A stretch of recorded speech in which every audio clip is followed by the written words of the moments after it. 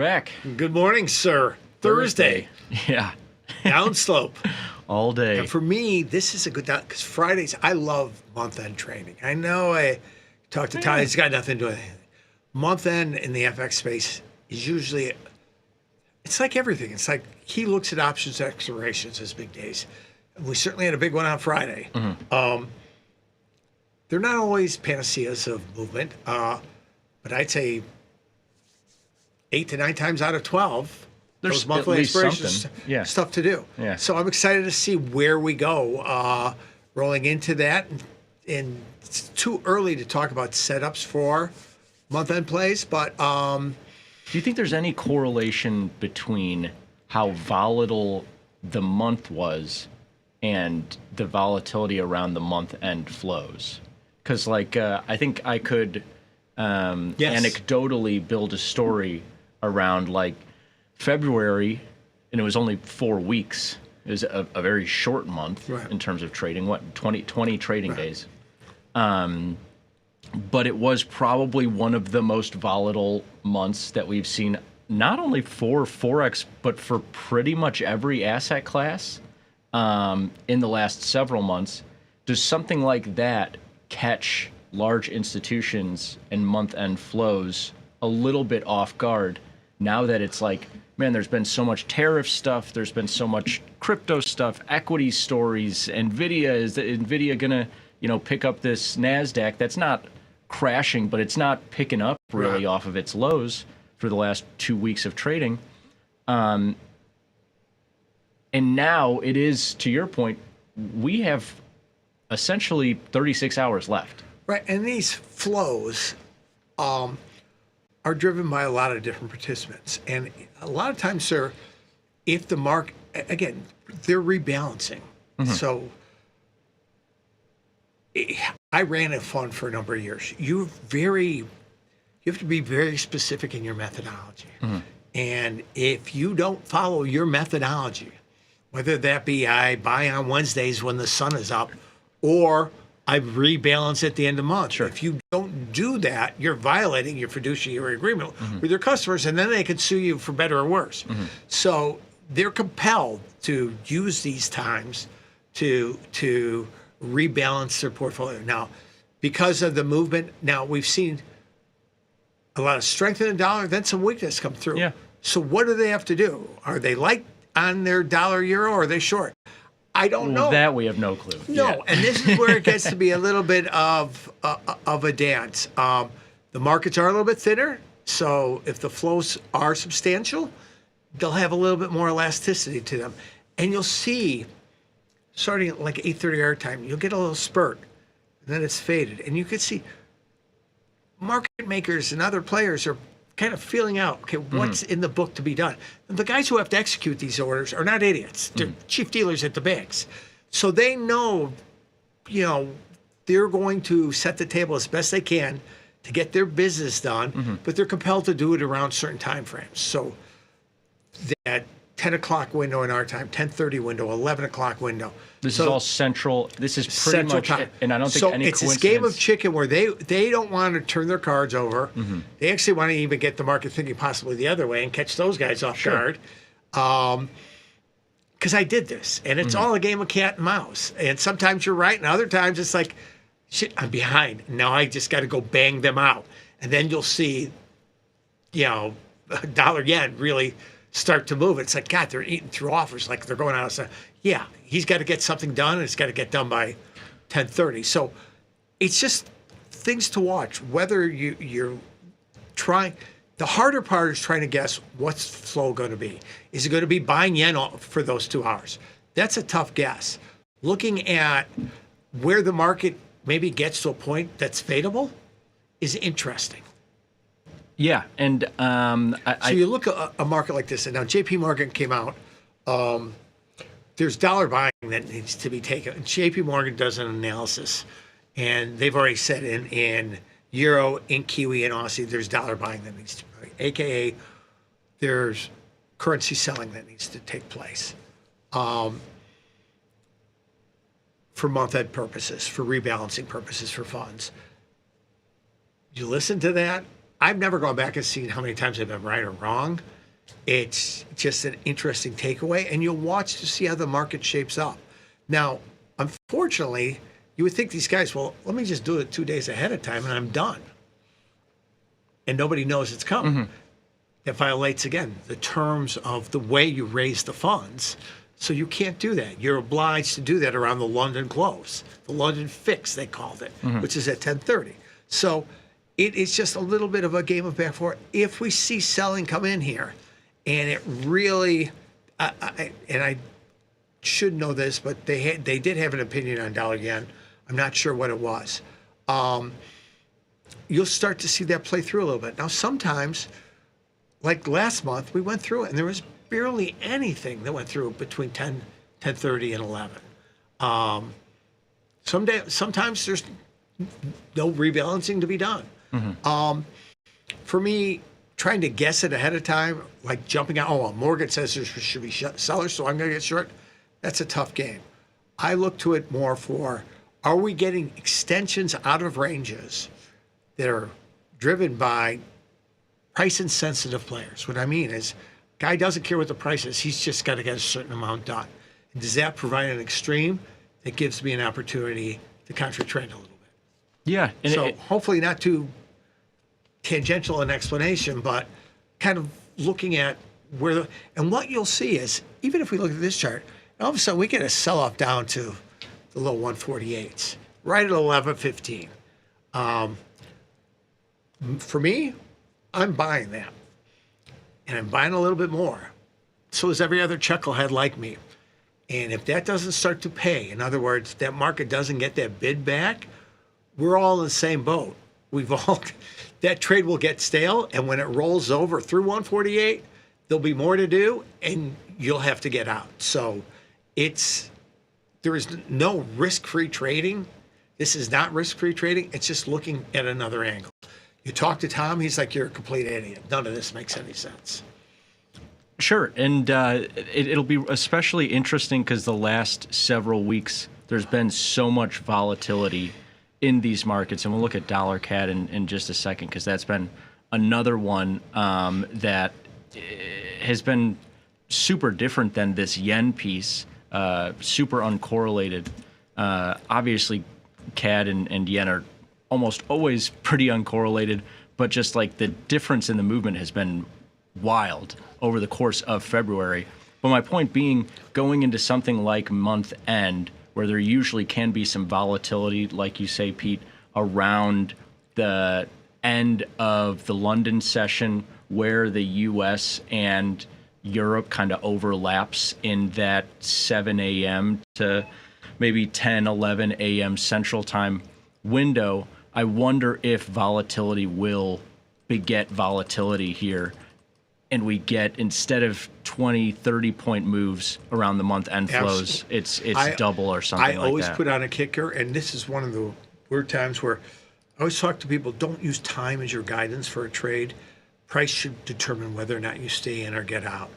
None of us are smart enough to know when the market will move.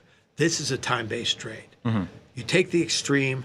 If the extreme doesn't capitulate, in other words, they marked it up with this price-sensitive buyers, and the dealers mark it down, then you've got something. But if it sits there, you and every other boy genius that have tried to fade this move are all in the same position, that you've got on for basically one reason, and it's a race then to get out. Yeah, and we'll actually do a nice piece in just a second about, you might be saying, how does Pete know if it's up or down or sideways, if you're buying or selling or whatever? We don't know where any of these markets are going to go. It's the mechanics that you set around when they do move one way or the other. Because, yeah, I mean, you look at this market here in Dollar-CAD, and again, I mean, this is the hourly chart for February, and the amount of ground this market has covered throughout the month. And of course, you had the huge move to start the month all around the Canadian tariffs. They're coming in. Actually, they're not coming in. We're punting them down the line. But what's also interesting, Pete, is not just, oh, they get up to 148 for the first time in more than a decade, but They bring the market all the way back. They get down to 142, and they've bounced all the way back to 143 half. In any given month, a 200, 300 point range like we've seen outside of that big outlier is a big range for this market.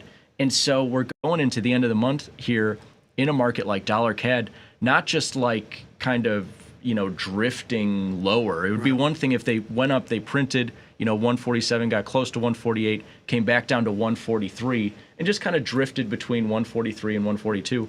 They got all the way down under 142 and now bounced back to what were some highs going into all that tariff event around 143 half. And so now everything is on the table from 144 plus to 143 minus, and being equipped to be on either side of that trade around month end is what we're talking about. From your standpoint, just to wrap up that timing piece of it, if the trade is between 7 and 10, 11 a.m. Central Time, when is it like, okay, for better or worse, I don't really want this. Let's say this Dollar-CAD market moves down to 142.75. You get long if you're a contrarian, or you get short if you're a trend follower, and the market kind of stays around there, and now it's noon Central Time, and now it's 1, and the market's closing in 4 hours. So between 8:30 and 9, you'll start to see a little bit of wiggle. When the order flows really, again, they've got to tie and justify against these times lines. So they'll do usually some of the business at 10, a big chunk at 10:30, and some at 11, trying to spread it out a little bit so they get better fills. You'll start to see, if there's stuff to do, you'll start to see the market move, because these guys will start to lay it out a little bit into the marketplace. How far, how fast it moves depends on how much they have to do. So I'd like to give myself that window of, okay, if I'm starting to see all of a sudden dollar Canada is, 50 bid, 52 bid, 60 bid. All right, you're starting to see it, and it's 9:45. That's telling me something. Somebody's out there got something by. If it continues up, then you start to think about, okay, you'll see a batch of it, usually 10 o'clock, see a little spurt, peak, and it will hold. You'll see another peak at 10:30, and a final one at 11. That's one you probably want to look at, and if it turns, great. You catch that for 20, 30 pips of downside move. If you're sitting on that at 12:30, you've got a problem. Yeah. Because you're not the only guy sitting on that, and you put that trade on for one reason. Nothing to do with relative values, nothing to do with anything. This was just a kind of a month end, somebody's got to do something. I'm trying to game it a little bit system, and you just don't hold on to it. You dispense with it. And especially because that doesn't, the problem is the extreme is interesting. Is it an artificial extreme? No, it was driven by a different set of participants. But I've seen it more often than not. If the extreme sticks, you see it trade higher towards the end of the day, and Sunday night it opens even higher. Don't let that become something different than it is. That's not your core position. That's not your core idea. That was just a funds-driven opportunity. Move on. Let's move on to a segment now over in our PowerPoint, and we'll talk about something that I think is super relevant. How to trade volatility in Forex. Pete, you've been doing this for a number of years, but every year it seems like probably since you've started, you've gained more and more tools to how you actually are measuring what it is you're doing in these markets. Because at the end of the day, going back to your first days of trading currency futures or whatever, you're trading price, you are trading volatility at the end of the day, no matter what your function is. Because if the price was one price and there was no volatility, there was no deviation of prices in the Forex market between euro and dollar and Canadian dollar, there'd be nothing to do there, right? And so going back to your earliest days, you're always trading volatility, but today we're putting some new tools around it. And again, we had little point and figure charts we actually did manually in the pit, and you did see guys starting to come in with looking at running volatility reports. not just the price of options on underlyings, but looking at that, smart guys are figuring out, again, let the statistical edge come from the performance of the product. And what I mean by it, the attribution, the dynamic nature or volatility of the product at that time. Yeah. Those guys were early adopters of what we look at as essential tools to do anything for clarity. And now it's interesting because you have so many. It's funny because I wonder, just as a quick aside, if back in that time, since there were so few people in that market, even global, Forex, huge global market, but even globally, I mean, we're maybe talking about thousands of people, Maybe. like across tens or 100 institutions. And now, obviously, it's bigger. Everything is bigger, more people, yada, yada, yada. I would imagine at that time, so many people were using relatively similar, the same tools, that certain prices would kind of hold until they didn't, obviously, and there were huge crashes. Now, there are so many. I mean, every platform has 30 technical indicators. Everybody is selling, you know, I've got this AI bot that is doing this, and so there's so many. Once. The AI agents in crypto that you love. There's so many different tools now that, if anything, it might be, one, it's a more liquid space, and two, maybe there's even more edge because not everybody is using the same stuff. But I do want to get to something that is really core to almost anything, because, again, volatility is the name of the game. We talked about the most volatile pairs in an earlier episode, but I just wanted to bring this back just to show the most classic way that everybody universally measures volatility is with a historical volatility number, the percentages that you're seeing here, or an implied volatility number, percentages that are derived from options markets. And what this number essentially tells you is, you're looking at dollar peso up there at 17.3%, is given historical prices, this market is expected to move 17.3% on an annual basis, plus or minus, in the next year, given historical prices. But that comes with a 68% confidence interval. And so it's saying essentially, okay, let's look at the last 30 days of data. And the last 30 days of data would tell us that there's about a 68% chance that dollar peso in the year moving forward is within a plus or minus 17.3% range. Now, of course, there's a range outside of that. There's potential range outside of that, and so on. And all of these things look like this standard distribution here. At the end of the day, you have 2 sigma moves. This is what people are talking about. 3 sigma moves. A market that crashes either up or down outside of that 68% interval. But for you and me, Pete, we use that 1 standard deviation. A lot of options traders use it. Scalpers. Again, it's so core to so many Bollinger Bands, all these different things. What's great about this as a trader, especially a product indifferent trader like we are at Tasty, how can I take, I'm a euro dollar trader, euro FX trader. 35 pips is my range. It works for me. That's where I look for my extremes. I go to another product that has either lower or higher volatility. Do I take that 35 pip scalping strategy? Well, if you take that into a market that has twice the volatility, that's not going to be a very productive strategy. This is a tool that lets you normalize that comfort level around that 35 points to either a more volatile environment or a less volatile environment. It's a really powerful tool to give you that same input, but across any product you choose. And I'm sure, again, you alluded to guys back in the trading pits that were we starting figured to this do, out the hard way. But I was going to say, you would figure this out by, like, it would by be getting run over for 3 days. Well, but also years of experience of being like, that euro dollar market moves around 10% every year.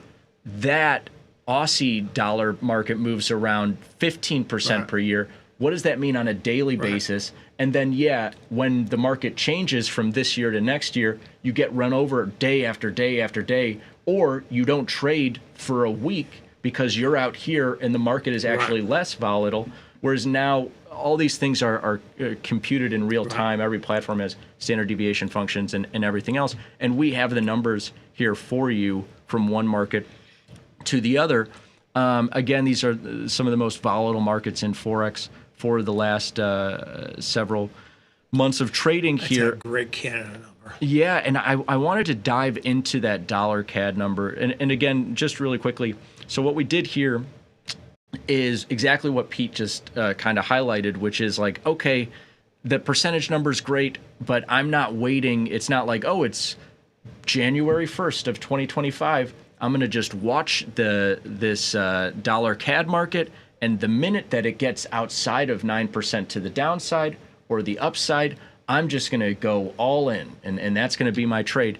We bring it down into the daily here. What is the daily standard deviation? And we did it in terms of points in these different markets. And yeah, to your point, Pete, I mean, Dollar-CAD, a lot of years can be one of the least volatile markets out there, moving right now about 80 points in a given day. And here I'll just lay it on top of the standard deviation chart here, the normal distribution, sorry. And so what we use with this 68%, this one standard deviation, and you can see here it's plus 80 points on a given day or minus 80 points. It's just a starting place, right?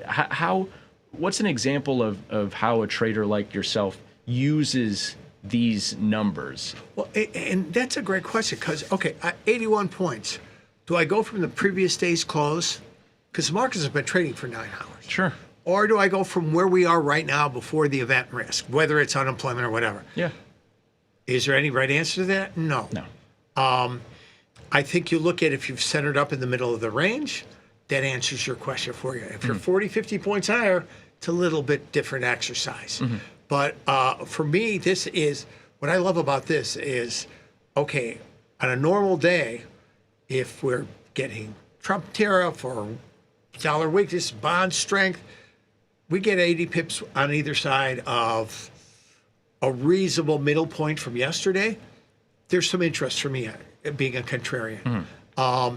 If it's a binary event risk, non-farm payrolls, whatever. Canadian unemployment. Right. Yeah. Now, not the tariff stuff, because you don't know when that's coming out.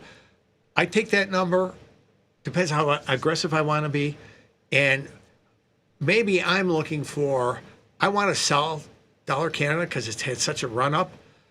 I may take 1.5 times that number, but I'll use 2 times that number on the downside. Of course, yeah. And it's as easy as that. So you've got the core number, how you tweak it, rather than thinking, okay, where do I even start? And then the proclivity is to go back and draw lines on the chart. And I'll tell you, if lines work, hard. Use it. It's really hard. This is far better mechanics. Well, for day trading and for scalping, this is a great place to start. Absolutely. And we will continue to deliver more and more. This is, and I need to be careful when I say that, this is actionable trading intelligence. Me drawing a line, a cup and a handle, a doji star, or any of the other stuff. And I'm not bad wrapping technicians.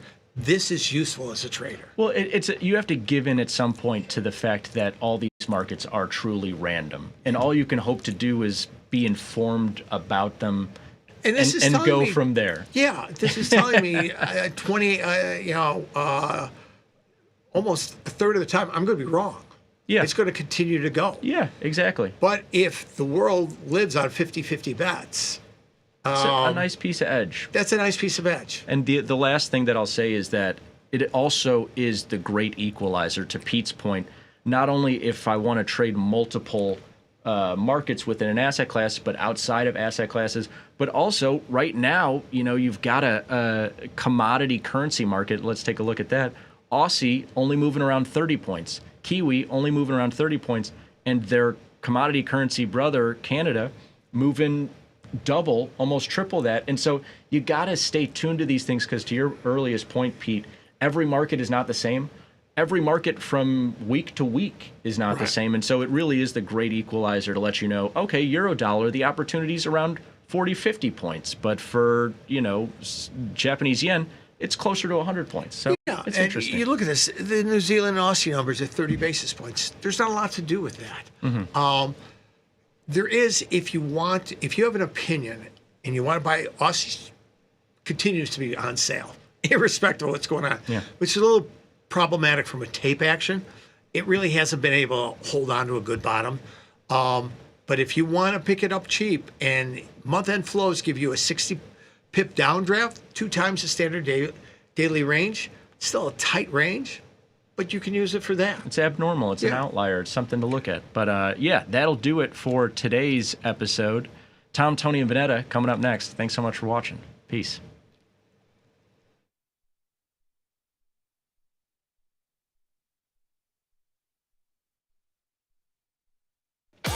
Know someone who needs a better broker?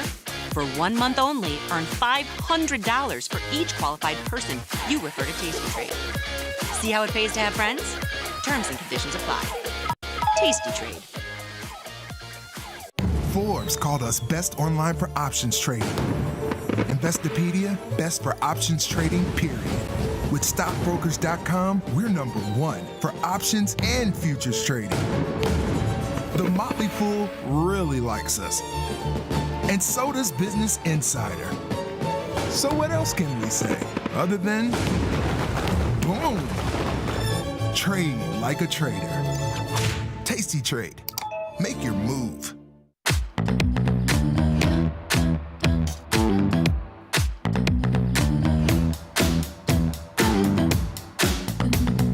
Move with the rhythm. Shake it up, stop when the clock hits 13. Sing 1, 2, 3, 4. Cause no one can do it like we do it, like we do it, like we do it. Cause no one can do it like we do it, like we do it, like we do it.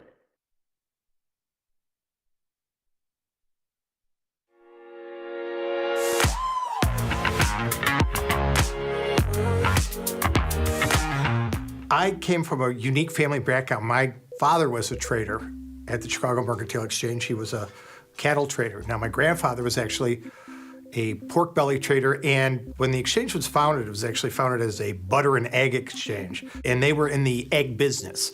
So back in the 20s, they were part of the founding membership of the Chicago Mercantile Exchange. I pushed my father very hard to let me start as early as I could, and he was incredibly kind and generous to give me that opportunity to start. The exposure to the markets was kind of that connection for me that made everything come to life. Within the world of futures, there are 6 distinct asset classes. So I am usually putting together a portfolio within equities and energy, metals, foreign exchange, and interest rates. Also agriculture, I tend to combine a series of positions, some directional, some pairs trades, others with an options or a theta component, trying to put together a portfolio that takes advantage of opportunities, price extremes, high volatility to generate productive returns.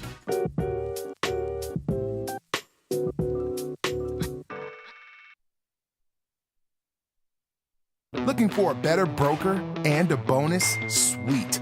Get up to $4,000 when you open and fund a Tasty Trade account. Plus, smart tech and a broker who's got your back at Tasty Trade. Make your move, genius. Tasty Trade. Woo!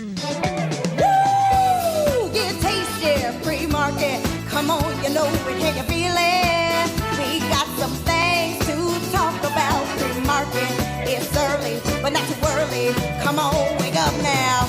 Pour that coffee down your throat hole. It's hot. Now you got a hole in your throat. Oh no, just call your boss. Take a crust from out your eyes. So tasty, not a coffee. Good morning, you knuckleheads. Happy Thursday to you both. Hello. Hola. Look who decided to come into the office today. Yeah, how about that? How about that? Yeah, you like them apples. Must be liking the lunch. No, it's a new place. I'm a little. Yeah, you said you don't like it. I'm a little apprehensive. It's not a new place. We've had it a million times. Oh, is it Saigon Sisters? No, it's Bahi Boohoo. It just banh mi. It just It's says the banh- mi. I know, it's the But same- what's the name of the restaurant? It's the same banh mi place. Tori's on payment for order flow from this place. Wow. She's on a full kick. Wow. Not Yeah. you with the So conspiracy this is like theory. the banh mi sandwiches or something like that? Was Yeah, it? and they're gross. I do not like them. They're too doughy. You don't like banh mi sandwiches as a do like- concept or just from the specific place? As a concept, I give them like they're not my favorite sandwich. Okay. Like they don't compare with the Italian sub, for example. Okay. Or they don't compare. What Okay. can compare to an Italian? But as a sandwich, I'm okay with them. This place, they're a little bit chewy. They're not my thing. Huh. Their pork is okay. Their duck is okay. We're getting duck sandwiches? No, we're not. I think they do pork and duck. Okay. But I don't. It's okay. Interesting. It's not my favorite. Let's put it this way: of all the lunches, I already told Tori this is one of my probably my least favorite. And what'd she say? Talk to the hand? She said, really and I listening? quote, "Tell your story walking." Time. Yeah. He's like, thank you for your feedback. Excellent feedback. Let me look into it. I'll look into it. Excellent feedback. That's good times. Let me look into it. Oh, you like the sandwiches, James? Oh, wow. Oh, James likes these sandwiches. that's what it says. Yeah, that's what he Oh, does. I just, James, I He's lost. sucking up to Tori. Who knows? I lost a little respect for you right there. These are very mediocre. See, now He's the only man I've ever seen that threw 20s at you like you were a dancer. I don't know. They don't have any taste, and they don't have a lot of spice to them. They throw a few jalapenos on there. Sandwiches aren't supposed to be. like nuclear, Yeah. like nuclear they're supposed to be hot. sandwiches. Yeah. Oh, James doesn't know about the sandwiches. He was just happy that Tori told you off. Oh, That's no, good. no, she tells me off all the time. Get in line. Yeah, sure. Yeah. Doesn't matter. Meh. Doesn't matter. Yeah, see? Meh. Yeah. Yeah, except for now, but I'm sad. So we have a little coffee shop restaurant in the lobby, and sometimes if Jessica and I don't like the lunch, we will just go downstairs for like a little girls' lunch, take ourselves out to lunch. I didn't like their food.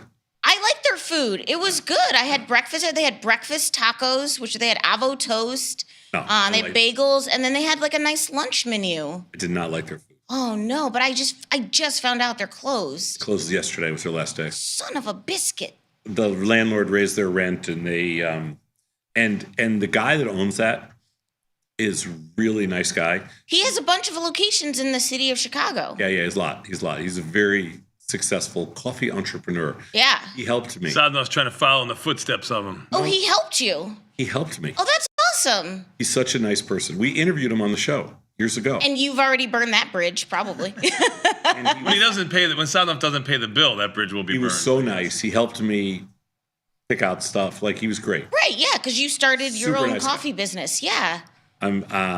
I mean, So are we getting a bad coffee now in the lobby? I didn't get a good coffee. Yeah. Bad one. I'm a one and done. Interesting. Yeah. No, I only wanted a place near my house. I don't care about being a coffee entrepreneur is not my thing. You don't want to build a coffee empire. No, Wow, okay. Are you not at all. sure? I'm 100% sure. Everyone's lazy. No one wants to work anymore. Actually, not. I can't figure out how you make money selling coffee. Yeah, well, yeah. I don't know how you make money selling coffee. I don't know how you make money in that business. It's just, I don't know. Nah. Can't figure it out. Well, what did you do last night? Did you go to your coffee shop or? No, we actually were working last night. It was a late night. I mean, I was working. It was late night. Was it like a podcast, like a webinar? Late night. What's a late night for you? Like 6? 6:30, 6:30. 7. like your OnlyFans feed? Like what? OnlyFans Like feed. who? What do you mean? You My OnlyFans feed's not doing as well as I would like it to. Not as good, not as well as expected. My OnlyFans doesn't have. I don't have a lot of OnlyFans. Yeah, so I'm not doing quite well. Are Yeah. there guys on OnlyFans? I don't know. Yes. Don't ask me how I know. Yes. Yeah. Look, dude, it's been a long winter. Yeah, so No, I don't know the answer. But yes, no, there's okay. people of all Okay. genders Okay. on OnlyFans. So All right. Well, let me see what category I fall into. okay.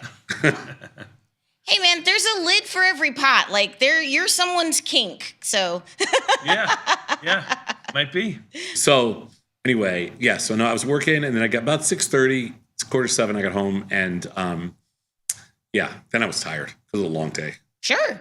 I was out on the streets for over 12 hours yesterday. It was a long time. Out on the streets. Well, I consider this going out on the streets. Yeah, coming in at These are the streets. coming in before 6 in the morning, getting home after 6 at night. That's a long day for me. That is a long day. Yeah. That's a long day. Yeah, tonight I got a podcast, and I'm sorry, webinar, and tomorrow afternoon I have a webinar, and then I'm also doing I got hired for my second babysitting gig. Oh, that's good. Wow. That's cash money. I don't even think you're getting taxed on that Wow, anymore. getting That's called good. up from the minors. No, I don't think Nice. I don't think I get paid. I don't think I get paid. How is your grandson, Cohen? My whole job is to actually get dinner. Yeah, that's always your job. Yeah, my job is to actually. We don't want you to be in charge of childcare. My job is to find where we're going to order dinner from and go get it Okay. and not mess it up. Yeah. How do you think you can handle that? You're going to be good? You were good last time, obviously. That's why. I may go back for a repeat of Little Eggplant Parm. Yeah, what is that place? It's just a little pizzeria on the corner. You know. Oh, no. Scott Sheridan was surprised that you were eating there. But Scott used to live in that neighborhood. Yeah. And it didn't meet the standards of The Sheridan expectations. Yes. I don't blame them. I don't. Sheridan's need. You have to if you're going to cook for the Sheridans, you have to have a sushi chef on presence, or be Michelin starred. Wow. Yeah, there's a Sweet Greens there too, and there's a Culver's, so I could decide which one. Oh, Culver's. Yeah, right down. Yeah, but your wife doesn't eat Culver's. I know that's a problem. Yeah, that's a problem. She eats sweet green though, probably. Probably. I don't know. Yeah. But Are you excited to babysit again? yeah, I'm excited. It's fine. Yes, you are. Yes, I am. I'm good. No, I am excited. It's good. Yeah. I can't believe you're a grandpa. I can't believe I'm getting assigned with. I can't believe. I can't believe he's a grandpa and he's getting assigned work. I can't believe I'm take getting care of the assigned baby. work. Yeah. I agree with that. Yeah, that is Yeah. Get dinner. Maybe you have to walk the dogs. That's it. okay. Yeah. That's a plan. Yeah. That's good. Good for you. Yeah. I like that for you. Yeah. It's What's wrong good. with that? Then Saturday, going out to dinner. Sunday, rest day. Like the Lord intended. But I'll be at the coffee shop all day if you want to stop by. See, Okay. Or some toast. Do you sign autographs while you're there or Yes, I anything do. like that? Yes, I do. You do? Okay, good. Just want to make sure. Have you had any TikTokers come by? Oh, tons of them. Really? Yeah. Yeah. Oh, good. All right. Yeah. Oh, good. Yeah, we're like Chicago's most TikTok coffee shop. That's not true. That's went one too He far. said like. He went, said went, not one the. too went one too far there. Just a He little. said like. No, that's wonderful. We're Chicago's most Instagrammed. coffee. Again, I don't think that that's true. Yeah. But okay. Soon to be most Instagrammed is what he meant to say. Our Toastmaster is headlining at Zany's this weekend if you want to go for comedy. In Schaumburg or the Chicago. one? Oh, in Chicago. Oh, okay. Wow. There you go. That's great. Yeah. So you can make toast during the day and you can headline Zany's at night. Boom. Which is multifaceted. Yeah. Saturday night headline. It's good. Yeah. You should go support him.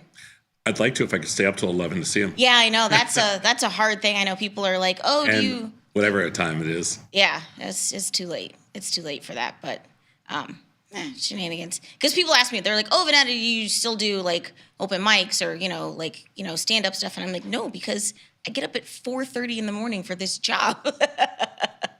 It's just hard. Like you can't. Like there's no like midday comedy. Try that. Maybe. Yeah, I mean, it's not your thing really either. How do you know? How do you know what I do, what I get up to at night? You don't know. I have a lot of material about you. That's true. It that. slaps. It slaps. But Bat, how about you? What did you get up to last night? I got up to about 10:35 because I had to pick up my son at 10:10. So maybe it's about 10:35 I got to bed. Are there not child labor laws? Why? Yeah, is there your should be. kid, There should Why be. is your kid out so late? It's only 2 more practices and another tournament, and then season's over, so until spring starts in March. Oh my God.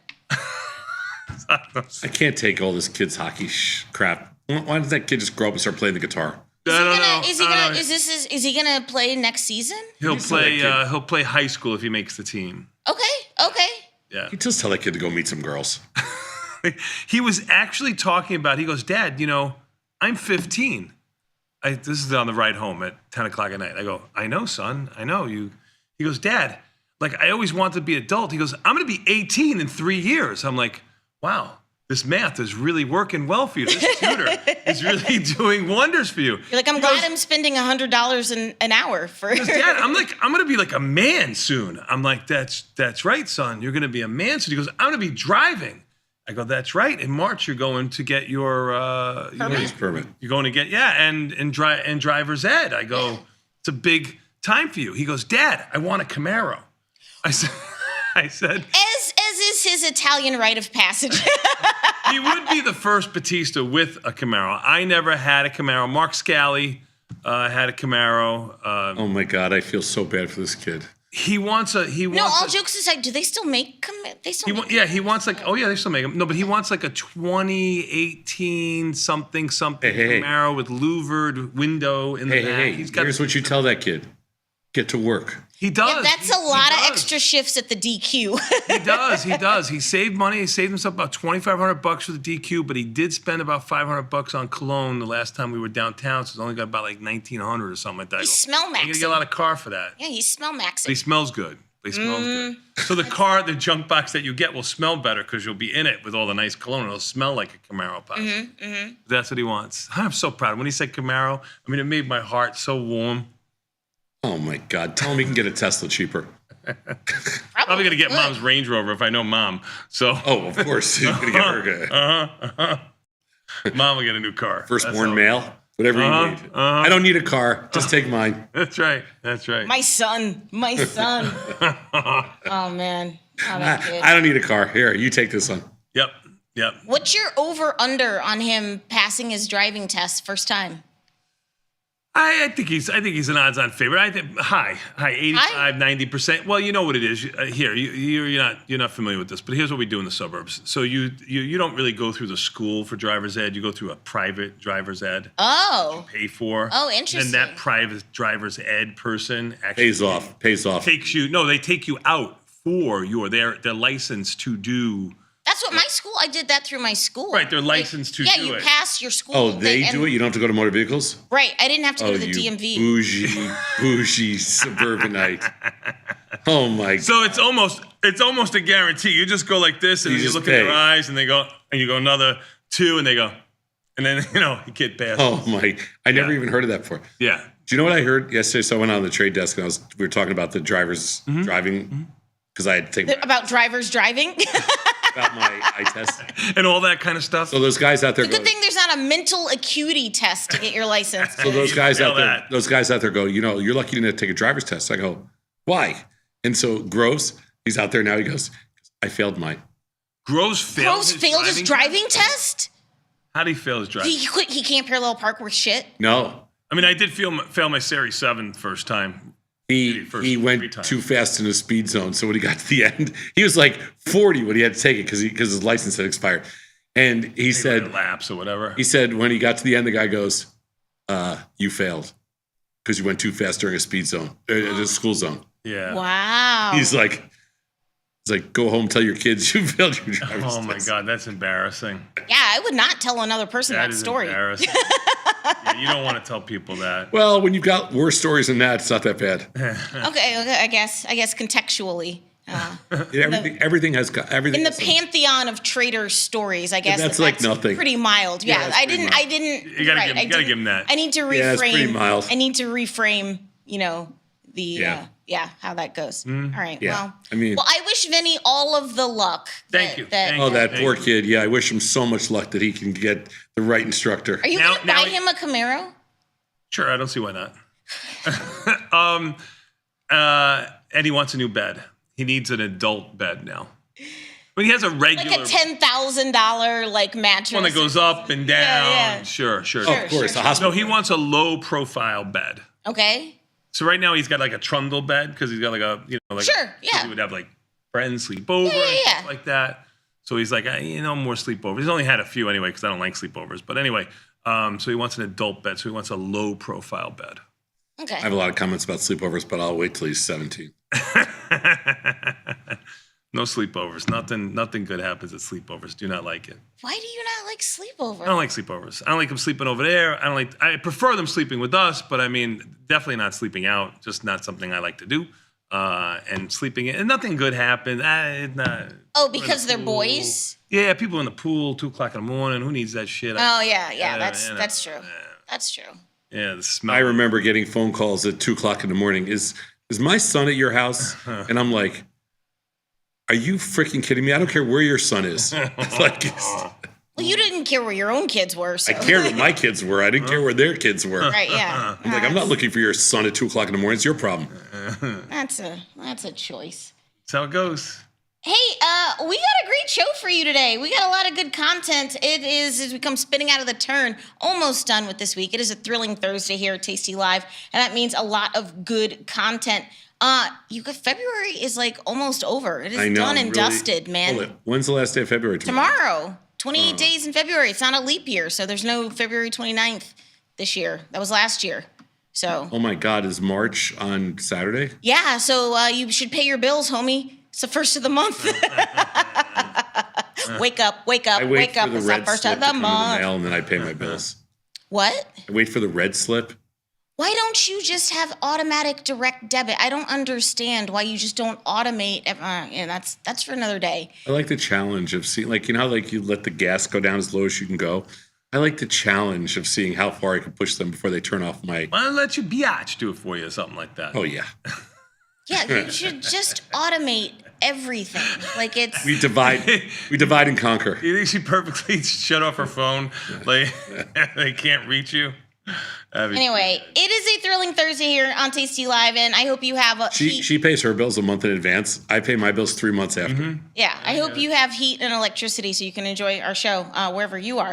At the top of the 8 o'clock hour, fan favorite trades from the research team. The world's greatest financial think tank presents their trade ideas to Tom and Bat. That's headed your way at 8 o'clock. Then 8:40, we got Victor Jones in the house. Hear me out. What are you talking about with Victor today? I don't know. I don't know, but Victor's going to get out of the Tom Skinny, promise me. Okay, Yeah, all right. they're tied to that see. love fest with Tom and We'll Dylan and the two of them yakking about BS. Yak. Don't talk back. Yeah. Yak. Well, if Victor waits yak. to see if his parole officer lets him out this morning. Okay, well, that is going to be at 8:40. And then 9 o'clock, our market measures, part of our Zero DTE series, Surviving Losses in Zero DTEs. Surviving losses. I know. And Tony and I have been challenged today. Drown your losses in our To sauces. pick our favorite losses. No, we've been challenged today by the girls, Liz and Jenny. Liz and Jenny, yes, they are They women. made a but- public statement yesterday, which I heard was, Oh, you got called out. yeah, I don't think the boys can handle this one. Okay. Wow. Shots fired. I like it. They might not be wrong. They might not be, but we took that as a challenge. Done. And then we got my personal favorite live from the trade desk, big boy Scotty S. Scott Sheridan counting down all the top trending tickers over at Tasty Trade. And tomorrow is hashtag Fan Friday. So if you have a trade idea, we would love to hear from you. If you would like Tom and Bat to do your Yeah, trades. Scott's going to be a problem starting in March when it gets a little warmer after daylight savings time. Oh yeah, he's gonna be out on and the we links. conflict with his tea times and all that. Yeah, he's living his best life. Yeah. Don't hate, appreciate. All coming to a crashing end. Does he go to like spring training games? Scott? Yeah. He's probably been. No, but he is going to Japan to see. Oh, that's right. Oh, and I'm bougie. Wait, when is that? And I'm bougie. It's opening day in Japan. I know, but I don't know when that is. Second week in March. Oh, it's the second week in March. Is JJ going? Yes, the two of them are going. Wow. And so you're the designated survivor. You have to stay back. Yes. I was invited. I didn't want to go. Can I go? Can I have your ticket? No, it's it's not transferable. Boo. That's But, racist. I was invited. I turned it down at a principal. I just didn't feel like flying all the way to Tokyo to see have baseball. you ever been to Japan? No, and I really want to go. I really want to go. But I didn't feel like going all the way over there to see a baseball game. Do you think Scott would bring me back some Hello You know, you could have gone for the baseball game and then taken more time and enjoyed yourself, see the blossoms. Oh yeah, the cherry blossom. Oh, I bet that's Everything beautiful. else, Do you think Scott will bring me back some Hello Kitty stuff? Buy Hello Kitty stuff here in America. Yeah, but I want the original Hello Kitty stuff. Like you could tell the difference. Mm-hmm. Please. I want that OG Hello Kitty. Anyway, that is our run of show for today. It's gonna be a great show. But hey, in the meantime, in between time, Gotta step on the gas here. Andale. You want your daily dose? Sure. Hit me with my theme music. Let's go. Our leading story. Breaking news. Coming across the wire. Our leading story. Top story. Just in. Today's headline. This just in. Breaking news. All right, everybody. Today is a thrilling Thursday. It's February the 27th. This is the part of the show we like to call the Daily Dose. We talk about today's financial news and headlines. My name is Vanetta. Are you ready for the news? Ready for the news. Sad to report, Gene Hackman died.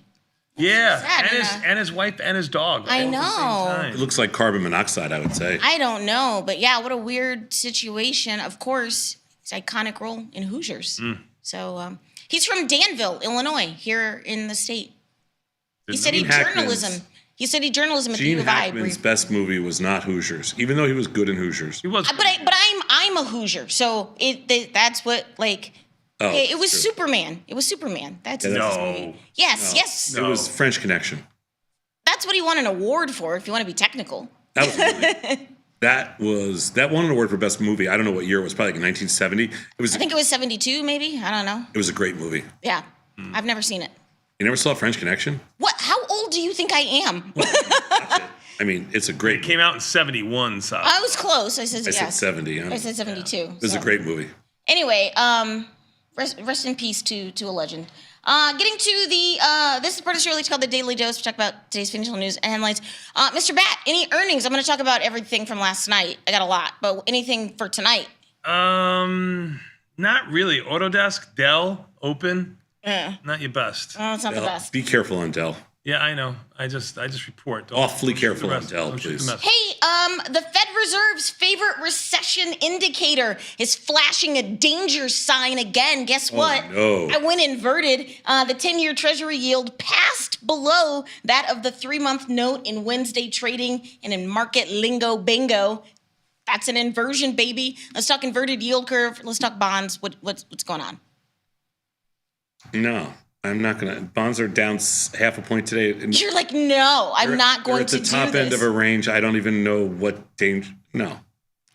An inverted yield curve is not a danger sign. This says it is. So until you have a published article, We had an stating inverted different- yield curve while we're making all-time highs. Exactly. Yes. All right. I don't know who wrote this article, but no, this doesn't. This is just a stupid headline. But bonds are down 18 ticks, 117.16, still at the high end of the range, a number that they haven't seen since December of last year. The launch of new spot coin Bitcoin ETFs last January was one of the most successful ETF product launches ever. In the span of just 12 months, spot Bitcoin ETFs attracted $100 billion. And it looks like we might be getting a meme coin ETF on the horizon. What are your thoughts about a meme coin ETF? I cannot think of anything more stupid. If people invest in a meme, the only reason you would do it is just because it's all going to be a pump and dump. It's all going to be just all like talk it up so that you can slam. It's just going to be a game of shorts versus longs. And But it's a big basket of fart coin, of Yeah, I know. dog with hat, yeah, I know. I understand. of skibbity toilet coin, whatever. I don't know. I wouldn't touch that with your money. But look at his little face. I want a Shiba Inu. Yeah, they're cute dogs. They're so cute. Yeah, Oh my God. Bat, what's crypto doing this morning? Bitcoin's actually up 2,000 to 86.7 and change. Okay. At the lower-ish end of its range. Coin is 220, up around $7. Cancel crash. Cancel Cancel crash. Everybody. The interesting thing about today will be to see if the market holds this rally. It hasn't held yet. Yesterday was wild, like being up 42 and then finishing down, like, just One of the signs of getting into a bear market is when you open up every morning and then close lower. And we're up again, 34, 35 handles right now. Let's see. Well, getting to the big earnings plays, NVIDIA sales grew 78% on AI demand, and the company issued strong guidance, expecting to bring in around $43 billion for estimates. Profit margins look good, and revenue rose 114%. But basically, the stock went nowhere. What's going on? Nobody cares. Okay, people care. People it's fully priced. All eyes are on NVIDIA. Why are you so angry today? Because if you saw this news, you'd be like, "Oh my god, I'll buy the stock up $20," and like nobody cared. The whole point is all this stuff it's already priced in. What did you Welcome do? to Efficient Market Theory. You're gonna hear some suckage in NVIDIA coming. NVIDIA, we just sold premium. We're gonna be fine. Like the entire Tasty, like all of Tasty Nation, right? all of Tasty Nation is gonna have a great day today. Oh, I hope that's true. The rest of the world will suffer. Tasty Nation will be great. How about similar chippy stocks like Intel? I think is also up this morning, or AMD. I don't know if you did anything else. I did not. Intel is up 20 cents. Let's not talk about it. That's my favorite stock. You guys just hate everything today. No, but I mean the market is up, so everything's gonna be up. Like Microsoft's up $2-3. Sure. Yeah. Let me see what Apple's doing. I didn't look all day. Down. Let me just do it. Just down. You are right. Down about $1. Did you trade eBay? No. Well, trade eBay forecasts first quarter revenue below Wall Street estimates as economic uncertainty compelled unaffluent buyers to cut discretionary spending. Just looking. I don't know what eBay is doing. Down about $6.50 or so. 62. Yeah, we don't trade eBay because it's very thin. I don't like trading eBay. We did trade Snow. Okay, I'm gonna get like, so the way I do news is I do one story at a time, and I put up a picture and a headline, and then I do one story. But I cover, my coverage is pretty good. Like I cover everything. And I will get to that. But eBay reported revenue. Go get him, girl. For the fourth quarter, that was $2.58 billion. Have you ever bought anything on eBay? No. Interesting. I have. Yeah, I have. Yeah. Maybe you can find your Camaro on there. They have eBay auto sale. No, I'm saying if he's I know. If he's looking for a specific, like a 2018, like I'm just saying he's not you might have to go to, some other different. I'm gonna go to an auction. All right. He's 15. Okay, let's not get ahead of ourselves here. So angry. Well, I'm just saying, we don't start looking for his Camaro. He's 15. Maybe you want to put it in storage and save it for him. Oh my God. 36, you gotta start looking now. Hey, did you know Instacart had earnings? I did not, and the shares plummeted 12%, their worst day ever on record. The grocery delivery company posted a fourth quarter revenue miss, and they offered light guidance. Street just straight up hated it. I don't even know what the symbol is. The stock cart. The stock was up 76% last year. CART. Oh, that's right. It's Maple Bear. Remember that? Yeah, $42 and change is where it closed. It looks like it's unchanged right now. Yeah. Okay. Well, I just thought I would mention it. I know you personally hate Instacart, but Hate 'em. just Hate it. They should shut that company down. okay. All right.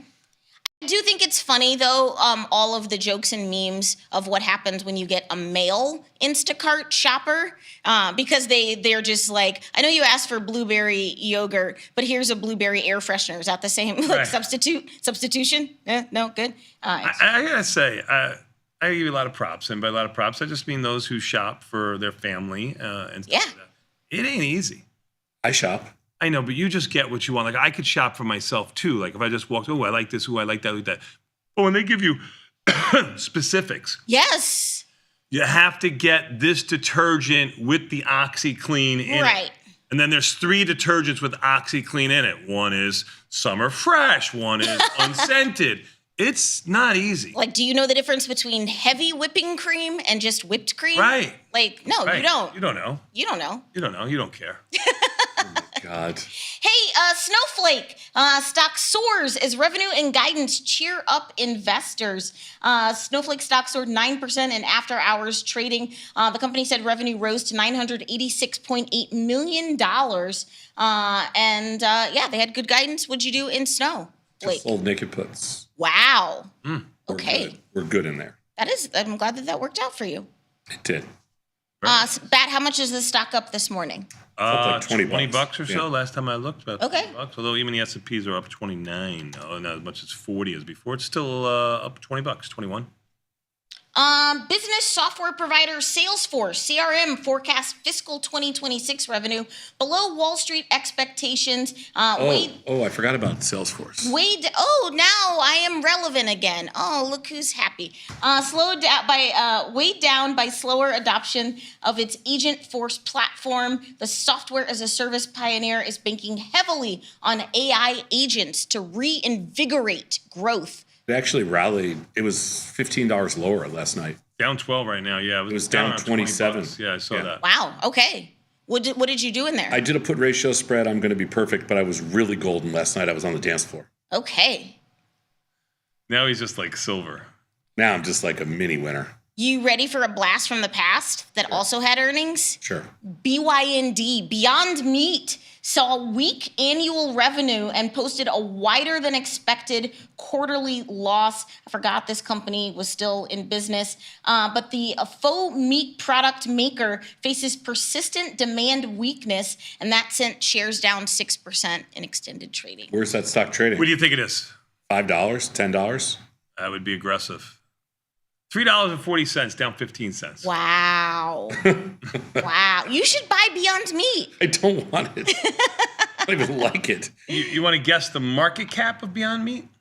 Market cap Beyond Meat, it's, what'd you say, $3.50 stock?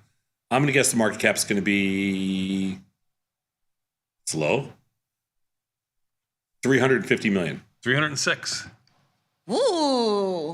Ooh, the company also said it will suspend operations in China and lay off 20 employees and reduce jobs in North America and the EU.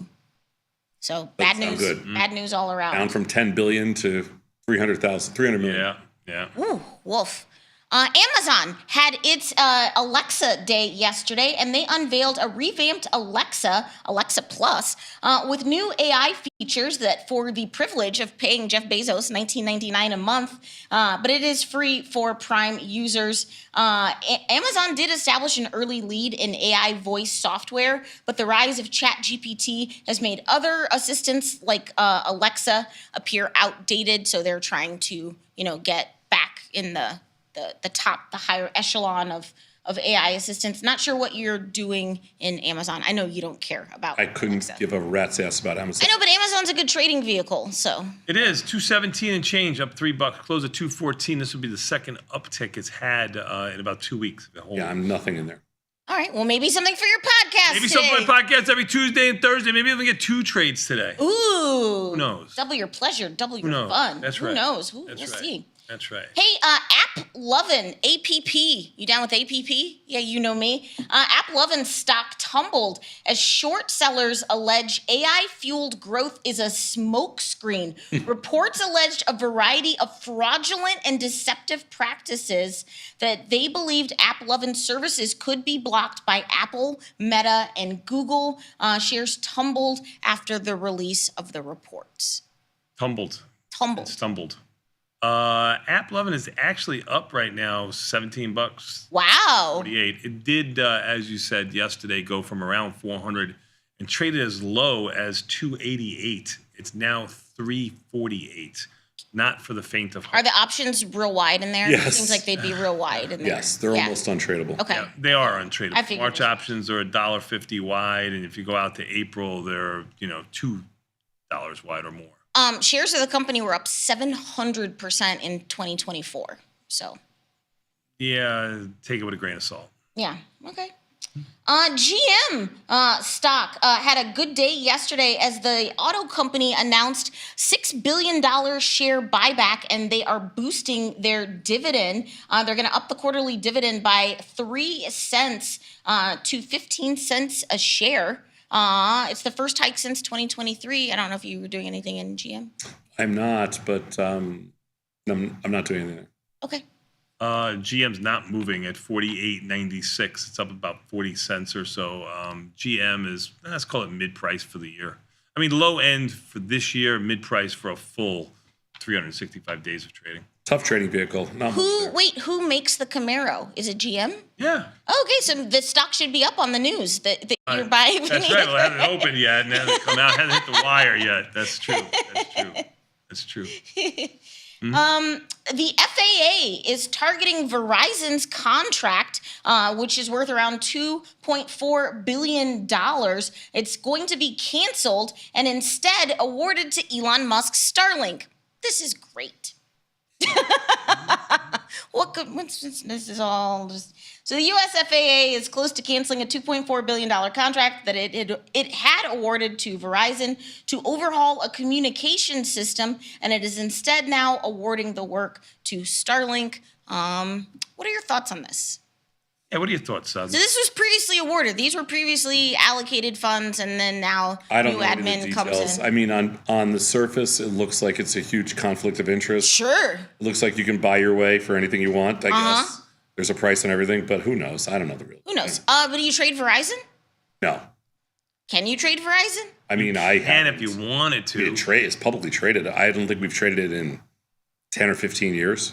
It's just VZ. It is VZ trading $43, down 20 cents at the high end of its range.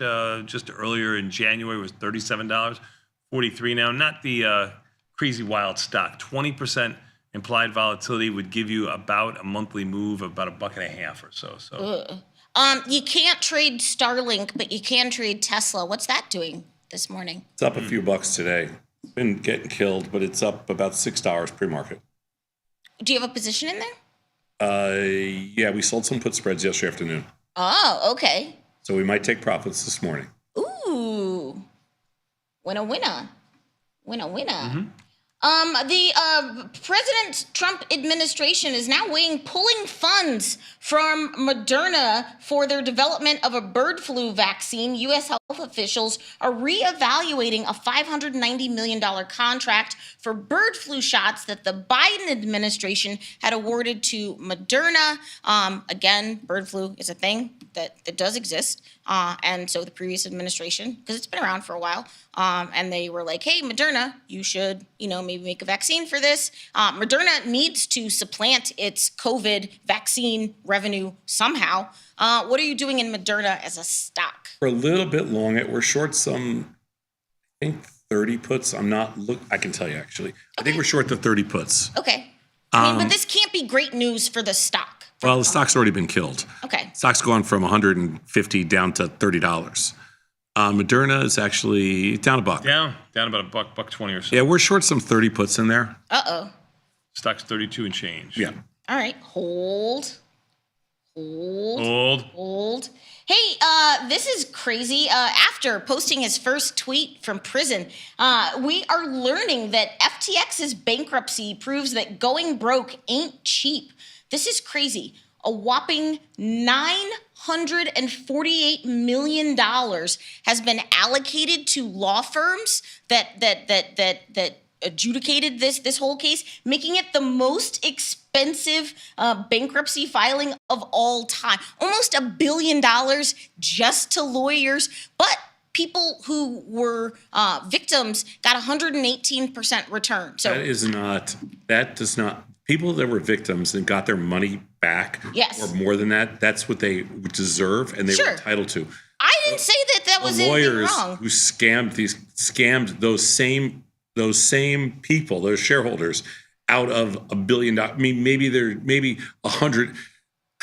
I mean, just think about that. $1 billion. That's a lot of billable hours. I know, but that money comes from those same people that you say got 118%. But the price of crypto just went up so much that it was able to. I understand. It doesn't matter. It still comes out of their pocket. Why are you yelling at me? I'm not a law firm.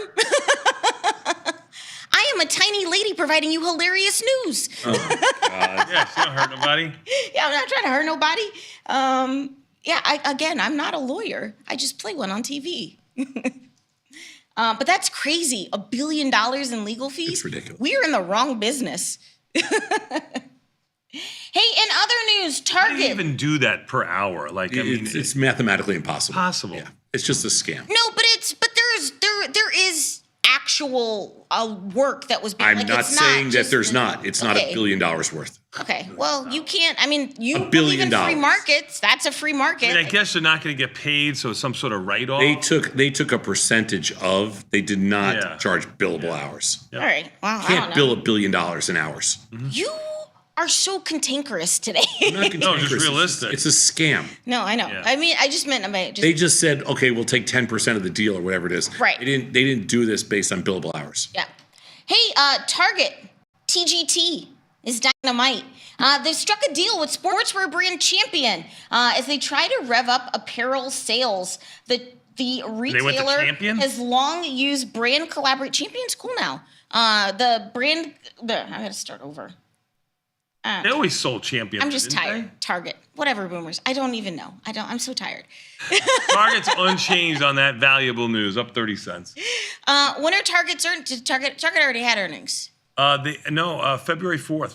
Sorry, March 4th. Oh, so just around the corner then. Yes. Okay, so that'll be interesting. Do you have a Target position? I don't. Will you maybe do something for earnings in there? Maybe. Last time they missed bad, so we'll see. Okay. Target has decent monthly implied volatility in the 40s. Yeah, they tend to have moves. Doable. Their earnings plays are tough because a lot of their moves are outside the expected move. Last couple times have been. Sure. Just be careful. So play for that. Yeah, there's a lot. The last few have been down, right? We'll see. There's a lot going on there. Hey, Meta, which owns Instagram, may launch Reels as a separate app in order to better take advantage of TikTok's uncertain status in the U.S. Instagram is considering the launch of a separate app for its short-form video feature. Adam Mosseri told staff this week. What are you doing in Meta? Nothing. Okay. Meta's trading $6.84 and change, up around $11. It has earnings April 23rd. Meta's been on a tear, although the last week or two has taken a little bit of a downturn from 720 to 673. IB rank at 22. Okay. Hey, in other news, this is crazy. YouTube, which is owned by Google, now says it has more than 1 billion, yes, with a B, monthly viewers just of podcast content. So whether you're watching Joe Rogan or Club Shay Shay, Shannon Sharp, no? Okay. Viewers are flocking to YouTube to watch their favorite podcast. Of course, podcasts started as an audio-only phenomenon, but now more podcast hosts are just uploading their videos. One of the most widely watched podcasts is Option Trades Today, every Tuesday and Thursday. You know that comes out. So they now have 1 billion monthly viewers for podcast content worldwide, and users watch more than 400 million hours of podcasts on living room devices. Cool. What do you say about that? That's a lot. Cool. That's a lot. People are watching Tasty Live. Watch hours are way up. What are you doing in The Goog? Google has not had an uptick. I got a little bit of long delta in Google. I would like to see it a little bit higher. It's 174 and change, up about $1.50, $2, but this would be the first uptick since it traded over $200 back in February 4th. So it might be the first uptick in February. I'm flatted here. Okay. I have positions on, but I don't think I have any deltas. A iconic brand founded in 1947 is in trouble. Tropicana. One, people are not drinking juice because they think it's high in sugar, things like that. But also, there's insect problems. There's been hurricanes. Orange groves are being devastated. But it's all adding up to a very dangerous, precarious position for Tropicana. I can't imagine there not being a Tropicana, founded back in 1947 by a Sicilian immigrant who found a way to concentrate. I got to tell you, I don't think I bought a carton of orange juice in 10 years. I just bought pineapple juice because my wife lost a bet, but I don't know if it was Tropicana. I'm leaving that right there. Do you sell orange juice or any juice at your coffee shop? No? Okay. But I'm surprised Tropicana hasn't come out with like a pre-made, orange juice and something. When we were kids, your mom didn't buy the concentrated little in a tube. Can? Yeah. Of course. Oh, okay. I mean, it was big. It was huge. They've fallen mighty. I'm saying nobody drinks juice anymore. Yeah. Yeah. I don't drink juice. My kids don't drink juice. Yeah. But I'm surprised Tropicana hasn't come out with like let's just say as an example, like a canned mimosa. A what? A canned mimosa. I love that that's where you go because you're a lady who brunches. If I was Tropicana, you want it for the girls? If I was Tropicana, I'd be trying to figure out ways to build up my business. Yeah. Or like a canned screwdriver or something. I don't know. Yeah. Why not? You have nothing to lose. Remember they tried to make the cereal that you pour orange juice on? That was a thing, and it was just like, what are you doing? I don't remember. Yeah, remember that was that. gross. Anyway, but Tropicana's financial difficulties have raised concerns about how the company will manage its balance sheet. Analysts say that the company faced an uphill battle, and they wrote down, PepsiCo, which owns a minority stake, wrote down the value of its investments by $135 million last quarter. So, don't they own a field? Isn't it Tropicana Field? What? They did, or they? I don't know if it's still. I don't know. I mean, isn't that where the Tampa Rays play? Right, and the roof got sucked off because They're not playing there. They're not playing there this year. Right, yeah. Anyway. Hey, in other news, Amazon also announced yesterday that Amazon Prime will exclusively stream New York Yankees season games amid a live sports push. So I thought yes was a whole thing, but I guess not. But Amazon will exclusively stream 21 New York Yankees regular season games on its Prime Video platform for the 2025 season. What just came out? Something just perked up the market a little bit. I'm not allowed to talk about financial news sold off about or 10 economic to up reports. 25. Yeah, I know, but something just made all the screen. At 7:45. I know it's a weird time. I could take a look for you. No, it's no big deal. Jobless claims came out. Yeah, that was at 7:30. I mean, we moved up a little bit on that. I mean, anything I say, he's just gonna this grumble is true. at me. This so, is true. I will give you that. I will give you that. What's going on? Give you that. It's fine. Hey, finally today for my viral video of the day. When's the last time you went to like a hibachi restaurant? Like, I know your son loves like a Rana Japan or like a... Around Japan has been kind of on, but we did go to one of those like where you cook your own meat kind of thing. Like Oh, yeah, Korean barbecue. Yeah, like, Iron yes. Chef or Iron something it's called, at least. I don't know. Oh, okay, Iron yeah. Age, maybe? Iron Ironside, yeah, I don't know. Horrible. Disgusting. Oh, no. Gross. You didn't go to this in Chicago. This must have been on a road trip. This is out by me, not too far from me. You Yeah, can but if you cook your own food Like a Mongolian and you barbecue? don't like it, Yeah, but more like a chain one. But you fill up your bowl with all the crap and throw it on the grill? They give you as much meat as you want. It's all you can eat type of thing. I took like a couple of hockey players there, so I figured we would have fun. Yeah, it's gross. but if you're cooking your own Food food was okay, but- and you don't like it, you're to blame. No, the meat is disgusting. I went to a fatty. fancy one in Mexico City. Of course you did, Mila. A fancy hibachi restaurant, like a fancy. Oh, okay, It was good. okay. It's good. I mean, I probably wouldn't go back, but it was good. I just don't like it because then like your clothes smell like when you're like. I just don't like having to sit around like that kind of thing. I don't like it. In a communal table, yes, with other people, you have to interact with society. Yeah, I get that. This video is just adorable because you know whose minds are just always blown by hibachi? Like babies. I love like little kids when they see, you know, the little things go up. But also Onion volcano? Yeah. Also though, this Blooming onion. this grandma, Called. No, This onion volcano. this grandma got her mind blown. Watch this. With the egg? It's the onion volcano. There's the onion volcano. This woman's been scarred by fire at one time. It's a guy. No. It's a lady. It's a grandma. It's a lady. Pro tip. Yes. Pro tip. Yes. Do not wear a coat that you want to. Right, because it's gonna smell. Yeah, the smell Yeah. is horrible. Yeah. You must leave your coat in the Pro car. tip. Next time somebody says go to Ron Japan, say no. Or what's the other one? Not Ron Japan. What's the other one called? Benihana. Benihana, yeah. Just say no. You'd be Oh, yeah. smart if you did. Hey, that's my time. What's coming up next? Even the S&Ps are taking a little bit of a move down, although they still are up 20. Weakest of the group, I guess, is the Russell up 4. We'll take a quick, now the Dow just went unchanged. We'll take a quick 90-second break and come back. We got more Tasty Live after this with Confirm and Send. Benihana. Can we skip all Benihanas in the future?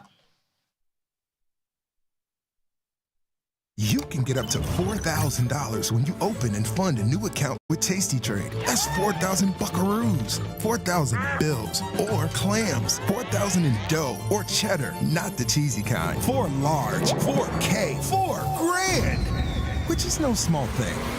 Open and fund a new Tasty Trade account and get on the platform for traders who just want to trade. And did we mention a bonus of up to 4,000 smackaroos? Tasty Trade. Make your move. Look who's back testing. Tasty Trade now has options back testing for free. Test your trades with over 10 years of data for the most popular symbols. See how your trades would have performed in the past. Look back at profit and loss and take the guess out of guesswork. Oh, did we mention that it's free? Get back testing at Tasty Trade. Oh, yeah. Tasty Nation, good morning.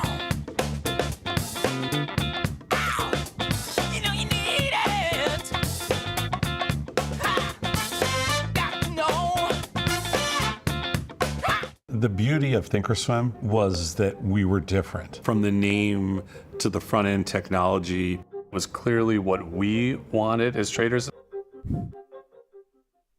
Second time around, I think we did a better job.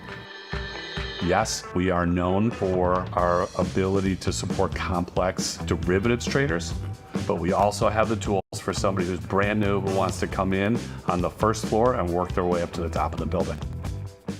The amount of time I spend interacting with our customers via email or anything else is pretty much my entire life. To be so powerful and so valuable, and then to be that approachable, just amazing. Where else are you going to be able to email a CEO, get response back? But you know what? Before he even knew who I was just some idiot trying to learn how to trade. And he still would email and help me learn and everything like that. Some people say it's nuts, some people say it's insane. You know, that's what I do. In the world of investing, a beast lurks between the numbers, ready to pounce. Some traders hide from it, some ride it. If that's you, join us on Tasty Trade. Genius loves company.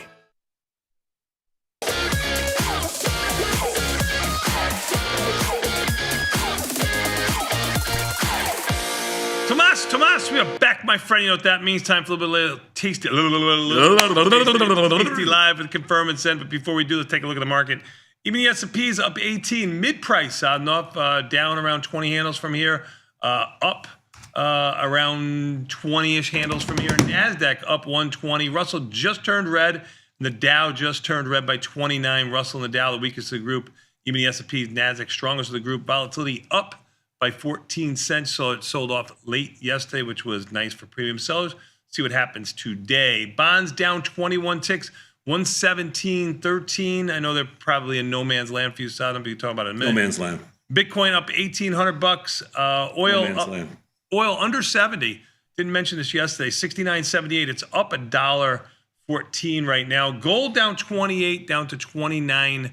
100 Sadnov after going up to around 29.50 or so. Silver down 13. On the earnings front, the big one was Nvidia that everybody was looking at, well inside the expected move, up around $2. It's been down around $4, up around $4. It's up around $2 now. The bigger move of the group was Snow. 187 is up around $21. And CRM had to move lower by about 20 handles, but I think it's only down. Oh, it's only down 8 now, so 8 or 9. So I needed it down. I needed it down 25, right at the expected move. Then I would have hit a home run, but we're still going to make money there. Small. It's Thursday, February 27th. We got one day left in February. I'm Tom Sosnoff. He's Tony Batista. This is Tasty Live. Thanks for spending your morning with us.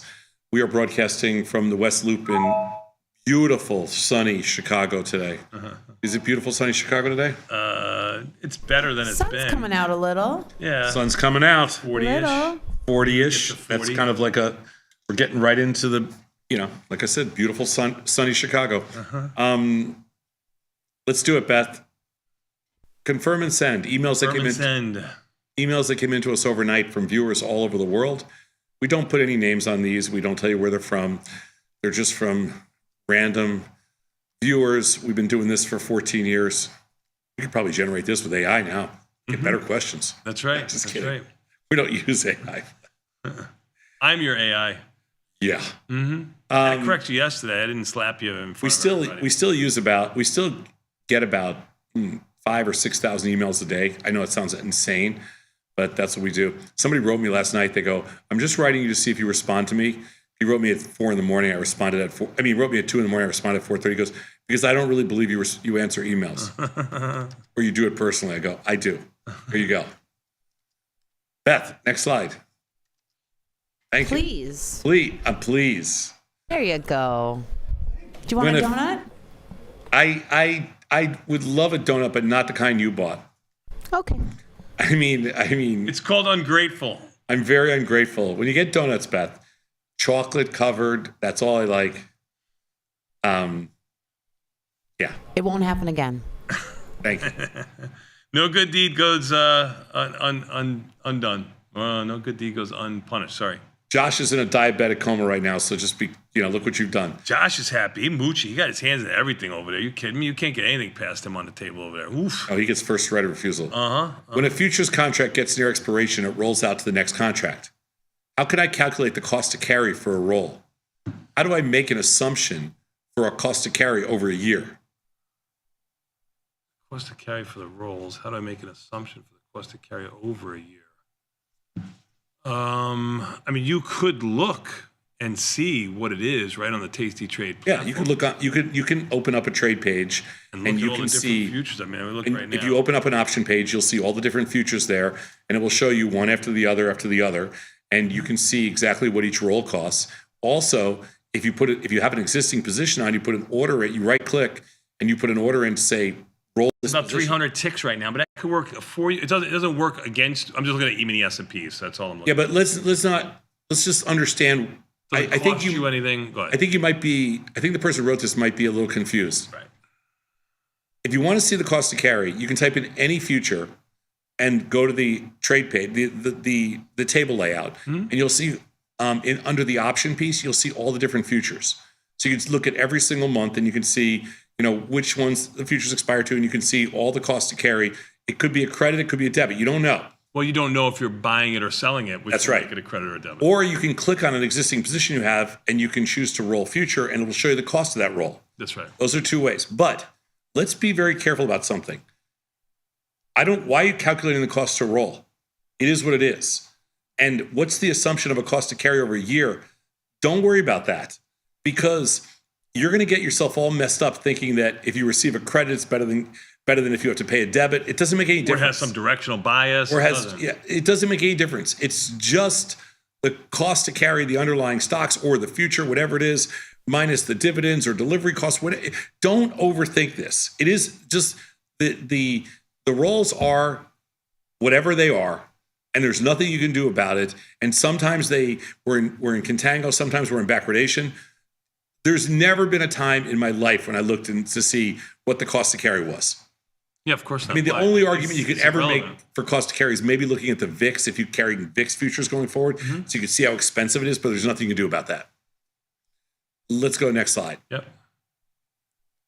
Yeah, I mean, there's times when you get paid to roll forward, you don't make any money. I had a talk with a local crypto investing company today, this person wrote. They wanted to find out if there is any strategy in the high frequency trading world for crypto. Do you know if there are any, or are they just quicker to buy and sell? Is that the MO of high frequency firms with crypto? I don't know. My response to this person, first of all, he was living outside the US, but that shouldn't really come into play. High frequency firms are not a directionally strategic, that's not the play. High frequency firms are built on scale. In other words, they want to, they make the bid and they make the offer. And all they care about is scale. And so the more small trades is all high frequency. The only strategy they have is make as many small trades as you can. Just like a casino. Make as many small trades as you can. I mean, if you want to understand about high frequency trading in the crypto space, it's give me as much order flow as you can give me. That's all it is.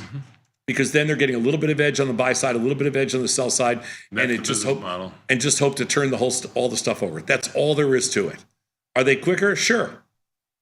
But that's just because they have the market making technology. But no, there's no edge other than scale. And if you don't have the scale, most firms can't even compete on scale. It's a lot harder than you think. Let's go next slide. I have a trade idea I want to run past you. I would buy one ES contract and sell 10 MES contracts.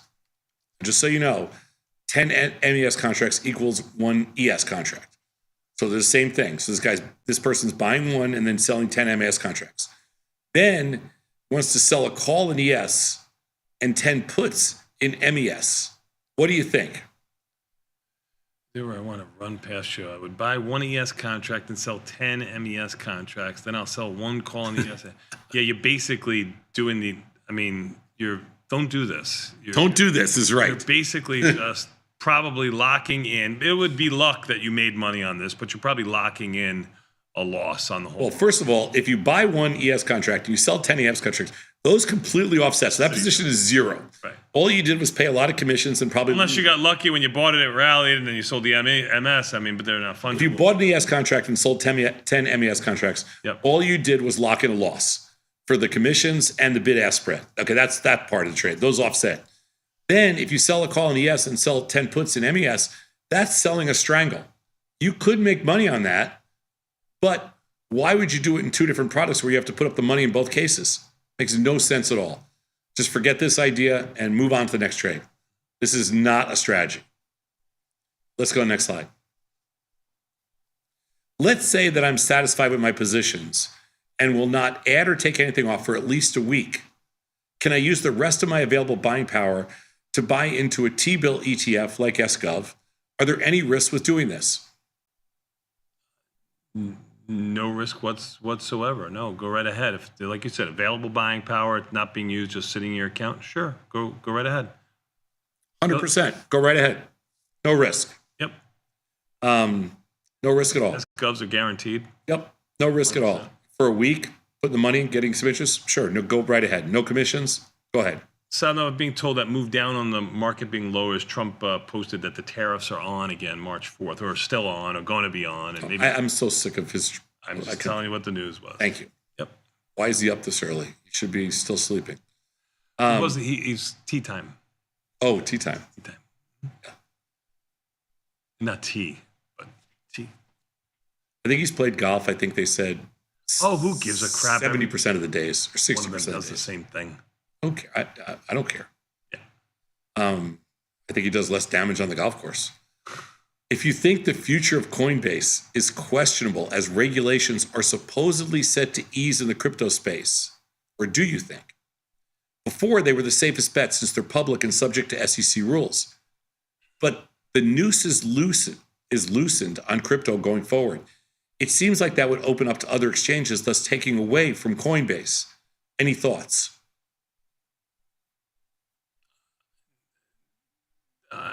I mean, other exchanges that aren't under SEC rules, I don't think would have any effect on Coinbase whatsoever. I mean, more people to the space but I don't see that as a.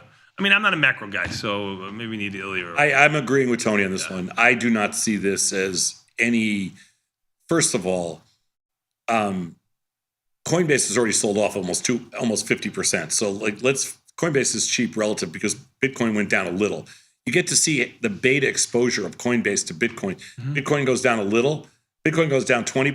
Coinbase goes down 50%. I mean, that's what it felt like. But I don't know that they were ever the safest bet since they've been public. I just think Bitcoin's gone up. There's no question the SEC has softened some of the requirements and some of the rules and there's no question the noose has loosened on crypto going forward. But if you're the biggest player out there and Coinbase is the biggest player and you have the most customers, I do not see that as a negative for Coinbase at all. I am actually long Coinbase this morning because I thought Coinbase got too cheap. Mm-hmm. Let's go next slide. And the last one. I want to put on a 1 DT butterfly, but I'm not sure. 1 date expiration SPX butterfly. But I'm not sure how to manage it if it goes against me. Can you offer some guidance? I mean, a 1-day butterfly, think about what you're doing here. You want the stock not to move, and the stock moves one direction or the other. The guidance here is on entry to be very small because that's the only thing you're going to be able to do with this. There's no adjustment on a 1-day butterfly that I can tell you. I mean, I guess you could buy back one side if it goes deep in the money. I mean, Tony's right. There's just nothing to do here. Your one-day butterfly is you made your bed. Yep. Yeah, you made your bed. You took your shot. You can close it for a small loss or a full loss. You can close it for a small profit, a medium profit, or a large profit if you want to hold it as long as you can. Yep. But there's no, I mean, of course, all a butterfly is multiple vertical spreads, but we're going to get you're going to go too far into the weeds if you think you're going to start adjusting butterflies. It goes on as a butterfly, it comes off as a butterfly. Take your profits if you have profits, take your loss if you have losses, but there's no real adjusting or managing a 1DT butterfly. Very good. Are you done? You ready to go? We're both on the same page on that. There's certain trades you manage and there's other trades you don't manage. We'll take a quick 90-second break. When we come back, we got trades from the research team next. We'll be back in 90 seconds. Let's take the live.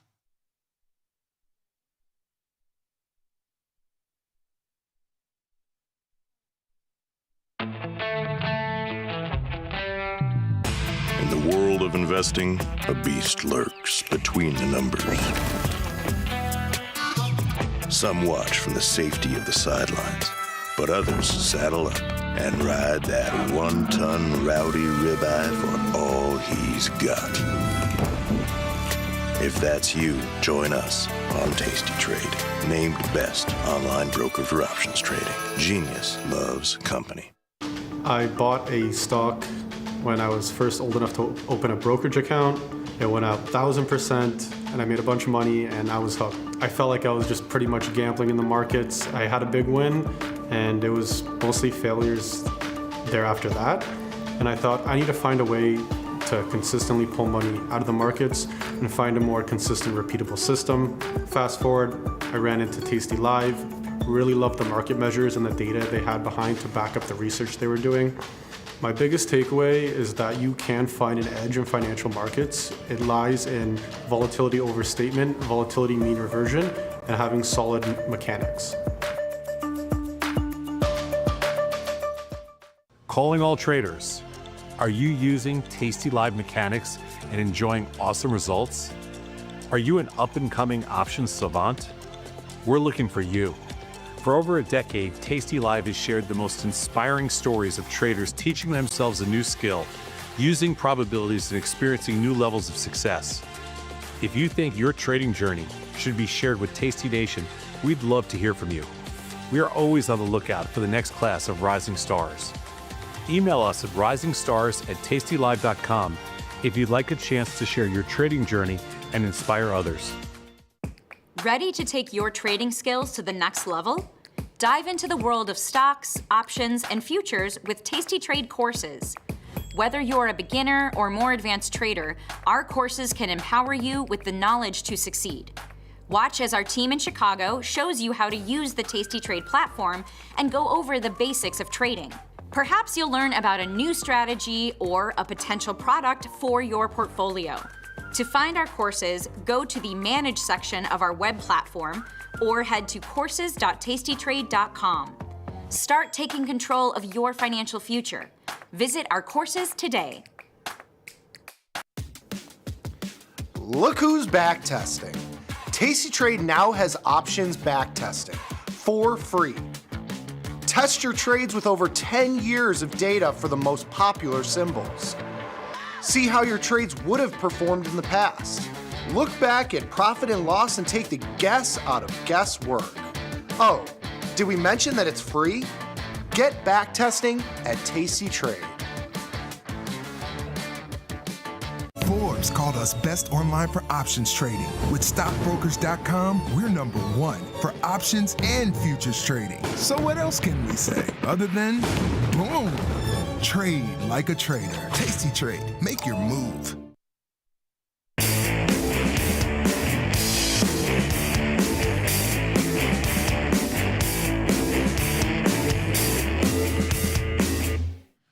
Tomas, we are back, my friend. You know what that means. Time for a little bit more Tasty Live sound off. That's right. We got trades from the research team.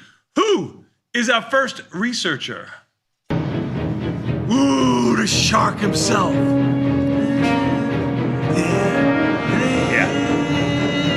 Well, since he changed his music, just so you know, his last trade stock dropped $50 the next day. I was wondering when you were going to mention. That's what sharks do. They take you down. That's right. Welcome, sir. Yeah, your UNH trade, the stock dropped $50. Very next day. Very Fully next aware. day. It was Took awesome. me down. It was awesome. You This took is down, why you don't play those types of stocks that are in the news a lot. Okay. That's right. You never know took what's down a gonna whole happen. nation, though. That's okay. Okay. I liked it. Yeah. I don't like it, and I don't like the news. I don't like I like it. I don't like the apologize for that. music. You took me down. I think you're fine. like Tony said, that's what sharks do, right? That's right. That's what sharks do. Take them down. What are you going to take us down with today? Another stock that's in the news, all the airline stocks.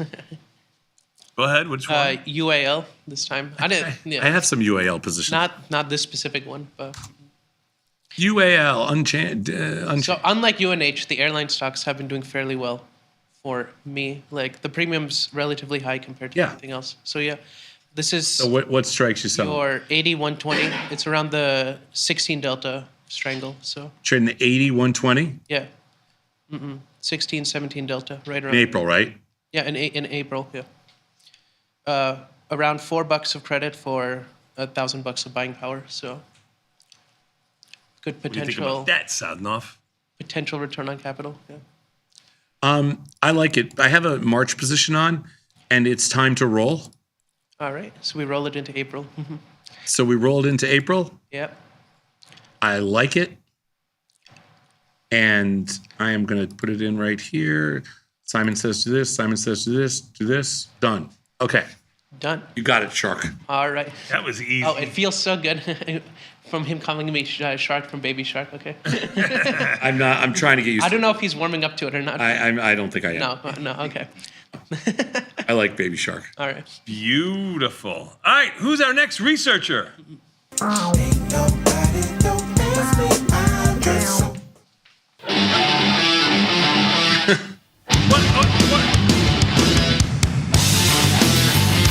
The cult of personality, Kai. How are you, my friend? I'm doing great. You think you're going to get filled in this stock? You're on crack cola. Yeah, I got a fill yesterday. A couple tranches of this stock. Yeah. They're actually trading pretty actively. They're moving. I mean, it moved like $100 yesterday, didn't it? Or what was that the day before? 70 or something. 70. Okay. Yeah. Close enough. It was big. Yeah, I think this is the opportunity. Up $13 right now. You got to keep your size small in here. Oh yeah, of course. This is a big stock. I like Kai. I mean, if he goes from small little calendar spread and SPY right to APP app loving moving $70 a day. Beautiful. Yeah. 270. 270, 440. So it's roughly a very small positive delta. Because I think it went down too much. I think it's went down 30% in a couple of days. Yeah. Well, I mean, who knows? I mean, they're considered potential fraud.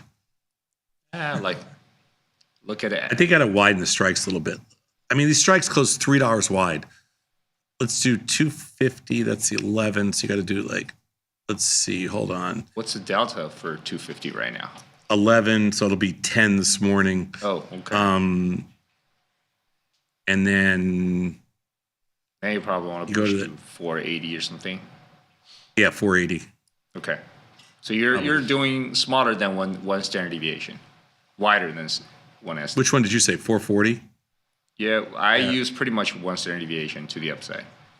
Yeah, probably 470. Okay. 470, 440, but you got to do really small in here. And the other Really thing small. is, if you're a one-lot trader, you're probably if you're a one-lot trader, you don't trade this.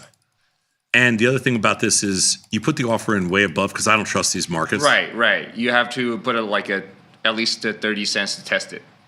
Off mid-price, putting it $1 higher. Oh, all right. I'm going $1 above mid-price because I don't trust this at all. So the one reason I want to put on is the You can IVR. adjust it during the day. Yeah, you can adjust it after we open. Yeah. So the IVR is 100% and above, and the credit divided by buying power is really good ratio, really good potential return to capital. So you don't even need to hold for 20 days, maybe. Okay, let's see. Beautiful. All right, Kai, we got it. It's in. Who's our next researcher?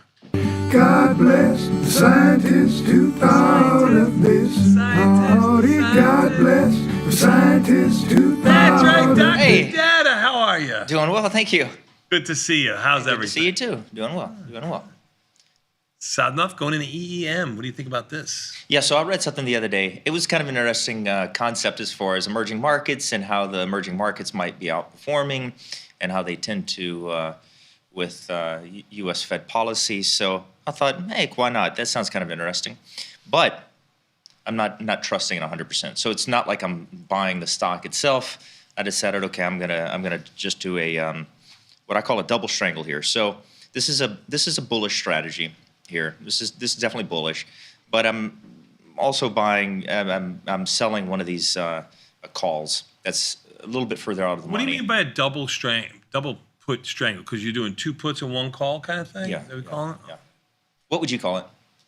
Well, we call this a skewed strangle. A skewed strangle, okay. Yeah, or unbalanced strangle. Unbalanced, yeah, unbalanced. Okay, Yeah. so you're selling 2 puts. You're selling the 44 and 43 put and the 45 and a half call. Yeah, there's definitely call skew on this. So I wanted some of the. I'm bullish, but at the same time, I wanted some of that rich call premium on this. So, and it's not a stock that really generally moves that much, but I want to take a little bit of a bullish stance on it. A little bit It's a more of stock a bullish that's stance. it's had a pretty nice run up. It has, yeah. But at the same time, it's not a tremendous move percentage wise. Okay. It's if you look at it further back, I mean, this stock this ETF doesn't move that much and is kind of about 15 totally underperforming the S&P 500. About 20 years ago, we used to trade the crap out of this thing. Yeah. Because it was a really good trading vehicle. Okay. But it hasn't been the last 10 years or so. About 20 years ago, it was like one of our top trading stocks. Well, I mean, once stocks start outperforming a little bit better, it should bring the liquidity back in, right? Yeah.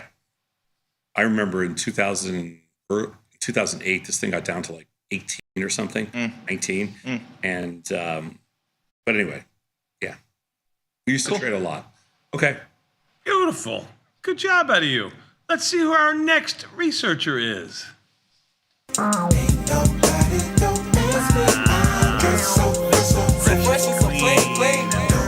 that's right.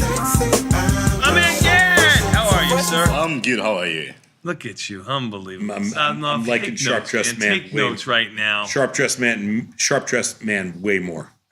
Yeah. Take some notes. What do you got there? A little pleather? It's a leather, yeah. Leather? Yeah. You want to feel it? No. Yeah, it's a leather shirt. So nice. Yeah, Chicago time or weather is changing, so we're gonna change our clothes too. Got it. Oh, you're the winter's over. Yeah, winter is over. Yeah, tomorrow. Yeah. Last day of winter. Is it? No. Oh. Actually, you know what I consider last day of winter? Daylight when they roll the clocks. The clocks, okay. Oh, is it back? They roll the clocks back, right? Yeah. Fall forward, spring back. Okay. Fall back or spring forward? No, they roll the clocks. Spring forward. Spring forward, right. Fall back. Fall back. Did you see how they get like spring? Because you're springing, like a spring would spring. Yeah, I know what spring is. Forward. I'm very falling back, like falling back. Although old people like you usually fall forward. That's why you got a little nervous. I spring back. I spring forward. Mm-hmm. Yeah. But anyway, spring forward, March 9th. So the day of our next live show, that's officially the end of winter. Winter, yeah. And that's the beginning of summer when daylight savings time comes. All right, what do you got here? Netflix. Netflix, yeah. Okay. I got NFLX. Netflix short earning kind of. What do you think of this? I haven't traded Netflix in a really long time. Yeah. I think it's okay to. I mean, we haven't done it. What do you got here? What strikes? 890, 880 for the put side. Oh, that's a long way. Does Netflix has it had earnings already? Earnings will be up after April. After these expressions, I think. 880, 890. Netflix has earnings April 17th. Yeah, after these expressions. 1130, 1140. Yeah, 1130, 1140. Wow, man, there's some juice in here. Yeah. 1130, 1140. Stock's up $5 pre-market.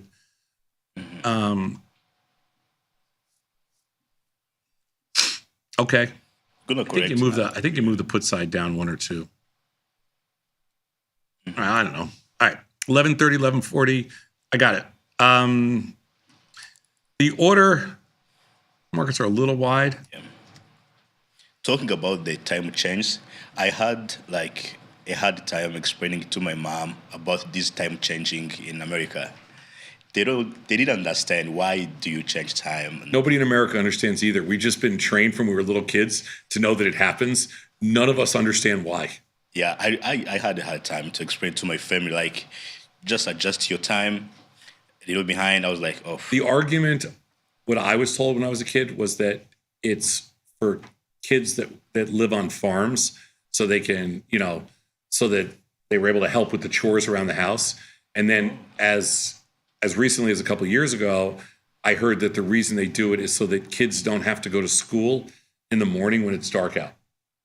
If they're going by themselves, things like that, or taking the bus.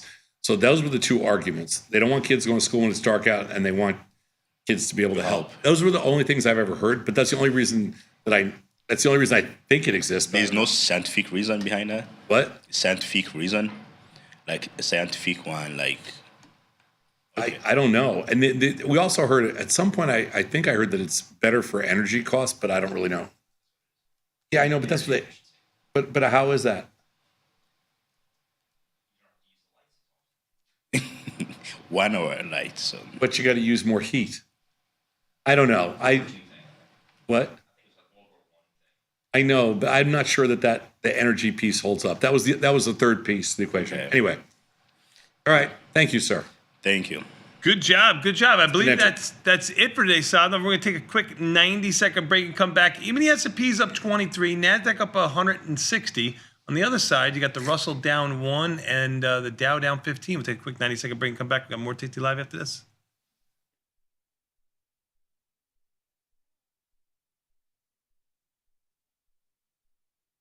Dear Cheapo Airlines, thank you so much for sending my luggage on a magical side quest instead of my planned destination. I am glad that I had the sustenance of the single pretzel I was served on board while I was waiting for my bag to arrive. Looking forward to your reply, because surely the response can't be as delayed as long as my flight was. Warm regards, Bettina. Sometimes it feels good to get smart. Get even smarter with live trading insights and some live taunting. Every day I do God's work here. From the smart mouths at tastylive. If you missed the live show, here's our cherry on top weekly recap. A little cantankerous, but... And I'm not cantankerous. Why does anybody ever say I'm cantankerous? I'm not cantankerous. I don't even know what that means, but I'm not cantankerous. Do you want to know what it means? Yeah, what does it mean exactly? Bad-tempered, argumentative, and uncooperative. They laughed. I heard laughing. It's perfect. I'm not bad-tempered. It's not my design, period. I don't want to be with you losers. All freaking losers. Degenerates. I'm not going to your stupid hat store in Manhattan. Argumentative. That's not Empirical Ham. Well, they say it is. No, they don't. You just said she's vegan. I didn't say vegan. Oh, she's pescatarian. Okay. Pescatarian. Never heard of it. Occasionally. And uncooperative. No, I'm cooperative. Yeah, what else you need? Yeah, nothing. There you go. Okay. Beautiful. I could be You're argumentative. 68% cantankerous, okay? There you go. Forbes called us best online for options trading. Investopedia, best for options trading, period. With stockbrokers.com, we're #1 for options and futures trading. The Motley Fool really likes us. And so does Business Insider. So what else can we say other than boom? Trade like a trader. Tasty Trade. Make your move. The beauty of Thinkorswim was that we were different. From the name to the front end technology was clearly what we wanted as traders. Second time around, I think we did a better job. Yes, we are known for our ability to support complex derivatives traders, but we also have the tools for somebody who's brand new who wants to come in on the first floor and work their way up to the top of the building.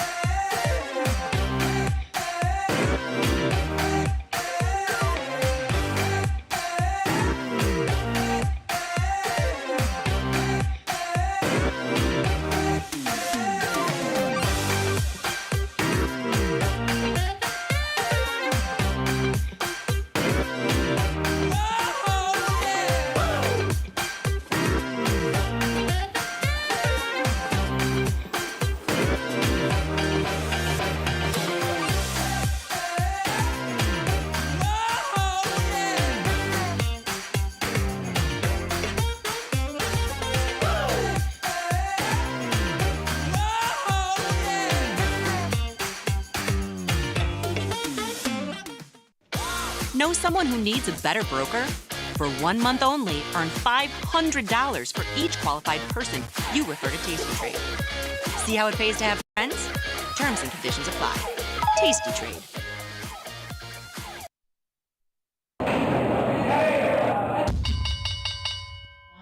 Tomas, we are back, my friend. You know what that means. Time for a little bit more Tasty Live. That's right, with the opening bell. Let's take a look at what's going on in the market. Even the S&Ps, my friend, are up 24.25. NASDAQ up 160. The mighty Russell, unchanged. Dow, down 30. Volatility, up 10 cents. Sodding off at just under 18 at 17.90. Bonds down 22 ticks. Up $1,500, but you can see there it's at the low end of its range, 86 and change. Oil up $1.34. It really hasn't moved since the last time I quoted it. Gold doing the same, down 26. Significant moves for both of them, but they haven't moved so far since I've quoted them. Some of the stocks that we're looking at, I think everybody's going to have their eyes on NVIDIA today. Just under 135, which makes it up around $3.50 or $4. As for told Sosnoff, then you get out of NVIDIA, or do you leave this stuff on? I think you leave it on. I don't think it's going anywhere. I don't think it's going anywhere either. But you could close half. I mean, you could close it and see how it behaves. I think we can. I think you can wait. I think you can wait. That's my gut. CRM, it was down around 20 or so. Then I looked; it was only down 8. I'm going to look right now. It is. Down about 14 or so, right? Yeah, CRM down around. I've got a put ratio spread in there. I bought one at the expected move, sold one at the sold them further out. So I think I have a pretty good position on. In the 2 days? Yes. Yeah, so that'll work out. That'll work out well. I mean, It would have if the stock was $5 lower. So explain to everybody why you want the stock lower, even though you're short more puts than you are long. Because then my closest at the money put with 2 days to go would be juicy. Right. They're further out of the money. It's still going to be a winner, but the expected move. It's going to be a winner. Yep. You got it. And Snow up $20. That's going to be a good one. A full one. Look at you, killing of the earnings plays. 187 and change, up around $21 or so. Significant move for Snow to the upside. All right, let's go. Beth, ring the bell. You got to wait. You got to wait another minute and a half or so, Sadnoff. We're ready to go. Working on it, Tom. Working on it. Apple trying to claw its way back down $1 still.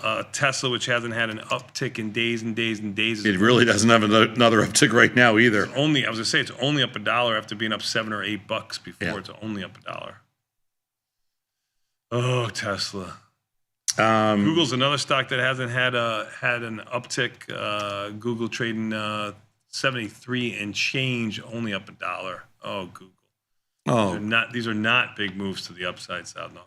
If you think I'm going to lose any sleep over the price of Google and or the price of Amazon and or the price of Meta or Netflix, I'm not. Or Tesla. I don't blame you. Another half a minute here, Sadnoff, before the market opens, which market doesn't look great. Like it doesn't seem like it has the oomph to it. We've been saying this for a few days now. Yeah. But you know what? We're basically unchanged for the year on the NASDAQ. It's kind of surprising because we were up so much, but yeah. Yes. I mean, no, seriously, we are basically unchanged for the year, right? Yeah. Here you go. Here's year to date. We opened 21,269. We're 21,346. Yeah, basically unchanged. We were unchanged last night. Pardon me. There's your opening bell, Sam. Oh, you got to click real early. Fill real early. That's not good. Oh, it's okay. It's only on 2-cent options. You're fine. Oh, yeah. 2-cent options. Buying your NVIDIA 152.5 calls and your 108 puts for 2 cents. You can't complain about that. No, it's not going to get lower than much lower than 4 cents on a strangle. Whenever you get your 2-cent fills back, you're going to be like... Oh, you're going to be very happy. Yes, you're very happy. Very, very happy. And if anybody says, well... Are you happy with your fill? Are you happy with your fill? I am very happy with my 2-cent fill. Yes, I am. Good. If you put an order in to buy something back at 2 cents, I can guarantee you, you're happy. It's a winner. Yeah. Those are all NVIDIA. All four indices just turned green. Volatility down by 9 cents. Yes, NVIDIA was a nice winner chicken dinner. Mm-hmm. Let's take a look. Snowflake has not opened the options yet. NVIDIA.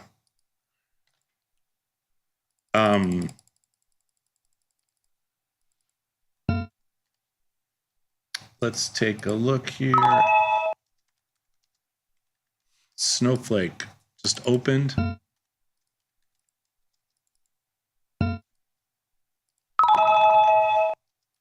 And we are getting more fills in NVIDIA. This is good news for the good kids. It's good news for every tasty trader, actually. It is. It is. I don't think we've had a earnings stretch like this in quite some time. I don't think we've had a NVIDIA with 11 to $13 expected move, only up $1. with a $1 move. That's a beautiful thing in my world. Yeah.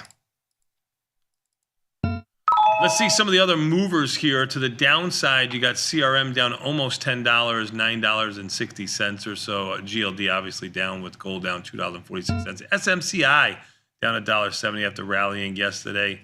And it's pretty muted to the downside. Let's see what's bringing us to the upside here. Snow up $19. Meta and Crowd up around $11. Coin off the mighty coin up $7. Netflix up $8. Carvana seems to be moving all the time, up $3 and change. Microsoft up $3 and change. App loving that stuff. Tesla up $3.70. App loving. That was up $18. Kai's play. Make you holla. And man, United Airlines markets are wide. Yeah, you're right. Not the best. I give you that. Okay. Okay. I sold all of my. Oh, I forgot CRM. I sold all of my NVIDIA. It's the best earnings play we've had. You bought back all of your NVIDIA. I'm sorry, I bought back. I closed all my NVIDIA. Best earnings play we've had in a while. There's a lot of liquidity there, so you were able to do normal size or, Yeah. Yep. Best earnings play in a while. CRM, let's go there real quickly. It's going to be a very small winner. We will close it out and take a small profit. Snow was a small profit. And the only one we lost on was a tiny little trade in Mara.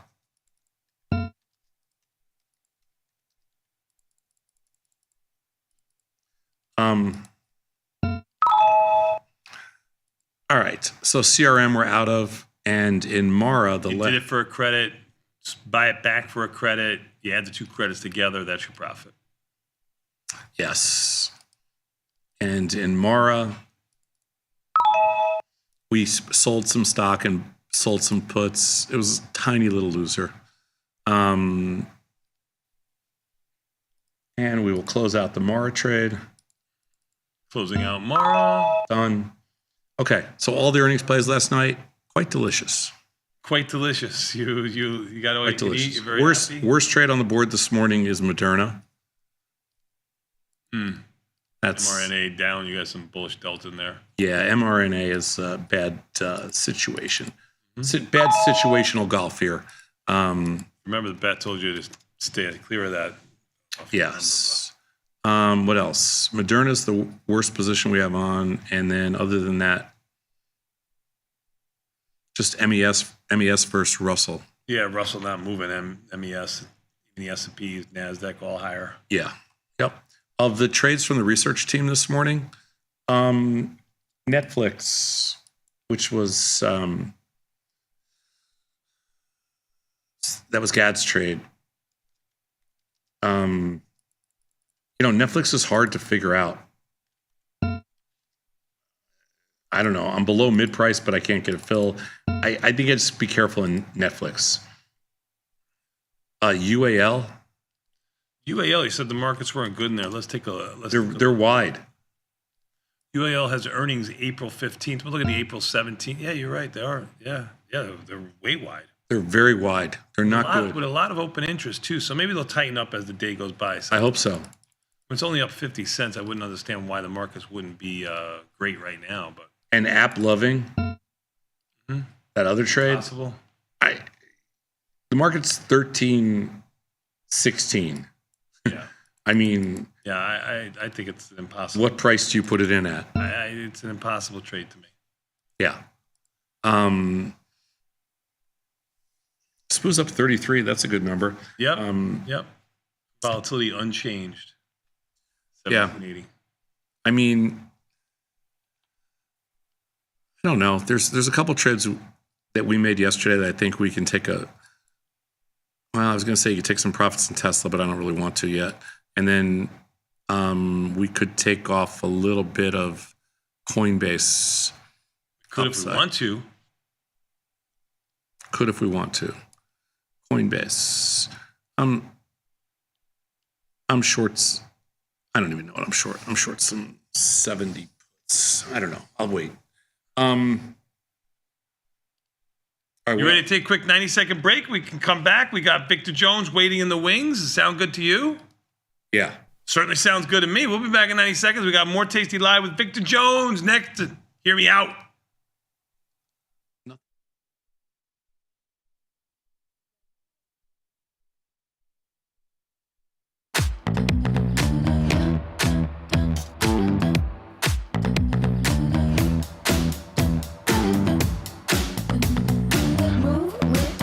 Shake it up, stop when the clock hits 13. Sing 1, 2, 3, 4.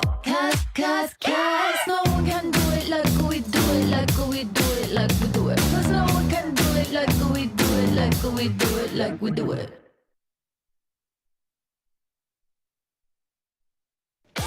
Know someone who needs a better broker? For 1 month only, earn $500 for each qualified person you refer to Tasty Trade. See how it pays to have friends? Terms and conditions apply. Tasty Trade. All right, yeah, I'll talk to you. There she is. Good, you found the place. Good, you're not stupid. I dated 3 stupid girls in my life. I loved every one of them. So maybe you're the next one. Having a good day? I'm having an awful day. But then it got really good again. Oh, good. So I'm feeling all right. Hey, where'd you go to college? I went to University of Penn State Community College. You didn't know they had one of those, did you? Yep, the Fighting Rams. Oh. I'm one of the Rams now. Do you have any sexual fantasies? Excuse me? I do. My parents are watching. They're sitting on a rainbow. I'm a half man, half giraffe, and I'm dressed like Brett Favre. What does that mean? I don't know. Yeah, talking about it gets me pretty hot, though. Uh-oh, there it is. His pants just got tighter. I'm a vampire. Can you believe that? Does that make me more mysterious and attractive? Uh-oh, watch yourself. We don't want to get hit by a car. My brother did that once. He can't talk now. Oh, my God, I'm not serious. Yeah, pretty serious. Are we getting serious? I think so. How many kids do I want? 5? 11? First meal. Here we go. That was rude. This is on you. So much time is flying by. Yeah. You're very funny. Oh, thank you. Does anybody ever tell you that? Yeah. Well, you're not that funny, so don't worry about it. That's interesting. Not a big fan of Sam's anymore. But now you know everything about me. I feel like I'm opening up so much. God, I'm scared. This thing's moving so fast. Yeah. Oh, wow. I haven't cried like this in a long time. Are these tears? Uh-oh, here we are. Front door. Big first kiss moment. Oh.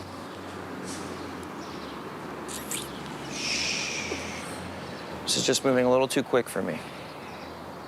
You're a great kid.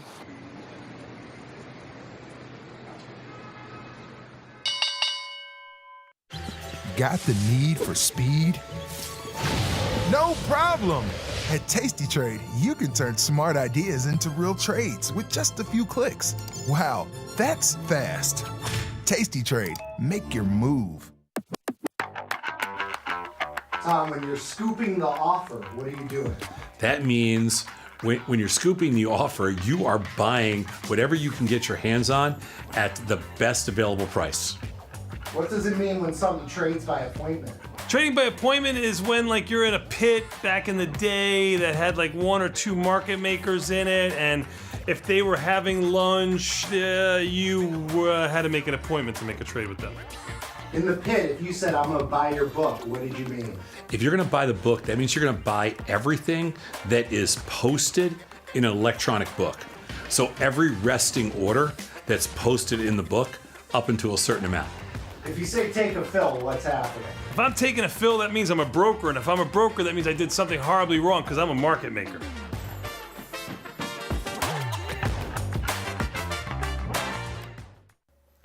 It feels good to get smart.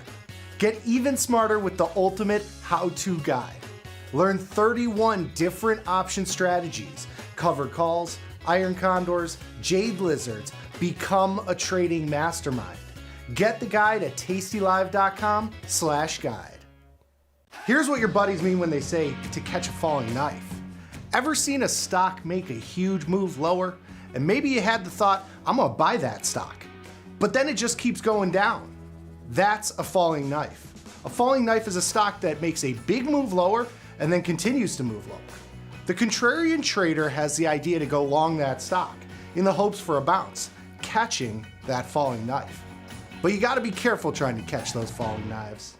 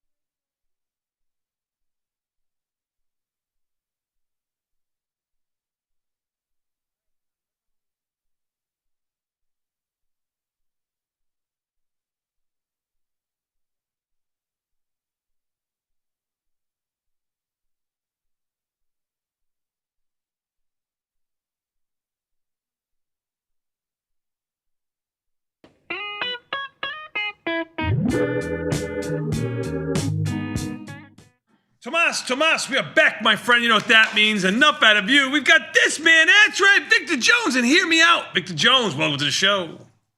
Oh, yeah. Tom, Tony, Tasty Nation. How you doing, my friend? I'm How doing are well. you? Hello, Mr. Jones.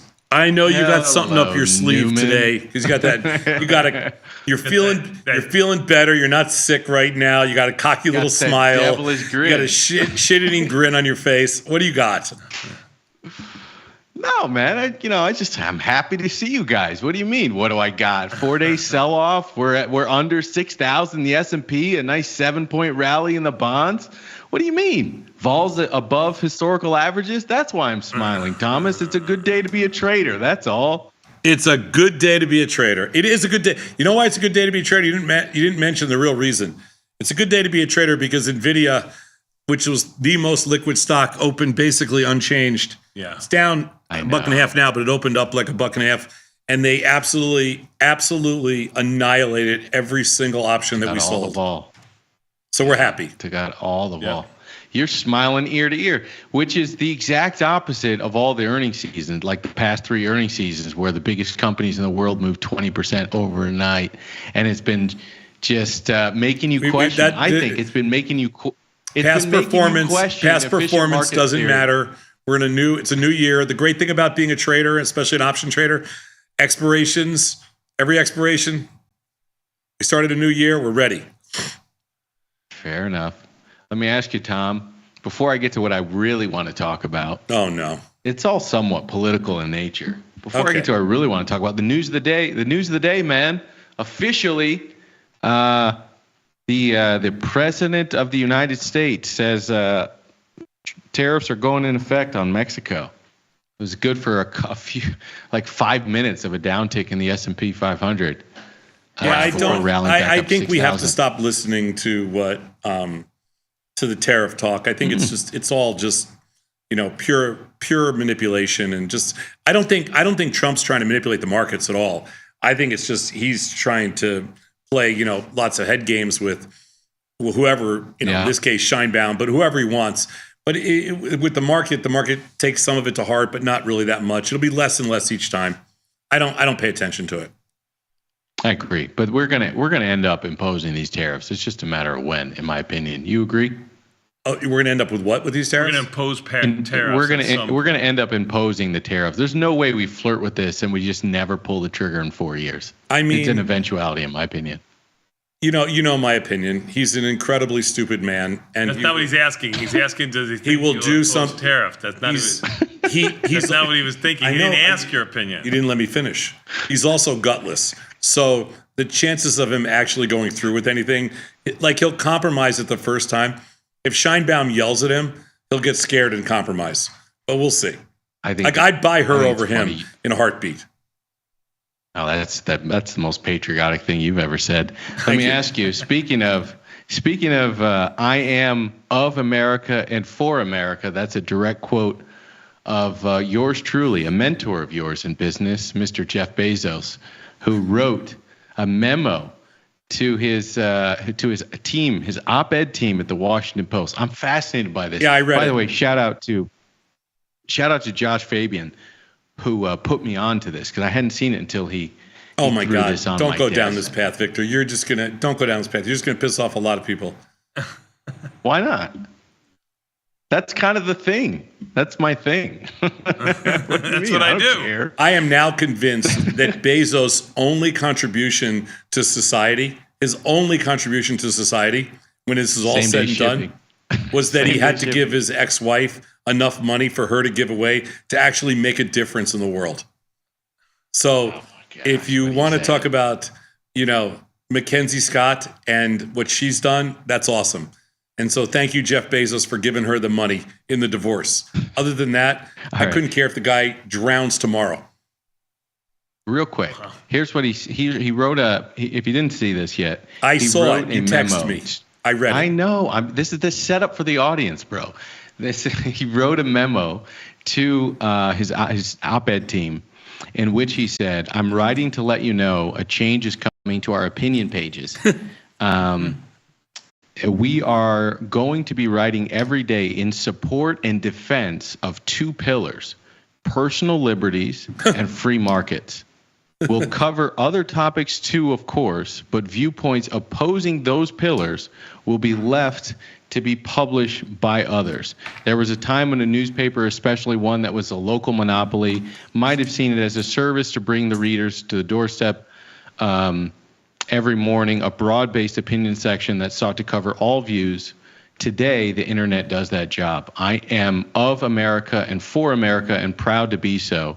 Our country did not get here by being typical, and a big part of America's success has been freedom in the economic realm and everywhere else. Freedom is ethical, it minimizes coercion and practical, it drives creativity, invention, and prosperity. The memo goes on, but I thought this was really an interesting topic to get your opinion on for one reason. Because you are a free markets, you're a free markets guy. Yes. You are a lover, I think, of open societies, free markets, democracy.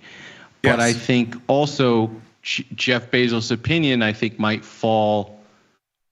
His recent actions may fall on the on the opposing political spectrum. So I'm curious, what does Tom Sosnoff think about the idea of an owner of a newspaper putting his thumb on the scale, something he said he wouldn't do, by the way, putting his thumb on the scale and saying, we are going to only support ideas that support free markets and capitalism going forward? What do you think about that? It's very sad what Bezos has become.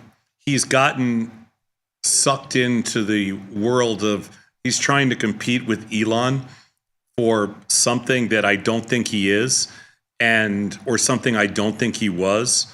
And I actually feel sorry for the guy, because he's not at all true to who he is. And I mean, Elon is Elon, but he's always been that. You know, he's a spectrum guy.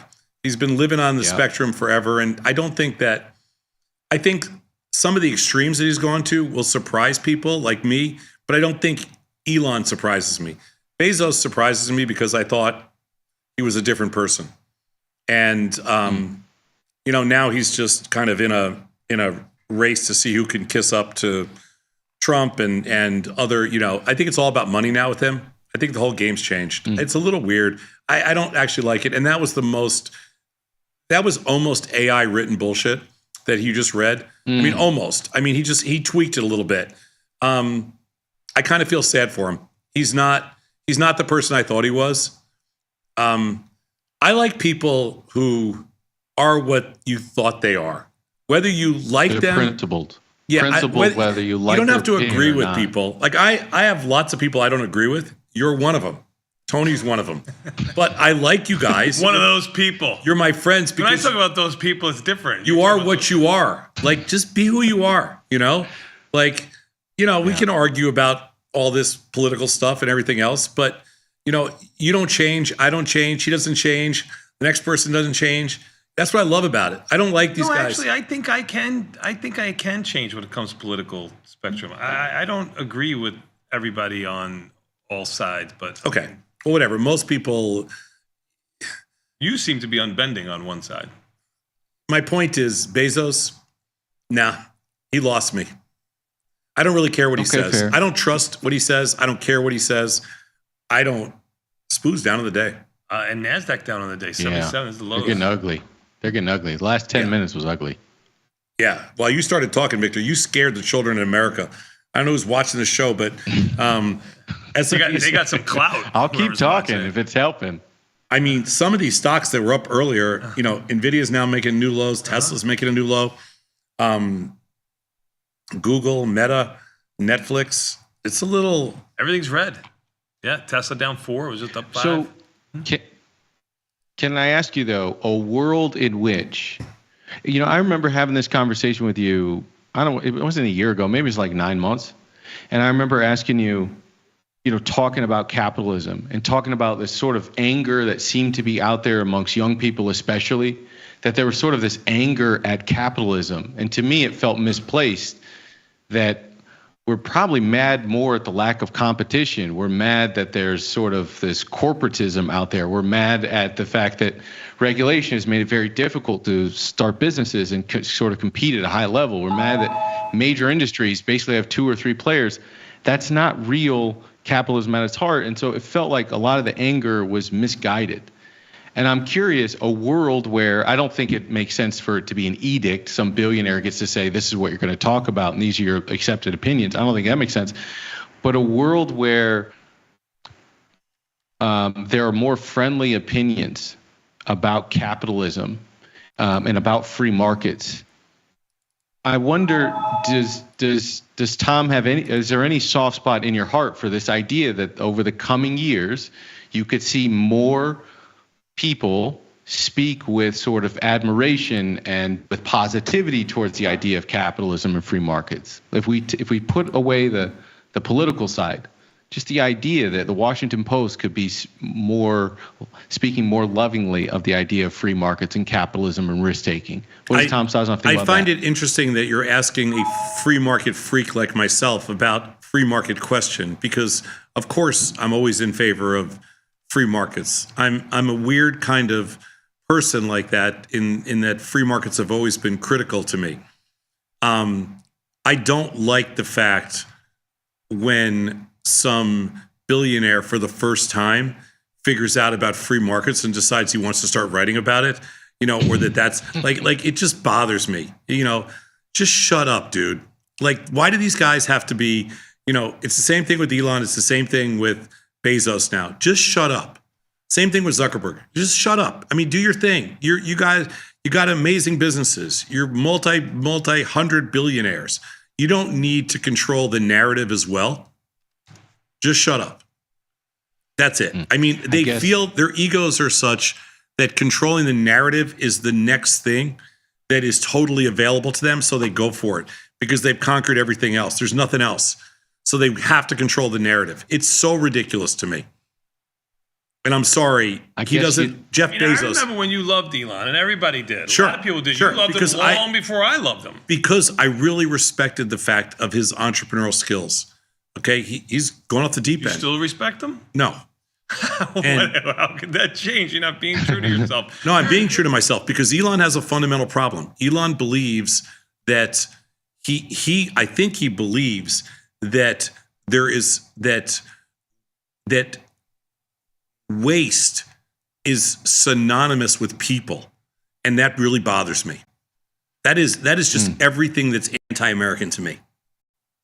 And I think that Bezos feels a little bit left out. He's almost jealous, and he wants a piece of that spotlight.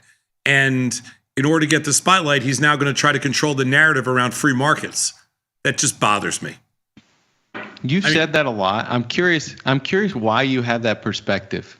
Like, why do you think Bezos is being outspoken? Because he wants to compete with Musk for that sort of top spot, and not because he's just speaking to his own incentive structure, which is, if I don't start pivoting towards the libertarian position, which is the exact same thing that Zuckerberg did, if I don't start pivoting, then some of my contracts, some of my business interests are going to be sort of threatened. So he's doing this out of his own greed. First of all, and protecting his business interests. That assumes you believe there's such a thing as a libertarian position. There is no such thing as a libertarian. A libertarian is a sheep in wolf's clothing. A libertarian is a Republican who doesn't want to admit they're a Republican. Okay, there's no such thing as a libertarian. Okay. Libertarian's the biggest bullshit thing that ever walked the face of the earth. I hate libertarians. Worse, I'd rather you just come out and say what you are. I much prefer to hang out with hardcore right-wing nutcases than libertarians. Because libertarians aren't true to themselves. You think Bezos is a libertarian? Bullshit. You think Musk is a libertarian? Okay. Bullshit. Just so you know, we don't mind libtards. I just want you to know that, right? All right. We don't mind hanging out with you. As I told Frankie the other day, the only thing that's different from a magatard and a libtard is a couple of percentage points in IQ.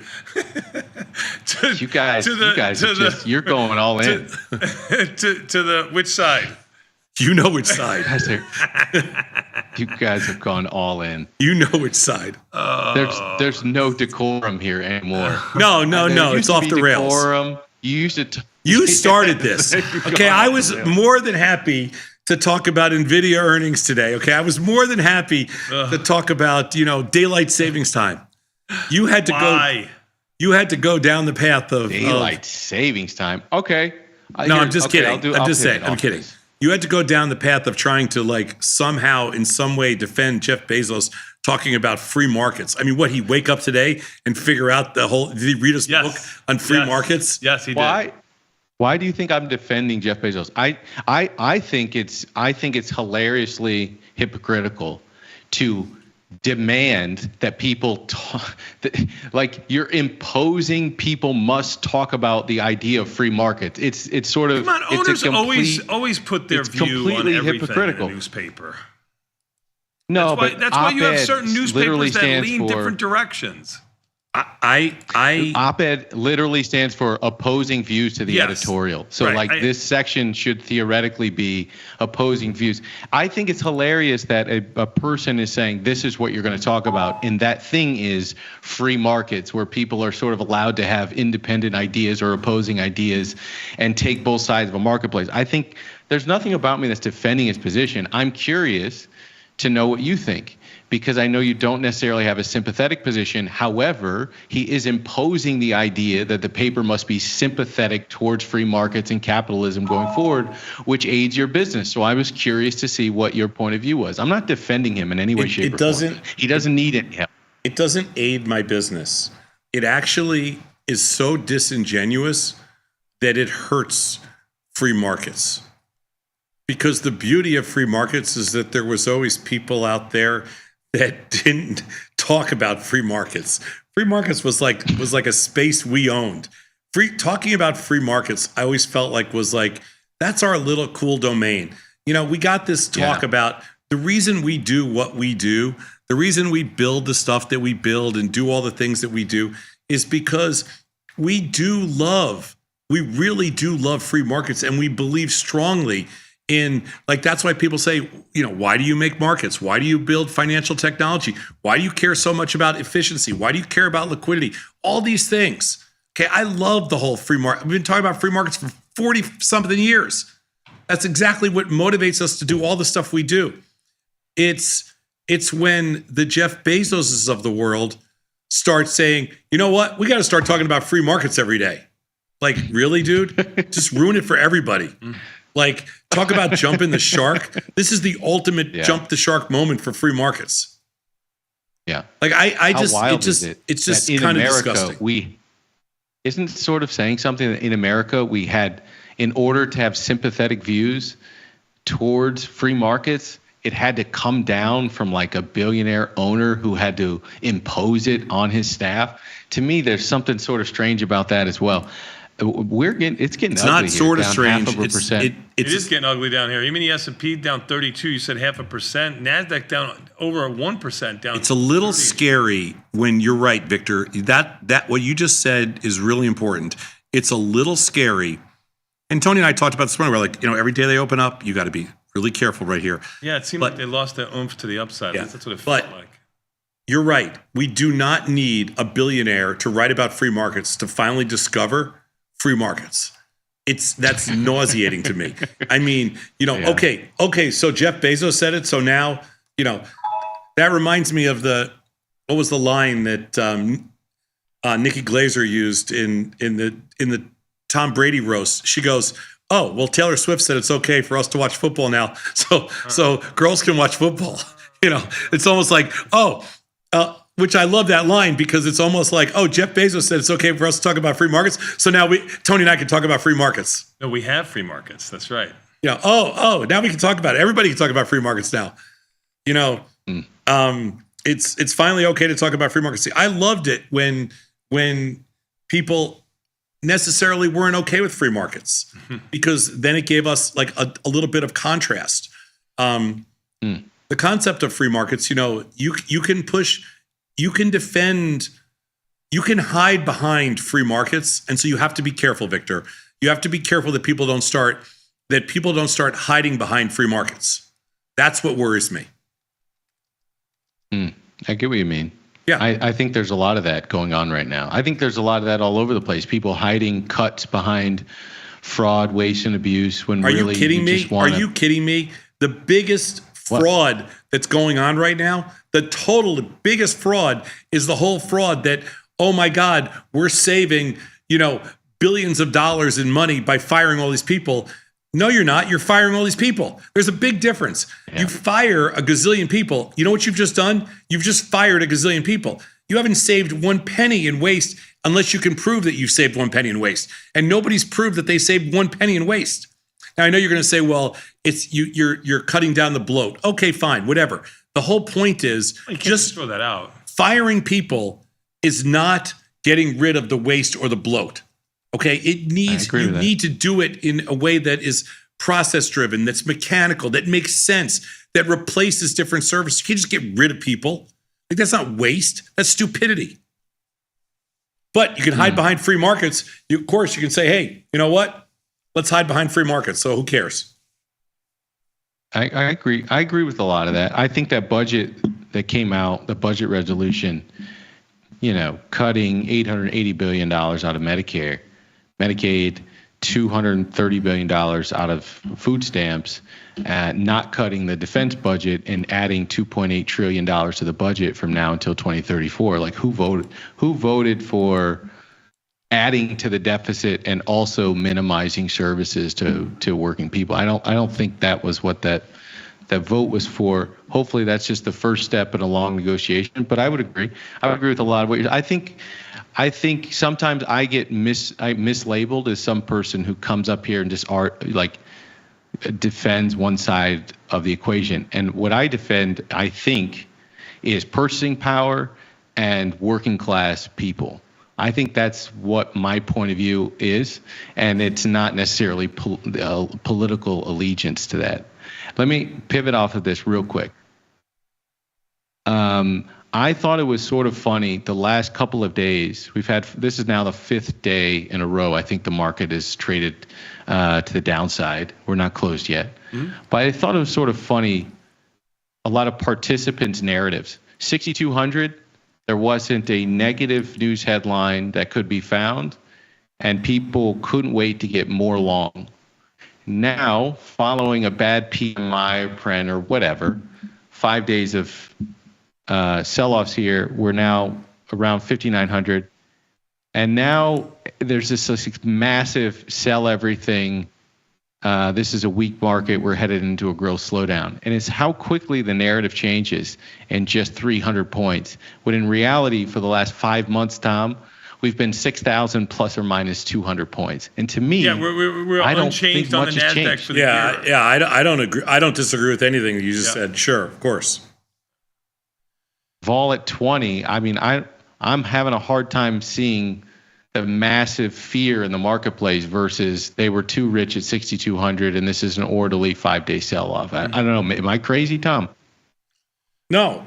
Well, I don't know. Are we going by your past questions or this question that you're asking right now? Yeah, that's fair. That's fair.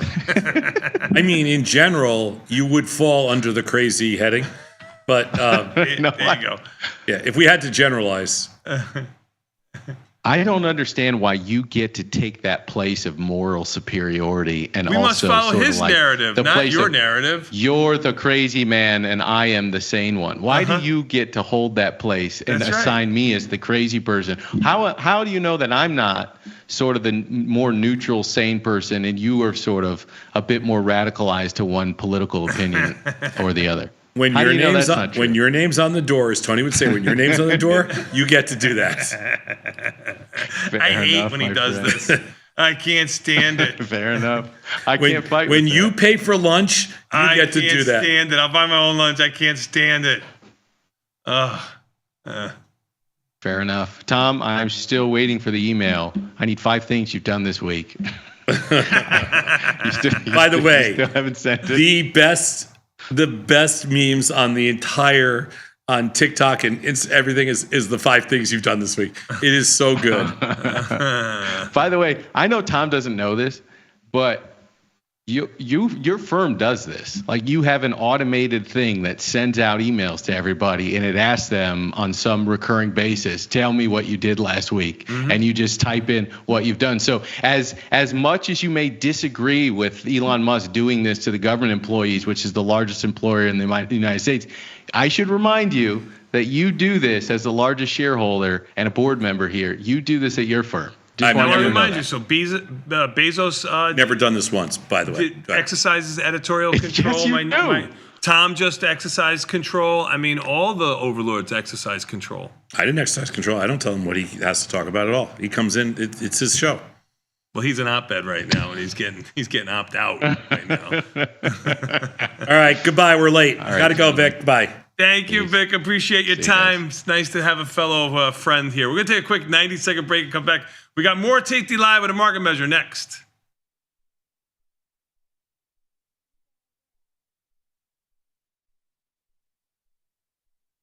You can get up to $4,000 when you open and fund a new account with Tasty Trade. That's 4,000 buckaroos, 4,000 bills, or clams, 4,000 in dough or cheddar, not the cheesy kind. 4 large, 4K, 4 grand, which is no small thing.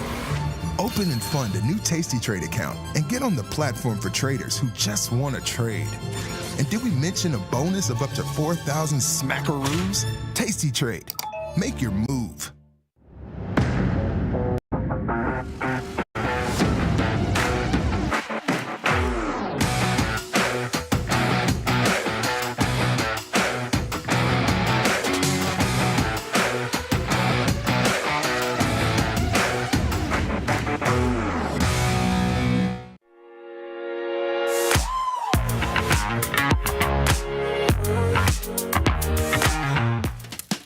Hi, I'm Tony Batista, and I've been trading for more than 30 years. I've picked up quite a few shortcuts along the way. I call them trade hacks. Traders for all eternity have been looking for the reason to make a trade. Whether they were looking at charts or they were looking at fundamentals, they just had to figure out what direction the trade had to be. With the research that we provide now, we kind of take the direction out, because it's just a 50-50 shot, and say, what's the best strategy that we can apply? By the nature of the strategies I pick, I'm going to have a high probability of success. And I think my expertise comes from managing those trades, when to take them off, how to maximize the profit on them. I think that's what sets me apart from the novice trader.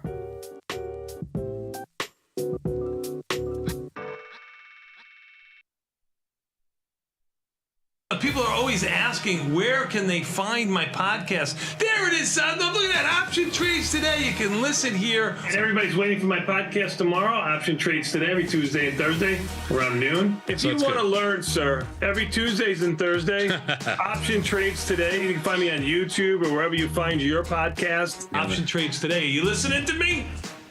Option Trades Today comes out every day around noon, every Tuesday and Thursday. You too can stick with the bat. Got trader's block? We've got the cure. Get data-driven trade ideas with Cherry Picks, our weekly newsletter that gives you insights into the market. Sign up at tastylive.com/newsletters. Coming up on Bad Money with Jim Blamer. Blamer's hot stock tip of the day. Trade ideas? Trade ideas? You're coming to me for trade ideas? I'll give you a trade idea. Trade me for tastytrade.com. Those guys are great. I love those guys. Today's episode of Market Measures is brought to you by SIBO. SIBO is partnering with Tasty Live to provide educational opportunities for traders at all levels. Did you know index options like these can provide opportunities for diversification, lower volatility, liquidity, and other benefits? To continue your education on some of the mechanics learned in today's market measures, check out SIBO's Retail Trader Suite at www.sibo.com/minis.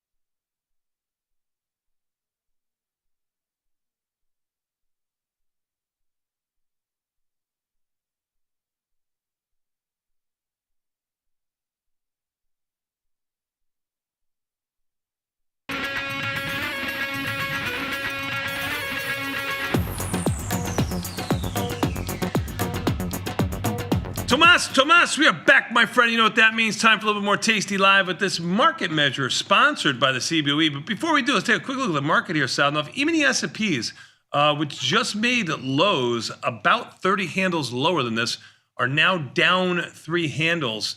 You can see here, I guess mid-range for the day. I don't know. They scare the children. They scared them. Yeah, volatility got up, flirted with 19. It's back to 1825. They scared the children a Those little are bit. probably in for the day. I'll give you that. Yeah. Yep. I'll give you that. I'm Tom Sosnoff. He's Tony Batista. This is Tasty Live. It is the end of February, and we have one more live event coming up. It's in a week, and we're very excited about it. Mike Butler is the lead. Nothing like shooting from strength. Shooting from strength. Absolutely. Mike Butler with his two best friends, Nikki Batista and Katie McGurl. They're going to be out there with him, and we are going to be doing a Mike, his friends, and his whiteboard event on March 9th in Chicago. It's all filled up. It's all filled up right now. The spots are reserved, but you can still sign up, get on the waiting list. You can get on the waiting list if you're in Chicago. Out all the time.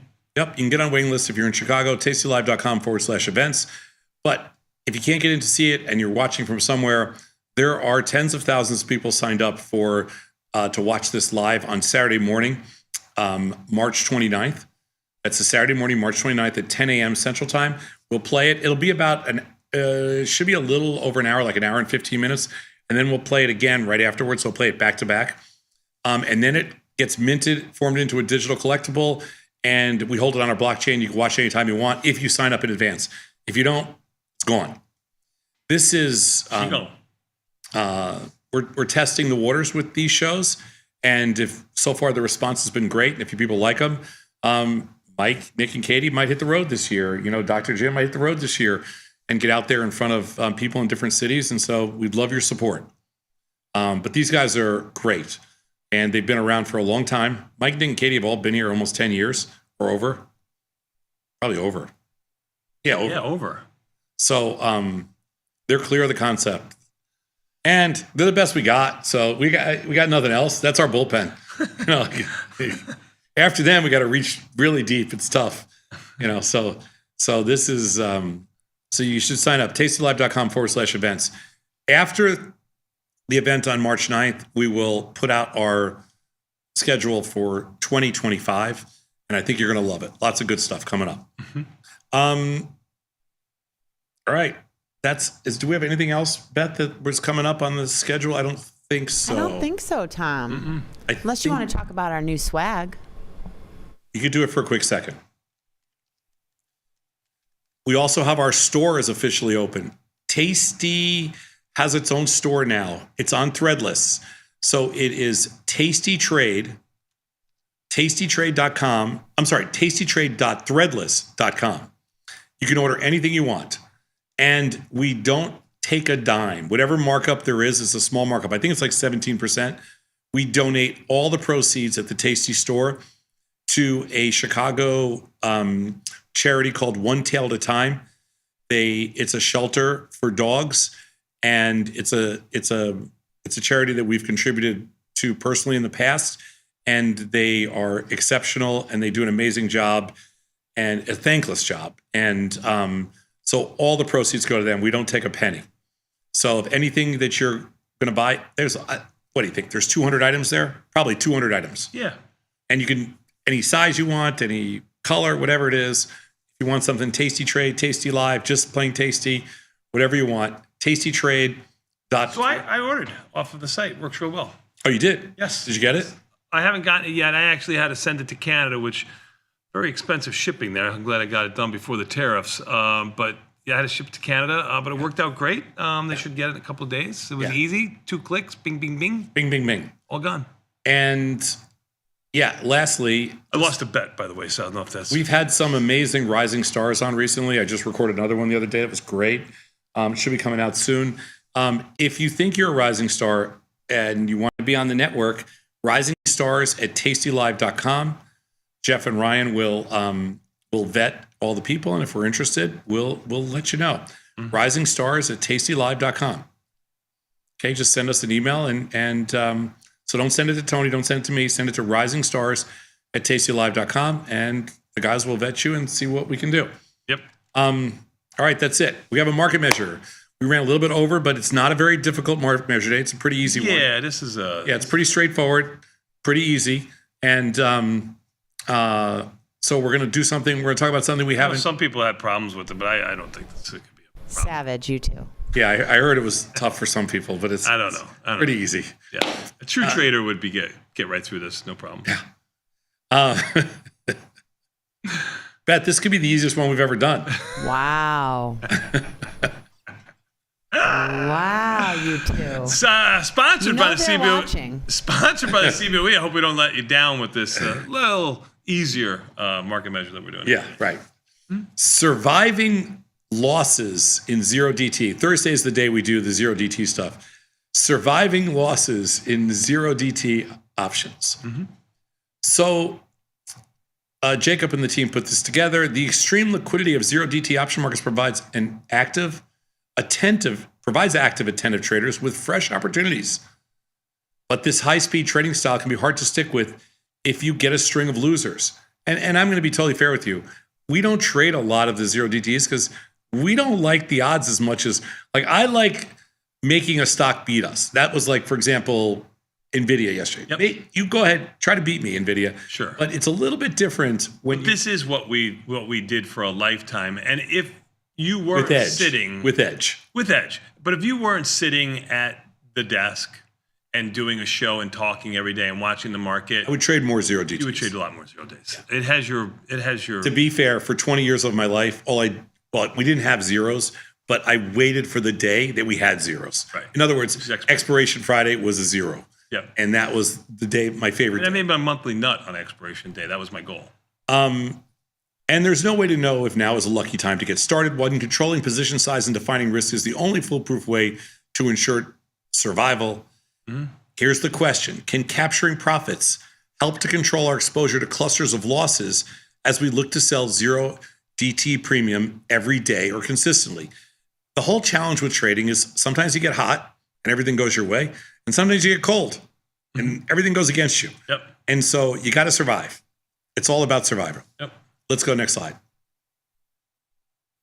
So we did a study. Just shy of 2 years of data in the zeros. We sold strangles. Every market open. The key here is market open. 50 delta straddles to 20 delta strangles, paired with managing winners at a variety of profit targets, 15 to 50% of the initial credit, and all trades were assumed to exercise at the mid price. That just means execute at mid price. Look at these S&Ps. Yep, unbelievable, up to 15. Unfreaking believable. Next slide, please, Beth. Dow up 400. At least we said the Dow move was over 300 points ago. It's insane. Here's where it gets into a little bit of the nitty gritty. For each date in the data set, we found the furthest into the red that a zero DT trader who began trading mechanically on that day ever reached. So they're basically start to worst. That is how much initial capital, in addition to the necessary buying power to place a trade, would have been required so that they would not have been wiped out. Okay? That makes sense? Yep. Start to worst. We asked for what percentage of starting days was the first win enough that they were never in the red? How much was required for an average trader starting to survive, the mean across all the starting days? And how much was required for those starting on the unluckiest 5% of all days? How much was required? Okay? Okay. So what percent of starting days was a first win enough, take you all the way through, and how much was required to survive? Let's take a look. Obviously, it's going to get buying power here, adding. How much money was required? Yep. Let's go to the first slide. So these are straddles. Now, we don't really sell straddles, and we like to use that 25% profit target. 15, you could use the straddles. 15 to 25% with straddles. We would never go beyond 15 to 25%. And our research would suggest that that's where you should probably hang your hat. 50% is more for 45 days and beyond kind of thing. So the number of times that you never ever took any heat because you started right out of the chute, 13% at 25% target, 27% of the time on a 15% target. Okay. Now, your mean, that's your start to worst. Those numbers are not too bad. Like, how much money would you need to survive? 3,700 if you're doing it at 15%. This is 2 years worth of data. 5,600 at 25%. That's like your worst case. Worst start to worst. Your CVAR, which is the worst 5% of all cases, just so you know how bad it could get, 12,000 to 14,000. You do not want to be at the no management 88,000. That's for sure. And you don't actually want to be anywhere else on this slide if you're doing straddles. That's true. Now you can see the numbers are going to change. Let's go next slide, Beth. As we start doing strangles. Now we don't usually do straddles or. Before you get to this, look at the never negative frequency when you're managing at 15% compared to no management or 50%. Yeah, those are big numbers. We target between 15 and 25%. Here it's 27 and 24. So the numbers got a little stronger, you're managing winners, you know what I mean? Like, you're taking some profits. You're not going to get that advantage when CVAR dropped. Now, again, if you do the 40 delta strangles, your CVAR dropped, your mean start to worst dropped a lot, only 3,300 now, and your never negative frequency actually went up. But we don't really do 40 delta strangles. So if you go to the next slide, Beth, this is where it gets more into our territory, like around 30 delta strangles. Now, the funny thing about 30 delta strangles are, this is where we live, and this is where the 25% target took over. It has a better mean start to worst. It has a better negative never frequency, and it has a lower CVAR. So once you get into the strangle area that we like to trade in, you're really looking at somewhere between 15 and 25%, but 25% becomes kind of your sweet spot. And if you go to the next slide, which is the 20 delta strangles, this is where the 25% really shines, because you have the lowest CVAR, the lowest mean start to worst, and the highest never negative frequency. So we're kind of between that 20 and 30 delta strangle, and 28% of the time, never in the red. Mean start to worst, 2,400, totally acceptable given the risk and everything else. And the CVAR 10,000 hasn't changed that much. You definitely need management. You definitely need aggressive management. And that really is the key to zero DT trades. Aggressive management, 20 to 30 delta strangles, aggressive management, put the positions on at the opening, and then get out, move on. Let's go next slide. So some of the takeaways, and this will be right along the lines of what we just said. Repeated unmanaged zero DT trading involves exposure to a level of risk most would find unacceptable. If it was unmanaged, 100% agree. You cannot set it and forget it. Meanwhile, stop losses are the most obvious form of management to control downsides. Capturing winners helped persistent traders by reducing exposure to serial losses. We're really talking, I don't think we're talking about hard stops. I think we're talking about mental stops, but you can do it any way you want. The closer to the money we look to sell zero DT straddles or strangles, the more effective and important aggressive profit taking was. We presented that on the 20 and 30 delta for sure. And these results were specific to strangles sold at market opening. If you choose to pair the extreme liquidity of zero DT markets with a directional assumption or some other option strategy, make sure to stay active, attentive, and most importantly, small. You're really talking about keeping your size in check here, and you're really talking about managing your winners here. This is something we've talked about a lot. Straddles didn't do bad, though, Sadnov, if you're managing them in a timely fashion. Throw in when high IV rank is there and looking for some contraction like you had just a moment ago, I think you hit a home run. Anyway, good job out of you, Sadnov. We'll take a quick 90-second break and come back. We got more Tasty Live after this. What comes up next? That's right, your friend and mine, Mr. Scott Sheridan, Tasty Trade World headquarters. Really following these messages. We'll be back in 90 seconds.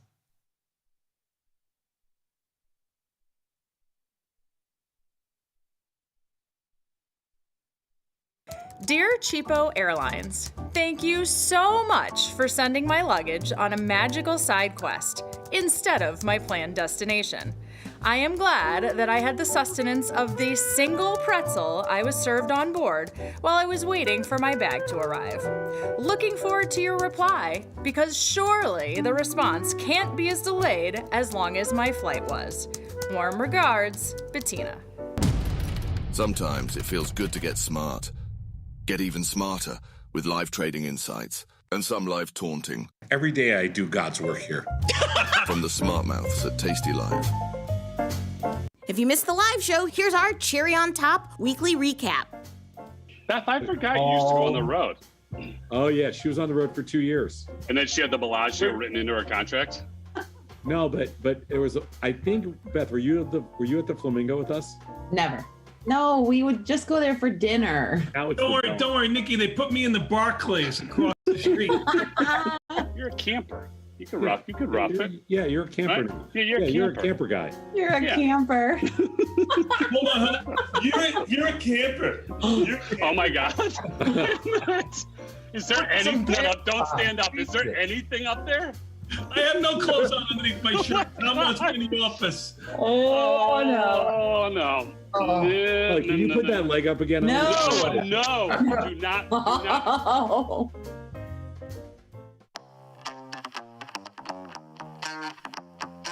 In the world of options, somebody once said, for every gimme, there's a gotcha. It's all about generating positive expectancy in your portfolio. Welcome to Option Trades today. I'm Tony the Bat Batiste, and I've got not one, but two trade ideas for you today. Exploring zero DTE. We promised you we would take a look, and here we go.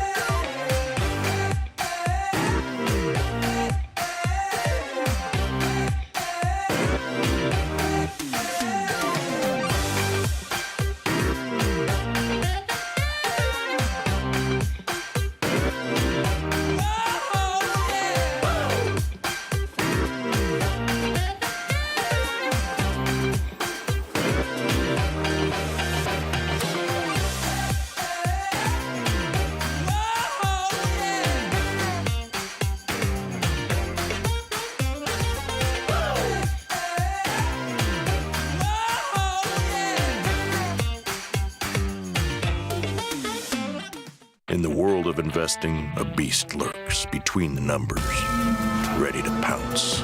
Some traders hide from it, some ride it. If that's you, join us on Tasty Trade. Genius loves company.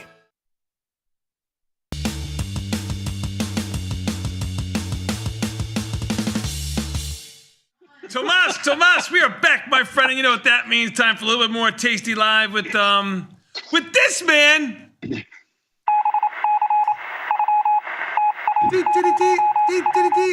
Tasty Trade World Headquarters, your friend of mine, the very popular.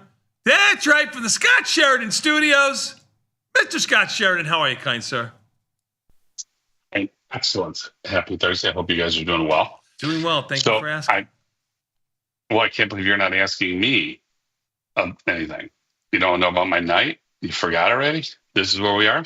Oh, your night. Yeah, you saw Sticks. Oh, you went. I assumed that you would do what you did with the Eagles and back out. Okay, how was Sticks? I did. So the Eagles was easy because we were going out of town. I had to put the dogs somewhere, and I'm like, I can't do that. The dogs are going to have a proper Blame place. it on the Couldn't do that dogs. here. Blame it on the dogs. How was Sticks? How was Sticks? Okay, so venue, really cool. It's been around since 1963. Did we ask you Oh about my playing God! venue? Now you're an architect too. Right. We didn't ask you about the venue. Come on.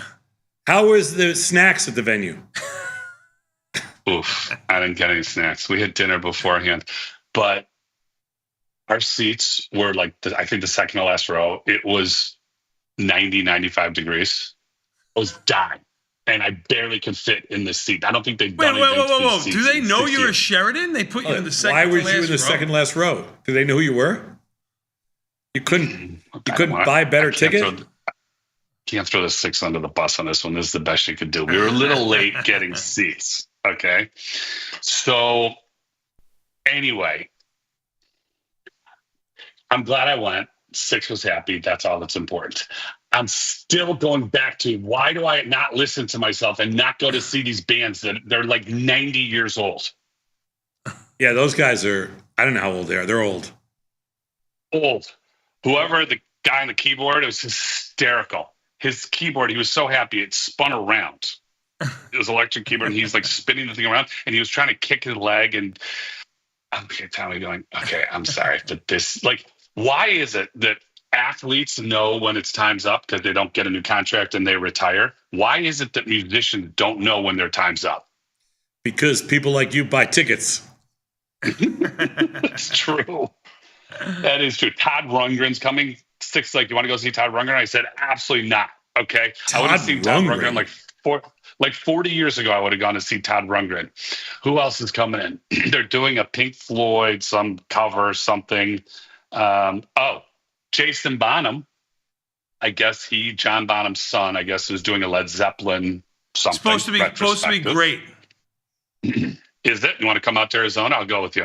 No, I don't. But I'll buy. You fly, I'll buy. How's that? It's okay. Thank you very much, though. So, are you wearing? Did you wear your Sticks T-shirt today? No, I didn't, and I actually thought about getting you one, but I'm like, you were just going to throw it in the garbage, and then that wasn't worth it. But I got to tell you, this part, like, I'm fine. Downtown Chicago, whatever. I mean, depending on where you are, there's a couple places you might not want to get out of your car unless you really have to. Oof, this was a rough part of town. I mean, we were leaving. I was going to go into a convenience store, and I looked at the things. I'm like, yeah, I'm not doing that.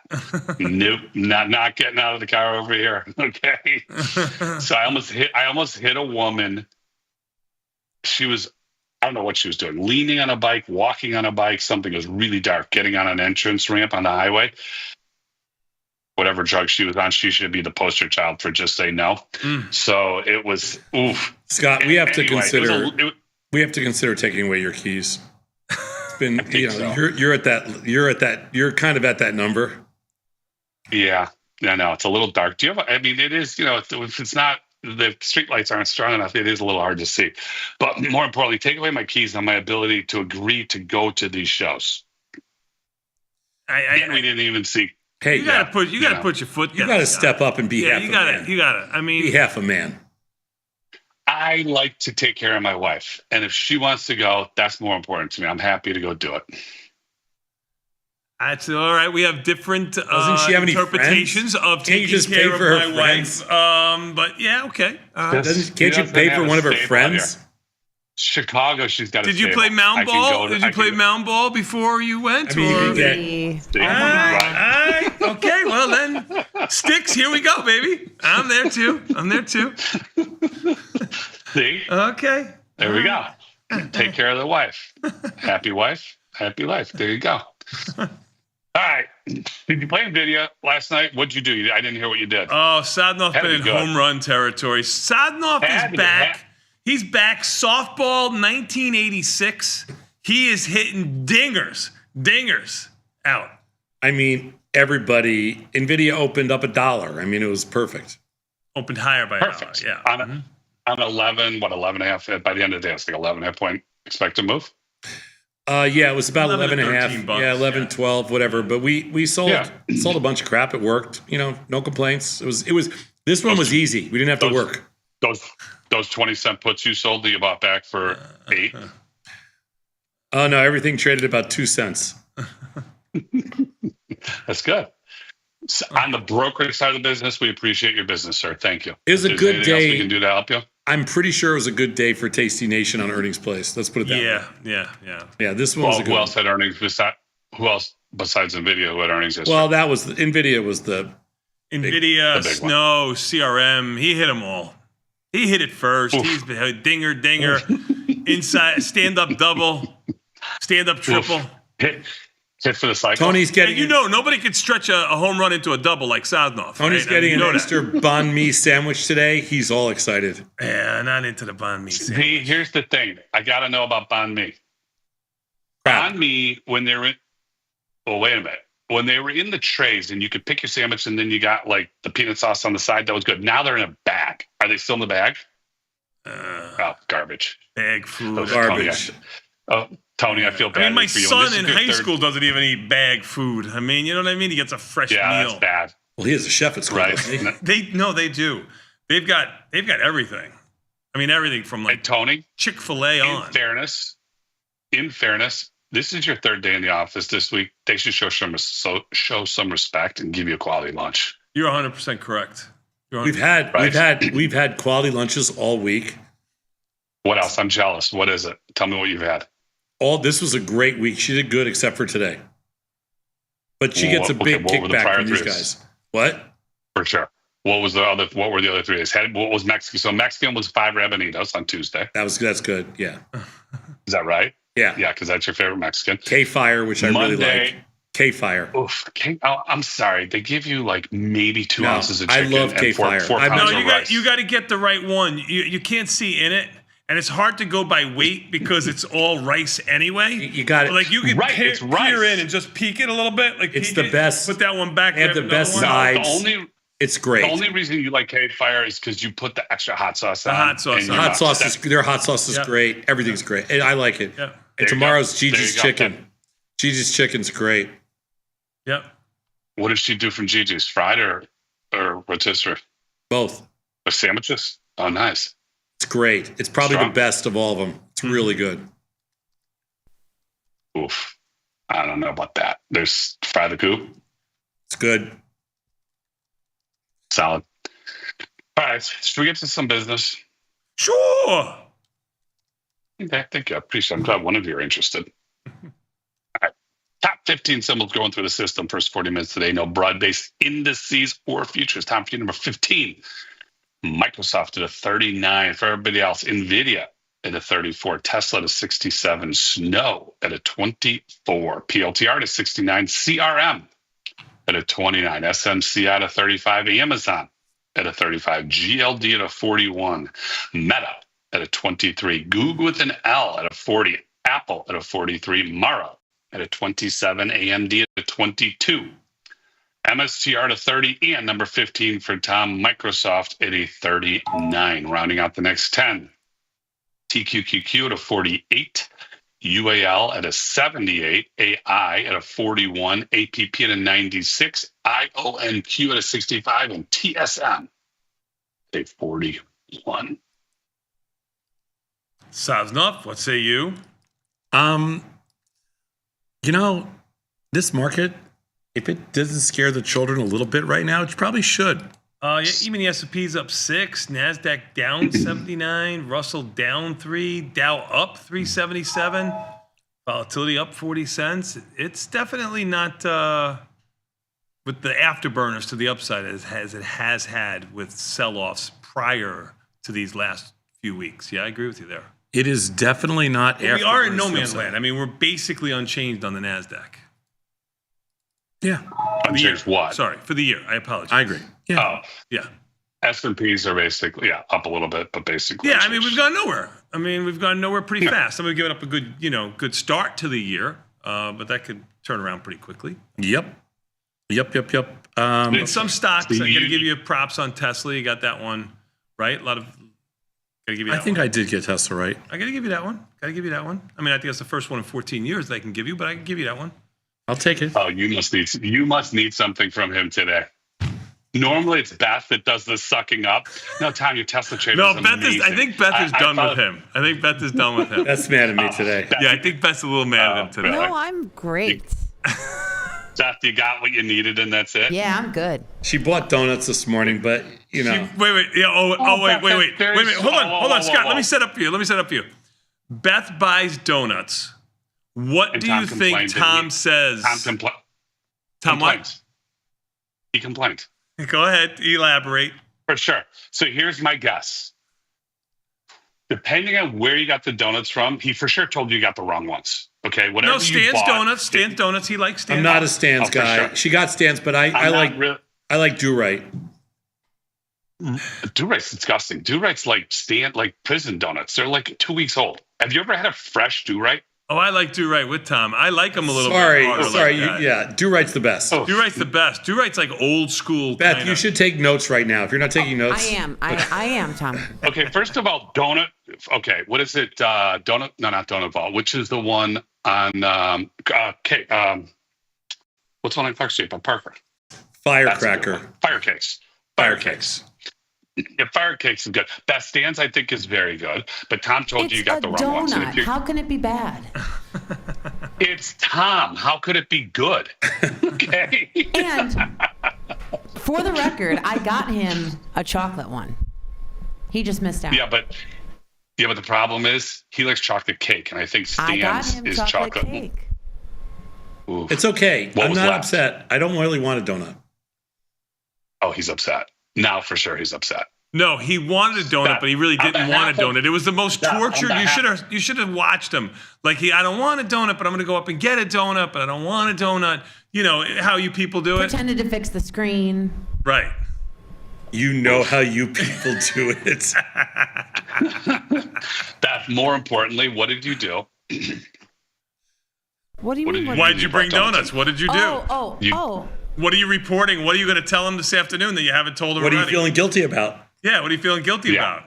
For sure, because you don't just out of the blue. For A those that yoga don't know, retreat in California or something like that, perhaps? Yeah, you're an angel. You're an angel, but you're a little obvious. I know. When you bring the donuts in, there's something to follow. So Did you get your nails did too and stuff like that? I mean, just get it out. Oh, nice.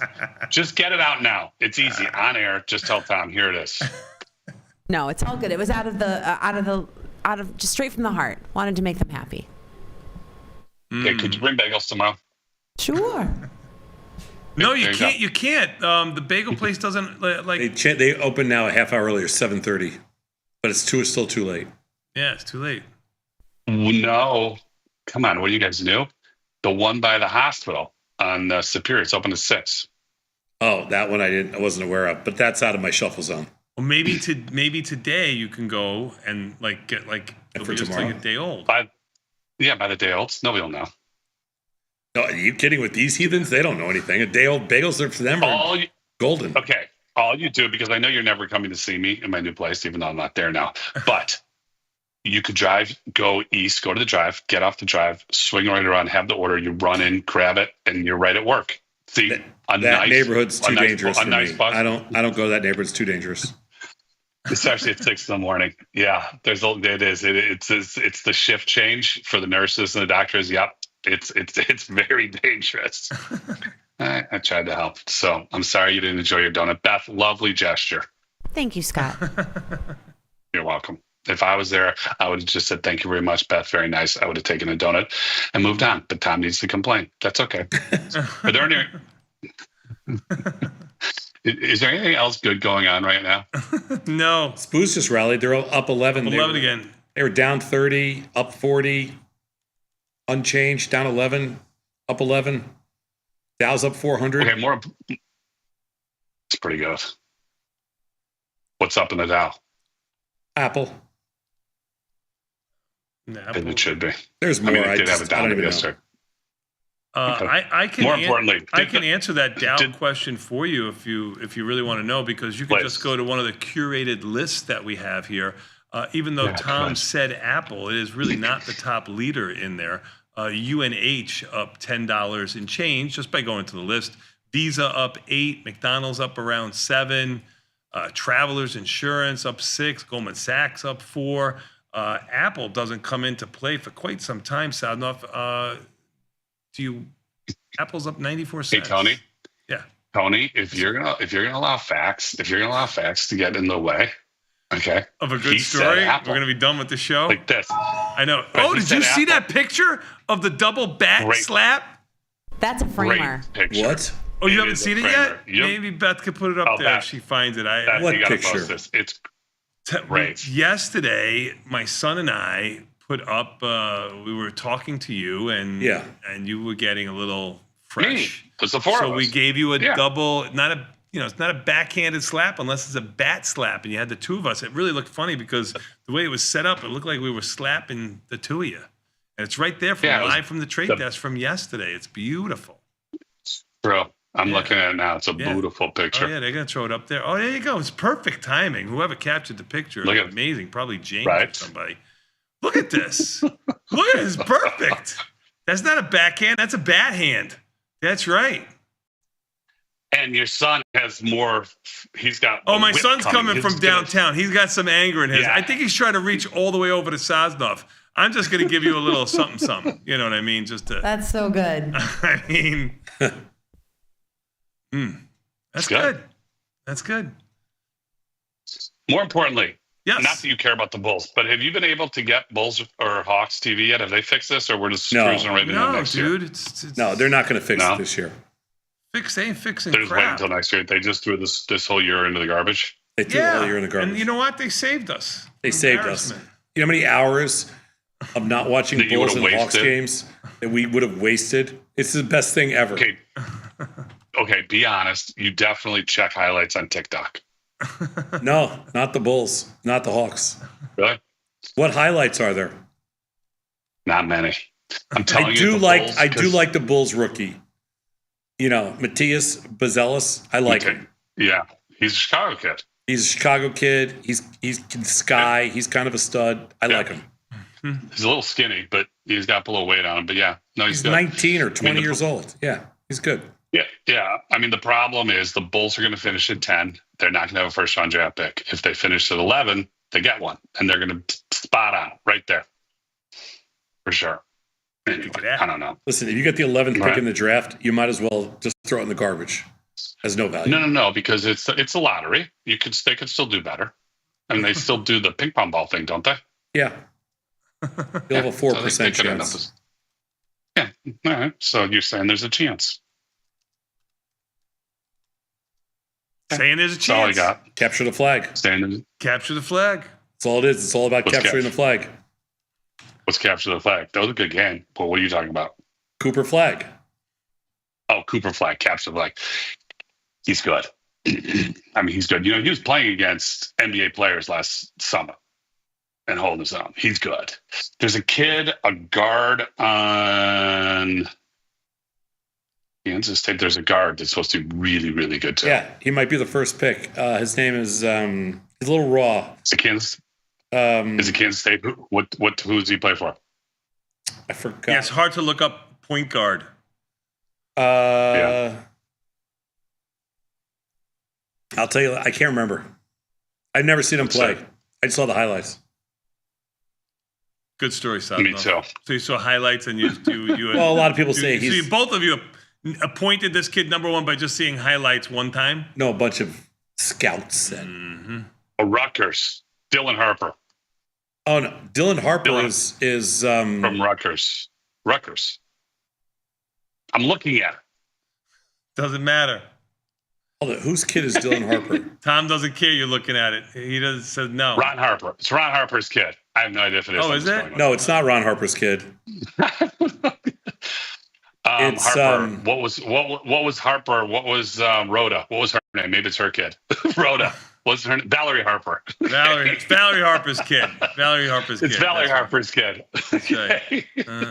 Just pick a Harper. Just throw a name out there and say with confidence we're going to agree with you. R.J. Davis, North Carolina. Mark Sears, Alabama. Caleb Love, Arizona. Braden Smith, Purdue. No. DeJuan now you're going to make Harris, me look Kansas. it up. I mean, I hate to do God. this. And now, oh my God, it's Cooper Flag might stay at considered Duke to be for the another best season. point guard in college It basketball. depends. Dylan It depends Harper. Who gets the draft? Then he's always. He doesn't want to play for Washington. Yeah. Even the S&P is down $1.7, and I take that. They couldn't hold the rally. Do you have to watch it with the volume on? No, I can do this. You know what? I'm done with you. I'm gonna take a quick 90-second break. I'm gonna come back. I have to tell you who this person is. I can't wait. No, wait a minute, Tony. I got to hear this because I'm looking at this. It's Dylan Harper. But go ahead. I want to hear who Tom's person is. Yeah, he's not gonna go by your narrative. He's gonna go by his own narrative. Yeah, I'm not going by your narrative. That's right. I'll Yeah, I find got it and I'll It's the tell kid you. in Illinois. He's gonna be a homer. It's gonna be some kid in Illinois or Northwestern. Go ahead. No, it's not. No, I'll figure it out. You, And by the way, you gave I've up? seen Dylan Harper play. I can't wait to hear this. Yeah, he's mediocre at best. No, Nothing he's like you good. back in He's the good, day. but he's not my first pick. He's not my first pick. No, nothing like a young Sosnoff back in the day. Not even close. Okay. Tony, now you can take your Now, break. I was gonna say I'm done now I with can him. take it. Now I can take a break. We're gonna take a quick 90-second break and come back. We got more Tasty Live right after this. You know what's coming up next? Lunch. Liz and Jenny, peace. Lunch. What's wrong with him?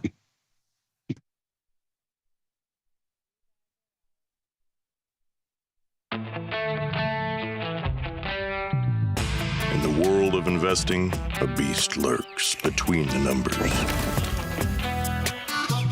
Some watch from the safety of the sidelines, but others saddle up and ride that one-ton rowdy ribeye for all he's got. If that's you, join us on Tasty Trade, named best online broker for options trading. Genius loves company. my name is Liz Deerking. The beautiful brunette next to me is... What an intro. Jenny Andrews, and we are about to play a very exciting game.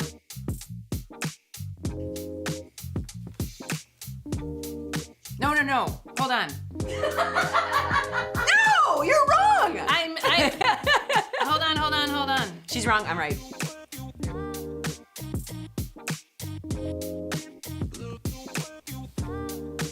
High school party, high school condo. Yeah, because it wasn't in school. High school. I had friends at my high school who were mutual friends of Liz, and so we were all at the same party. And then parties for the rest of our lives. For the rest of our lives. Same thing with college. She went to a different college. I went to a different college. We both ended up at the CBOE together. Yep.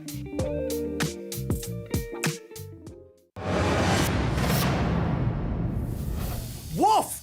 The first half of this year's market has been giving the good guys the business. It's certainly been back and forth for sure, Pete. I'm getting whiplash over here. With good mechanics, we can see Team Tasty stay strong in the second half. Absolutely. Let's check out our starting lineup. Christy Ross, St. Norbert College, Wisconsin. Number 85, because I like trades that have an 85% probability of success. Lindsay Grotta, University of Illinois, Chicago. Number 14, because that's how many times Tom asked me, where's my lunch? Tom Sosnoff, State University of New York, Albany. Number 0? Really? You gave me 0 because I like being delta neutral? I like the looks of that lineup. Well, be mechanical is always better than just trying to run plays and see what sticks, Pete. When you got skin in the game, you stay in the game. That's right. Now get off the couch and get into the game. Watch Tasty Trade. We built Tasty Trade's web platform for today's traders. See it, click it, trade it. Research with fundamentals, endless forecasts, and more. Drill into data, find opportunity, and track the action with hundreds of indicators. Track your options profit and loss history over time per symbol. Note your progress and plan your tactics with a trading journal. See probabilities, max profit, and Greeks in one click. Fund your account and start trading right in the app. The tools, the data, the knowledge. See it, click it, trade it. Join the club. Tasty Trade.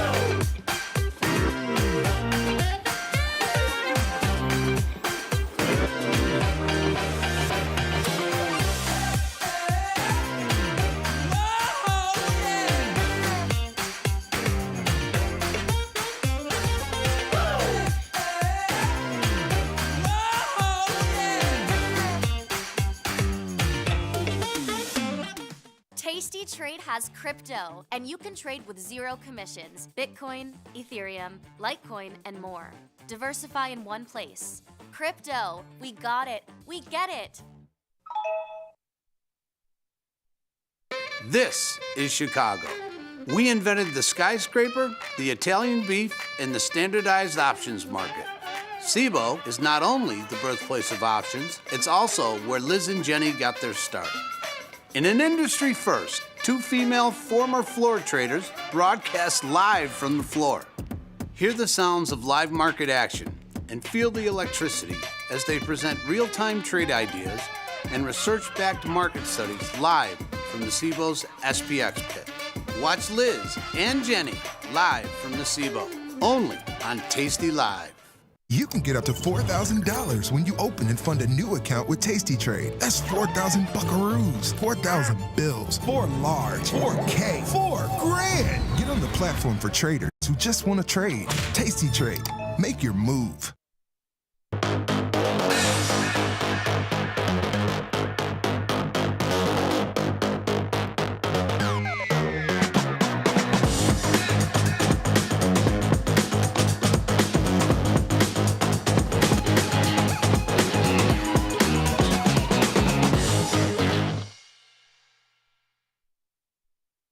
Hello, everybody, and welcome to the Liz and Jenny Show. I'm Jenny. That beautiful blonde in red is Liz.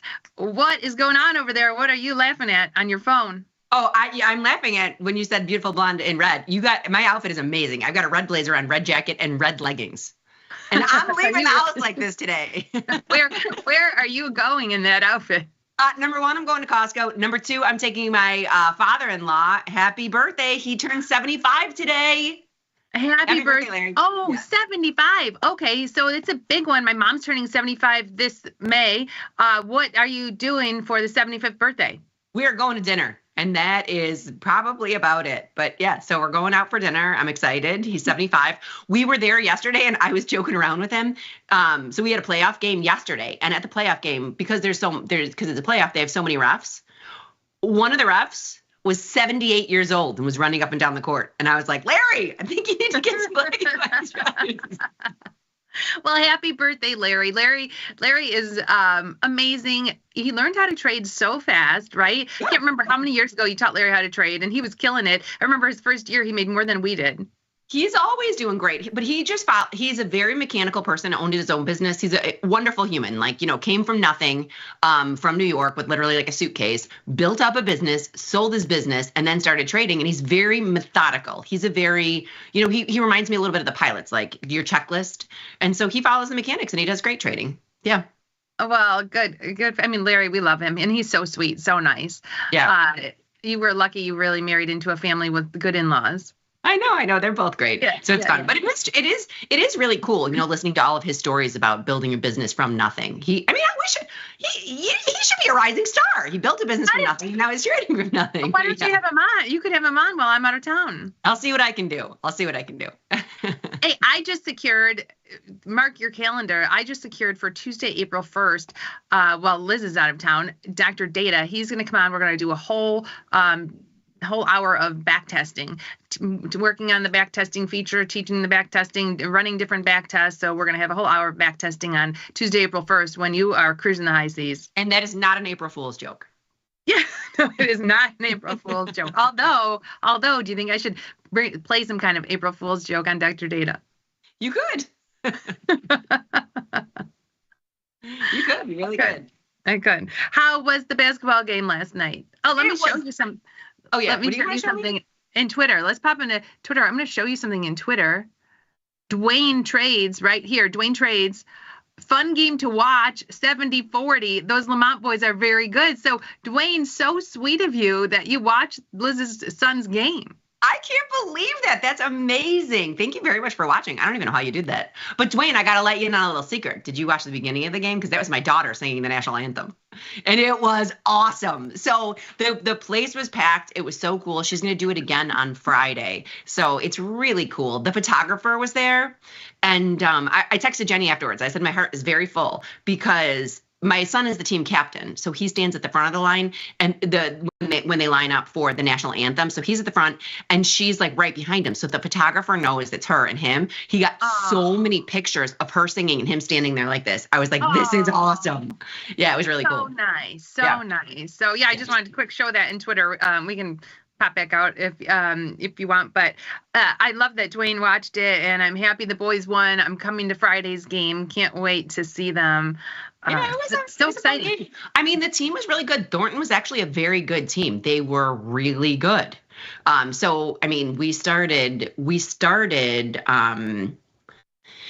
I mean, it's playoffs are anybody's game. I mean, these boys are good, but playoffs are anybody's game. It depends on who shows up to play. Do you know what I mean? So it's fun. Well, good luck. Good luck. I was going to say, I sent you a picture yesterday. We got the order form for Lily's State ring, and I actually get a necklace pendant. So the front of her ring, that's like all the diamonds and. Wait, did you tweet it? No, I didn't. What? You should. I could tweet a picture. It's not like my picture's not perfect. My picture's not perfect. I can tweet some of it here. All right, I will. But it's cool. Yeah, I'll show you. I'll tweet it and then I can explain, because this could be you, Liz. I know the boys are doing amazing. Hey, you bite your tongue. You have to take one game at a time, one step in front of the other. That's how you win basketball games. Yeah, well, good luck, and I can see it in your future. I can see it in your future. Let's see if it. We'll see if it came up here. We need 7 games. Okay, yeah, it did. So if we pop back into Twitter, we got the order form for this. Amazing. Yeah, so here where it's at this front, this is the top of the ring, and where it says state champion, I actually get like a necklace pendant of that. Do you really? Well, you bought a necklace pendant. I can buy a necklace. They don't get you, and you don't get anything. No. I can purchase it. I can buy myself the front as a necklace pendant.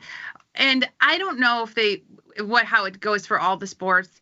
But for the dance moms, they're doing that where we can buy this as a necklace pendant. So you're going to see me, wait till you see me, the camera lights are going to be.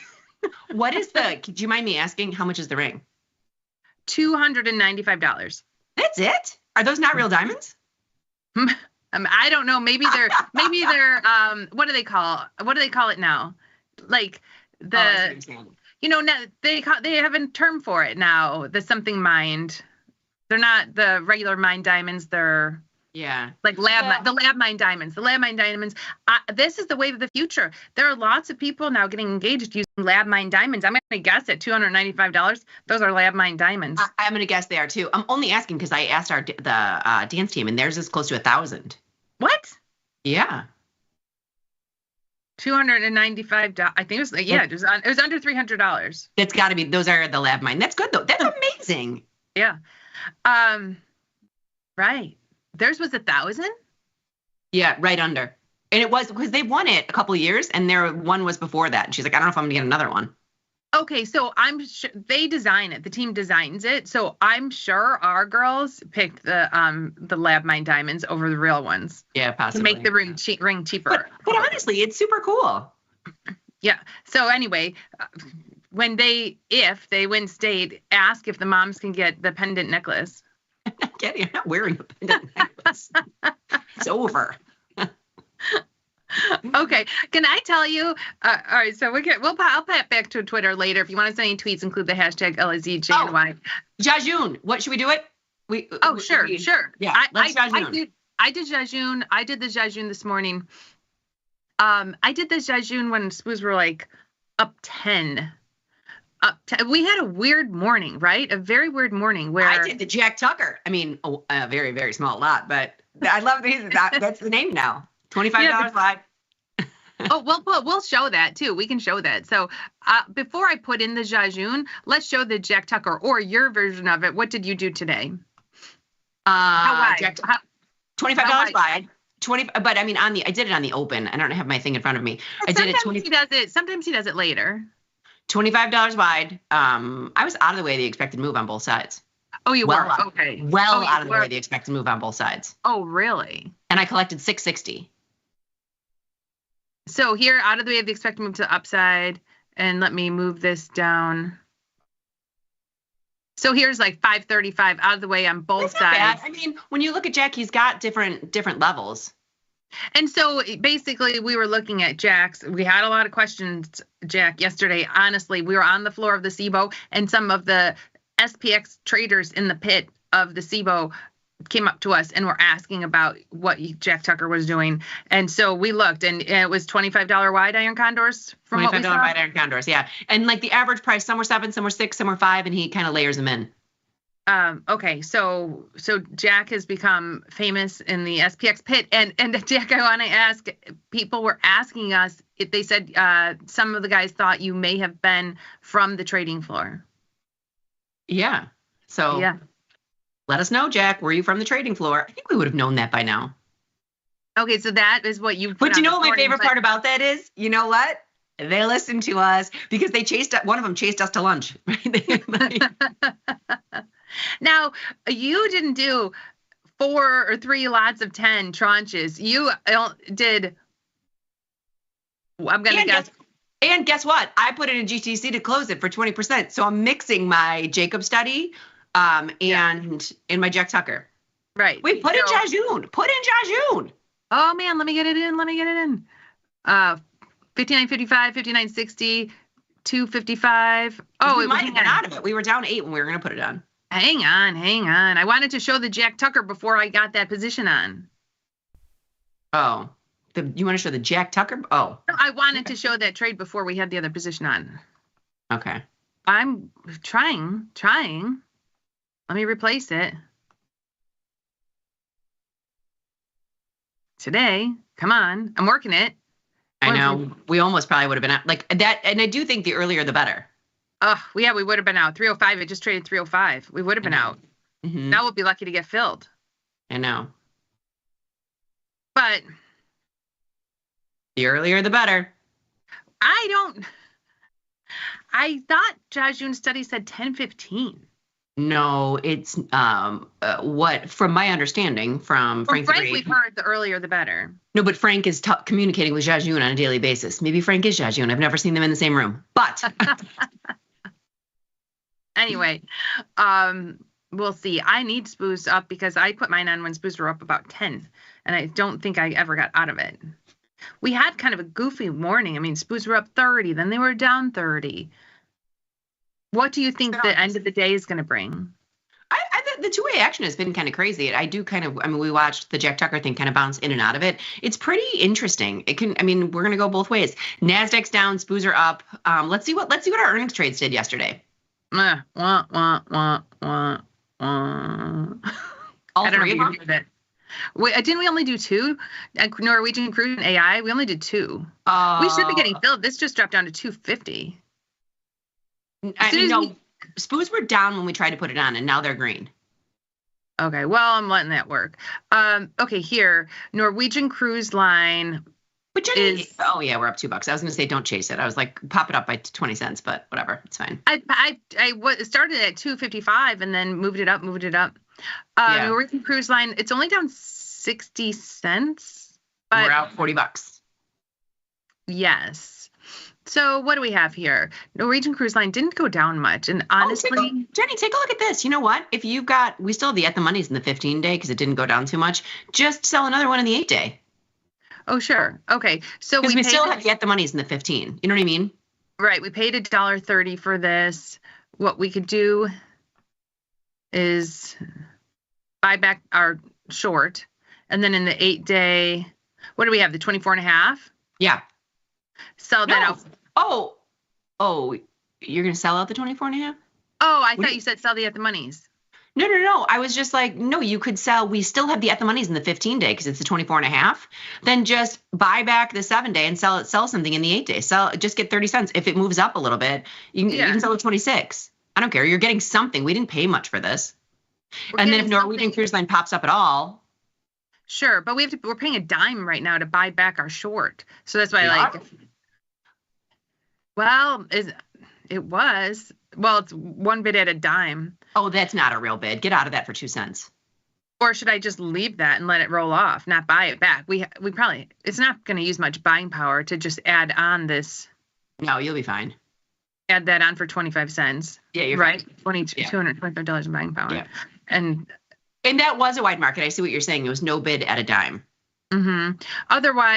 Otherwise, with the 40 rank, what I've been doing with some of these is just, we're only down $40, close this and sell the 24 put for 94 cents. That's not bad. And it's only $400. I don't mind that.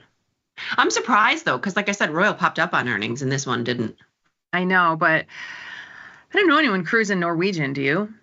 No. But I mean, I don't know a lot of cruisers. It's you and me. Just the two of us. Just the two of us. We could make it if we try. Oh, okay, so I never told you what happened to me this morning. What would you rather do? Sell this put or Or continue the diagonal. The diagonal we didn't lose anything on. Let's give the diagonal the weekend, and then we'll sell a put. All right, so I'll sell the 25 cents. Perfect. Okay. Then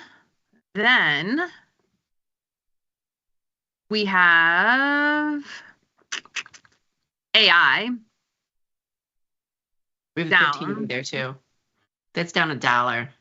And we do not. So it's different. So take a look at the 15-day. That's the 27. Where Norwegian Cruise Line, we still had the at the monies. This one, the 27, isn't $1.50 out of the money. I know. So 40 rank, you can get $1 on that 24 put and use, what is $1,000? That's what I don't like. That's not good buying power. What was that one someone showed us yesterday where it was like you barely using any buying power? Do you remember?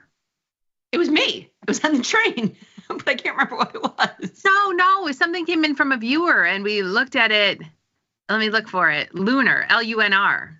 Oh yeah, they use like no. How much does that use?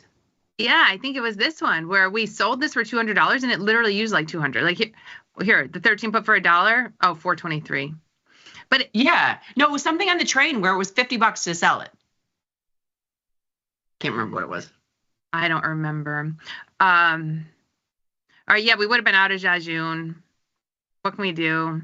Oh yeah, I mean we're up 12. We would have.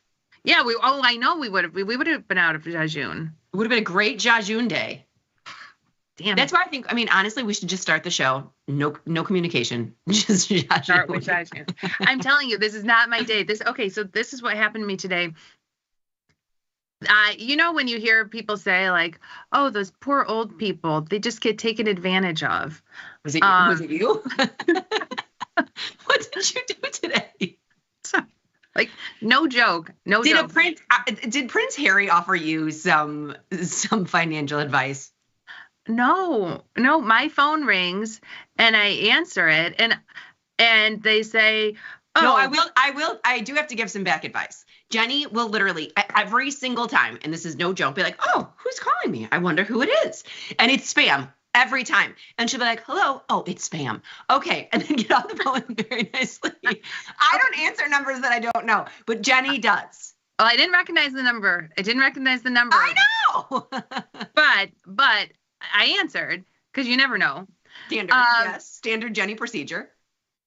And so my husband's always all over the world, right? He's always traveling all over. But he has a cell phone.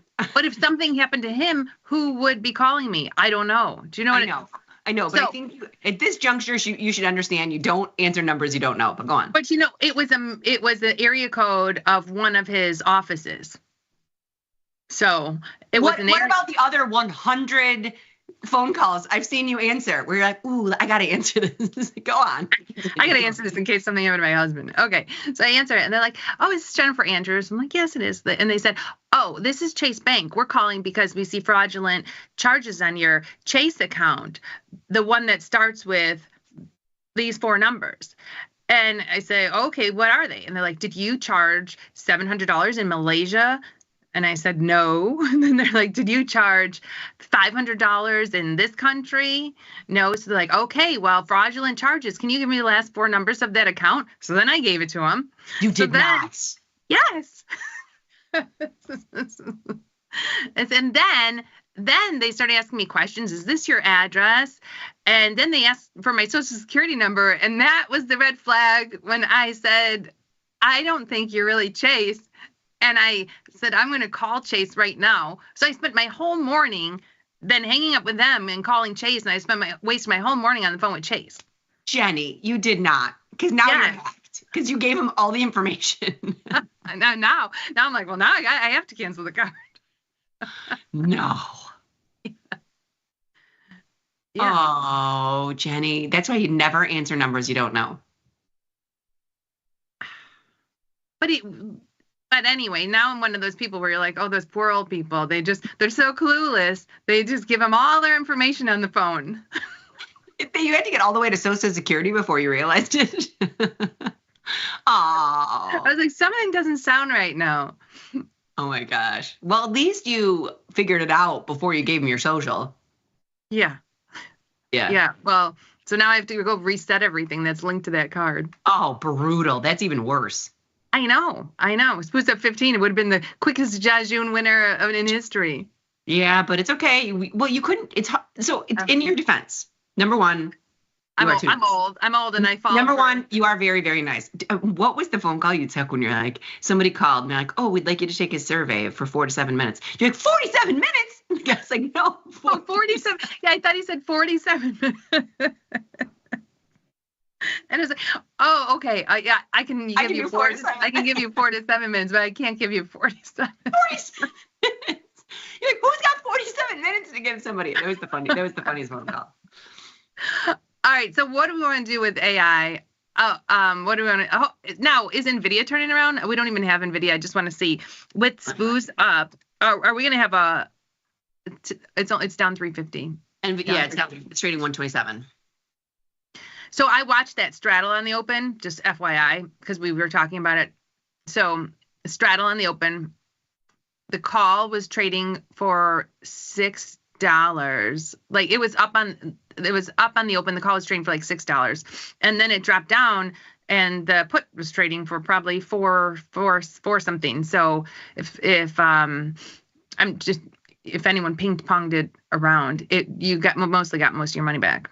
The straddle was, when we were looking at it yesterday, it's $11.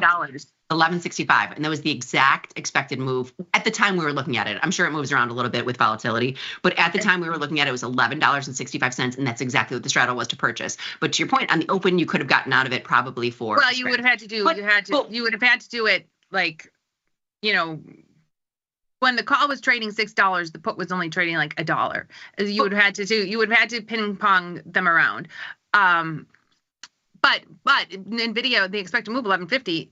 It was only as high as 135 and now down to 127. It barely moved. Yeah, and when you're buying the straddle, and people do it all the time, right? And so when you're buying the straddle, you did that because you're playing for a crazy move in NVIDIA. You're not playing for an inside the expected move for NVIDIA if you're buying the straddle.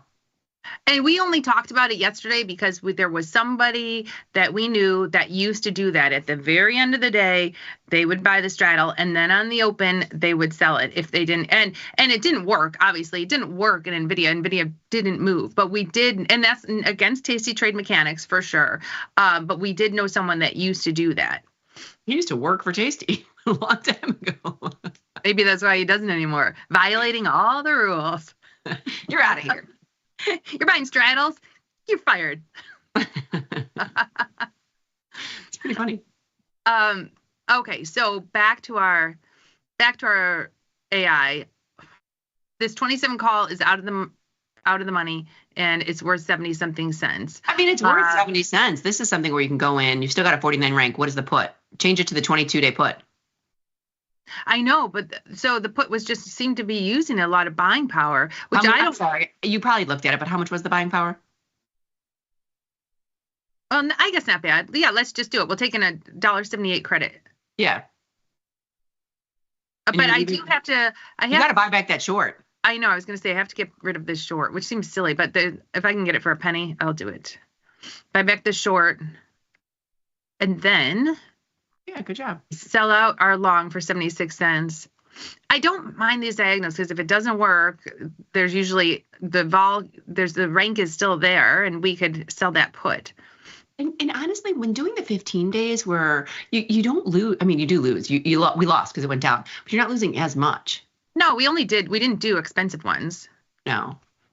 I saw on Facebook yesterday, one of the women of Tasty Trade on Facebook posted like what's working now, what strategies are working now, because this market has been a struggle the last week. Like the last week, I've lost a chunk of my P&L. The last week, for anyone who's long deltas, more bullish, it has been a little bit of a struggle. No, it has been, but if we're going to get it to it, the market is what it is. And so you have to kind of go with it, and you trade what works until it doesn't. And maybe the diagonals aren't working right now. Yeah, they haven't been. They haven't been the last the last week or two. They haven't been. You know what would have been working more would be selling premium. Although the only one that did go out, I think snow is beyond its expected move because snow it was up quite a bit, up 10%. 10% is quite a bit, yeah.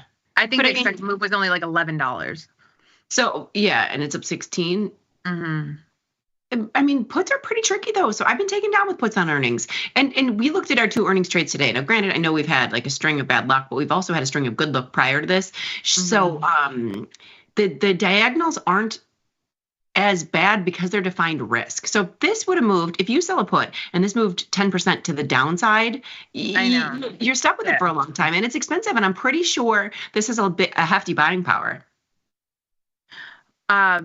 Snow. Yeah, it usually is. It usually is. I mean, there's premium in snow. There is, but look at the buying power. Yeah, it's crazy. crazy. Power. And what did CRM do? Because didn't Salesforce have it too? Oh, it was down a lot.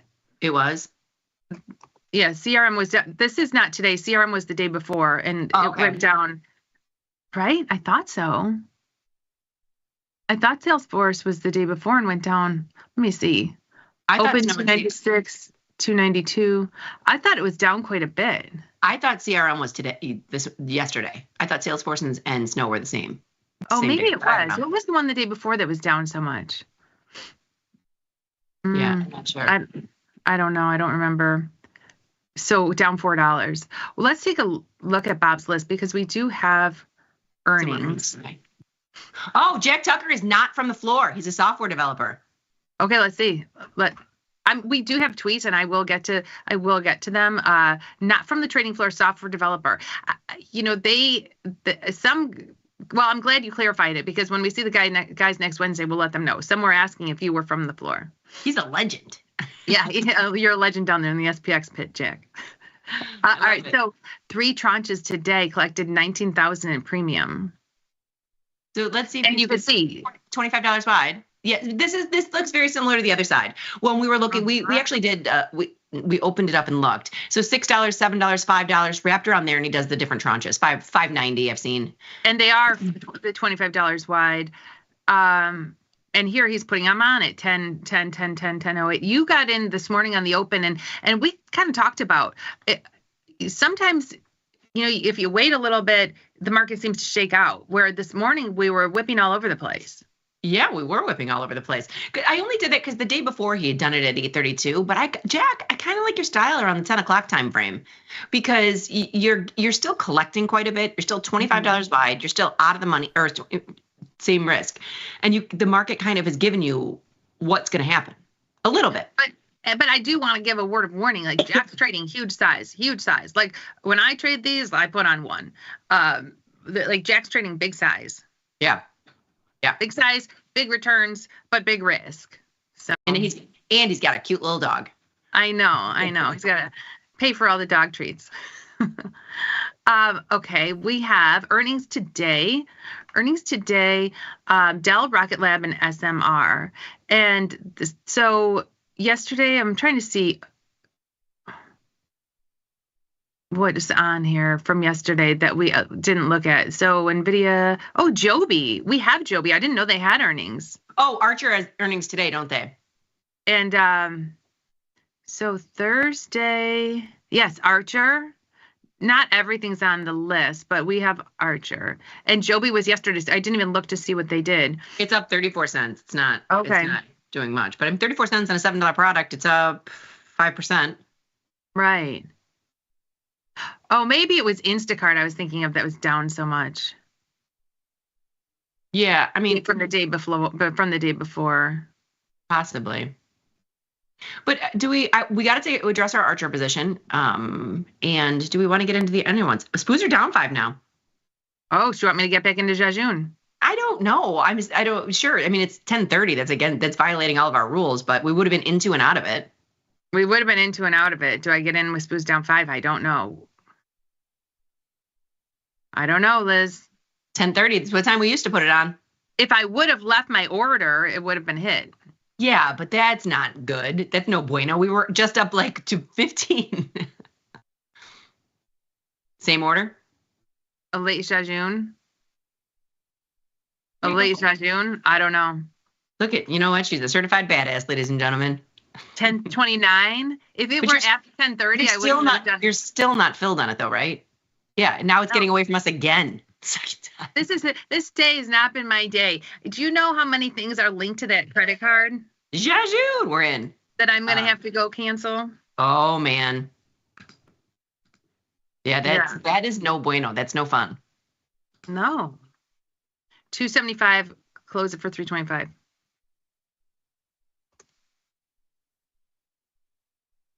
What a day today. Yeah, it's been kind of bonkers. Yeah, it really has. Okay, so let's take a look at those earnings trades. Dell, what were they? Dell. Okay, Rocket Lab. And now, as far as you mentioned, Joby's up 35 cents. We have a short put in here. We have the 9 put. So even though it's up 35 cents, these Archer and Joby took a big hit in the last week. Oh yeah. So they both have moved. It's been ugly. I guess we got in right around here. Yeah, that sounds about right. Our year-to-date in Archer is actually very good. Oh yeah, I believe that. I mean, we've been in Archer selling puts in there. Yeah. And it's just been in this range. It's just recent that it had that fall, but it's taken the hit like the whole market has. No, but take a look at that. It's had that fall before. I mean, you've seen it's kind of. Yeah. This is my technical analysis. All right, so we have the short 8.5 put in Archer with 1 day to go. If we were putting on an earnings trade, I might put that on. We might put that on. You could take it and roll it out in time because you're going to get a higher rank now than you will. Well, and I was going to say if we wanted more than just 50 cents, we might go further for $1. But I don't know. Or the 8 days, 67 cents. What do you think we should do? I mean, honestly, this is what I'm doing with mine. I'm staying the course. So I'm long stock and I'm selling weekly puts against it. Like I'm in the weekly cycle with this. I mean, this would be something we would put on. I have this on. I have this on. I've rolled this week. I think I have the 9.5. I think I have the 9.5. Oh, and I'm pretty sure I have the 10.5 too. I've got a lot of short puts in Archer ranging from the 10.5, 9.5, 8. I had the 7.5, rolled them up to the 8.5. So we have the 8.5 puts on. We also have the 9.5 puts on, and again, I've got the 10.5 puts on. So I need a miracle in Archer tomorrow. But that's what I'm saying. We addressed it. I would leave this. Yeah, we'll just leave it. We don't need to overthink it. So that's Archer. I'm telling you, Jajun's up $30 right now. If we can just get a little pop, Jajun, people would have been hit twice. Twice, in and out. Oh, no. Come on, Jajun. We're up $40 right now. Are we? Should I just take $40? No, because it's bouncing between 25, 30, 40.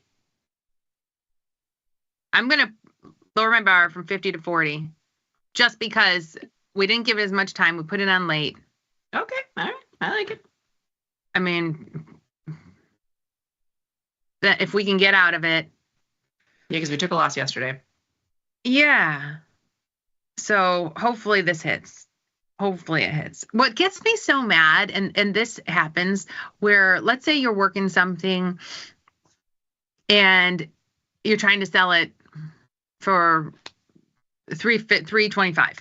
And then you see it hit $315 and you're like, oh, you know what? I'll just sell it for $315. So then you lower it to $315 and it never hits $315 again. It's almost like you almost need to, whatever you're willing to take, put that in for your first diamond hands. That's what you got to have.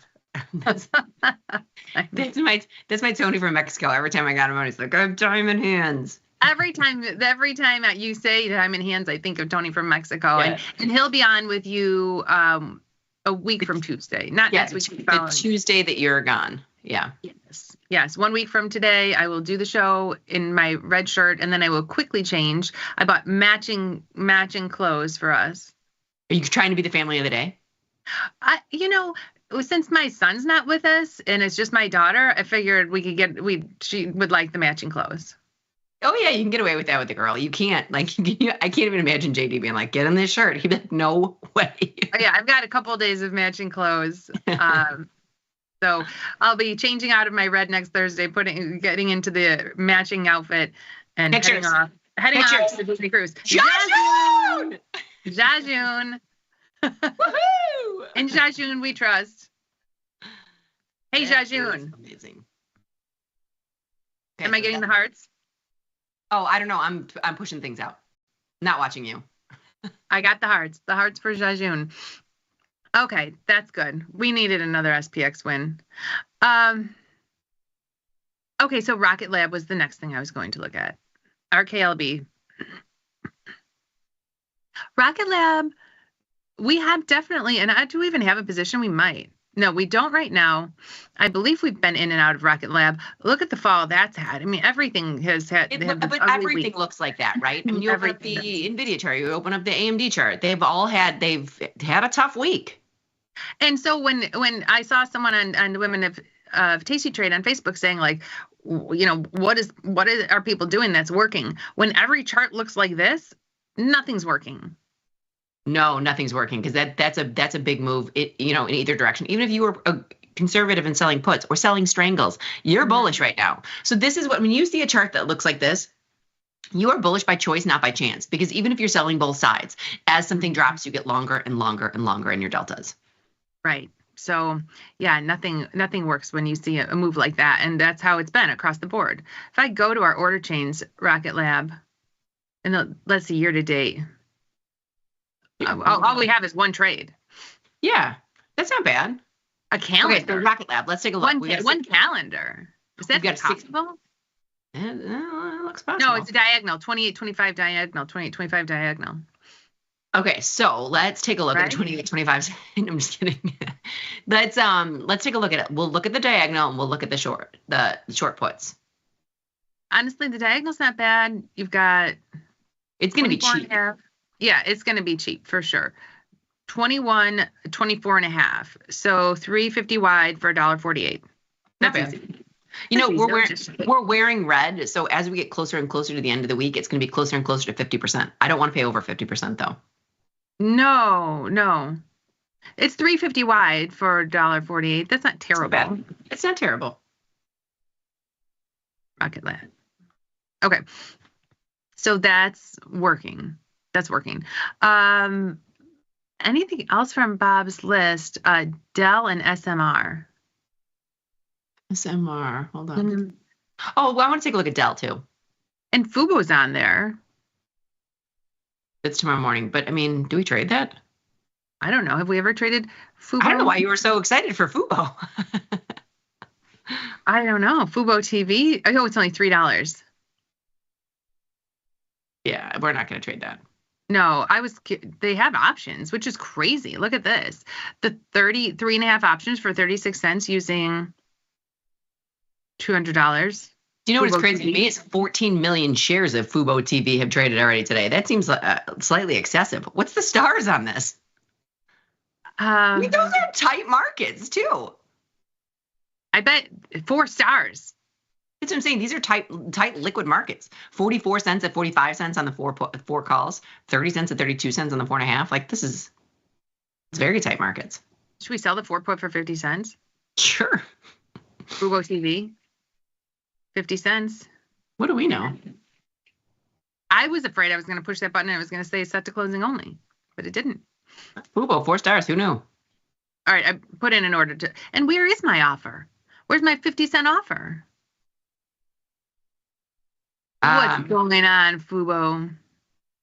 I don't think you put it in. There it is. It's at 51. Yeah, you had it at 51. There's your problem. All right. All right, that's Fubo. And then SMR, I filled in Fubo. Okay. SMR, what is this? New Scale Power. Of course. I mean, we don't need to do all of them. I don't know what it is. I don't know what this is. New Scale Power and Rocket Lab, we put it in. Dell.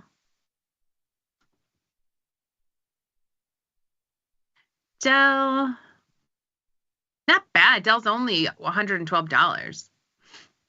And it didn't seem to have the decline as all the other things have had. $9 expected move. So honestly, when I look at Dell, $1.50, you're $10 away. Your break even's $10 away.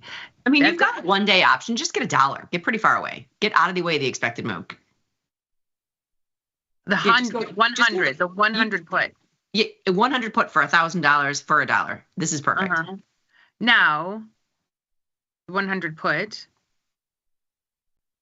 I don't know. Doesn't seem bad, does it? No. Okay, so this is going to be a test.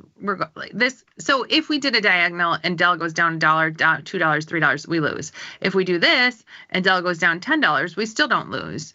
But if Dell goes down $20, then we really lose.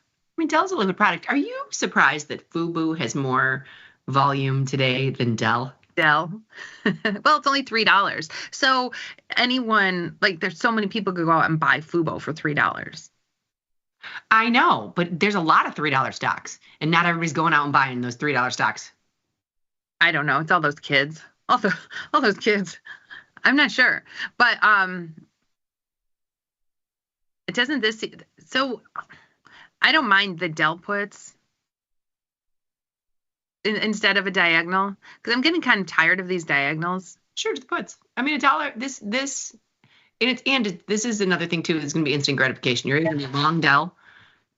You're going to be long Dell. We don't have to ride this out for the week. This will expire tomorrow. Now let's talk about the pros and cons of both. So down market, we're going to lose, but we would lose if we did the bullish diagonal as well. The problem with the puts is if Dell gaps up wildly, we're going to make 94 cents. We're only going to make 94 cents if it gaps up wildly on the diagonal. So these are the high probability trades. The high probability trades, and that's forever give me there's a gotcha, right? In the words of Dr. Jim, in the fact that so you have way more room to be wrong in Dell. Now you could lose more with this possibly just because given the nature of a naked put, but you will make less if the move is bullish. But it can stay right here and you can still make your $94. The diagonal is $10 wide for $4.30. You make $6.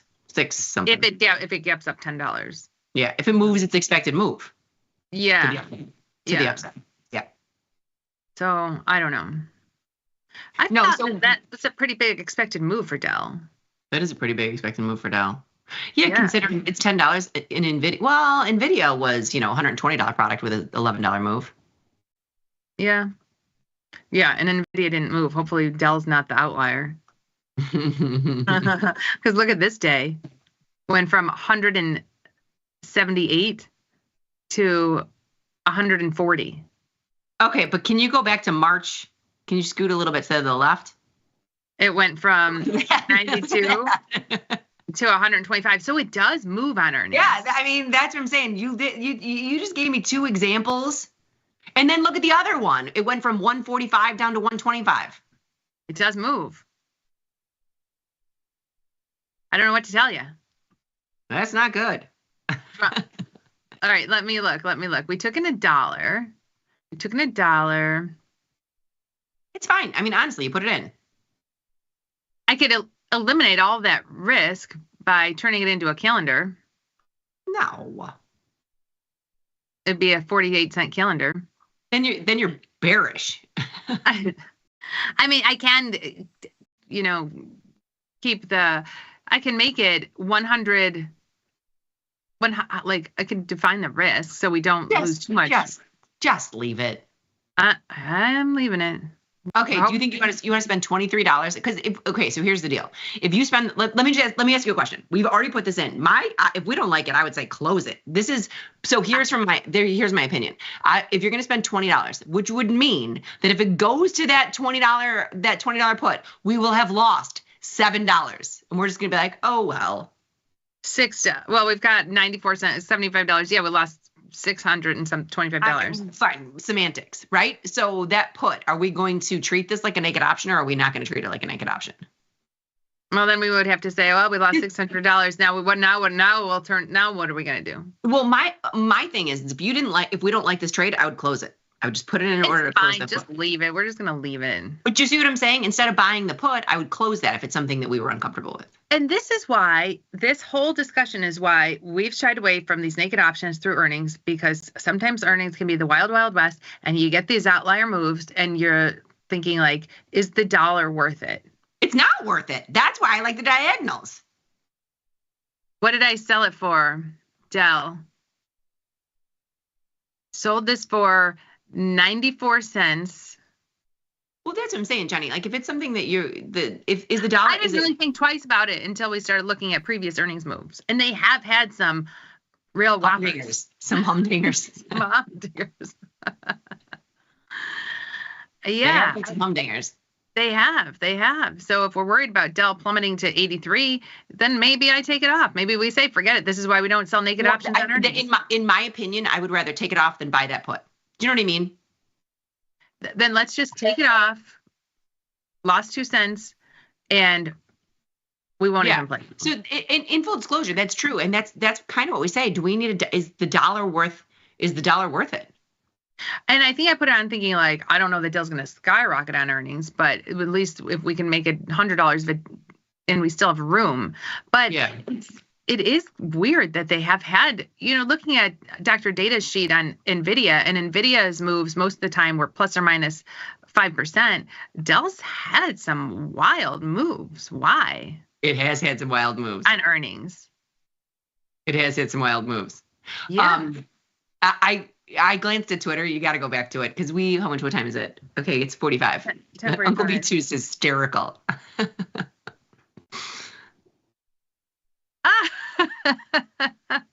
It's hysterical. I love it, Uncle B2. Oh, honestly, I answer my phone all the time. It doesn't matter who. And I'm very nice to I literally just said that every single time we'll be there. Because my phone rings all the time and I totally ignore it if I don't know the number. And Jen will be like, ooh, I got to get this. Hello? Oh, it was just spam. And she'll put it down every time. No, usually I say hello and they ask if this is Jennifer and I say yes. And then I listen to what they have to say. And then it's usually some kind of timeshare or vacation. And then you politely get off the phone. You're just so nice on the phone. Instead of not answering. Oh, can you please take me off your calling list? I'm not interested in your free vacation to Vegas. And they say yes. And then they call you again the next day. It's pretty funny. Jack JT. Diamond hands. Do you see that? I know. I love it. He's the funniest. Paper hands. Diamond hands. That's funny. All right. Okay, so he would hang out at old bars at Wells, Cactus, Celtic Club, and Alcock's back in the 86 to 90. So that's probably why they recognized you. That is probably why. They're like, we recognize that guy. He must be from the trading floor. No, he used to hang out at Cactus. You might have seen Liz dancing on the bar. It's true. You probably did. In 86, I was 10. No, we didn't get there. We didn't get to Cactus until 97. It's a possibility. I'm pretty sure we went to Cactus every, Thursday and Friday after work? You and I did, yes, with our fake IDs. No, in 97, yes. I was 21. I was born in 76. I was 21. You were at the SIBO and I was at the Board of Trade when I was 19 years old, the summer before we graduated. I'm older than you. I turned 21 in March. You didn't turn 21 until November. I was 21 that whole summer. I would go to the bars with you with my fake ID. And I'd illegally get into bars. I was like, don't worry. We've got this. This is just Cactus. I mean, these are stories that nobody cares to hear, but everybody knows that I'm very tall. I'm 5'10". So I will tell you, no one questions someone who's 5'10" trying to buy alcohol or trying to use an ID. People associate height with age when I was younger. Okay, if we could bust out a picture, you might have been 5'10", but used to wear jean overalls. And we used to wear the craziest outfits. My God. No, not if I had to go buy beer. I will never forget. Kathleen's like, put on some heels. You're going into this liquor store. And I would walk in heels. I'd be like a good 6'2". So she'd put on her Sunday best with heels, go buy beer, and then come home and change back into her overalls. Oh, those were the good old days. But you were never turned down from Cactus. Maybe Ceres. I was never turned down anywhere. I don't think we went to Ceres till we actually could legally get into Ceres, but we had no problem going to Cactus. No, yeah. I don't think anybody in Cactus was 21 except for Jack Tucker. Funny. That's funny. Funny. Isn't it so, Jenny? I mean, the world is round. You and I are talking about the summer before our senior year. We are back to the same place that we worked then. I know. We are now on the trading floor of the very same place that we were at our summer going into our senior year. And instead of going to Cactus after work, where do we go? What is it called? Sellers. No, what is the bar called that is in the middle? Oh, no. I thought you meant where we eat lunch. Sellers is where we eat lunch in the basement. The bar is called, I don't know what it's called, but it's nice. It is pretty nice. Is it called the Bull and the Bear? No, that's a different bar. But the Jack Tucker will know this because he used to hang out there. The bar that Jenny and I go to used to be like a woman's plus size clothing store when we were there. Yeah, right. It's that like standalone building outside in the courtyard. It used to be a woman's plus size, and then it was a bank, and now it's a bar. So you've got the horse fountain. You're outside on the patio of the old SIBO, and you've got the horse fountain, and then there's a one standalone building. There was a clothing store, then a bank, and is now a nice bar with a nice patio, open air. They open all the windows. Well, Liz and I always argue about, are we going to sit inside or outside? Yeah. I like to always be outside. Liz likes to be inside. Well, it depends on the weather. But yes. He likes to be inside where all the windows are all the way up. Yeah, so you're not in the sun, but you feel like you're outside. But I like to sit in the sun. Yeah, you like to sit in the sun. I like to sit in the shade. It is true. True story. But no, it's fun. Like, it's fun to go down there. And I just still can't believe that you and I, like, when you say it out loud, how long ago that was. I have kids that are about the same age as you and I when we were on the training floor. You have a son that's older than we were. That's older than me when I was with you on the trading floor. I'm going to bring him down with us one day over summer, and then we'll sit him down by the horse and say, you're 21 years old sitting by the horse. Could you imagine sitting by the same horse when you're 51 years old? That's crazy. What did we get filled on? Rocket Lab. Here, this is another spam they're after me with. They keep telling me I have unpaid tolls and to click this link to go pay my tolls. It's not. Don't click it. It's not. Oh, what is Punished Pixels? Well, you know what though? Somebody's in the chat said this too, and I kind of agree. You're now on some type of list. Like you triggered something. Yeah, here, call her. She's not that bright. She'll answer every question. She'll answer every time. Until you get to Social Security. She's sharp as a tack. Good morning, ladies. Happy Red Shirt Thursday. Gold has come down sharply today. How about an upside crab trade? Ooh. GC, GLD, based on your account size. Okay, let's take a look. We have a little bit of time. And let me take a look at what now spoons around 17. I know. Get out of our gajoon just in the nick of time. What were we just filled on? It was Rocket Lab. Okay, so I'm going to look upside crab trade. I'm just going to go to GLD because a crab trade is selling a short-term ratio spread. So I don't know that you could personal opinion, crabs are great on earnings. It's very challenging because the crabs are great because there's the inflated volatility in the nearer term that you're selling. It doesn't really work.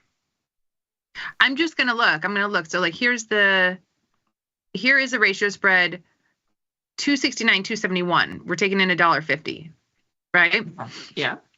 And then go out a week further. There's but Jenny, take a look at that. Can you just go back to the 8-day that you're in? So I can see that. So you're taking in $1.50, or you're going to take in $1.05. If you just sell that 269. Yes. But that's partly because of the skew, right? Because of the skew in gold. There's upside skew usually. So that's, Yes. So then if we go to the 22-day and buy the at the money, it's not a bad idea in upside crab. You were paying $247. We have the 66, and then our short's the 69, 66, 67, 68, 69. At least is wider than what we're paying. 70, 71. I mean, basically, you wanted to go up in the short term, but not through your ratio spread. That's what I'm saying. When I look at these, a lot of times I'm leaning towards just selling one of the 69s, or even because you're only getting an additional 50 or 60 cents for the one that you're buying. So instead of doing the crab, just doing the diagonal. Then it's instead of 269, it's 289. You're paying 20 cents more, but you're not capping your upside. Mm-hmm. Like if it does go up and go through, you're not going to make any money. Right. I mean, but I get where he's going with this because gold is down today. It's taken a hit. So what about if gold is down? You've got a 40 rank. And so a crab trade is bullish. Mm-hmm. Do you want to do an upside, like a big upside butterfly? We've had those before, and it blows right through. No, I'm not saying Where broken would we wing. put it? I'm not saying broken wing. I'm saying butterfly because it's got that skew, so it's easy. Let's take a look at it. So for like next Friday. Yeah, sure. 266, 268, 261, 270. This is equal. 68, 66, 68, 70. $2. And you're paying 23 cents. I'm going to see if I can make it $3. 66, 69, 73. Wait, 66, $3. They don't have 70. Oh, yeah, there's not.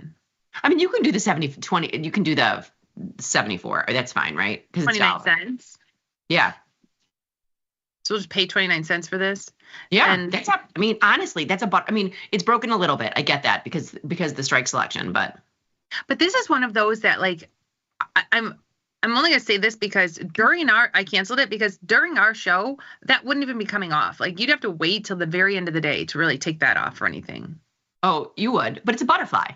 Right. So we'd have to be at like 2:45 taking that off. It's got very little risk though. That's kind of what I was saying for the tweet that we were looking at. If you're bullish, that might not be a bad do. No. Why don't we keep it simple? We'll throw in a diagonal. I don't mind throwing in a diagonal. Either. 8-day, 15-day. Sure, that'll be cheaper.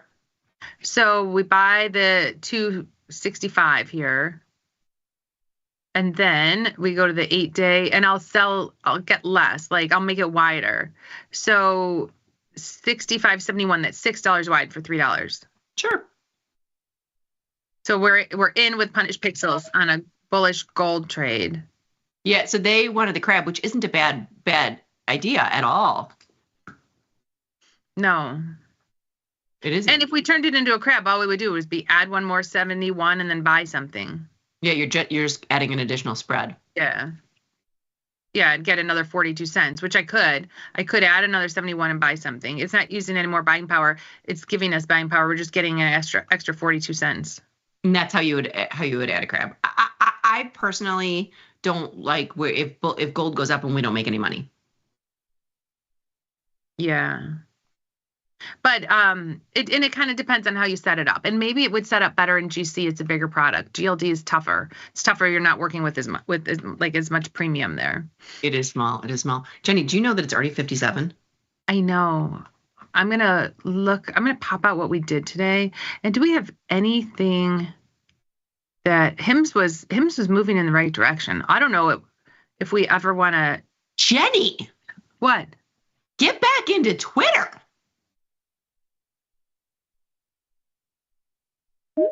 What? For Jenny, Jack my Tucker. nephew. What, your nephew is Charlie Celtic? Is your nephew Lou Hayes? If your nephew is Lou Hayes, he was my good friend. Come on. Jack Tucker. If Lou Hayes is your nephew, tell him I said hello. Really? So is Charlie Celtic your our mascot? Your mascot. And so, yes, holy cow. So she was you were at Providence. Everybody knows this. We were there from 90 to 94. No, I wasn't there. I was at Sandburg. And so we have had different Charlie Celtics, but from my age, Lou Hayes was Charlie Celtic. Was he there for you was he your Charlie Celtic all 4 years? Well, I know he was when he was older, when he was a junior and senior. So I don't know if when I was a freshman, maybe it was someone different. But Jack, you can email me, or I can. I know I see if it is. I don't know if it is, but I'm kidding. Jack, call her. She'll answer. Yeah. Call. And we must have someone new. What are the rules for the Jajun trade? Yeah, options trader. Thank you very much. Jajun trade. Tune in very tomorrow. simple. Yeah, it's just a wrapped around the at the money debit spread. It's out there. Tune in tomorrow. You got out, I'll get in. Ride or die, Dell. Oh, we got out and Jack got in. And I am waiting to see if there's one final update from Jack Tucker, if it is Lou Hayes. Yes, that's his nephew. Lou Hayes. That's crazy. So my maiden name is Moses, Jenny Moses, and Lou and I are friends. So tell him I said hello. That is crazy. Yeah. Maybe I'll post a picture of him tomorrow. Well, I'm just gonna say there's bonus points for Lou Hayes if he can produce some pictures of you. No, I've got. There was just a big thing with Charlie Celtic, and they had some pictures of Lou. There was an event where we got a new mascot costume, and they posted pictures of Jack Tucker's nephew. That's amazing. I love it. Yeah, that's So cool. Very cool. All right, 11 o'clock. I'm not even going to go over what we did today. Liz is going to push it all out on the follow page. It's done and dusted. I do it while the show's going on. Okay, good. I'm hoping that we're up. I'm hoping we're up on the end of the day. That's my hope. Just not gonna lie to you, with Spooze Down 20, I'm just glad we're out of Jazzu and we got a quick $40. Bada bing, bada boom. All right, everybody, happy Red Shirt Thursday, and remember to trade small, trade often. Laugh with us, learn with us, and watch the Liz and Jenny show. We'll see you tomorrow.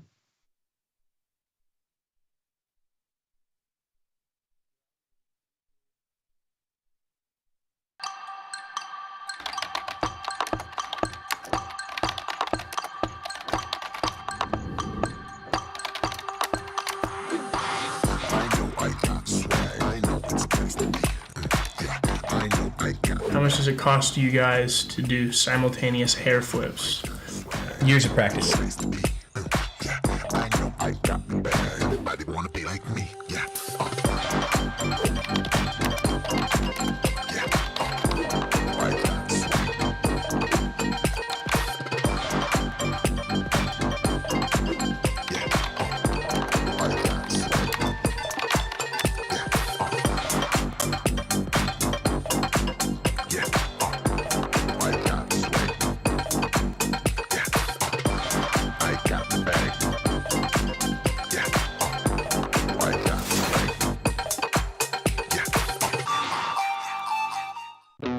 Looking for a better broker and a bonus? Sweet.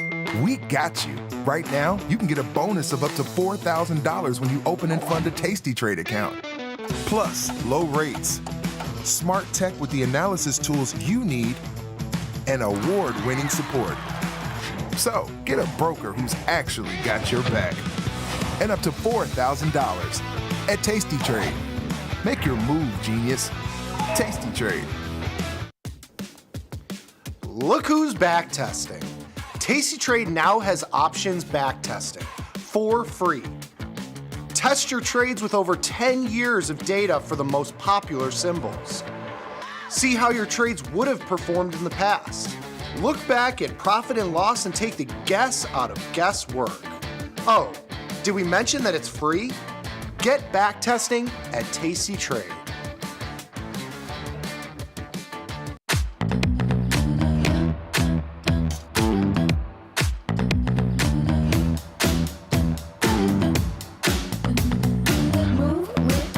Shake it up, stop when the clock hits 13. Sing 1, 2, 3, 4. Cause no one can do it like we do it, like we do it, like we do it. Cause no one can do it like we do it, like we do it, like we do it. What's up, everybody? Check out my new series, Life Cycle of a Trade, where I show you my real-time trades with insights into strategy selection, adjustment mechanics, all the way to the closing order for all of the tastylive core strategies.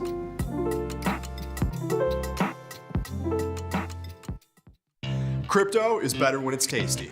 The Tasty Crypto Show, hosted by me, Ryan Grace, and Frank Caberna, will help traders of all levels learn DeFi trading. We'll provide our insights on altcoins, crypto industry news, and blockchain education.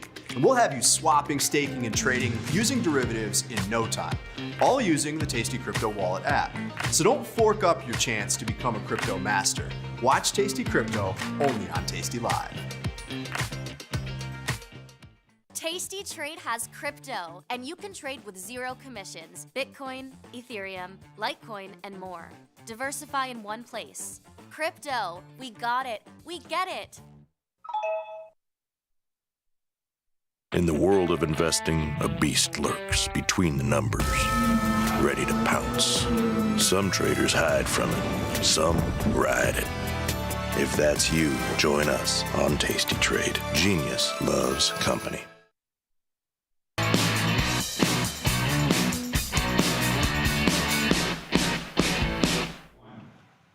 Good morning, everyone, and welcome back to the show. This is Option Trading Concepts Live. My name is Nick Batista. I've got my man, Mikey Butler, and of course, Katie McGarrigle in the house with me today. And if you want to come join us, hop over to YouTube, type in tastylive, come to our channel, give us a like, and subscribe to our videos because that helps us immensely. But more importantly, just come chat with us live because we'll be taking questions throughout the show. Whatever you got questions on, strategies, concepts, trade ideas, trade management, whatever. Just come hang with us for the next hour of the day. My favorite hour of the day, I get to spend it with my two buddies, Mike and Katie. Katie, how are you? How does it feel to sit in the seat? Feels good, but I'm just also cautious of touching too many things. So how are you doing? I'm good. I'm alive. I'm fine. I'm fine. Alive. Just a little sick. Just a little head cold, a little congestion, Yeah. We're battling. It's that temperature change. Yeah. Knocking people on their tuchuses. Chalk it up to that. We wiped down your desk though, so you're coming back to a clean environment.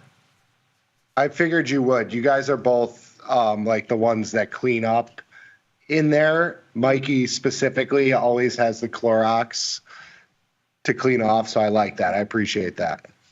Respect. Well, we miss you. I'm sitting, like you said, in your chair.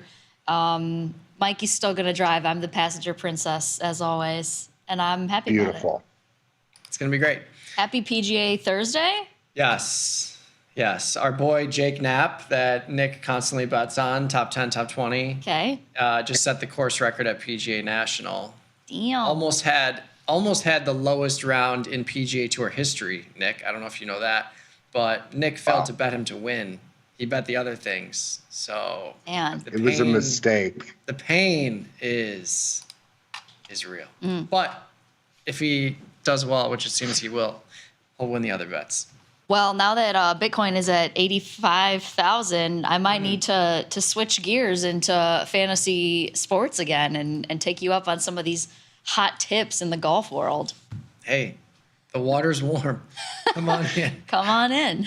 But yeah, Bitcoin. How's Ryan doing? Have you done a pulse check on him just to make sure he's okay? Yeah, I do an hourly, just make the rounds, make sure everything is all right.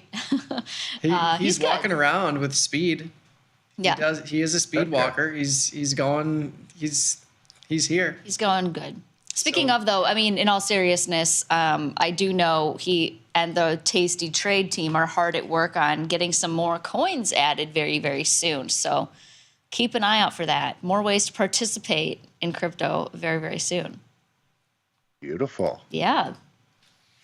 Yeah. What else is going on? Anything? Market's crashing. Well, we had wouldn't say that, but we had a couple good earnings around. trades. Yeah. That's what it's doing. It's rolling aggressively chop. to the downside. Yeah, we had NVIDIA earnings last night, Snowflake earnings, and Salesforce. Salesforce down a little bit. I had a call calendar spread in there. I rolled the short call from the 1 day to the March cycle. So I still have that 3:30 call calendar there. But I have my long option in May. So I'm not too worried about this one as long as we can see some two-sided action there. NVIDIA, I thought, had the ability to resuscitate this market Braveheart style, but it is not. It's down 5 points, kind of open flat, which I guaranteed Nick was not going to happen. And here we are, down well within the expected move. Yep. But yeah, Snowflake, the only one that ripped higher, but it's significantly lower than where it opened. Only up 15 now. It was up like 20, 25. Gotcha. Mm-hmm. Yeah, I've got that NVIDIA, what was that, crab with you, Nikki? I mean, down today, but not by any means a real triage situation there. What, have you touched that thing at all? I just legged out of the short premium part of the trade. So you just got the two long calls? I just have the one long call. Oh, okay. So, because I close out of the March part of the position, so it's the two shorts and then that wing that's far out of the money. Got it. So Okay. I close out of those two, and I had an Iron Condor on as well, in both this account and my Johnny Trader that I closed out of. Those were nice little winners too. Got it. Okay. I will be looking to probably do the same in terms of covering that ratio element of the trade. Yeah, you take that part off just because it was trading at like, I think I closed mine at $1 and change. Yeah, $1.15. $1.50. Yeah. So it's like, it's all risk at that point. There's not much more. You've already captured all that premium. If you get a $5 or $6 or $7 bounce here, maybe to 135, then you can sell out another call and make it into like a call diagonal or calendar spread or something like that. Fair enough. I am working in order. Beautiful. All right, I'm out too. I got filled at 80 cents. Just got that one long leg left. There you go. I like it. Yeah, NVIDIA, I had the 140, 150 call diagonal, and I rolled the 150 call from the 1 day to March as well. So just reducing basis, staying in the trades. That's all you can really do. True dat. True dat. Want a little market rundown, and we'll get to 4 trade ideas? I would love that. E-mini S&P 500 futures down 22. Had quite a range today, about a 90-point range, getting as high as 60.14 and as low as 59.31. We're near the lower end of the range, about 15 points off. Definitely seeing some two-sided action. You had like Amazon up $2 or $3 to start the day. NVIDIA opened up like at 134-ish. 135 was the high. So definitely seeing some of that coming off the table here. NASDAQ down 174. You got the Dow up 139, the Russell down 10, and then oil futures up $1.52. You got volatility up 60 ticks, bonds down 17 ticks. You got gold getting killed down $40. Good. Silver down 52 cents, and then Bitcoin doing a round trip here. It was up like $2,000 at one point. It's now down $1,100. Yeah, we've retraced back to pre Donald Trump pump levels from November 6th of last year, which is kind of wild. Generational buying opportunity, or should we be worried about this? We'll find out on Monday. Time will tell. We're going to be in March. Can you believe it? Yeah, it's crazy. It's kind of wild. Kind of crazy. Kind of crazy. But I'll take it. I'm looking very much forward to daylight savings adjustments. Oh we my get some more gosh. sunlight. Yes. Which means Is that this weekend? No, I think it's the 9th, our live event day. So hopefully that doesn't screw up people's schedules. Maybe they show up an hour early or an hour late. Yeah. Can't have that. Yeah. But yeah, I'm ready for some warm weather. Me too. That's for sure. But speaking of, let's give a quick little plug for the shows. tastylive.com/events. Mike, his whiteboard, and his friends, I think is the name we're going with for this one. In-person event in Chicago on March 9th. Please just come if you're local. I mean, we will be releasing the fuller recording of the same information later in March as a digital collectible. You can sign up at, like I said, at tastylive.com/events. Yeah, definitely sign up for the digital event. I'm pretty sure that it is already sold out for live event tickets. Yeah, but you can join the wait list in case people bail. But yeah, further emphasizes the local point. But yeah, digital event will be exactly what we're talking about live. So definitely get that. It'll stream on March 29th at 10 a.m. You can grab some coffee, grab a little bagel, maybe a little Dunkin' Donut. Keep your slippers on. Yeah. No, we'll have toast. Oh yeah. No toast. Dunkin' Donuts. We're gonna have toast and coffee, everything. Yeah. Well, you're talking about the live event. We're talking about We're talking about the digital collectible. The Saturday morning shenanigans. Yeah. Yeah. It's a good one though. I mean, I think it hits on something, and Ryan did a great job with crypto, and Dr. Jim did a great job with the foundational aspects of options trading. This one is interesting because this is where we get the bulk of our support questions. It's management, right? It's how you approach when things are, maybe not working out so well, or if you want to give yourself more time to be right, and how we think about rolling out in terms of delta, cost basis, reduction, collecting more credits, all that good stuff. So it's one you won't want to miss if the middle part of a trade is your weak spot. Yeah. Or making decisions because you think X, Y, and Z is like you got to go to the perfect strike, perfect environment.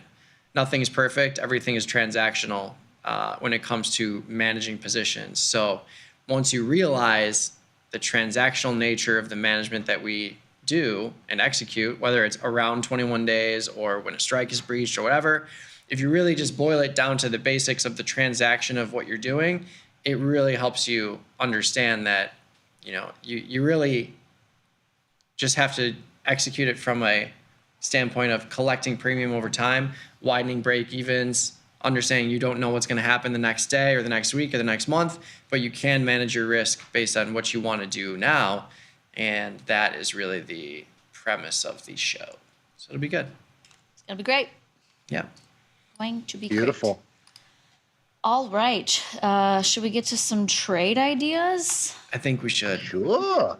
I think we should. Sure. I saw that before we really jump in, Nick, what was the deal with you and your dad both like backhanding Scott the other day? You want a fresh one? Yeah. What was that about?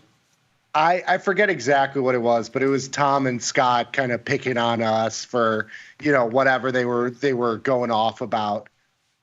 So it was just us, we both kind of did that at the same time. Yeah, a little why I oughta.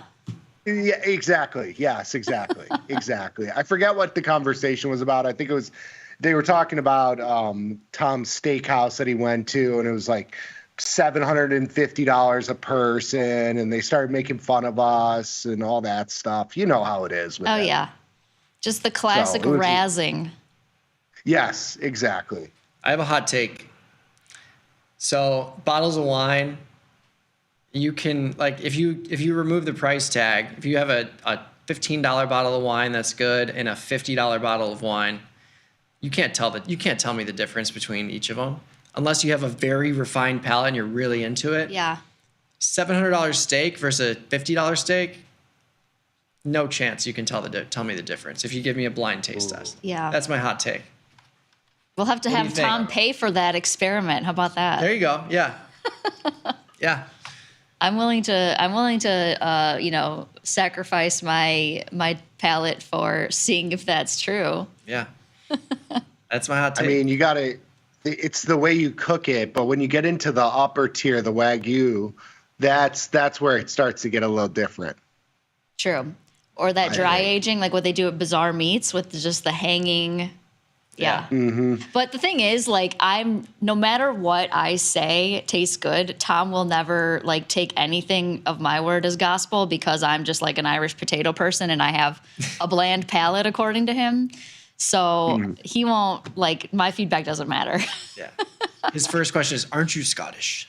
Yeah. He's like, you guys use seasoning as salt and pepper and that's it. That's all you need. That further emphasizes my next theory of salt and pepper. If you're trying to taste something that's actually truly good, you don't need seasoning, or you just need a little salt and pepper. It's like the sushi. You gotta do some salt. The Americanized sushi, where everything's just covered in craziness and it's fried to the gills. Just give me the actual raw roll with the raw sushi, and I'll be able to tell you if it's a good place or not. Well, that's how they hide the fish that's a couple days too old. Yeah. The spicy tuna. Throw it in some sauce. Yeah. That's a classic switcheroo. If the spicy tuna is really spicy and really chopped up through in the blender, that's because this tuna is about to go bad. They don't want you to see it. Yep. Facts. All right. Well, now that we've got some hot food takes out of the way, let's get to 4 trade ideas. What are y'all looking at? Well, I am stocked up on tech trades. Okay. I've got positions in a lot of different stuff. I've got some neutral trades. I've got some bullish trades. I have very minimal bearish trades, but I really was just I got to trade something else. I can't keep trading these tech stocks. So I went with corn. We talked the other day with Thomas, and he was like, yeah, I would be looking to kind of buy the dip here if we get a continuation. We're seeing a big continuation today. 5th consecutive day in a row where we're seeing red. So I'm just going in here, defined risk. The nice thing about this trade is it sets up very similarly to other trades I do with the diagonal spread. Both the April and the March contracts settle to the K contract. So just going in here, defined risk, buying the dip, $500 risk here. Bought the 490 in April, sold the 505 in March. Max loss is around $550. That's what I was filled at.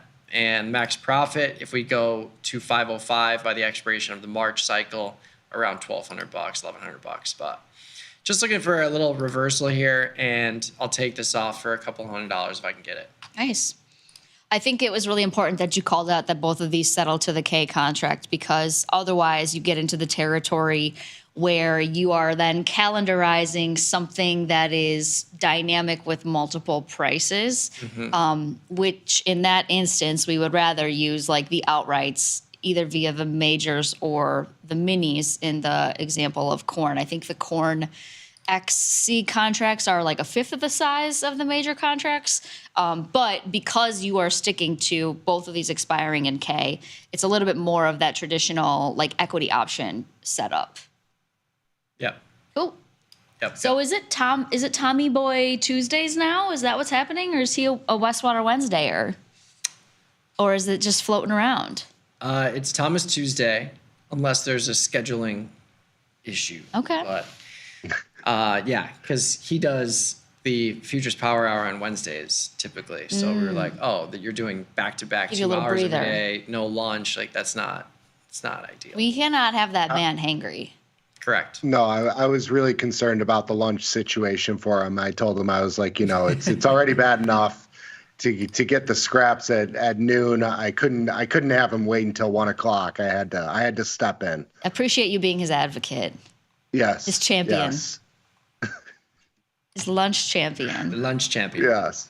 All right. Okay, cool. I'm definitely looking at corn. I'm not sure if I'm going to follow you exactly, but now that I'm seeing all these red candles, it's a lot more on my radar than it was up until 5 seconds ago. Yeah, it's a nice one. A little shot here, small trade, and something that's not tech.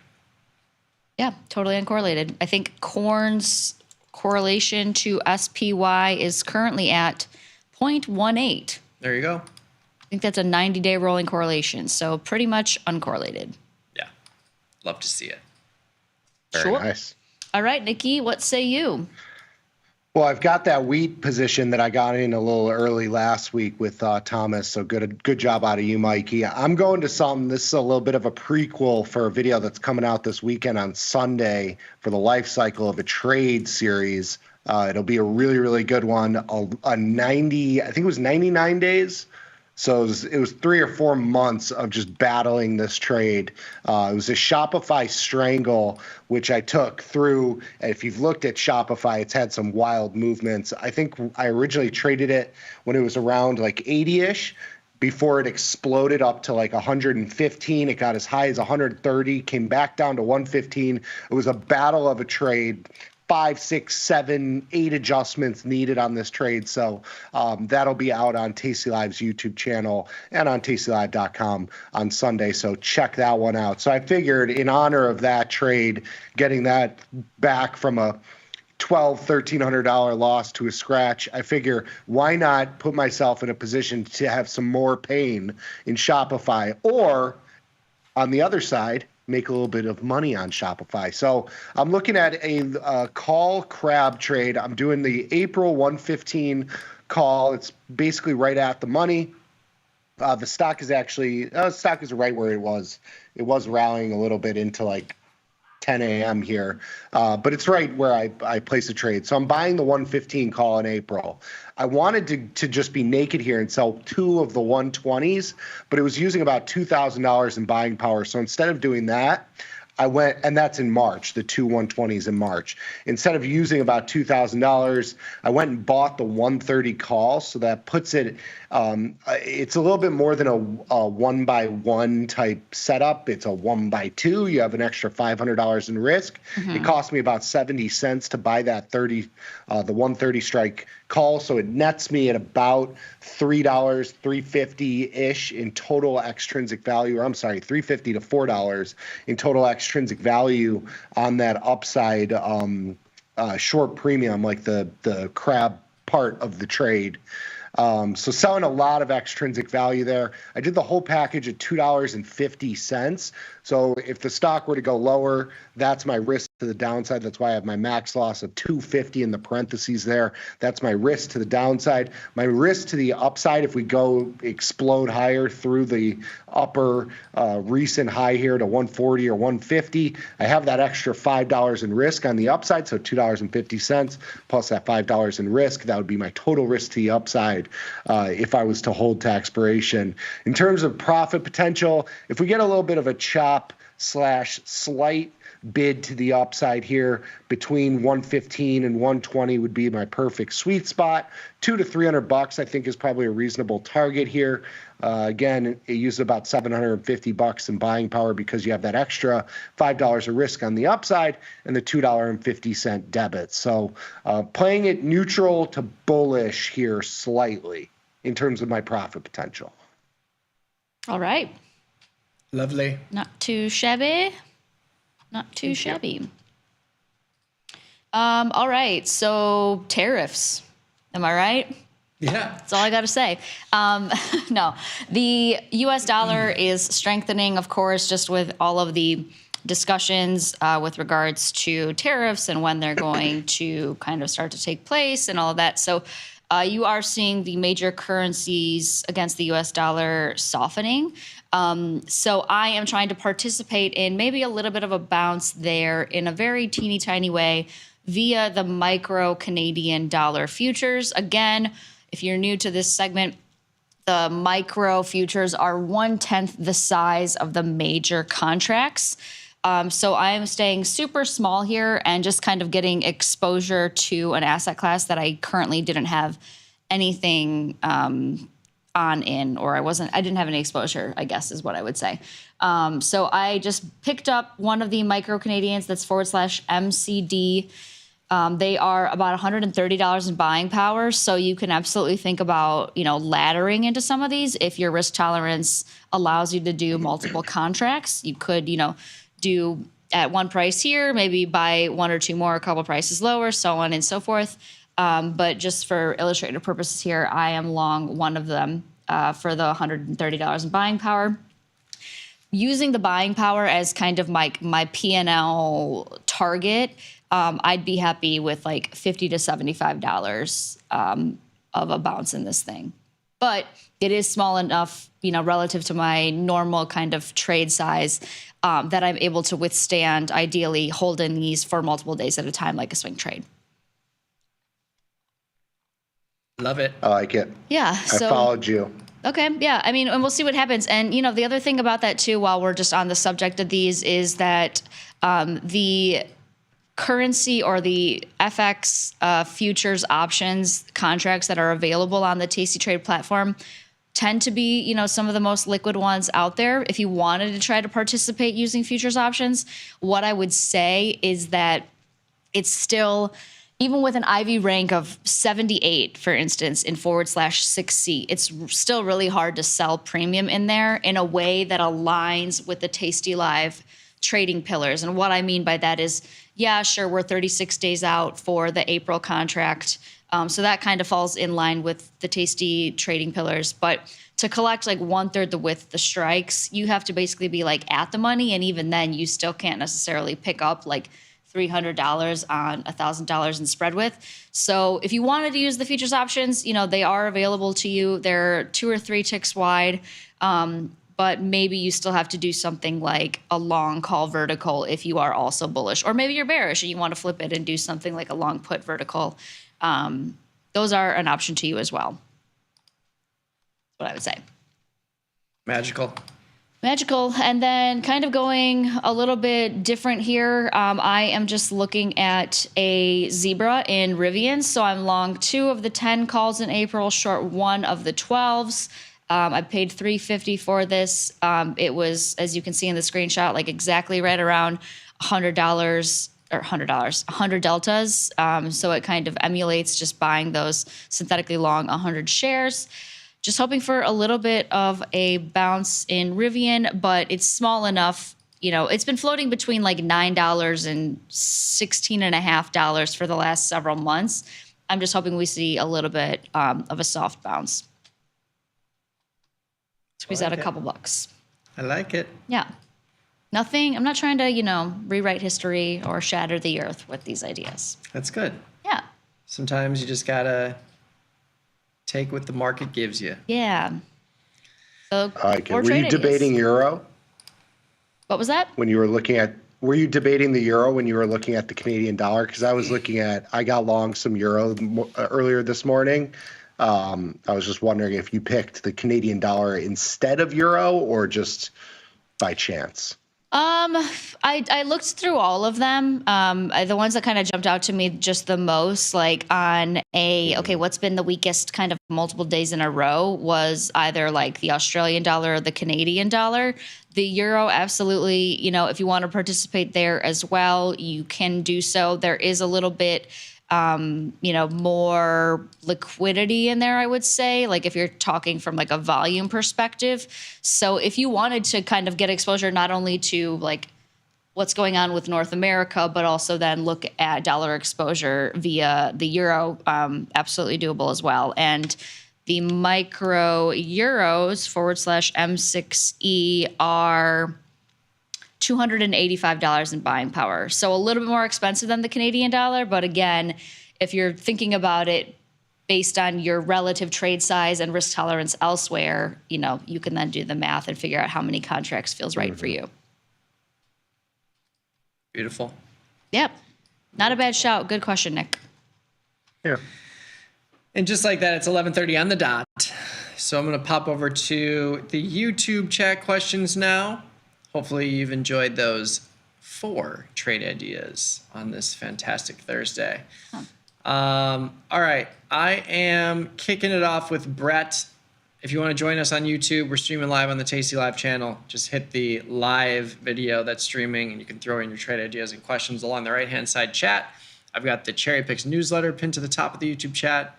But we're looking at Costco. What do we think about a 1100 calendar long April, short the March 7th earnings cycle? What do we think? Costco. So 1100 is a $4 short premium on the call, $1,600 long premium. So you're cutting basis by like 20%, a little bit more. I don't mind it if you're comfortable with the risk. If we look at the curve mode here and just kick this to the expiration of the short option, which is after earnings, and then if we crush the back month a little bit, we're already at 27%. So if we kick it down 5 percentage points, I think that's pretty conservative. That would bring the April cycle down to 22%. I don't think it's going to get much lower than that. This is what your risk profile would look like in that environment. So still need a rally here. Might see some small losses on a neutral move. You'll definitely see losses on a sell-off.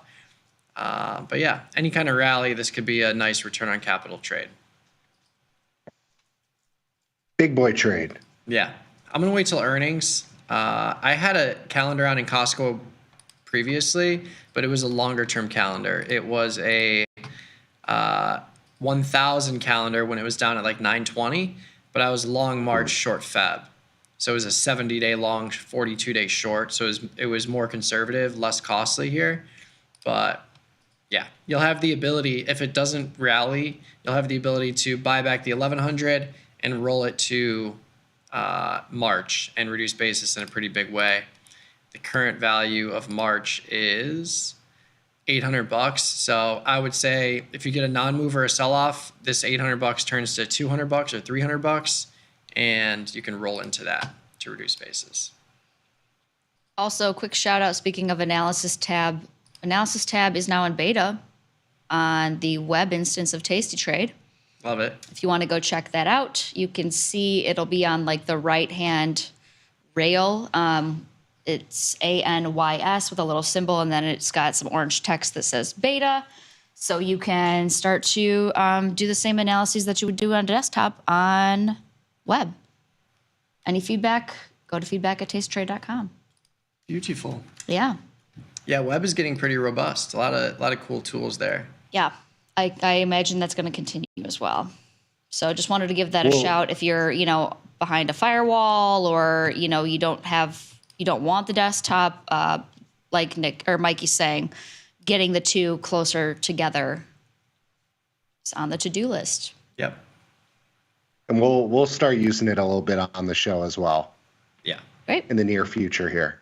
Yeah. Along with the mobile app, which we've been dabbling with. Yeah. And some new updates coming to the mobile app soon, probably within the next week and a half or so. So lots of iteration happening. It's good. Very nice. Love to see it. All right. Who's next? Yeah. Tom's development work has been getting a lot better. His Yeah. coding skills. Yeah. Yeah. He's a code girl. Mm-hmm. Yeah. With the blue light glasses, working Yeah. late into the night. I just think of JP from Grandma's Boy. Oh my God. Yeah. That movie's so underrated. And I mean, I don't think it could be made in this day and age, but All just those like classics. JP and his little Yeah. the screens are up here. Yeah. So funny. All those classics are so good. Yeah. Quick question. If you have a put credit spread on an underlying and your strikes have been busted through, do you have any way to play defense? For example, Tesla March 340, 320 put spread, or you just take the loss? So fortunately, your risk is defined here. Your losses would be substantially more if you had a short put. Unfortunately, there's not much you can do in this scenario because rolling this out in time now means paying a debit. You've got almost $300 more extrinsic value in your long option than you do in your short if you flip over this extrinsic value tab, which means rolling out to April with the current strikes means you're paying a debit because you're paying more extrinsic value in your long than you're collecting in your short. Really, the only defense if you have a put spread or a short call spread is to roll it out in time before it goes in the money, because that's your situation where your short option has more extrinsic value than your long. So right now, you've got about $300 more to lose on this trade, $1,700 to gain back if Tesla rallies above 340 over the next 22 days. So your reward certainly outweighs your risk here going forward, but the probability of that happening is certainly low. So it just matters whether you're willing to take the additional risk moving forward. But I wouldn't imagine this thing really trades much lower, even if Tesla continues to sell off, because you're still going to have that probability premium priced into the spread. So, especially because there's call skew here, and like one of the things you can think about from this position specifically, you have about a 20% probability of it being at the money or in the money at some point through the next 22 days. So it's not exactly a high probability, but it's certainly not low. And to go back to what Mike said, the position, you got a couple $100 more in risk. If the stock goes down $10, $20, $30, it's not going to move all that much. But if you get that $10, $20, $30 up move, instead of this spread being at $16, it'll probably trade more like $10 or $12. So your risk reward moving forward on that same sort of move to the downside is your risk is probably $100 or $150.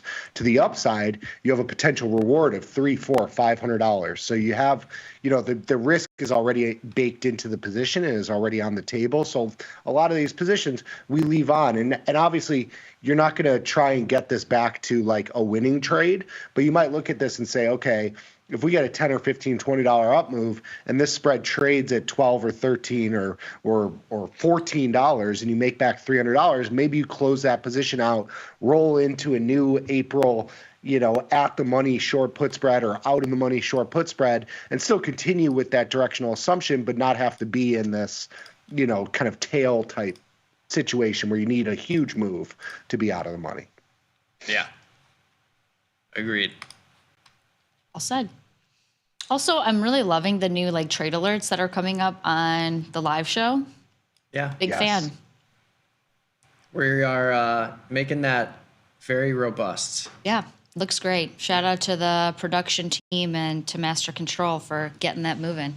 The spaceship. The real heroes of this show. Truly. Yes, Literally. No doubt. Truly. Thoughts about Qualcomm put ratio in April. Buy the 150 put, sell the 145 twice.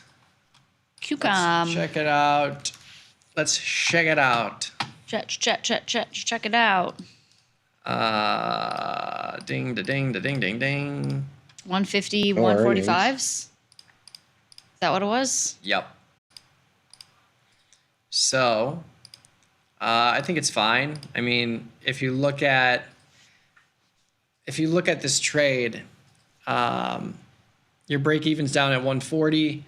You're basically giving up $1 in premium compared to if you just sold the 145 once. You're giving up that $1 in premium to have that embedded 5-point wide spread. So that's how you're getting that lower break even here. For these ones that are like really narrow, 5 points wide for $1, I kind of like trying to make it more wide, but giving up that credit if you can do it. So like something like these strikes are limited, so you don't have that exact ability, but I don't even mind like paying 40 cents for a 160, 150, where you have a wider spread. It'll appreciate in value more easily on the way to the downside. But yeah, I don't hate this. I think it's totally fine if this is what you want to do, but you're gonna have to hold this all the way to expiration if you're trying to get like $200 or $300 out of the spread. Because 49 days on a 5-point wide on a $160 stock that has decently high IV, it's going to take a little bit. But yeah, I think it's okay. Okay. A lot of people I was saying thinking I maybe have not just a had put good steak. spread. I've had good steak. Yeah. The supermarket steak they call Wagyu. If you're in Japan, Wagyu everywhere. Yeah. I did the 150, 140 short put spread. In Qualcomm? $2.13 in Qualcomm. 150, 140. It's basically in the March low. or April? April? I did it in April. Okay. I also scoopy to micro Bitcoin contract. Oh. And near the lows today. It's a big boy position. Used about $3,000 in buying power. I'm hoping to get a $1,000 bounce through the end of the day today, which is $100 on the micro contract. And then I can just scalp out of it. I like it. Why not? All right. I'm going to do the 155, 165 long call spread in Qualcomm. Try to pay $489. $487 I got filled. Beautiful. Vertical spreads. Love them. Can't get enough of them. You're a diagonal boy. I know. What are you talking about? True. Boeing Iron Condor, 150, 165, 190, 205 for April. Boeing.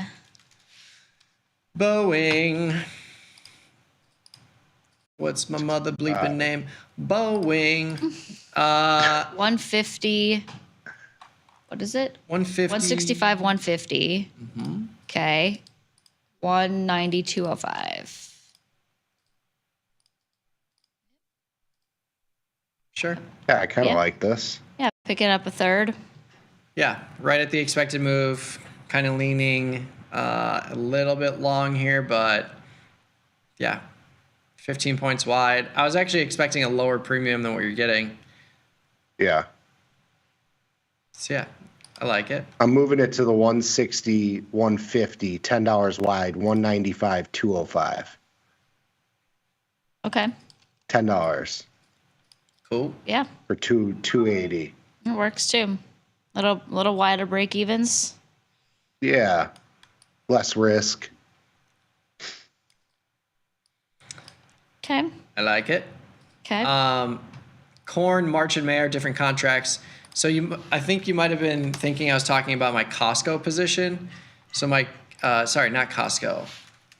Salesforce. So my Salesforce calendar spread is long May, short March.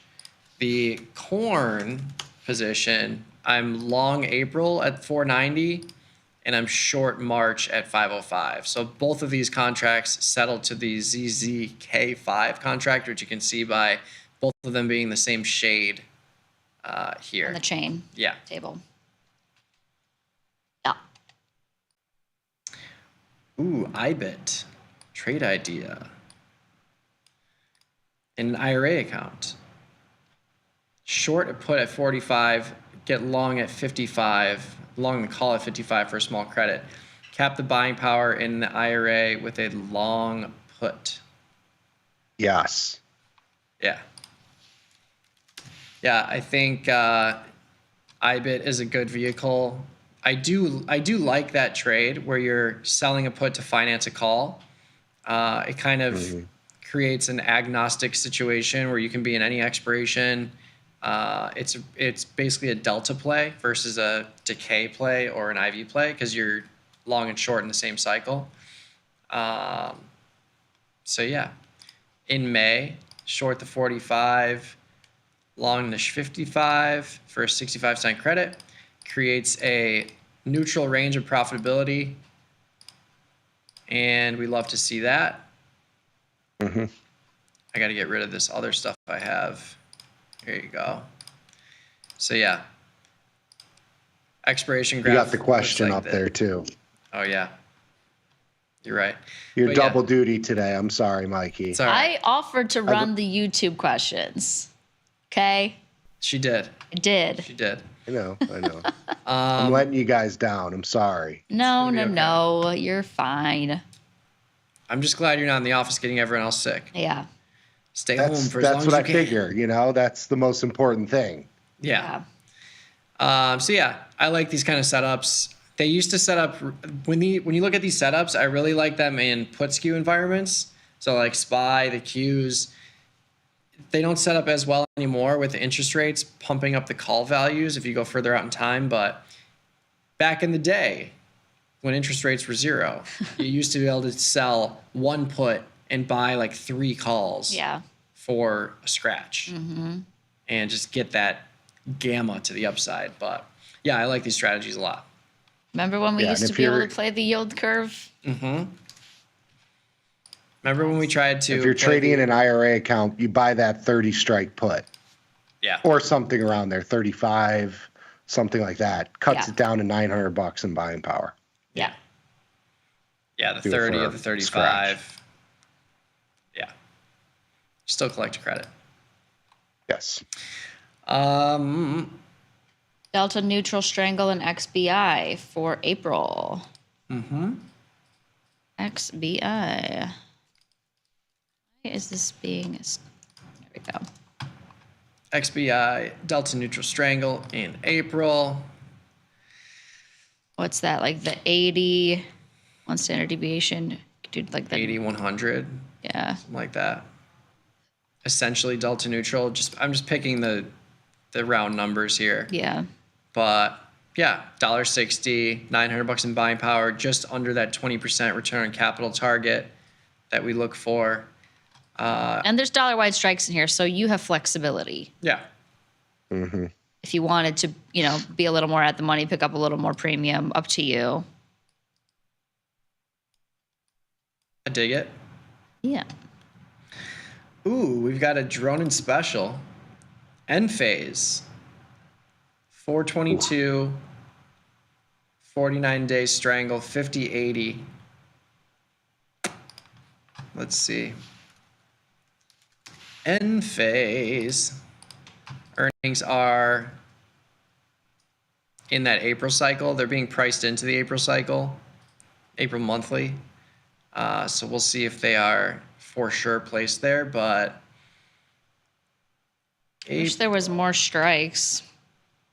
Yeah. But I mean, 5 cents wide, more or less. Yeah. I personally don't like to sell strangles in the earnings cycle just because you don't get as much decay because extrinsic value stays bid, but you still take on the intrinsic value risk. So I like the strangle idea, but I would wait till closer to earnings personally. You could also look at like a put ratio. I'm working a put ratio spread, the April 60-55. Okay. Yeah. I mean, it gives you a break even at 50. Yeah. Which would be a new low. The low is 58 and change here. Yeah. Yeah. These Might be an interesting little. Yeah, the directional trades where you just have risk on one side helps you avoid that lack of decay because you're still get paid on delta. Yeah. Yeah. Yeah, I like the put ratio. It's a little shot trade. I mean, it's not going to move all that much. You have a lot of wiggle room to the downside. The 60, I got filled at 68 cents. So not a huge credit, but it's something. And if you get a little bit of a bounce, maybe buy in the risk. The 50 strike is trading at $1.35-ish. So, a couple dollar up move, and you could probably buy in the risk. And then you have this like kind of free shot to the downside, sort of an engagement trade, in my opinion. Sure. All right. Something. Got to stay engaged. Always. Name of the game. Let's see. All right, Sunflower. Stuck in a short put in Myrna. 40 strike, 22 days to go. I've made $200 getting in and out of short calls against it and rolling. If I close now, I'd be down a total of only $45. Should I close or continue rolling? Myrna. I'd take the money and run. I mean, the position is basically a long stock position. Even if you roll this to April, the 40 strike, you've got $1.50-ish in extrinsic value. If you really wanted to continue with this position, I would close the put and then roll into a zebra or just buy the shares, that sort of thing, just because there's just not a ton of extrinsic value. And I don't know if you've battled this for that long, maybe it's just a close and move on. Yeah. I don't want to be in these. Yeah, it looks like update here. Cost basis is $750 in credit. So if your break even's at $32.50, either way, you're still just long stock here. Yeah. So yeah, I don't necessarily think you need to stay in this exact position for exactly what Nick said. When you're selling an option, you want to have extrinsic value that offsets your risk. If you don't have that extrinsic value, you actually can make more if you just have the shares, because now you have static delta to the upside versus dynamic delta that goes lower as the stock goes higher. Nike. Looks amazing. Thank you for the shout out, Brian, before we jump into Nike. Appreciate that. Speaking of shoes, I just got some new golf shoes, Nick. Ooh, And Katie. swaggy. New Balance. Swaggy. God. They are sick. He spends one day at the simulator over the weekend, looks like he's got it all back, and he comes, the next couple days with new shoes. Supremely it's confident? a quick turnaround. Yeah, supremely confident. I respect that. That's how it works. All right. Let's take a look here. Nike, $80 stonk, March 20th earnings. Had a good couple of They had days. the Kimmy K partnership. The what? Skims. Really? Oh, they do? Yeah. Wow. Big news. Wow. I missed that. Nike is one of those stocks. I like to put this in the bucket of Target, Starbucks. Like when this thing tanks, we usually try and buy the dip here in a defined risk way, just because, Nike's not going anywhere. In theory. Yeah. It's been left for dead for the last 3 years, though. Yes. Yeah, just the grind. Sideways grind. Yeah. True that. But yeah, I'm going to wait till earnings on this one. Couple weeks, March 21st, March 20th earnings. So I'll probably end up doing a May call long and then selling the March 21st against it. You could do this now if you wanted to. It's only $4.50 if you're looking for a pre-earnings pump here, but we've already seen a pump. I think I would rather wait until the actual earnings announcement. Fair enough. Theta traders looking at emerging markets. I was looking at emerging markets as a potential idea too. I was looking at EEM, EWW, EWZ, like all of them. Couldn't really find something in my quick skim that made sense, but EEM, like you're saying, floating in the 40s. Yeah, 17% IV's tough. Yeah. But to your point, it has stayed in that 40s range for many a moon. When's the last time it broke out of 40? Like August was it breached. Oh, to the downside, yeah. Yeah. Just barely. Yeah. But yeah, that's Dr. Data did something in there for the trades from the research team today. I think he did like 2 puts to 1 call. Okay. A ratioed strangle. Strangle, yeah. Stratio. Ratio, yes. Yes. On the same brainwave. A stratio. I did a podcast. I was thinking maybe like a poor man's cover call. Could do something like that, yeah. Yeah. I did You a could go out to podcast- May and buy like the 41. And then in April, you can sell like the 45, or even if you want to go into March and sell the 45, you basically buy the stock at, you pay like 40 cents ish, but you have another roll baked into it. Sure. Yeah. I dig it. A little small one. Yeah, and selling one side helps avoid this low IV. When you're selling strangle, you really want IV because you're just selling premium, taking risk on both sides. But with a product sub 20% or at 20%, taking risk on both sides is tougher. So I like the ratio, or I like just removing the risk from one side, just in case things go haywire. But yes, this ratio, we should coin that. We don't need to throw any more confusing terms into the mix. That's what I was going to say. I did a podcast and they're like, you guys are always good for some crazy names. How do you like a stock replacement strategy? I was like, well, we got one for you. It's called a zebra. Yeah. Well, that'll be good. I look forward to listening to it. Mm-hmm. Microsoft Diagonal. Leonardo Teixeira. 360, 440, June, April. Losing so far. What do you tell me? Yeah, what do you tell me? Any defensive tactics? I'll tell you, your name is very strong name, Leonardo Teixeira. Microsoft Diagonal, June, April. So June is nice that you have a lot of time. Microsoft hasn't seen a green day in many moons. So the 360 is still in the money. You still have a strong delta there. The 440 in April is trading for $1.80. So I guess the question is, what is your cost basis on this?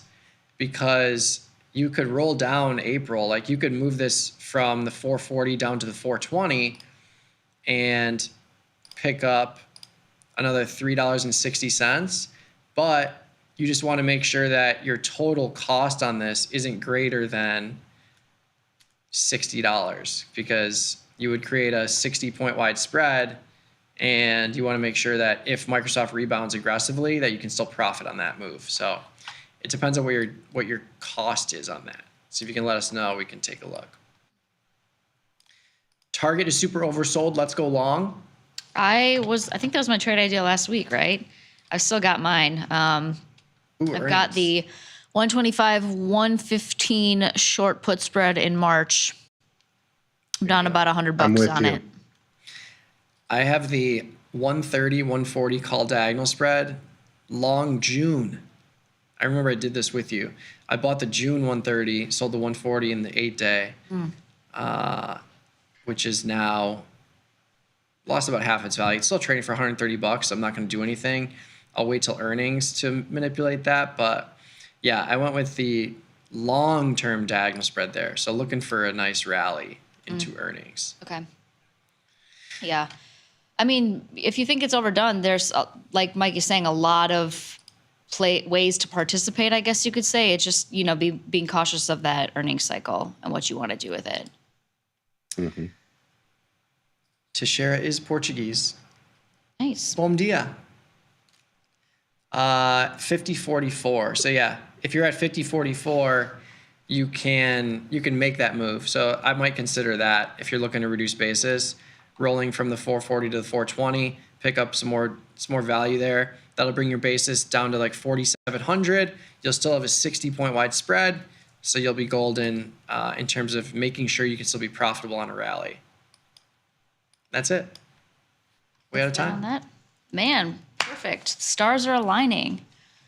All right, well, that wraps up this edition of Options Trading Concepts Live. If you want to see anything in future episodes, just tweet at us. I'm at Trader Katie. Mike is at Trader Mikey B. Nick is at Trader Nicky Bat. Nick, get well soon. I don't think you're missing anything major in terms of lunch today. It's banh mi sandwiches. I've heard mixed reviews, but good luck, good trading.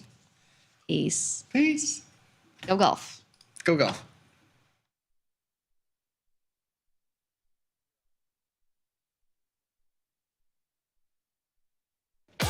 Know someone who needs a better broker?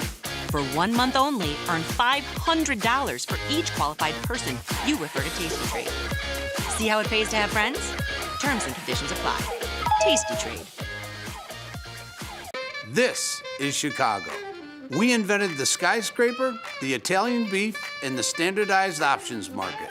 SIBO is not only the birthplace of options, it's also where Liz and Jenny got their start. In an industry first, 2 female former floor traders broadcast live from the floor. Hear the sounds of live market action and feel the electricity as they present real-time trade ideas and research-backed market studies live from the SIBO's SPX pit. Watch Liz and Jenny live from the SIBO, only on Tasty Live. It feels good to get smart. Get even smarter with the ultimate how-to guide. Learn 31 different option strategies, cover calls, iron condors, jade lizards, become a trading mastermind. Get the guide at tastylive.com/guide. Forbes called us best online for options trading. Investopedia, best for options trading, period. With stockbrokers.com, we're #1 for options and futures trading. The Motley Fool really likes us. And so does Business Insider. So what else can we say other than boom? Trade like a trader. Tasty Trade. Make your move. I got Joe in Houston. What's up? Just want to call in and say I really appreciate everything. I started trading and learning from you guys about 6 years ago. You know, it was you guys' work and the platform that got someone like me that didn't really know anything about the market capable of really outperforming the market now for, 5 out of the last 6 years. And so I really appreciate you guys. I can't think of another company where I can pick up the phone and call the CEO, the trade desk, and reach somebody as quickly as I can there. So just really appreciate everything and what you're doing for guys like me out here. What you're doing is really spectacular. So really appreciate it. Thank you, my friend. I really appreciate it. You made my weekend, man. The beauty of Thinkorswim was that we were different. From the name to the front end technology was clearly what we wanted as traders. Second time around, I think we did a better job. Yes, we are known for our ability to support complex derivatives traders, but we also have the tools for somebody who's brand new who wants to come in on the first floor and work their way up to the top of the building.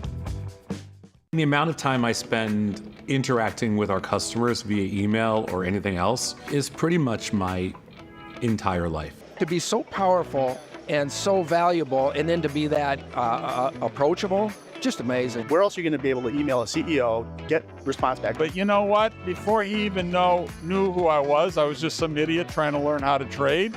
And he still would email and help me learn and everything like that. Some people say it's nuts, some people say it's insane. You know, that's what I do.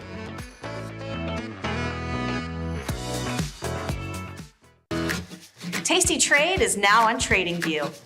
Trade stocks and futures directly on TradingView charts with Tasty Trade's low commissions. Try it out and leave us a review. Looking for a better broker and a bonus? Sweet. We got you. Right now, you can get a bonus of up to $4,000 when you open and fund a Tasty Trade account. Plus, low rates, smart tech with the analysis tools you need, and award-winning support. So, get a broker who's actually got your back. And up to $4,000 at Tasty Trade. Make your move, genius. Tasty Trade.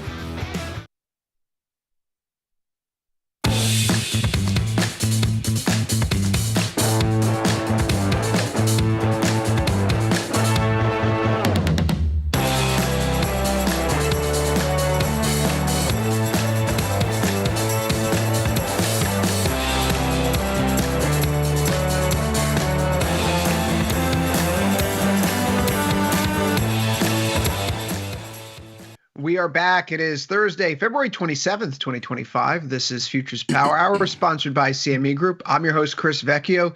He's Jamal Chandler. Jamal, hopefully your week has not been wrecked by avarice, greed, and the whatnot.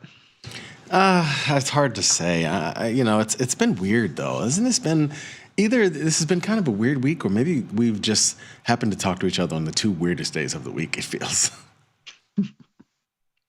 Well, you certainly made me feel like Scrooge McDuck by not getting out of my gold position. You let me dive right into that pile. And just like in real life, if Scrooge McDuck dives into that pile of gold, he breaks his neck. So gold here is certainly lying flat on its face. Yeah. But what's changed, right? I mean, it feels like we're still struggling through this whole growth issue. NVIDIA couldn't save the market, Jamal. Mm-hmm. We can go to the slides. What else is there to say? The vibes are awful right now, Mr. Chandler. Mm-hmm. Mm-hmm. And is that about the market? That is. I mean, I'm stealing somebody else's joke. I'm stealing, producer James's joke. But I mean, is that about the market? Is there more you want to talk about there? I will turn this car around. Okay. Do not make me turn this car around. It's a valid question.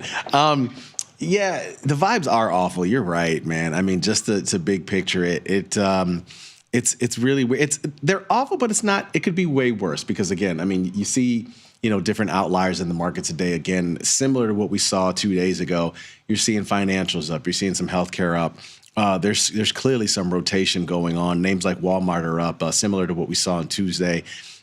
It's not the script that we thought. We thought for a second there that NVIDIA was going to save the market and all was going to be well. And the normal market, if you will, that we've been seeing for the while, where a lot of the Mag 7 names are leading the way, but it's not the case. I mean, Mag 7s have been ugly, and I think that's one of the reasons why this market is fairly sad.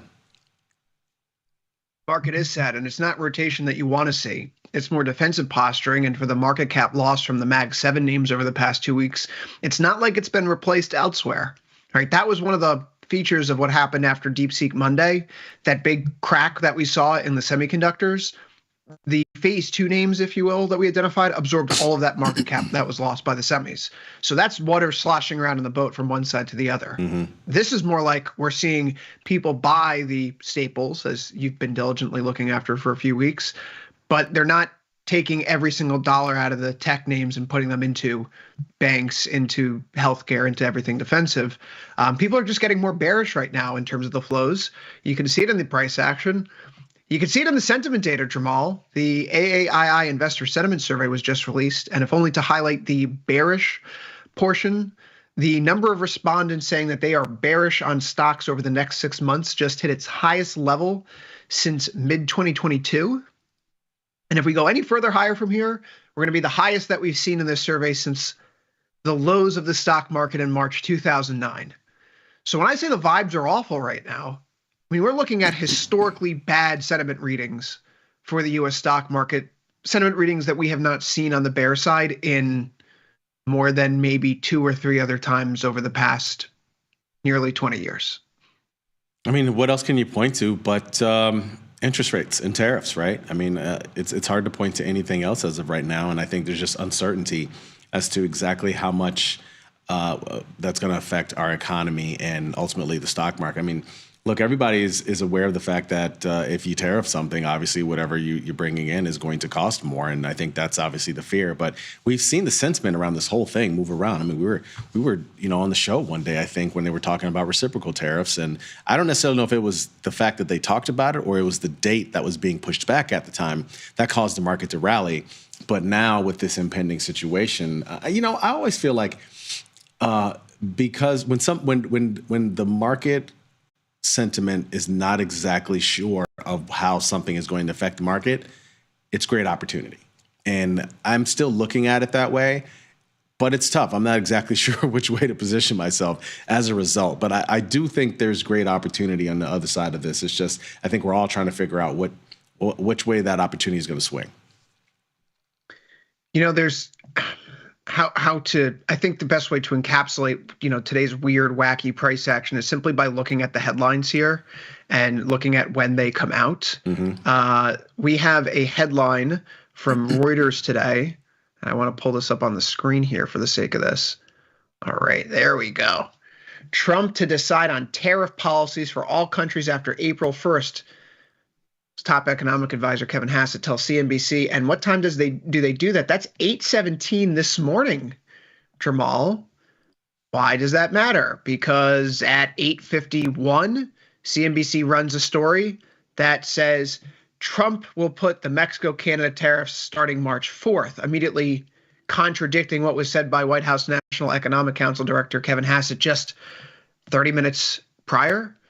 So we talk about a market today that's dealing with some of this uncertainty. Why are you feeling bearish? I mean, what's the policy signal that you're getting out of Washington right now?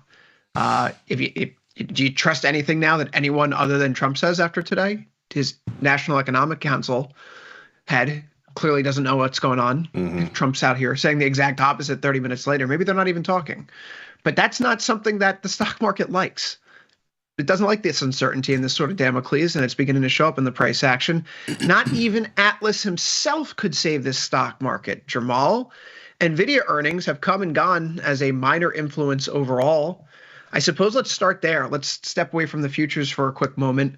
Yesterday, the market's at 131, 132 into the close. We're out now at 127. Do you find the fact that we didn't make a move outside of the expected range?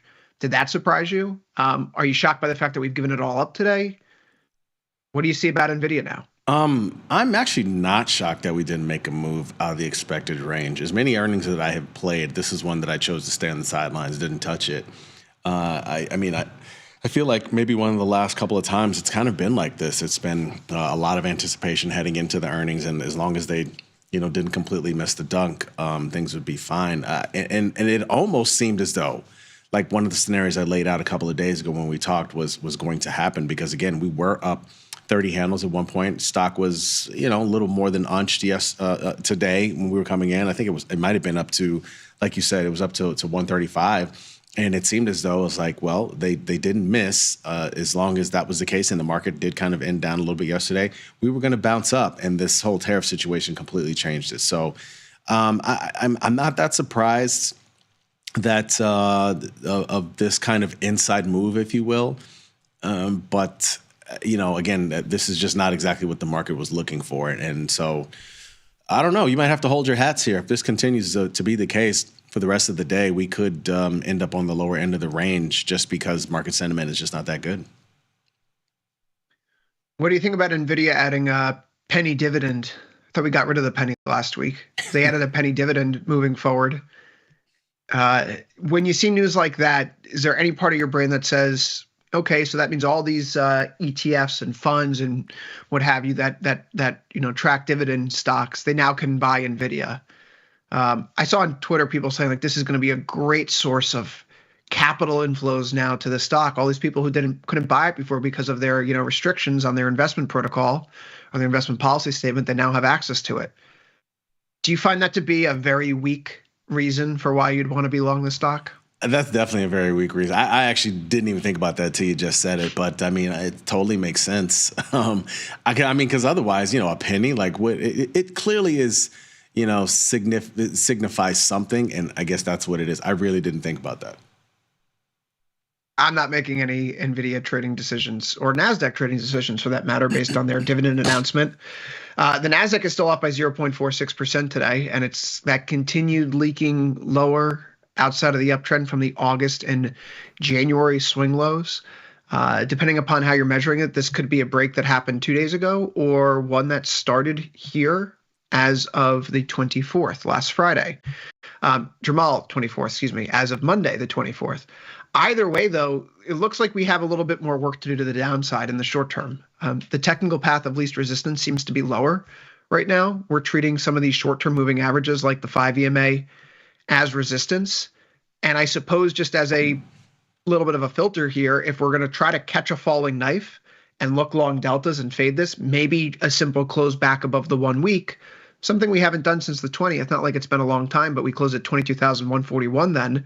Maybe that would be just the indication we should stay on the sidelines for now, because it is a new monthly low.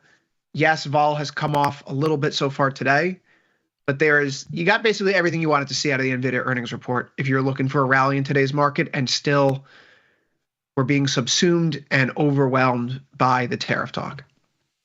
And, I hate to be the bearer of bad news, but tomorrow's Friday, and at least 3 out of the last 4 Fridays, things have gone ugly. So I think we're in a little bit of danger right here. This is no longer considered as consolidation, right? I mean, if we head in tomorrow and flows are just not looking well, you could possibly see a sell-off into the weekend here. So I think we're in a very precarious situation, and you've really got to keep an eye on some of your positions and watch how things are trending right now, because I really don't think it's good, especially when you got this type of action.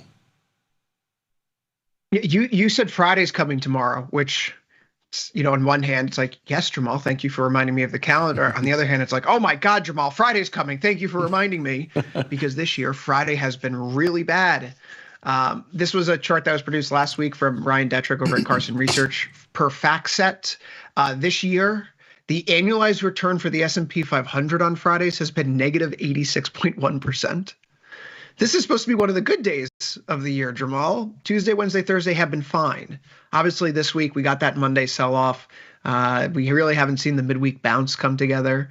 And then today, well, we now look forward to the worst day of the year so far, Friday. And that is, well, Friday is nigh, Mr. Chandler. So maybe, look, I understand that we're at a discount here. If you like the S&P 500 at 6,100, why don't you like it at 5,973? It's a different technical setup now. And so the same thing goes for the NASDAQ. That weakness remains. We're getting perhaps a little bit of a doji candle here, but again, we set a new low relative to yesterday. So path of least resistance still seems like it may be for weakness. Jamal, could I tempt you with an iron condor here in the S&P 500? We're about 200 points away from the highs or lows over the past 5 months, almost 6 months now. Would you think that's an appropriate way to express a view in the market instead of trying to time a directional swing? No, I think it's a good idea for sure. I think it's a good idea considering IVR is close to 30 at this point. I guess it really, I'm guessing you're talking about a 45-ish day window, right? I assume, like April. Yeah. Yeah, I mean, that's probably best because that actually allows you to be outside of the expected moves. I don't know how jacked wings are right now, meaning like I don't know how big those wings are, but even in in any one of them, I think the expected moves are fairly large right now. Like for example, if I'm just looking at ES futures, right, and we look at April, what is that looking like? I mean, the 17th, yeah, what is that looking like? 19.1. That's 49 days out, so we'll just go here. See, like when I look at that iron condor and I look at the expected move area, and again, I don't know exactly what kind of. That's why we're doing this exercise. It's a good exercise to do, actually. But just looking at the expected move, right, like that band. I mean, it's what 62.75 to the upside and 5,800 essentially to the downside. I mean, that's pretty. Almost 200 points to the downside from here, which is a lot. It is a lot. 60% probability of profit if you're short the 63.25 and 56.50, and then you go out 75 points to add back on the wings. Profit of 3.5 to 1, right? You're risking 3.5 to make 1. Yeah. I don't know. I much prefer to play range trades in something like oil right now. I also feel like while the volatility has increased to a place and we're 200 points wide of the range. There's something that's holding me back from wanting to execute this because it feels like the market's getting a little bit more, I don't know, uncomfortable in how some of these sectors are rotating right now. I can't keep my eyes off of XRT here, which hit a new yearly low here today. In fact, XRT, the retail ETF, falls down to its lowest level since the middle of September. XRT being the retail ETF, or rather the ETF that has the highest correlation to performing terribly during recessions. Totally. Right? So like XLY continues to break down, discretionaries coming off the board. Those early cycle bull names that you'd expect to lead on the way up are leading on the way down. And so then the attention swings over to something like a healthcare, which is holding up today, or Staples, which is holding up today by 0.34%. Yeah, it's not near the weekly highs, but net, if you were long XLP this week, you're doing a lot better than if you were long the NASDAQ. So the rotation doesn't look healthy. I mean, do I really feel like I want to? I'd rather try to get long the S&P closer to 5,800. Exactly. It's funny you say that. I was thinking the same thing. But does that tell you something when you see, these staples starting to move, right? I mean, it kind of feels like the market's getting a little defensive, doesn't that? Yeah. Also feels like I should listen to you more often when you throw charts in my face. But, thanks, buddy. It's true. Tip of the hat. You were all over this weeks ago. So, yeah, it's the right that rotation. If a week and a half ago we're saying banks are up, semiconductors are up, tech is starting to lead again, like Yahoo, this is all fantastic. Then if we're going to be intellectually honest individuals, Jamal, then it's the exact opposite side of the equation right now.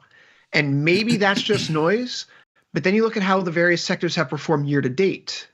And it's the defensive names that are holding up, and it's the high beta stuff that is doing very poorly, and it's the growthy stuff that's doing very poorly here. The Russell today still can't find any reason to rally, and this is more and more time that we're spending, below the closing lows that we had at various points throughout the fourth quarter last year. Continue to ride the rails of that 1 week moving average to the downside. When you and I spoke on Tuesday, we talked about the idea of previously we'd say we'd like to get long the Russell near 2,200. But then you think about how treasury yields have been behaving and how come the Russell's not enjoying that tick lower in yields. The focus has shifted from inflation to growth. The Russell can't find any sort of bounce here. I'm glad that we didn't execute, trying to get long near 2337. We waited for that. We're not picking up any following knives near 2,200. There's not enough volatility on the board to justify selling a put spread right now. This is just rough sledding. I don't know if I would want to be short because we could get another rip to the upside on some of these news headlines. Yeah. But I almost feel like given the way the market's evolving, sell rips rather than buy dips is probably the short-term mentality that's going to fit best. Yeah, I know. That was actually one of the things I was thinking about this morning when the market went higher. I mean, and that's actually one of the things I did the other day when we were on the show, selling rips. That said, I would be maybe interested in this if it gets down to 2,100, right, on a big, scary type of day. And I think that's ultimately where my mindset is right now. I'm willing to trade big if we get another scary day, kind of like we just did last Friday. But until then, just kind of sitting on hands, man, because I've kind of lost a grip over understanding what this market is right now because there's just so much noise around it that, again, I mean, we've noticed the trends. We noticed what's going on with stables. We noticed what's going on with financials. But I'll be honest with you, there's a lot of other things that are happening that don't seem to be as correlated right now, and it's just completely throwing me off. Again, 2 days ago, gold's down, bonds are up. That's weird, but we'll allow it. But now gold's down and bonds are down. So it's like, all of these things in summation, coupled with what we're seeing in this market, which is not looking with these equities, which is not looking like consolidation anymore. It's looking like a market that wants lower prices. So we're in a rough spot here. Normative determinism, like there was a Treasury official years ago. He just passed away recently. His name was David Dollar. And so naturally he was in charge of foreign exchange with the Treasury. As he should be. Right, as one should be, right? Like you see news like, what's the famous one? Like there was some Tyson meat manager named Brad Slaughter. The Russell 2000 is allowed to trade above 2000, right? It feels like the market doesn't think so. It's like, oh, wait a second, this is the Russell 2000. We should sell it back to 2000. That's the fair price. terrible jokes aside, this is a market that's not benefiting from the cross asset movements in the manner that it did just last year at various points, or even in 2023. So I think we have to be careful right now. I don't know if there's enough of a divergence in the volatility profiles of the Russell, NASDAQ, and S&P to justify what was done for large stretches of 2024, which was like you can be bullish on stocks, your long calls in ES or NQ, your short put spreads or puts in the Russell. And that's a nice way to kind of diversify and fund the long call exposure. Here, it doesn't feel like that right now. It doesn't look like that. And if you've been trading that way, you've been getting hammered. So I suppose that's why we aren't doing it once more. But this is a tough setup still. So patience right now in stocks. Things aren't looking good. People are very bearish. But if we do get to some sort of reason, some catalyst to turn around and bottom out, Jamal, I go back to that chart about bearishness. Rare is the occasion that people are this bearish, nor do they stay this bearish for that long. So a flush, if we get an exhaustive type of washout move, please, let's see this next week. Let's give me a 5,800 ES next week, and I will be there with, like that Dr. Evil meme, like I will be here waiting for you, stocks. And that's when I would look to get directionally long again with a tight stop below like 57.75. But I think that's where it's worth taking in a directional swing. Yeah, no, I think that makes sense. And again, and I guess on the other side of that, I don't know. I don't know how we bounce. I'm not saying that we can. I just don't know what it looks like if we do bounce from here, and if everything is all fixed. Is it does March 4th bring some clarity? I don't know. I think that's kind of what the market might be waiting for at this point, honestly. Another day, not another dollar here in stocks. S&P up by 0.1%, NASDAQ down by 0.35, Dow Jones up by 0.71, the Russell down by 0.23. Jamal, this morning we had a bit of economic data that stirred the pot for the bond market, which they're sucking wind a little bit here today. It's not a great day, particularly as the tariff talk comes back into focus. Again, why might that be the case?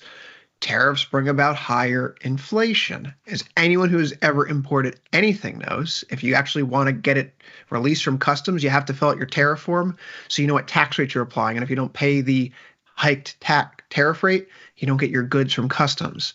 So if we're going to be slapping on these gigantic tariffs, it's going to raise the cost of goods into the country, which is inflationary. Is it bad for growth? Sure. So maybe there's an offset there, Jamal. But between the durable goods orders this morning, which again showed concerns over tariffs, headline durable goods beat, you strip out transportation like aircraft or automobile parts, durable goods miss. So people are pulling forward their purchases before tariffs go into place. That's a really bad thing for the economy. This fear of tariffs is creating a short-term bottleneck for certain types of goods, which then raises prices. It's self-fulfilling in a way. If we think prices are going up tomorrow, what do? We buy stuff today so we don't pay the higher price. What do we do in ZN and ZB, though? ZB is off by 0.5% here. I think this is setting up this is a gift. I missed yesterday's move. The swing high that we have here on the 7th is lining up very neatly with that 1-week moving average. I'd like to see a test down there ideally first. Didn't quite get there yesterday. We're now a little bit closer to it today. If we do, I will look to put on another short put spread here. There's enough juice in the IVR with 37.4. There's enough technical momentum. I like a series of higher highs and higher lows that seems to be coming together.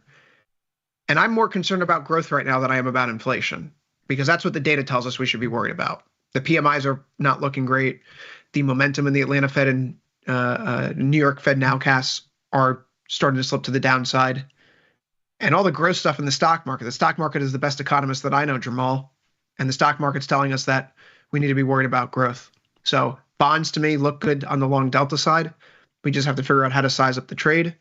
Today is a nice little pullback. Perhaps it provides or affords an opportunity to get back in. And that's exactly it. This is a pullback today. It's been 6 days in a row. We can't expect this thing to go up forever in perpetuity. So this is a nice little pullback today. I could easily see, again, if Friday ends up playing out like some of the Bloody Fridays we've seen, then I think that would I think that would produce a turn around in this as well, and then lead to higher prices. So that's kind of what I'm looking forward to. But even if not, I'm comfortable holding the position that we have. Again, it's quite a few days out. It's 85 days until expiration. So I can live with that for the time being. But you're right. It's all about growth at this point. When you watch what's going on with the difference between the 2s and the 10s, I think there's a big shift here more recently with how bonds are being treated in this market. Yeah, the 10-year yield, we could see that we have this long uptrend. Well, not long, September through effectively early February, but very clean. Higher high, higher low, higher high. And then all of a sudden we get here into February, lower low, lower high, a new low. This is clearly a downtrend right now. So consistent with that, if we're in the middle of a downtrend in yields and uptrend in bond or note prices, we only want to look long deltas. It's one of the reasons why, if you have a bias in play, don't trade against it. I'm a long stock person, given the history of stock markets tending to go up. So when momentum is negative or it's neutral, I just step away. I really just don't trade it. There are other people who are completely agnostic and don't have any perceived biases, and so they're able to operate a little bit more cleanly than a polluted mind like myself. But you have to know your limitations, and I know this is my limitation, so I just avoid it completely. Do the same. I have no such affinity towards treasury bonds, right? I don't care if the yields are going up or down so long as I'm on the right side of the trade, because there's no longer term, impulse in the market like there is with passive equity buyers, 401k holders who are constantly just buying stocks every paycheck that comes in. You don't have that here in treasuries to the same degree, if at all. So I have no issue saying that this isn't a downtrend and we could trade yields lower, we could trade bonds higher. I only wish that I caught the moves correctly earlier in the fourth quarter, because that was a brutal quarter for me for the bond market. You tell him. But now it's you and me were holding hands the entire way to hell. God, so it was a terrible trade. This is really rough. Now it's a bit better, and I think having gotten out of ZB, this is a good day to potentially readjust restrike the position and get back in. Yeah, no, that's the best thing to do, I think, trying to find ways to reposition. And, when you get a few moves here and there, it gives you the opportunity to sort of analyze what you have on, and if you need to adjust or if you need to sort of risk manage in a way. But I still believe that it's interesting that this whole, situation going on recently is what's caused the final change in bond and the treasury market. After this long, drawdown that we've had, I think we're starting to see the light at the end of the tunnel. And so, I don't know, I'm just going to hold these calls for now. I think it's a good place to hold them. I'm looking at the 57 days out right now, Jamal, the 114, 116 short put spread. It's basically a 2-to-1er. I'm risking 1328 to gain 671. It's not bad. And I think the fact that we've seen, we're looking at evidence for this, what does the market care more about idea.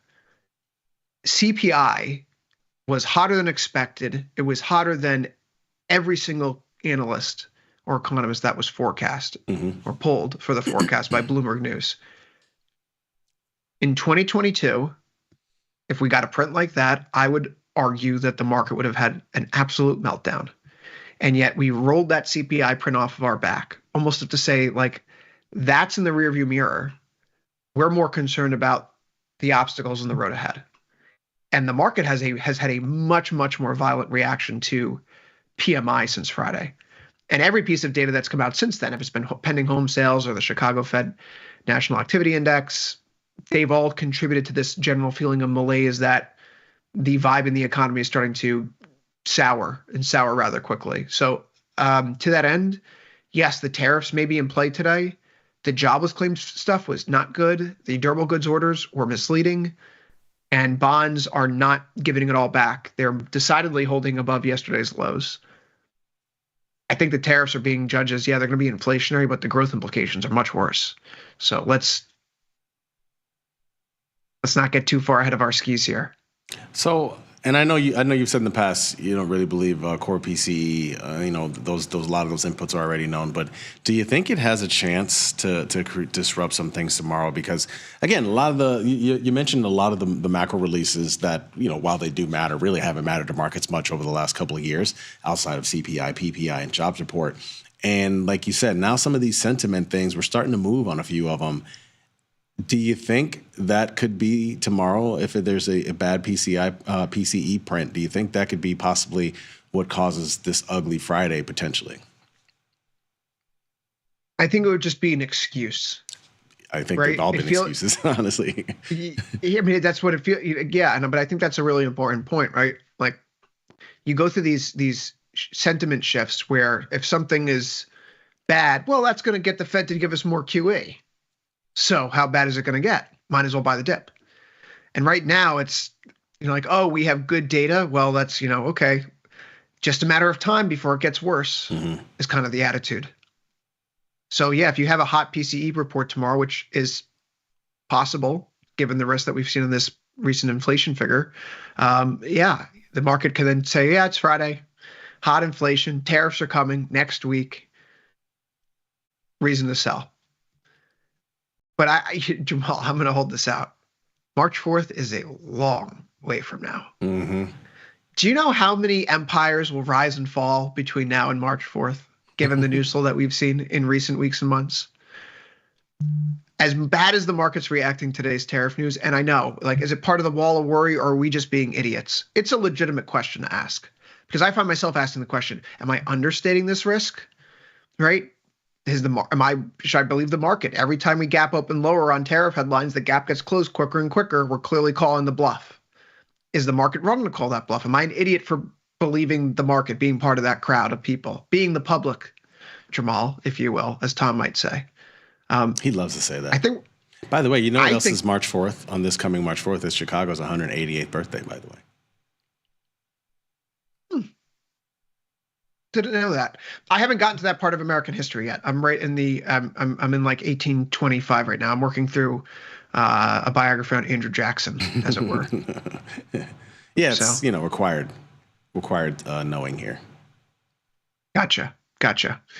We're actually having a debate in New York because our governor put out a statement last week, something like in the 237-year history of New York State, yada yada, and immediately it's like, hasn't New York State been a state for 238 years, or is it 235? But 237 is a number that no one agrees upon. So it's kind of like, what? Where did you get that? Yeah, there should be some kind of consensus around this type of thing. It's like from when we ratified the Constitution and the Bill of Rights, or from when our own state government formed. Does it predate the Articles of Confederation? Anyway, Fridays have been bad for markets. We have inflation data tomorrow, Jamal. 70% probability of profit right now in this trade, risking 2 to make 1, effectively a little bit more. I'd like to see a little bit more, closer to 117. And perhaps this is the greed and avarice that has plagued me, because a week ago I'm feeling great with those S&P 500 calls, the gold calls, and refusal to roll or close is hitting me over the head, if we're going to be honest. So maybe not being persnickety and waiting to squeeze out every single penny is the best bet here. I don't need to get the last 10 ticks to establish position, but it's something I'm going to wrestle through as we gear up for tomorrow's inflation report. But just kind of made me think just now, I was looking at ZN and ZB just to see if there's any potential options indication of a volatile day tomorrow. Nothing out of the ordinary at all in ZN and ZB, and they do have one day to go. Looked at SPX. That's actually expecting a little something. I mean, it's a 21 IVX and a 55-point move. So, maybe there's something there with stocks. Friday's been a bad day. Wouldn't surprise me. Let's talk about these metals that have been clobbered here. They're a little bit off the lows, but that's not exactly, cold comfort. But we're holding right at the 1 month moving average. So some things that changed here in recent days, that close we had on Tuesday below the 13 EMA, that had not occurred going back to January 6th. Volatility continues to come in, right? What has been a sign of, a market that's potentially going through a top? Well, when we broke in the uptrend last time in August and November, volatility came crashing down as the market was topping out. Here we have volatility coming back in as this potential top is now being formed. For the life of me, Jamal, I am a fool, so I'm holding on long because, quite frankly, it still looks like it could be a bull flag. The close today matters a lot, but I'm feeling way less comfortable being long gold now than I have in a very long time. The tenants that have held up this market and have been the substantiation from my point of view on a technical basis are eroding. And this is beginning to look like a market where if we get a significant move below 2880, we need to consider the fact that you could be looking at a flush towards easily 2800, but then beyond. I would look to the former highs that we have here in October at 2841 as a resting stop, and then the low on February 3rd at $2802.20 in the GCJ5 contract as potential support regions. Is it still a potential long fundamentally? Yeah, I think so, right? Not everything goes up in a straight line. It's been a straight line for 2 months. Yeah. So can't be so pissed off about it. But there's a reason to stay long. It's just this kind of stinks right now, but we're close to finding a place where it's important to tap out. Yeah, I actually think you're right. I mean, and this is actually something we touched on Tuesday's edition of Overtime with you, me, and Ilya. The idea that we could probably see another move. We weren't sure if it was going to come the following day, which clearly it didn't. Yesterday was green, but here it is right now. We just did the flush below 2,900. If we close above 2,900, I think that you'd be able to sleep well tonight. But if not, yeah, it could be a little bit of trouble in the meantime. And again, a lot of it is just based on some of these narratives that have been thrown around this week. So it's just, right now you just got to white knuckle the handlebars and hold on to them on the roller coaster as it's happening. But look, I got lucky. I just decided to close it because I wanted some cash to do a few other things, and it was a nice little profit at the time. There was no other reason other than that. And I did want to get back in. I do want to get back in. This is actually the area where I want to do it. But given what we've been talking about with markets and the chance for, possible 5,800 or below 5,900 at the very, least in S&P 500 is a little bit more interesting to me. So that's why I'm just holding on for right now and doing nothing in gold. Gold's off, silver's off another 1.43%. Are we dipping below the area that matters most? Ilya pointed out that the closing high on the 16th at $32.18 would be the level to watch, to really watch, because we've seen some dips into that zone throughout February that have been purchased up, including 2 days ago, yesterday, and now today. But if we do break below there, you could see how the uptrend off of the recent lows is beginning to get pressured. We take the December 31st, the January 27th swing lows. I would argue that if we can just kind of grind sideways here for a few days and find some support, we then reestablish this uptrend that we've been trying to carve out. And we're not so far away from it where like the distance between the high point in the trend and the uptrend itself is like, we're talking about $3 in silver, so a 10% differential. The overextension is getting squeezed out of the market right now. But flows are positive. The import data that we've seen from and the COMEX accounts that have produced public data show that demand for precious metals in the U.S. among retail consumers continues to climb. And we are importing more gold and silver now than ever before. I think those are beneficial things for the narrative. That volatility obviously sucks, 16, but if you liked silver like I do, 16 IVR is a really cheap way to express some longer dated bullish opinions right now, Jamal. It's totally different than when you're trading near 50 and want to get bulled up, but at a 16 IVR, it's not that expensive to express any sort of opinion. No, not at all. What a difference a week makes, though. I mean, just a week ago, it was like, wow, this chart has been ugly for quite a few weeks, just, so noisy, if you will. And a week ago, it was like, hey, this is finally looking good, and it's about to take off higher. And then, now this few things happen over the last several days. So, but like you said, this could just be the beginning of some chop in the meantime. Get your duration right. Hold on for a little bit, see how things play out. Copper prices are up, though. Talk of tariffs is perhaps helping copper, Jamal. We had that pullback to the 1 month moving average in recent days, just like we did here at the end of January, beginning of February. And while it took a few days for us to chop around and ultimately find our footing, it was that broader trend level that held up as support.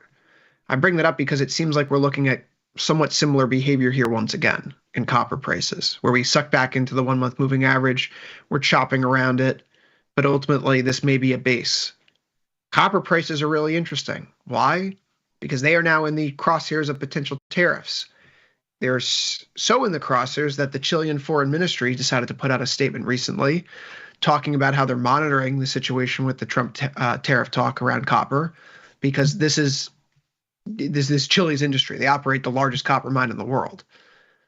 That's what provoked the big bounce higher yesterday. Obviously, we pulled back in. No one knows if it's raw copper, unrefined copper, right, or refined copper. But nonetheless, we've seen that when there this tariff talk has come in, it has helped put a floor under price. So having been long for large stretches this year and waiting for some basing, I actually think the setup right now in copper is appealing enough where we should be looking at something like a short put spread. We go out to the short put spread here, and let's go. This is in the HGK5 contract, and I want to look below the low that we had, 451.60. We're going to pull this in all the way in, scooch down. It does seem as though copper likes this level above 4.5 nowadays. Because just the other day we were wondering if it was going to sort of dip a little bit lower. It was in danger of breaking 450, and it looks like it held that level. So that's something that's some green shoots for those copper traders there. Yeah, and it's the zone where the market has pivoted in recent months, right? You have the November swing high there. You have a swing high in January. We popped through in early February. Now we're pulling back into it. And the bigger context, of course, is that this is all part of a bigger downtrend break in copper. So we have our breakout. We pull back into the area where the breakout occurred, right around 450, and we start to bounce from there. This seems pretty textbook. So fool me once. Copper's actually been very good to us this year, unlike gold, which is now a thorn in my side. But at a 65% probability of profit, selling the short put spread, 450, 445, effectively saying that we're not going to see a significant deterioration below the 1 month trend level, just as we did here in late January, early February, that this pivot area is going to hold in a breakout. I don't think that's an unreasonable thing to do. Mm-hmm. And so with that, risking 3 to make 2, right? That's not bad. Essentially, yeah. That's not bad at all. It's a pretty good gamble. I think it's a decent risk to reward given the setup that we have right there technically. And if tariffs are in play, we already saw the headline 2 days ago. Do it. China's getting 10% tariffs again next week, on top of the 10% they already received. I'm really curious as to how all of this is going to play out, and I think that's exactly what we're seeing in the market. The market wants to know too. So this is something that we're clearly working through right now, and I really, none of us know exactly how it's going to play. We know the textbook answers for what tariffs mean for economies, but I don't know. We haven't seen, at least it doesn't matter what historically, I haven't seen in my 20 years in the market this idea of tariffs. So in such a broad-based way, and so it's going to be curious. It's going to be interesting to see how it affects, the stock market. It's going to be certain sectors. Again, we know the textbook that things are the way they're supposed to move. But I've seen this story 1,000 times, not related to tariffs, but just like one reaction expected based off of what the textbook says, and then to give a nod to our friend who follows us here. There's theory and then there's practice, and so we're going to see how things play out. Jamal, let's turn our attention to what's happening in the energy sector here. Is this a dead cat bounce? There has been some weakness in both crude and in our friend natural gas recently. Crude oil here is perhaps the most compelling of those charts, if only because the move off of the September and those December swing lows is occurring in the form and fashion of a Morningstar candlestick cluster. Morningstar candlestick cluster is a bottoming pattern that takes place over 3 candles. And it's doing it in a form that pulls us back through our key line in the sand here. Right around $70 a barrel in the past few months. If it was the highs in November or December or swing lows that we had here in early February, it seems to matter a whole bunch. Jamal, there's obviously no volatility right now, so that's frustrating. Nevertheless, what's the play right now, given the fact that we are seeing a rebound at trend support here in CL? the play is just like we thought a couple of days ago. We figured, gold. I mean, God, why do I do this every time we talk about? Maybe it's because we just come out of gold. I'm so fixated on gold that I still say gold when we talk about oil. Oil. By the way, I just remembered digital gold. It just popped in my head. Don't remind me. I'm just gonna send. Yeah, there's Ilya real an gold, email. digital gold. I'm going to black send gold. Ilya an email, and all I'm just going to put is digital gold in the subject, and that's it. Nothing else. Please do. Anyway, CC me on that? Thanks. Yeah, I want to CC you on it. Oil here, this is kind of boring, right? Like I talked about the other day when oil was around 68 and change. I was interested, but then we did this sort of risk reward analysis of how much can you actually make given the margin that it's going to use, and is it worth it? Is it actually going to run $5? And so until it actually does that, I'm going to say, this is just fairly boring what we're seeing right now. And if it runs to 73, well, I'll probably be a little bit of annoyed because then at that point you could have made $500 on an MCL contract. But in the meantime, I think it's doing nothing more than, like you said, running back towards its normalization level, and we'll see if this even means anything from here. Once again, it still needs some type of geopolitical headline, I think, is the main thing that we've really seen move oil over the last 3+ years. A few days ago, I tried getting off that short iron condor trade in here. It didn't go through, and then oil tanked on Tuesday, and I said, good thing that didn't happen. And yet, this is exactly where I would want the price to be if that position had been filled. So I would be feeling very good today about that. There is a directionally neutral trade in here still, which is to say that we are effectively just a buck or so south of the midpoint of the 52-week trading range. And as the studies show, that if you were to look at how oil moves, the best predictor of any price of oil at any point in time less than 12 months from now is just the current price. If you want to look to the futures market as where could prices be a year plus out from now, knock yourself out. Don't look to the futures curve if you're trying to predict current oil prices 3, 6, 12 months out from now. Just look at the current spot price. It's the most accurate indicator. So to that end, could there be some chop? Yes, but is the vol worth it? I don't think so still. It's now in the teens IVR. It's not poking its head into the high 20s, low 30s. Natural gas, on the other hand, still has volatility, Jamal. It's a 51.4 IVR. Are you still short your call spread? Still short the call spread. Really not that much movement on it. Still down a decent amount on it. I guess I still got a few days here before I decide to roll. But make no mistake, I'm going to have to roll. I'm just looking to see if there's going to be any big chance of a big move to the downside that allows me to just close it and move on. But more than likely, I'm going to have to roll this thing and keep it a little while longer. I have nothing doing here right now. My game plan is still to see if we can get a pullback into 370 to 375 or so, right around that 1 month moving average, and right, works out for both of us, right? Yeah. And so if we can get there, you have the high from January 16th at 372. I'd be interested in looking at long deltas from that point moving forward. I know that we're coming out of winter. I know that we are talking about potential changes in EU inventory replenishment laws. All still should be supportive for what we want to do here in the U.S. Further to that point, I would look at what OPEC said today.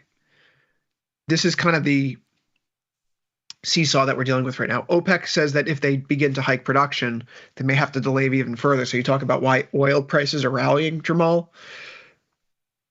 If OPEC Plus is telling us that they can't produce more oil because they're worried about demand, the market's initial reaction is, oh, yay, less supply than we assumed. The rationale for why they're not giving us more oil is the worst one. This is not demand, right? They're worried that the market can't absorb their production coming forward. So natural gas, I think, is actually going to be very tricky through that lens. If there is a pullback to 373, but it's in the context of oil prices getting pummeled because of a growth issue, a lack of demand issue, that's probably not where natural gas is going to stop. So I'm going to keep it very, very tight when I sell a put spread down there, because it is, in effect, the first blush, if we get to 370, it's going to be like catching a falling knife. And natural gas is exceptionally directional. So, I'm going to keep it real tight and be quick to get out of the position if it turns against me. Yeah, we see often those waterfall moves. I mean, even when you just look at the chart, you can see them here, right? So that's essentially what I'm waiting on. I a couple of days ago, I think it was maybe like the beginning of the week, I thought, let's just close this thing and move on. And then finally I said, no, let's just see if we can get that waterfall that we typically see out of natural gas. So that's essentially what I'm waiting on. I feel fairly confident that it's coming. These are the tough times when you're in a position like that. Again, I'm short the 390, 410, so it's right in the middle of my strikes right now, and I'm sitting on the loss. But this is the area where, the waterfall could happen fairly quickly, and I could, like you said, it could be 375, and that'll be I think that'll work out well for me. I don't know if I'll be up money at that point. Maybe, just really depends. But I don't want to roll it before that. I want to give it a chance to see if we're going to get the waterfall over the next 7 days or so. Jamal, quickly before we turn our attention to FX, it's still a meander in stocks. S&P up by 0.01, NASDAQ down by about 0.5%. Quickly, when we look to FX markets, the stupor is over. I think one of the areas of interest for you and me in recent sessions has been pointing out, looking at, talking about how FX was kind of ignoring a lot of the noise elsewhere. It's a $6 trillion per day market. So if it's barely moving, should we be overreacting to any of the headlines we're seeing? That changes today. FX is no longer whistling past the graveyard, if you will. The euro is down by 0.76%. The Australian dollar off by 0.89. Capital controls coming into China. We're seeing that there could be some concern over domestic Australian data. Inflation there is falling a little bit faster. Maybe we're going to get more rate cuts. The Australian dollar is actually the worst performing major currency this week, dwarfing the Canadian dollar or Mexican peso, which aren't having good days today after we have those tariff announcements this morning. First, again, Kevin Hassett, and now Donald Trump. And so to that end, what happened when we heard about the tariffs going into play in early February, Jamal? The Canadian dollar flushed initially, and then we'll find out they're delayed, and then it bounces back. So maybe it's deja vu. Is it worth catching the falling knife right now, 79.6? What if we wake up on Sunday and the futures market opens and we're now that many more days closer to the tariffs being in play and there's no deal just yet? If I had unlimited money, I would already be in. I mean, because why not? Why not play the seesaw game that has been the tariff story? It's probably been worth playing that. So totally. I mean, same thing with, even though the Aussie dollar's not caught up in it, I would probably do the same. But that's really been it. I mean, again, we talked about this outside of the show, and we're ending off with it. The uncertainty around tariffs has really caused a lot of trading, and again, a lot of it is narrative based. So why not trade the narratives as they're moving real time? Why not trade the narratives as they're moving real time? Dollar index here, what looked to be a bit of a top, maybe it's not. Yeah. And I think that's worth pointing out here. We could be getting back into what would be considered a neckline, if you will, of that topping pattern. Support in the sideways range. We're back to the 1 month moving average today. Any higher from here and we close above it. First close back above the 1 month in the dollar index since February 10th. And again, lower yields plus a strengthening dollar and gold prices falling apart. Jamal, that's a soup called risk aversion and people raising capital. And that's not the backdrop that stocks do well against. I would argue that the market's seeing that the rate cuts that the Fed is potentially bringing less about maintenance and more about fears of recession. And again, that's not good for the stock market. What's next on the calendar? Tomorrow, Friday, it is the final day of this short month. February is an honest month, Jamal, as people like to say. It's dark, it's cloudy. It doesn't pretend to give you any hope of anything. And I'm not going to give anyone hope for tomorrow, the final day of this month. I see income and a personal spending and a PCE index here. I think these matter not whatsoever. Because we're not paying attention much right now to anything on the inflation side. I would argue that we're in a setup similar to where we were last July, where as we look into the non-farm payrolls report next week, that is clearly something that could punch this market's ticket for a one-way trip to, say, 5,800 or so if we don't get there beforehand. We've been rolling the inflation data off our backs. We've been ignoring the Fed speakers when they come out. Chicago PMI all of a sudden matters a lot. This actually may be more important than anything else earlier in the day. The PMI readings have been carrying more weight, more punching power, if you will, in these markets. As we do at the end of every one of these shows, not yet, we do a brief bit of education. Head over to tastylive.com, top banner, learn beginner futures, where you find this course put together by the fine folks on the Tasty Live research team. Today we're talking introduction to margin. In a traditional equities account, the margin you have basically represents a loan from your financial institution.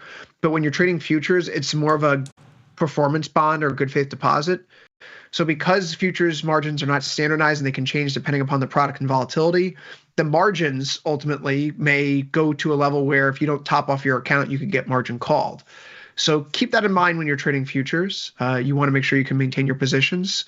And ultimately, at the end of every day, if you're a short-term trader, you can just close your positions to avoid overnight buying requirements and not deal with any of those potential margin calls. So don't get margin called. Learn about the margins, how they change depending on the product you're in. Go to tastylive.com, top banner, learn beginner future, or click the link here on the bottom of the slide. It takes you there directly. Mr. Chandler, we are done. We're dusted. You're out. I'm out for the next 45 minutes. You'll be back for engineering the trade. I'll be on later for overtime. But between now and then, we have Dr. Jim Schultz with From Theory to Practice. See you there.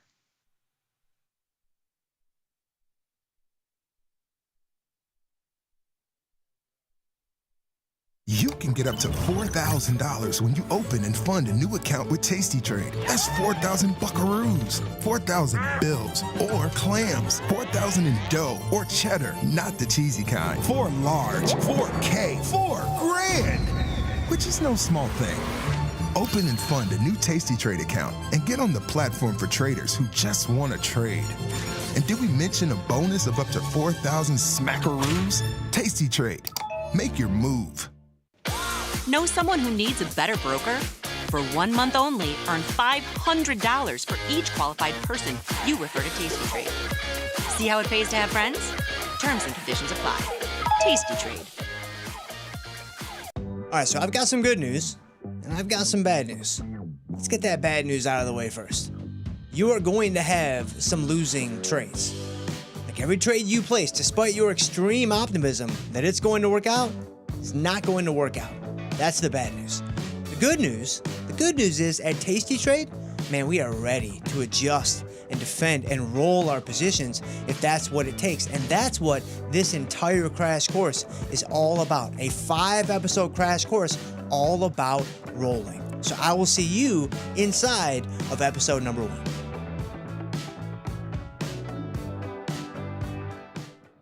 Calling all traders. Are you using Tasty Live mechanics and enjoying awesome results? Are you an up-and-coming options savant? We're looking for you. For over a decade, Tasty Live has shared the most inspiring stories of traders teaching themselves a new skill, using probabilities and experiencing new levels of success. If you think your trading journey should be shared with Tasty Nation, we'd love to hear from you. We are always on the lookout for the next class of rising stars. Email us at risingstars@tastylive.com if you'd like a chance to share your trading journey and inspire others. In the money. It seems pretty easy to understand. If I'm in the money, I must be profitable, right? Not quite. In the money is in reference to the option's strike price relative to the current price of the stock. An in the money option is an option which has intrinsic value. For a call option, that represents an option with a strike lower than the current stock price.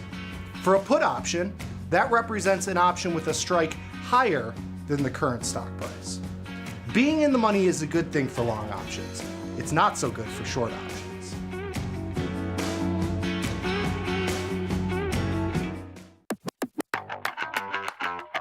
Tom, when you talk about the good guys, who are they? They are us. We are the good guys. When you say they take out the weekend, what does that mean to you? That means when you're a premium seller and they take out the weekend, that means that all the decay over those 2 days, Saturday and Sunday when the markets are closed, come out of the market Monday morning. When I say bell to bell, what does that mean to you? Bell to bell is like, in horse racing they would call it wire to wire, and in trading they call it bell to bell. So the opening bell to the closing bell. If you're saying something's thin, what does that mean to you? That means it's not very liquid. That means that the marketplace is relatively illiquid. That's what thin means. If you can't buy an uptick, what's happening? If you can't buy an uptick, that means the market is going down, and it's not, and there's no bounce. How does Daddy do it? Daddy does it good.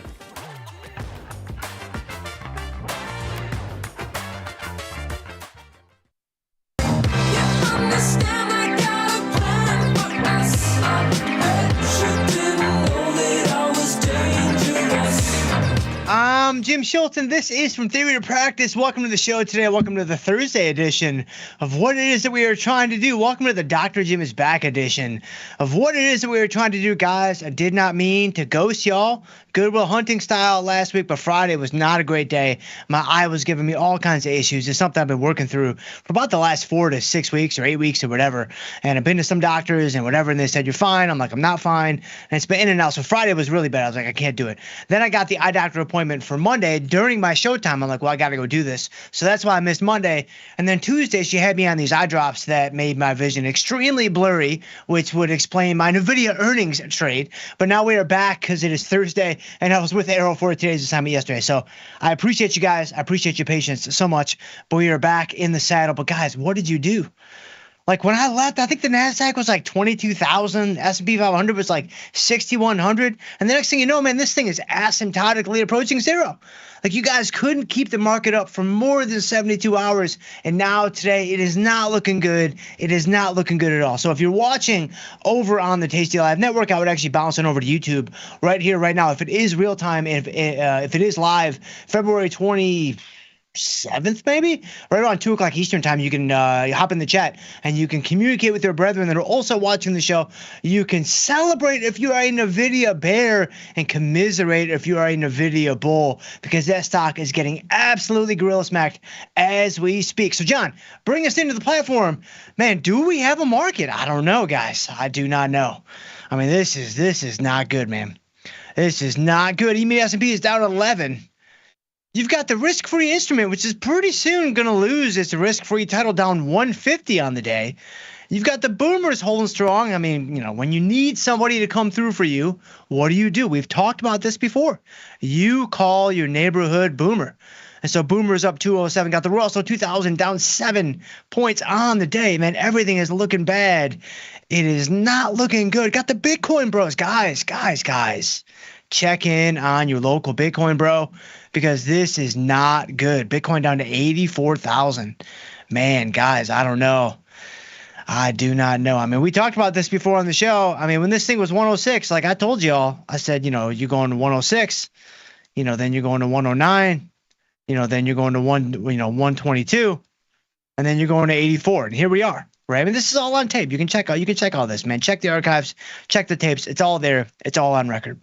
And so Bitcoin at 84,000. Yeah, man, it's not good. We got volatility's probably up today. You got volatility futures up 36 cents on the day, 35 cents. Then you've got the spot volatility, the old VIX, actually down on the day. VIX down 30 cents, which is a good example of the simple fact that when the VIX gets high, I think this thing hit over 20. Wasn't this thing at like 21 a couple days ago? Like, that's crazy stuff, man. We're going to look at all this stuff and more over the course of the next 39 or 40 minutes. And of course, I'm going to get to as many of you all as I possibly can. I see you guys already blowing up the chat, man. I missed all you guys. Theta Trader, Scott S. I didn't miss Theta Trader that much, but I missed the rest of you guys. Scott S., Rob Banks, you know, Robert's in the house, Weiss in the house. Man, I just appreciate you guys. Org Danu's in the house. Man, look at you guys. I'm going to get to as many of you guys as I can here in the next couple of minutes. But but when the volatility index, when the VIX, or even volatility futures, but typically I like to think of this particular relationship in terms of the VIX, although I guess it doesn't really matter necessarily. When the VIX gets to a certain, you know, when it gets above its historical average, which, I mean, you know, historical average is around 16 or thereabouts. So you start getting stretched to the upside, 19, 20, 21. It's like, man, the market needs like continual craziness, continual chaos to kind of feed that high volatility level. Now, some of you might argue this has been pretty chaotic and the market has been quite whippy, even in like smaller type of ranges, like even S&P's moving, you know, 12, 15 points like every couple of minutes. I mean, that's a very, very big move move for the E-mini S&Ps. Like we expect that out of the NASDAQ. Like we expect that out of NQ, but not necessarily ES. But it has indeed been doing that, today and even earlier this week, Monday and Tuesday. But still, unless the ranges start to get, wider or there's continued pressure to the downside, it's going to be difficult for those volatility levels to remain elevated. I mean, this is one of the reasons why we like to sell volatility indirectly through selling premium on equity options when volatility is high and when IVR is elevated, because it's very difficult for that volatility to remain elevated unless it has kind of a fresh batch of fear just coming in, just hitting the airwaves, constantly, which does happen. And, it's not to say that, a VIX at 21 is the ceiling by any stretch of the imagination, but still it is overstretched to the upside. And you're kind of seeing that here today. I mean, you've got the market down a little bit, down 10, 11 points, and volatility is also down. I mean, part of that reason is because, a 10-point sell-off for a 1920 VIX is just not that big of a deal. Now, you start getting it, it's 30, 40, 50, 60 again. It's like, yeah, that could lead to some more pressure on the overall volatility index. And so that's a little VIX commentary for you guys. It might help you a little bit. It might actually help you with your weekend trivia nights that might be coming on down the chutes at your cocktail parties with all of your friends. They'll surprise you with a VIX question once in a while. Like you get in that Pope Rudy category, and I mean, anything is fair game. And so a little VIX action, you will be ready for that question. But man, look at NVIDIA. So, man, this thing is so bad, I'm going to have to start calling it NVIDIA. Like, that's crazy. Down $5.50. Guys, this is not good. This is not good at all. Now, I was bullish on NVIDIA. I got arrow into an NVIDIA trade, a bullish NVIDIA trade yesterday, but it wasn't at the money spread, and I actually tweeted about this pretty late last night. If you played NVIDIA, basically either side on the opening bell this morning, you had a chance to get out for some kind of green. Like it opened at, where did NVIDIA open? It was like 132 or 133, I think, right? Like if I bring up the chart of NVIDIA, yeah, you can see it right here. I mean, there it is. You can see, the old gap up opening, and then they fill it right away. So this thing, it opened at 135. Right? So the vertical spread that we got arrow into last night, like that was print money, man. It may not have been at max value. It probably wasn't at max value, but you had a really nice winner. Now, if you took it off or not, that's on you. Like if I take it off or not, that's on me. And this is not to say that this is necessarily a winner in my book, even though I did call NVIDIA bullish. It is clearly getting absolutely destroyed right now. And so some of you may call that a loser. I probably wouldn't go that far. I would say maybe this is a partial. Maybe this is a partial winner, right? Because on the bell, for that 20 to 30 second window on the opening bell, you had a chance to close this thing out for at least a $7 or $8 profit. And I don't mean 7 or 8 option dollars. I mean 7 or 8 actual dollars. And so we will record this as a partial win for my mental record books to kind of keep the streak alive. And by streak, I mean that is the first earnings winner I think we've had all year. And so NVIDIA getting absolutely hammered. Apparently they did good on earnings. Like, I don't know. Like, you guys got to let me know. I actually don't know. I mean, I'm sure they crushed it. Like, I'm sure, Jensen Huang came out and said, hey, we're NVIDIA. That's all you really need to say. For a NVIDIA conference call, he just needs to come out and say, listen, guys, don't overthink this. We're still NVIDIA.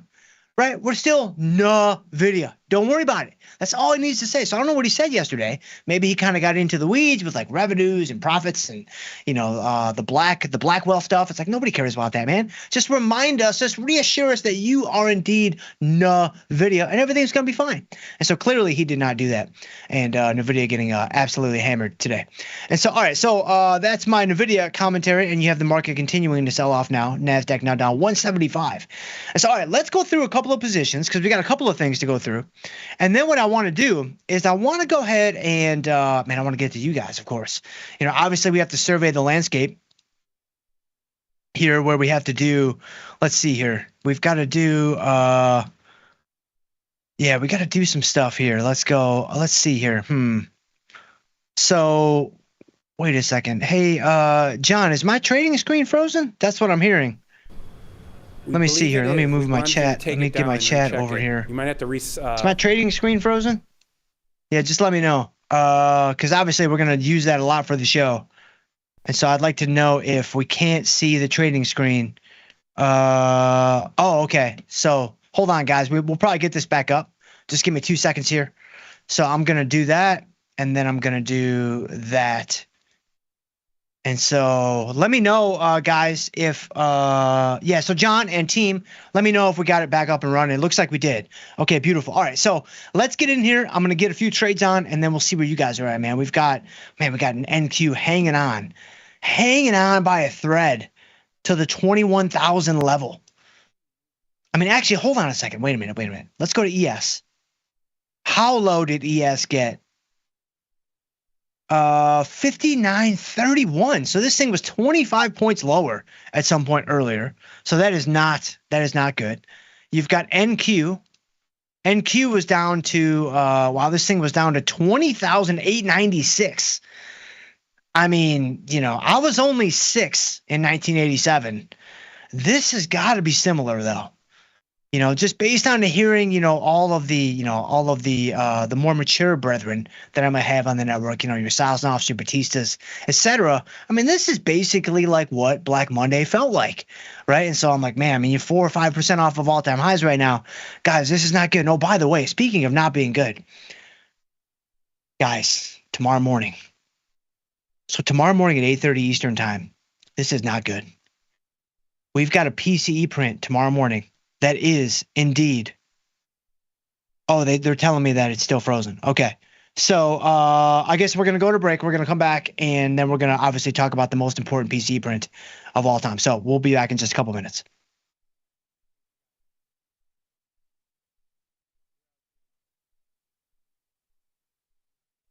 In the world of investing, a beast lurks between the numbers. Some watch from the safety of the sidelines, but others saddle up and ride that 1-ton rowdy ribeye for all he's got. If that's you, join us on Tasty Trade, named best online broker for options trading. Genius loves company.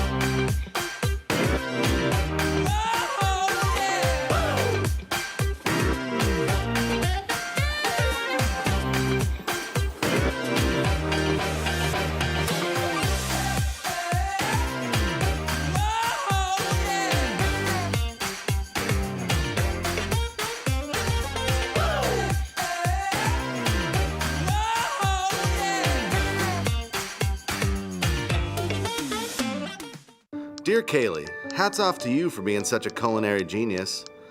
I don't think it has ever dawned on our kitchen staff to serve gazpacho hot. Sincerely, Bob. Sometimes it feels good to get smart. Get even smarter with live trading insights and some live taunting. I don't want to fact check you with my vagina, but I will. From the smart mouths at tastylive.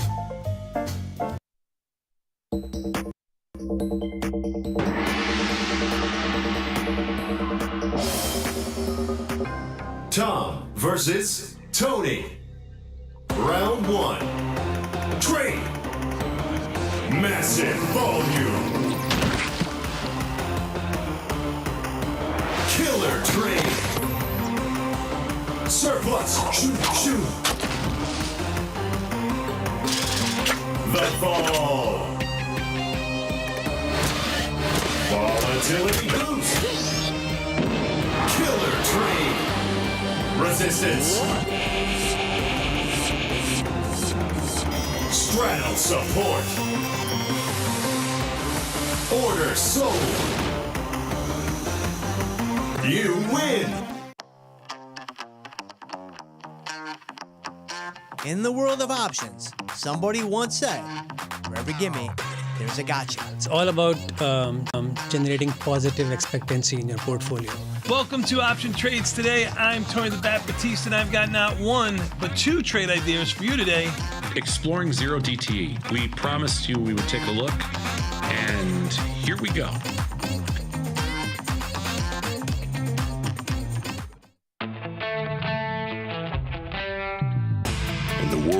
investing, a beast lurks between the numbers.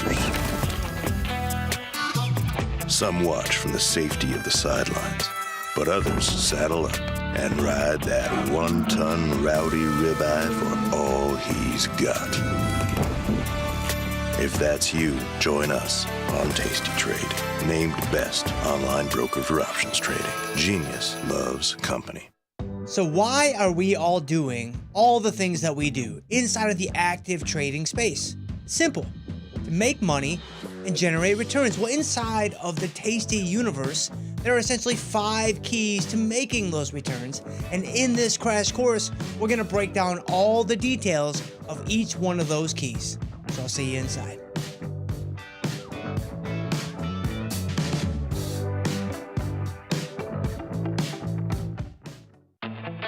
There's a beast in the financial world, and it's not the bull. If that's you, join us on Tasty Trade. Genius loves company.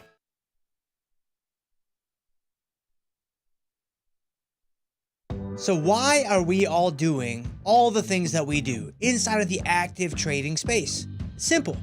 To make money and generate returns. Well, inside of the Tasty universe, there are essentially 5 keys to making those returns. And in this crash course, we're going to break down all the details of each one of those keys. So I'll see you inside.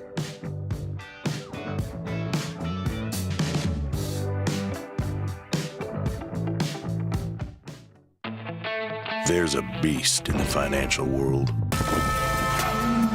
and it's not the bull.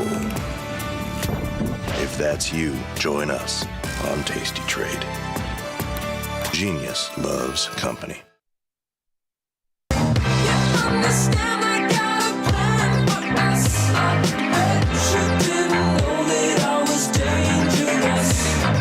I'm Jim Schultz, and this is From Theory to Practice still, I guess, for the second time here today. So sorry about that, guys, but the team did a great job of getting us back up and running. Hopefully you guys can see my platform. Hopefully everything is looking good and looking smooth. But yeah, let's try to bring me back in here, John, and then we'll kind of see what the deal is. Let me get my let's see here. Let me get my chat up just so I can make sure that everything is looking good. All right, so we got that. All right, so what I want to do today, so we're back, man. We are 100% back, and by 100%, I mean like 60% back. And so hopefully this makes it to the end of the show. But I appreciate you guys, man. I appreciate your patience so much. All right, so we've got, man, EMEA S&P's down 20. We got NASDAQ down 200. But as I was saying, guys, this is not good, right? Tomorrow morning at 8:30 Eastern time, there is a PCE print. There's never been a more important one, man. There has never been a more important PCE print in the history of PCE prints. And it's going to happen tomorrow morning at 8:30. Like, if you think things are bad now, man, just wait until that imaginary number comes out and it misses consensus by 10 basis points, 5 basis points, 1 basis point. Every basis point counts right now. It's a game of inches. It's the Al Pacino speech in the locker room at the end of any given Sunday. That's exactly what we are living right here in real time. And so you're not going to want to miss that. That's tomorrow morning at 8:30 Eastern time. So, all right, let's go ahead. Man, I got to see where you guys are at. So actually, hold on. I'm a little bit off, obviously, but I'm going to get to as many questions as I can. I see you guys blew me up. And, what's great about the technical issues is, now the YouTube algorithm thinks like this show is unbelievable because you guys are engaging with the show and you're in the chat and you're this and that. And so, man, that's absolutely amazing. So, although a lot of people that find the show might be a bit let down when we have the technical issues in the middle. But nevertheless, let's take a look at, so I can't get through all of my positions here. But I do want to talk about the winners, of course, because that's what we do here on the show. We just take victory lap after victory lap. And so SPX and SPY, guys, take a look at these, man. We were laughed at. We were mocked. We were jeered for having these trades on. But look at this SPX trade, right? We put this trade on for 430, currently marking at $1.45. So we're going to take that guy off for a nice little winner here in the next couple of minutes. And then SPY. We've got SPY down $2, and you've got a situation where our little short call spread is not quite at 50% of max profit, but it's close enough, and we are just right on the doorstep of 21 days to go. So we're going to go ahead and take that guy off and take a couple of really quick victory laps in SPX and SPY. NASDAQ now down 225. Whew, man, where's NVIDIA? Is it over 200? I don't know, man. Wow, 125. Man, that is a big, big, big drop.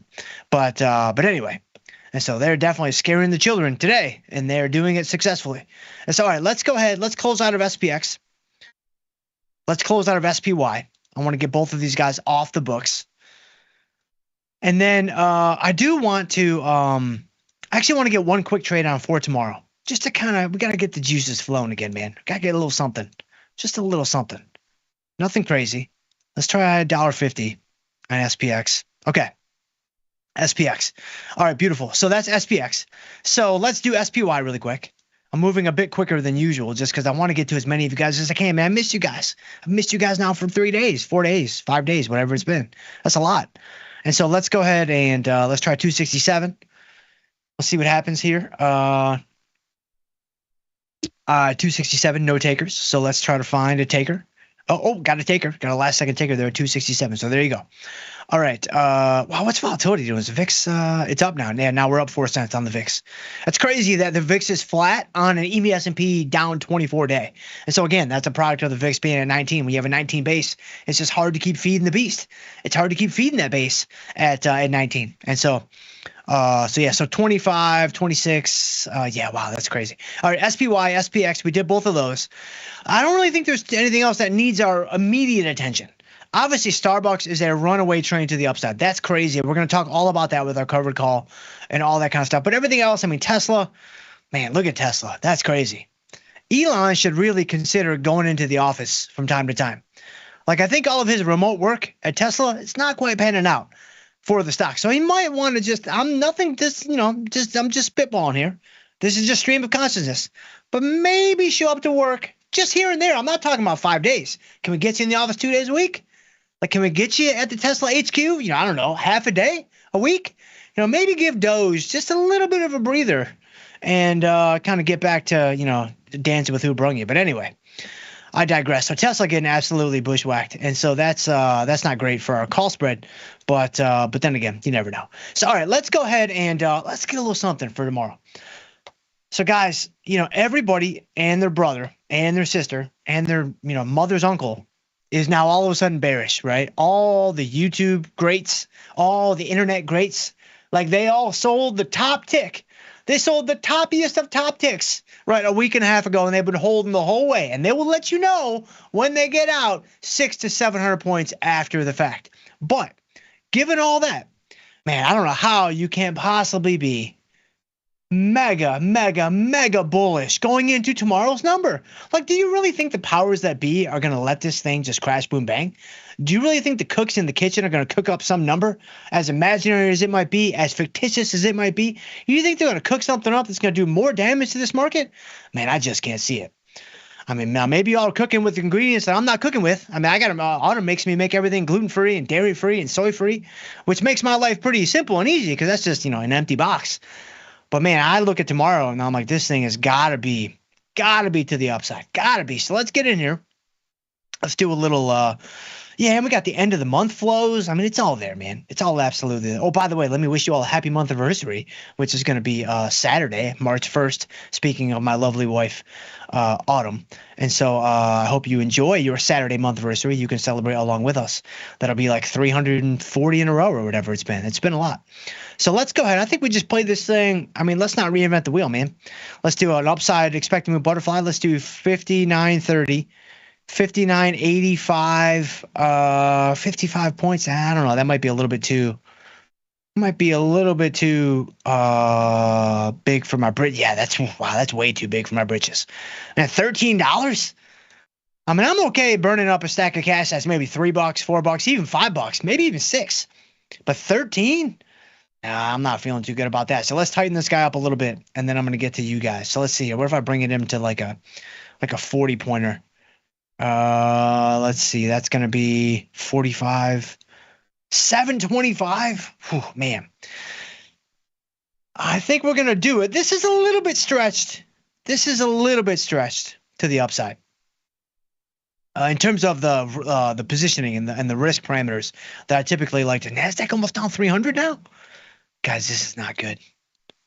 Guys, this is not good, man. Wow, and I'm back. You guys are supposed to be able to support this market now. You had it in free fall while I was gone, but now there's no excuses. And so that's wow, that's crazy stuff. But all right, let's do this. It's gonna be a $7 wide butterfly. It's a little bit rich, but I'm feeling really good about this one, guys. I think we're gonna be okay. So let's see here. If I do let's try 730. Okay, so we got filled at 720. There you go. We just had to wait a couple extra seconds. All right. So there's our upside play for not CPI, but PCE tomorrow. And man, that's really, really, really crazy stuff. All right. So let's get in.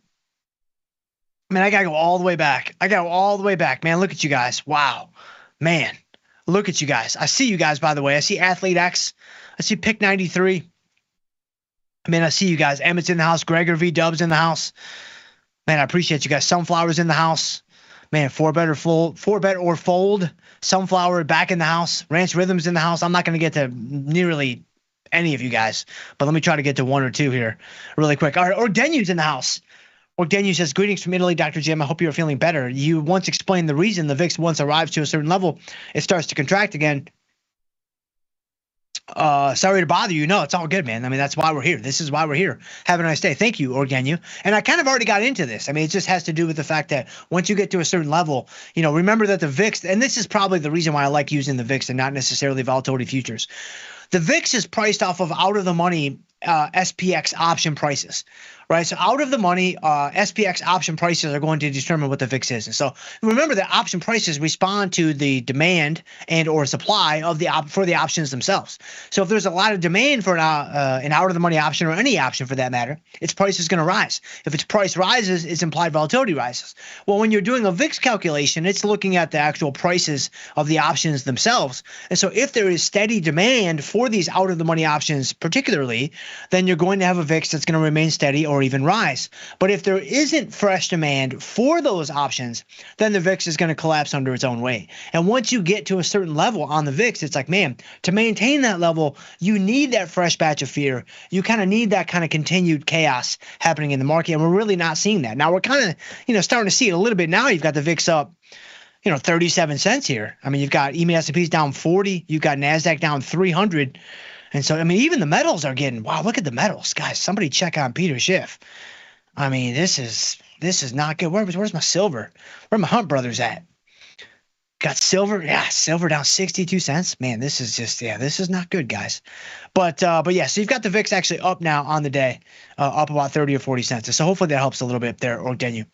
Let's see. Catch That Voltage. Welcome back, Dr. Jim, man. Thank you very much there, Catch That Voltage. I appreciate you very much. And big shout out to the production team. Great job, guys. I mean, I'm up and running. Everything is normal. I really appreciate you guys kind of fixing what needed to be fixed there. So thank you, guys. Sergio. Or Sam L's in the house. Dr. Jim's in the house. And I hope you feel better. I do. I'm about 95% now. I mean, my eye feels great. My vision is not quite all the way back, but it's about 95%. And so I'll absolutely take it. I should be fine in the next day or so. And so let's see. Sam L says, Doc, our risk-free instrument took a nosedive when you weren't on the show. I know, man. I heard. I saw. I even felt it. NVIDIA crushed earnings, but is down today. Are we trading or are we just glitching in the matrix, man? I don't know what we're doing. NVIDIA's, we keep looking at it, but how can you not? How can you not? Look at this thing down $7. Whew, man, that is not good.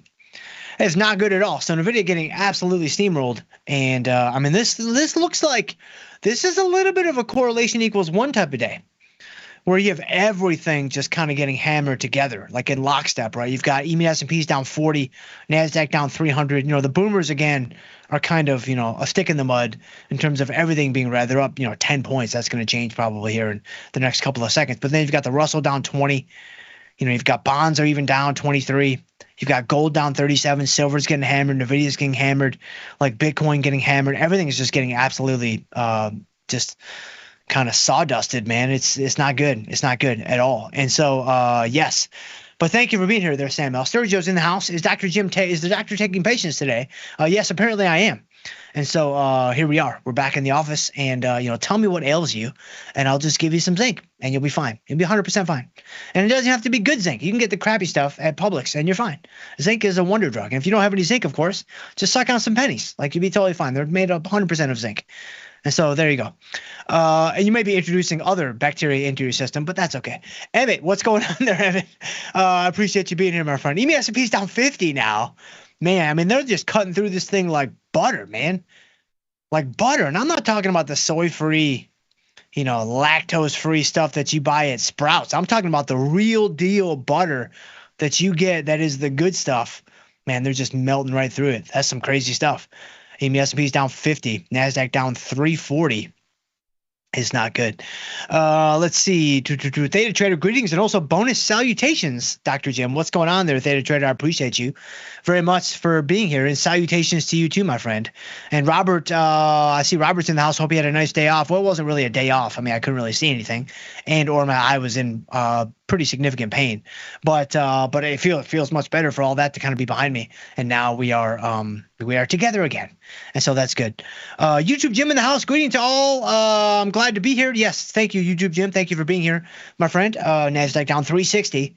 And so it's dropping 20, 40 points every 5 seconds. That's pretty crazy. Robert says, are you as bearish as the rest of the network? No, definitely not. I really feel like, we are way overdue for a big bounce.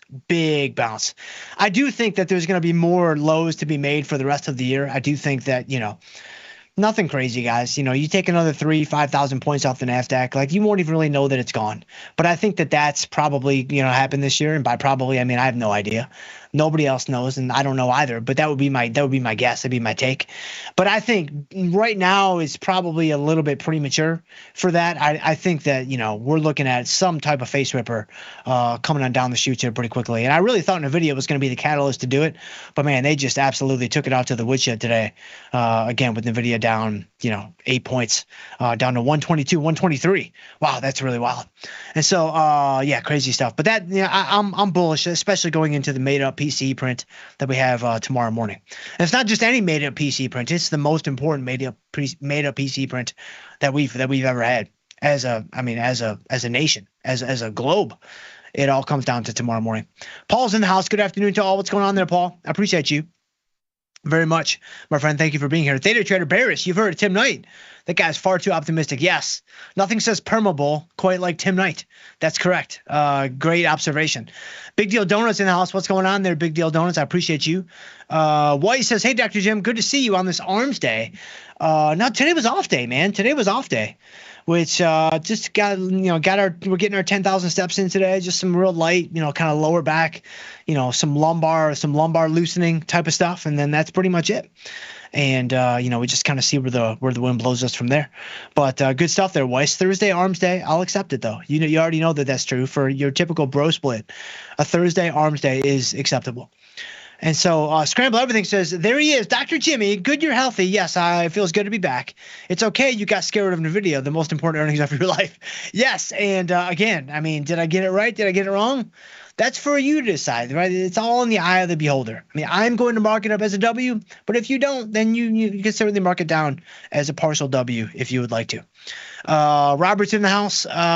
He's laughing at Theta, which is good because somebody's got to do it. Rune's in the house. I got a question about Theta on the account if you have a net lick of $25,000. Yes, Rune, that's a great question. So if you've got a net lick of $25,000, then we would typically live somewhere between, on the very low end, we'd be at 25 Theta. That would be 1/10 of 1%. So that'd be a very, very low level of Theta. On the high end of the range, we might be at 0.5 of 1%. So that would be a Theta of 125. So somewhere in that range is typically where we like to live. Now, how do you determine where you want to be inside of that range? Let me give you a couple things to think about. Number one, where volatility is a big player in that. When volatility is on the higher end, we like to be on the higher end of that range. When volatility is on the lower end, we like to be on the lower end of that range. And so right now, with the VIX at 1920, it's like, okay, you might want to be on the higher end of that range relative, as opposed to the lower end of that range. That's the first thing to consider. The second thing to consider is your experience level and your skill level, because the reality is this. Regardless of volatility levels, the more Theta that you have out there, that's the more positions you have to manage. That's potentially the more undefined risk that you're exposed to. And so you're going to need, obviously, a certain level of or more skill to be able to handle more Theta, in my opinion. So if you're like a beginner trader, man, I say irrespective of where volatility is, like if you just got started, I probably wouldn't go over 0.3 of 1% because it's not a race. It's not a competition. You can always ratchet it up later. Okay. If you're more experienced though, then I would kind of use market-wide volatility to be my guide. Like right now, looking at this, I would say 0.3% to 0.4% would be a decent area to live in. I wouldn't necessarily go right to the top of the spectrum and go right to 0.5% like right now, just because, I mean, the VIX is at 20 right now, but it could be 24 tomorrow. Right, it could be 27, right, come Monday or whatever. And so, having a little bit of powder dry to be able to manage positions, lay out new positions is always a good spot to be in. Hopefully that helps a little bit. And so let's see. Scramble Everything says, Theta Trader, your comment shut down the chat on Futures Power Hour. Ooh, man, that's not good. You don't want to be shutting down chats. That's not good at all. RC's in the house. Dr. Jim Time, let's go, man. I appreciate you so much. Thank you for being here there, RC. Rob Banks says, glad to have you back. Dr. J, yes, it feels great to be back, and I'm glad that you're here. Thank you so much for being here. I mean, you're part of the core position, my friend, so thank you so much for being here. Scott S. in the house. Hey, Dr. Jim, what's up there, Scott S.? I appreciate you too, my friend. Also a part of the staple collection. And so Theta Trader says he always expects the Vecchio chat blackout. Yes, so he probably kind of shocked the muscle by opening up the chat window for you guys, which is good. You got to keep you guys guessing, from time to time. It's like the opposite of the Spanish Inquisition. I'm a little rusty on my Spanish or global history, and so I'm not quite following the nature of that joke, but I'm sure it's a doozy.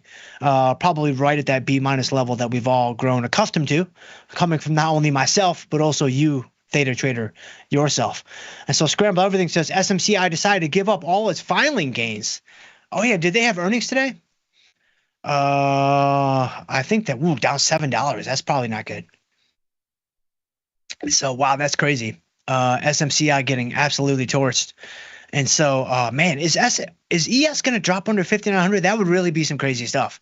Like that would legitimately be some wild stuff if ES gives it up all the way down to 5,900. Man, hold on. Let's look at this for just a second here.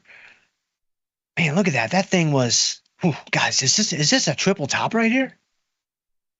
I mean, I'm no technical guru, but that looks like, that's 1, 2, 3.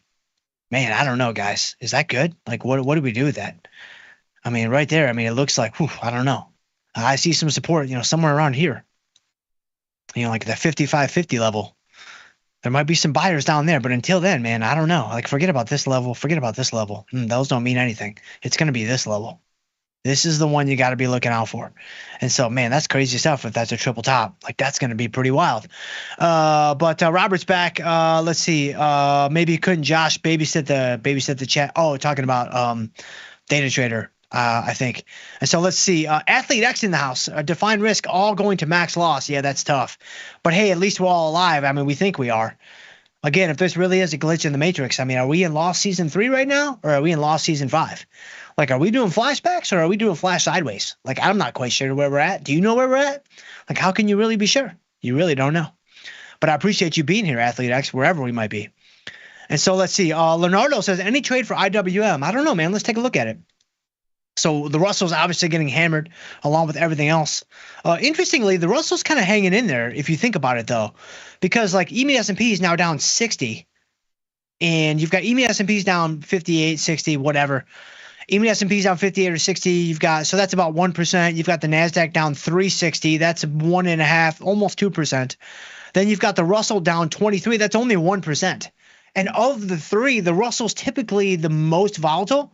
It's typically going to have the widest moves. So it's going to go up the most on the up days and down the most on the down days. And so the fact that the Russell is actually hanging in there with EMA S&Ps, I don't know what that says exactly, but it's just a little bit surprising. Like, I would expect the Russell to be down significantly more, probably in line with the NASDAQ, if not even a greater drop than the NASDAQ. But yeah, let's take a look at some IWM. We got IV rank of 33. And wow, we're almost done with the show. Wow, that's crazy. I mean, we had a snafu there in the center, but still, it's so fast.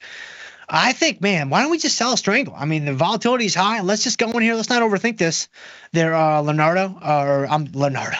Leonardo is probably what you were going for there, what I was going for there. So sorry about that, Leonardo. I think I'll go with Leonardo from now on. Let's see if I sell a 195. 16 delta on the put side. We go 17 delta on the call side. Yeah, the buying power is about 8% of the account. That's pretty good. Credit of $3. And your pop is 73, your P50 is 85. Everything's looking good. Lots of theta. Man, I like it. Let's do it. Let's push this guy out. EMA S&P's down 61 on the day. That's crazy stuff, man. That's some really, really crazy stuff. Let's do 318. All right, so we got filled on the IWM strangle. So there you go, Leonardo. I appreciate you, my friend. Let's see. Emmett says, can anyone explain why the HG, that's copper, I believe, buying power is greater than the defined risk of a spread? Ooh, I can't help you on that one, Emmett, only because I'm not a futures expert, not even going to pretend to be one, and I don't even, for the futures that I might be kind of familiar with, copper is not one of them. And so I'm gonna have to just pass that off to. I would email support. Just email support at Tasty Trades, show them a screenshot of what you see, and they'll square you away within probably an hour or two. Let's see. Theta Trader says, I see your derision and raise you a Sazonov style complisalt. There you go. Nicely done, my friend. Let's see. Oh, Emmett was saying, can you give us the trade that you're looking at? That's good stuff. You guys helping each other, man. That's awesome. You guys may have already helped each other. I mean, I won't be able to tell because there's so many comments that I'm not going to be able to get to. But let's see. Everybody's trying to help him out. That's good. Let's see. Pick 93 says, indeed, Dr. Jim, I got out of a bullfly on the open. Whew. Yes, nice job, my friend. And that's, that just goes to show you, man, on these earnings trades. I mean, is it probably a good practice to just take what you can get on the open? Probably. Is that what I do every single time? Absolutely not. I'd be lying if I said that is what I do every single time. So I'm not going to lie to you guys. And so sometimes I hold it for sure. And I actually didn't get a NVIDIA earnings trade on like for this account, just because I like to do all of my earnings trades, live on all my trades live on the show. And I would have done it on Tuesday and would out on Tuesday because of my eye situation. So I did get Errol into a trade. I hope he got Ivan on the open because that was obviously his only opportunity to get out for anything other than, mega pint max loss here today. But hopefully he was able to do that. But I'm out of time now, guys. I gotta go and I gotta get you guys to Jamal. But I appreciate you guys, and I appreciate the team for getting us back up and running, man. That's some really, really, really good stuff. If I can ever help you guys in any way, please shoot me an email. I'm jschultz at tastylive.com, or we can connect on Twitter. I'm at jschultzf3. I would love to hear from you guys on there as well. But in the meantime, guys, stay tuned. We do have Jamal coming up next with Engineering the Trade. And in the meantime, again, stay, man, I'm so off. What do I say? Trade them small, trade them heavy, and stay generous. We'll see you guys tomorrow.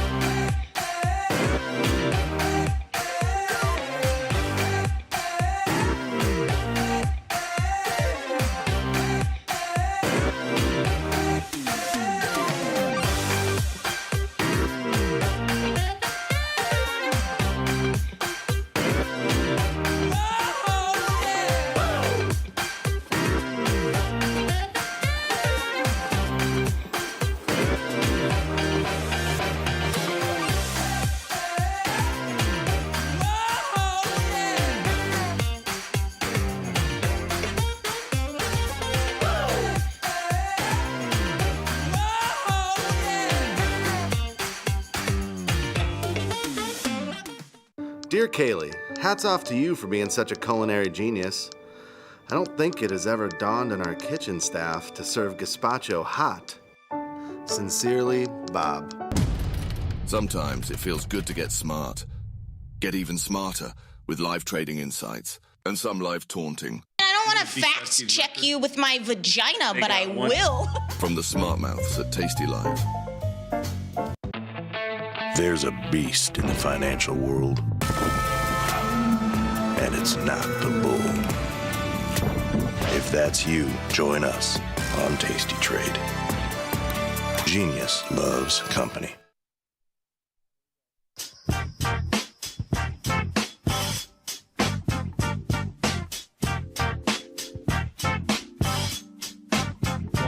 Hey, what's going on, everybody? S&P 500 basically closing in on some of the lows of the year, and it is not looking pretty. Welcome to the most dangerous show on the Tasty Live Network. Folks, it's Engineering the Trade.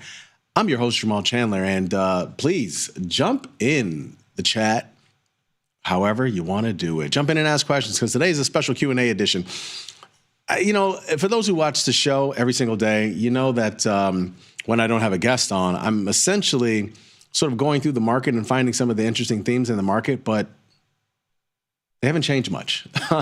In the last couple of days, they really haven't changed much, and it's all about tariffs right now. It's continuing to dominate the landscape, if you will. And let's pull up the platform and just take a look around. We're sitting here. Markets really just got ugly more recently. I got to tell you, you kind of felt like this was coming for whatever different reason. It's if we zoom in, of course, if we close here, I mean, it's going to be 6 days in a row where the market has been down. I look at SMA, simple moving averages, however you want to do it. It really doesn't matter. People can argue whether they want to do SMA or EMA or Bollinger Bands. It's ugly no matter which one of them you look at. And from what I'm seeing right now, we couldn't really hold 59.50, and we broke through equity markets right now, and it's not looking good. Please jump in, guys. Theta Trader, how much cash am I holding? Honestly, I only have 30% cash. I started laying in to this move a couple of days ago to start the week. And so last time we were sitting here, which was 2 days ago, that's actually when I started putting on a bunch of different short spreads. All of them have been Mag 7 names. Apple is not one of them. Apple is a short call spread that I've had for a while, and it's finally starting to break back down. But Microsoft, short put spread had here in April. NVIDIA, I literally just put this one on a few minutes before the show, short put spread. So my theory is I'm putting on short put spreads. I'm getting long delta into this equity downtrend. Now, sure, that's risky, but I mean, everything we do is risky, right? And so I'm looking at it from the standpoint of, sure, the market is going to be weak, but maybe at some point, similar to what we did late last year, in December after the Fed meeting on the 18th, obviously markets dipped lower, just trying to sort of get some long deltas via being short put spreads. Because I'll tell you what, one thing we don't see often is when SPYs are above 30 IVR, Qs is above 30 IVR, and actually that might be that. I'm trying to leave myself some room and a little bit of capital to be able to put these trades on, right? So right now it's just been the Mag 7 names, and it's been SPYs and Diamonds, DIA, which is, of course, the Dow Jones Industrial Average. But that's kind of how I've been doing it at the moment. I see Captain Jane. Do you see continuation to the downside tomorrow? Honestly, it's possible. It's really. I almost feel like it's a little bit less possible now. Well, no, I shouldn't say that. I actually feel like it's possible. It's funny because a lot of this has been on fears of what tariffs are going to do to the economy, right? And then you see some of these sentiment surveys, which we never move on things like. Even today we had. Let's see, where's my economic calendar here? We had durable goods orders, which was what was the number on that? Let me see. And again, I never even pay attention to these things, right? But all of a sudden, you're seeing consumer sentiment, durable goods orders, pending home sales. All these things aren't necessarily coming in that great, and as a result, the market is using that as an excuse to see lower prices. So it's something to pay attention to. I could potentially see this continuing tomorrow, but that's not going to stop me from starting to get some short put spreads on here and there. Because look, when the market does bounce, it always bounces fast, and you just never know. But you want to do it small. You do want to keep some cash available because, I don't know, we could be down in another 50 to 100 handles, which, again, I know that that's a risk, and I could see us going below 5,900, right, to 58.75 or something like that. That's a solid 40-something handles from here. So, yeah, that very could happen. But, I don't know when the bottom is. Trying to figure out when the bottom is, that's always a hard thing to do. Trying to figure out when the top is a hard thing to do. So what you can do is just little at a time, sort of, if you are one of those that are interested and you're scared, and rightfully so, I understand. I think doing one $10 wide put spread here and there sort of allows you to have some risk on so you don't feel like you have FOMO if for whatever reason we bounce. But at the same time, if we do continue lower, it doesn't break the bank. You know what I mean? James Bond IV, Tesla. Thoughts on Tesla's decline? This is actually an interesting one, and I'm not one to. I used to really dive into deeply about what's going on with some stocks. How many vehicles Tesla are selling. I used to be really big into macro like that. I'm only on the macro when it matters. Case in point, CPIs and PPI reports. Let me tell you, I've been in the game for 20 years. Inflation reports never mattered until 2 years ago, when obviously we had serious inflation in the economy. So I never paid attention to them before that, and then that's why I've been paying attention to them for the last 2 years. And I tell you what, sooner or later, when they're not moving the market, I won't care anymore. So I'm saying that to say, Tesla, obviously it matters how many cars they're making. It matters, what facilities they're building and all that other stuff. But I just let the price action determine what's going on. And for me, when I see Tesla breaking down so hard, it's so crazy. People loved it at 420, 440, all that. Now people can't stand it now at 284, which I always find hilarious. Similar deal with Bitcoin, right? When Bitcoin was tanking, nobody wanted it. When Bitcoin was 100K, everybody wanted it. We see this type of thing all the time. So again, my simple response is similar to like I said earlier. The fact that there's an April expiration, which is 49-day window, if you will, and it's a 70 IVR, I'm interested in selling put spreads in there, especially with this big down move we've seen more recently. So, you can do what you want, but I find that really interesting.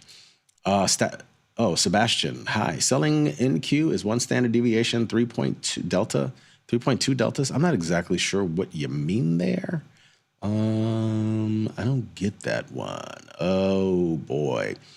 Am I missing any other questions? Just want to make sure. Intel sell question. What's funny? Intel. I was on the Options Insider podcast the other day. They're a friend of the network. If you guys know them, you should check them out. Pretty cool guy. Mark Longo, Dan Passarelli, good dudes. We were on there, and they had a question from a viewer about Intel, and it was interesting. It was a pretty good question, but it was like sort of a stock replacement question, talking about. Wait, was that the stock replacement one? No, this was one where they were talking about buying stock at 23.50 and then selling like.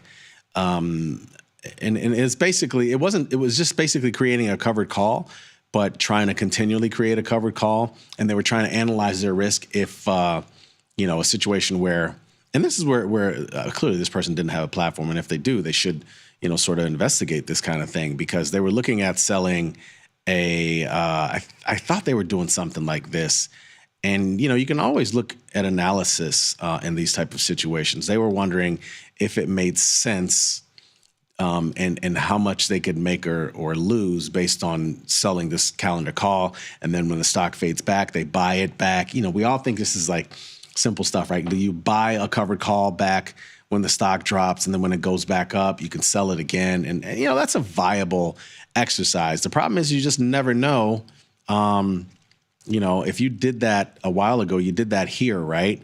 25 and change, 23 and change. Say it was exactly right here, right? 23.72, which is essentially where we are now. And then the stock drops down to here in 18s. Say you buy your covered call back at 22, right? It closes at 20. Say you buy it at $20.80, and then it drops lower to 18 and change. That is the real risk in a trade like that. The other, a real risk, of course, is if it takes off and it goes to 40. Your risk is capped at that point, right? So it was an interesting trade, but it's just all a matter about your risk level and what you think about risk and how you feel about it overall. So who had another question here? I loving the questions right here, guys. You guys are the bomb. You guys hear about Gene Hackman? Isn't that kind of crazy? It's really sad. Shout out to Gene's family. It's a tough thing to hear. Obviously, they're going through a tough day. It's really sad. But I choose the opportunity to think of some great movies from Gene Hackman. He was definitely always one of my favorite actors, one of my mom's favorite actors too. You guys ever see The French Connection? You got to check out The French Connection. I would say that's one of his best movies for sure. And, I always felt like myself, I was kind of like I likened my career to like a Gene Hackman or like a Samuel L. Jackson, in that, they took off much later in life. Like Gene Hackman wasn't some star at 23 years old. Gene Hackman first became a star. French Connection might have been his first big starring role, and that was when he was 41, right? So, sometimes it happens later for people in life, and the career takes off later in life. I think that's good for him. The Conversation was another good one. If you've never seen that, that's a fascinating movie. That one actually takes place in San Francisco. Some great scenes from Union Square in San Francisco, which is largely where they shot. Another person in that movie, The Conversation, is Shirley from Laverne and Shirley. I forget her real name. Laverne and Shirley. What's her real name? I'm blanking on her real name. Cindy Williams. Yeah, Cindy Williams was also in that movie. That's right. She passed away 2 years ago. Man, it's weird how some of these stars from yesterday's are passing away. But speaking of Gene Hackman movies, I mean, I got a couple of more here. Shout out to Gene Hackman, man. Throw some of your favorite Gene Hackman movies into the chat for sure. I'd like to see that. French Connection is one of them. Superman is not a movie specifically when I think of Gene Hackman. Obviously, I think of Christopher Reeve, who's my Superman, as I always say. The new Superman's coming out this summer. But Gene Hackman obviously has his Lex Luthor is the best. Like, it really is, for sure. Obviously, Hoosiers is one of them. I know I'm going to break the chat when I say this. I never saw Hoosiers. I know. I never saw it. I just never saw it. I don't know how. No Way Out is another good one. Yeah, for sure. Mississippi Burning. He had a Oscar nomination for that. I actually never saw that movie. Unforgiven. He won for that one. Great movie in that. The Firm. He is fantastic in The Firm. Absolute Power is a low-key, dope-ass movie. You guys got to check that out. It's a Clint Eastwood movie, which if you know anything about Clint Eastwood's in the movie that yes, I said Clint Eastwood's, the movies that he directs, those are fantastic. I believe that was one of his first directing ones. It's from 1997. It's a great movie for real. Some good stuff there, man. So let's see. I don't want to miss any more questions. Let me see if I can go back up here. Sitting on 5,900. Yes, CJ, we are. Do you think the market is going to rip incredibly high or ridiculously high? Kimberly's right. That's such a broad question. I can't answer that question. And nobody can. Anybody who tells you that they know the answer to that is lying to you, okay? But what you can do is prep yourself for if it does bounce, right? And the only way that you can do that is, layering and small into long delta plays. Even if you do $5 wide put spreads. Myself, I like to do $10 wide put spreads near the money. After a 4 to 5 day drop in the market, I like to do either near the money or in the money put spreads. That's just what I do. In very liquid names that, you know what, if we drop another, if the market does bounce back, these names are going to be leading the way. Microsoft, Nvidia, Amazon, those names are going to be leading the way in the market back. So, that's why I often do in those. Let's see what else is what I'm doing. Sell puts and INTC. It's what I'm doing. Seems conservative way to get. Yeah, it's a very conservative way to get long Intel, selling puts in Intel. But if that's your, the thing that I think is often unsaid that we try to embrace and talk about on the network is understanding risk, understanding how you do risk. Like I just said, right now I'm doing at the money or in the money short put spreads. Some people would rather do further out of the money still, even though the market has dropped down. Some people would rather do further out of the money, obviously the normal Tasty style, and collect a little bit less, but be further away from the action. And I totally understand that. My risks, the way that I understand risk and the way that I view risk is totally different than anybody else. No two people are necessarily alike, and that's what's great about markets, because you can both be right somehow or another. When the market does bounce, it's going to be a ton of volatility upside. It might.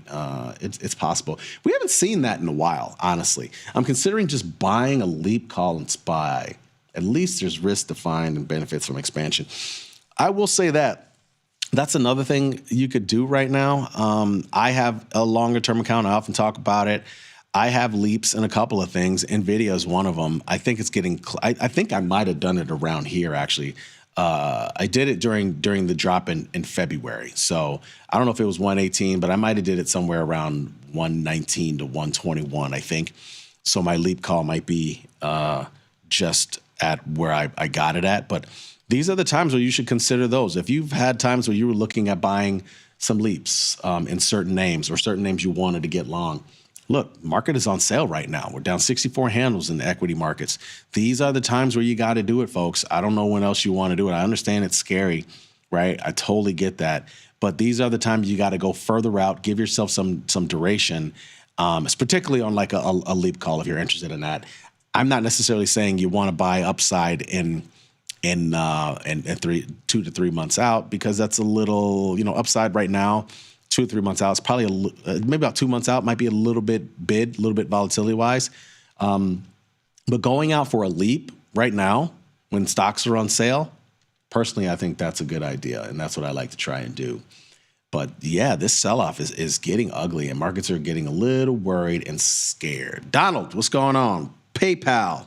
You're interested in PayPal, huh? Yeah, I mean, this is another name that looks a lot like what we're seeing in equity markets right now. For no other reason than if you were interested in getting long here, totally understand. This is one, I forgot I had an alert below 5,900. We just dipped below 5,900 a little bit, folks. Market's getting a little scary here.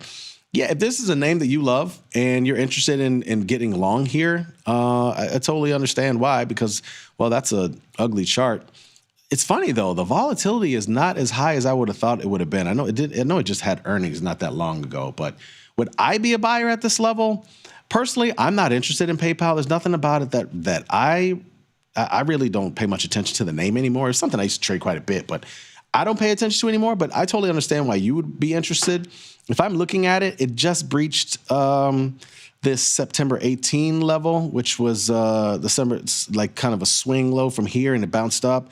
And it obviously that's what took it on to 90. If you feel like it's going to return there, this is probably a good area to get long. So I totally understand. Me personally, I'm not, but just because I'm not doesn't mean you shouldn't. You know what I mean? Like if it's your idea, your trade, you love it, go right ahead, bro. Sebastian has a question, but never put it back in. If you're silly question, but isn't that kind of like scalping? What is like scalping, Steve? What do you mean exactly? Sebastian. Sebastian has a question for me. I used to sell 16 Delta Strangles on stocks and ETFs. I'm selling options on futures like NQ is 16 Delta, 1 standard deviation, the same Delta, or is it lower? It should be. 16 Delta should probably be about 1 standard deviation out of the money, but let's take a look and see. So let's just assume you are doing why is there no regular April? I don't understand that. We'll just go out to the April 13th. But let's see. Well, I would say this is 1 standard deviation. It's a little more than 1 standard deviation according to what I would say, but that's exactly what you want if you were doing it. You want a little more than 1 standard deviation and still be able to get some pretty good. I mean, this is a pretty good number. In this case, if you were selling this for 11 grand, this is actually a pretty good trade. And selling 22,600, the 18,900. How come I never looked at these before? This is something I should be doing on the regular. 71% pop. This is exactly, honestly, folks, like if you have cash on the sidelines, not necessarily saying specifically in this, but if these are good times to sell some strangles because vol on the wings, and by wings, I mean 16 Delta, 15 Delta, 14 Delta options, right?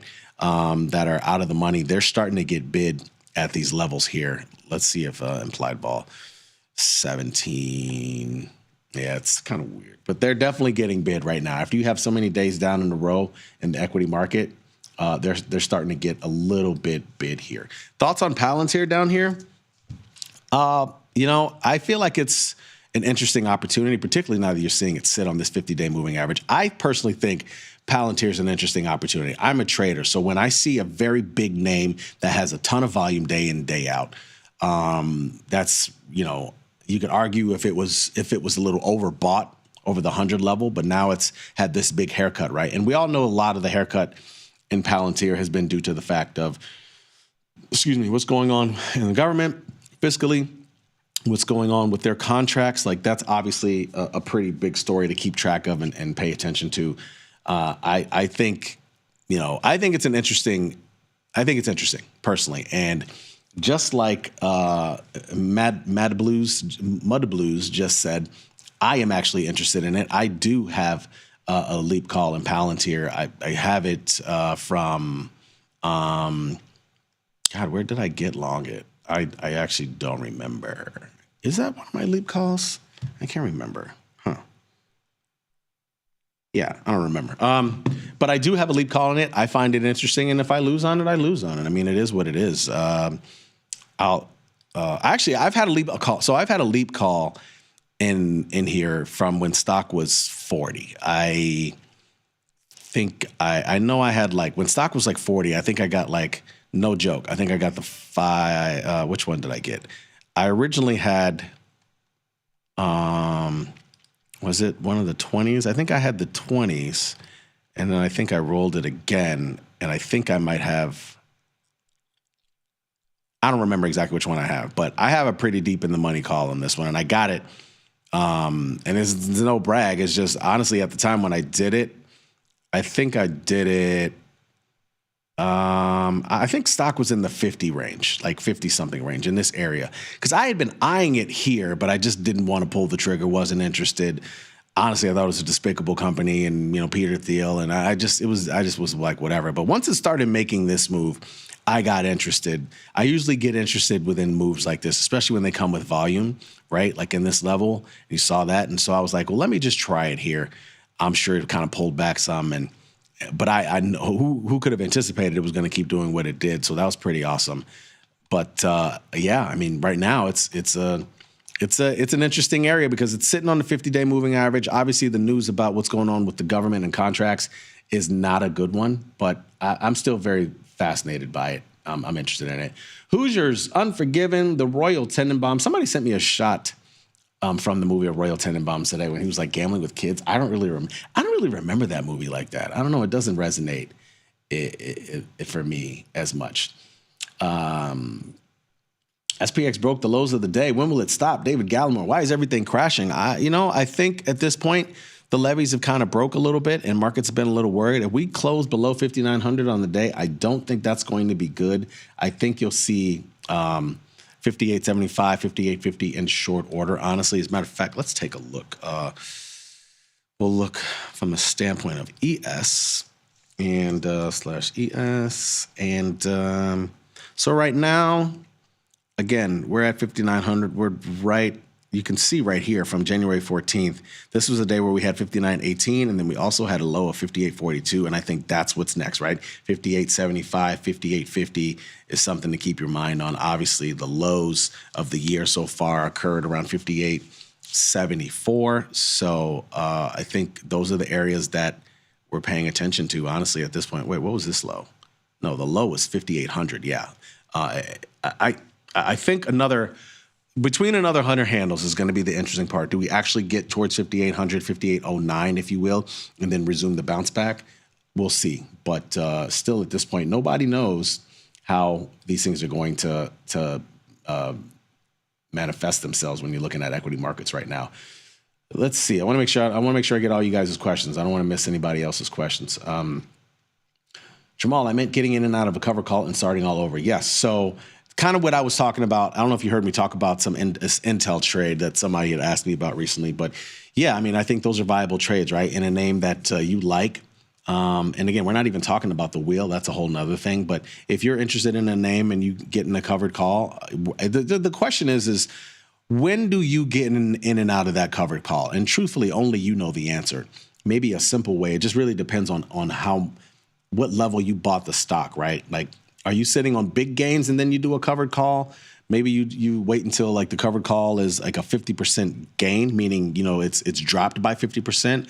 Then you cover it and then you wait to see if the stock bounces back and then you get back in. Those are the areas, those are the things that you think about. I mean, there's no necessarily a guideline for when to get in and out of a covered call, right? Most people there is kind of, but it never, there's a ton of different ways it can go down, right? Like, not go down. I shouldn't say that. There's a ton of different ways it can happen. There's a ton of different ways. Like if you're long a stock and say you have a 50% gain, you decide to sell a call against it and turn it into a covered call, that works fine. And then say the call is reduced in value by 50% and you say that's where I want to buy it back.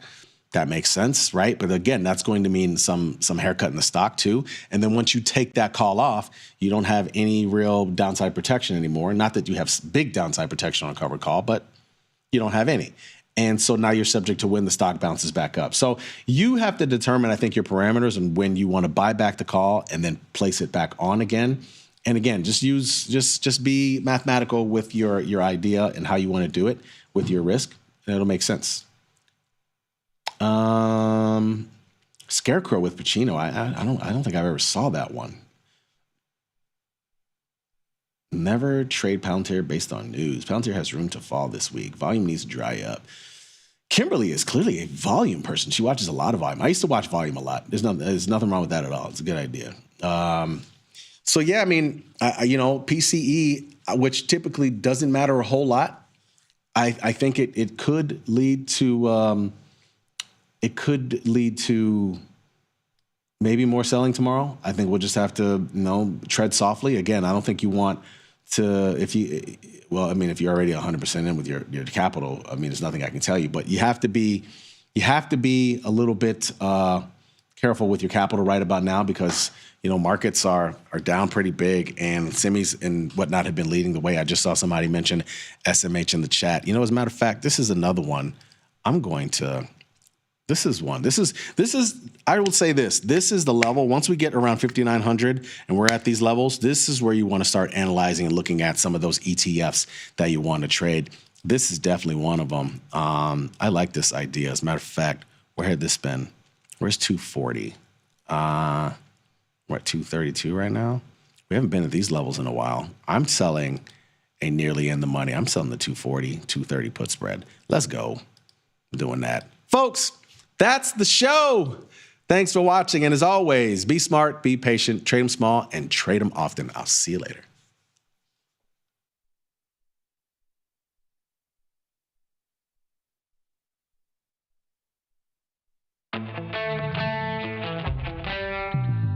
In the world of investing, a beast lurks between the numbers. Some watch from the safety of the sidelines, but others saddle up and ride that 1-ton rowdy ribeye for all he's got. If that's you, join us on Tasty Trade, named best online broker for options trading. Genius loves company. Look who's back testing. Tasty Trade now has options back testing for free. Test your trades with over 10 years of data for the most popular symbols. See how your trades would have performed in the past. Look back at profit and loss and take the guess out of guesswork. Oh, did we mention that it's free? Get back testing at Tasty Trade. Forbes called us best online for options trading. With stockbrokers.com, we're #1 for options and futures trading. So what else can we say other than boom? Trade like a trader. Tasty Trade. Make your move. In the world of investing, a beast lurks between the numbers. Some watch from the safety of the sidelines, but others saddle up and ride that 1-ton rowdy ribeye for all he's got. If that's you, join us on Tasty Trade, named best online broker for options trading. Genius.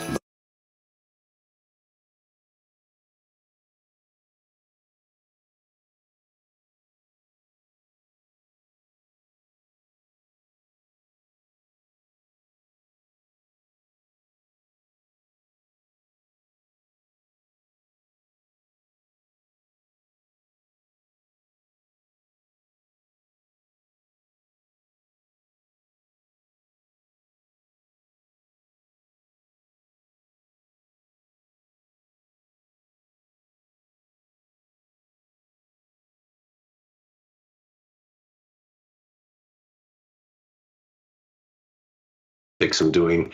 I'm operating on not much sleep, but it's been a great day. This is like day 5 of awesomeness. I'm just loving this market. Obviously, the NVIDIA news came out, and this bull market seems to be just falling apart at the seams. After the news came out, NVIDIA went higher somewhat. Then went lower, then higher. It was just wiggling all over the place. But on the whole, it was a little bit green. And it was evident that all the call buyers and all the put buyers were going to be disappointed because the big winners were everybody who sold them those options because it was a pretty tiny move. And we were pretty green overnight. I mean, there's this general like, woof, well, NVIDIA's still rock solid and yay, on with the bull market. And then it just started, as I say, disintegrating. I usually wake up at 4:30 or 5 in the morning to get my day started. This morning I woke up at past 7, which is like a sin somewhere up there with like denying the Holy Spirit for me. It's like really bad. But luckily, when I panicked and glanced at my charts, everything was plunging, so that's good. Yeah, shame on me. Don't want to get up that late. Start at 4:30. That's when the day begins. I've got the charts ready, and I'll try to get through this without seeing too many tracer lights in my eyes. Let's rock on. Well, we have broken the midline. And mind you, a lot of this stuff is going to be more news to me than it is to you, because I've been so distracted today, I've barely been able to catch up with things. But hey, I just discovered we've broken the channel's midline. That's awesome. We have done that before here, although they pushed back on the day. So it's not like, yay, the bears will take over now. Not necessarily, but it's a good thing. Yeah, I'll have more to say about that when we get to NVIDIA. Here's the diamonds, which were nice and green earlier. As you can see, look at this long tail. And check out the line. Remember I talked about how that line is the new resistance? Well, it did its job because we rallied today and the line's like, no, you don't, and shoved it right back. So we're heading at the lows there for many, many weeks. Small caps, as I had speculated, have completed its topping pattern.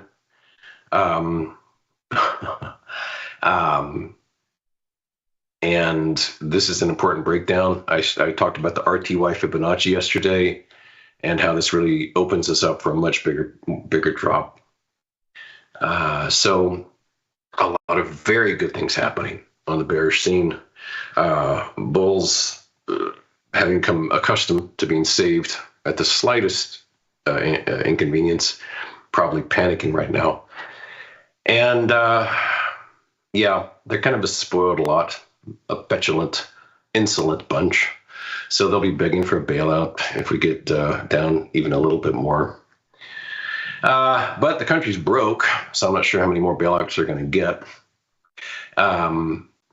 And yeah, it's looking good, looking good, looking good. Tesla is down again, just rotting under. Look, this is unbelievable. Just, the fib failed. I said yesterday, well, 250, here we come.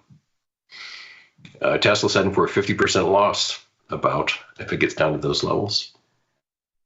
Yeah, Mr. Musk, not a good business decision to get this deep into politics. It's destroying staggering amounts of shareholder value, including your own.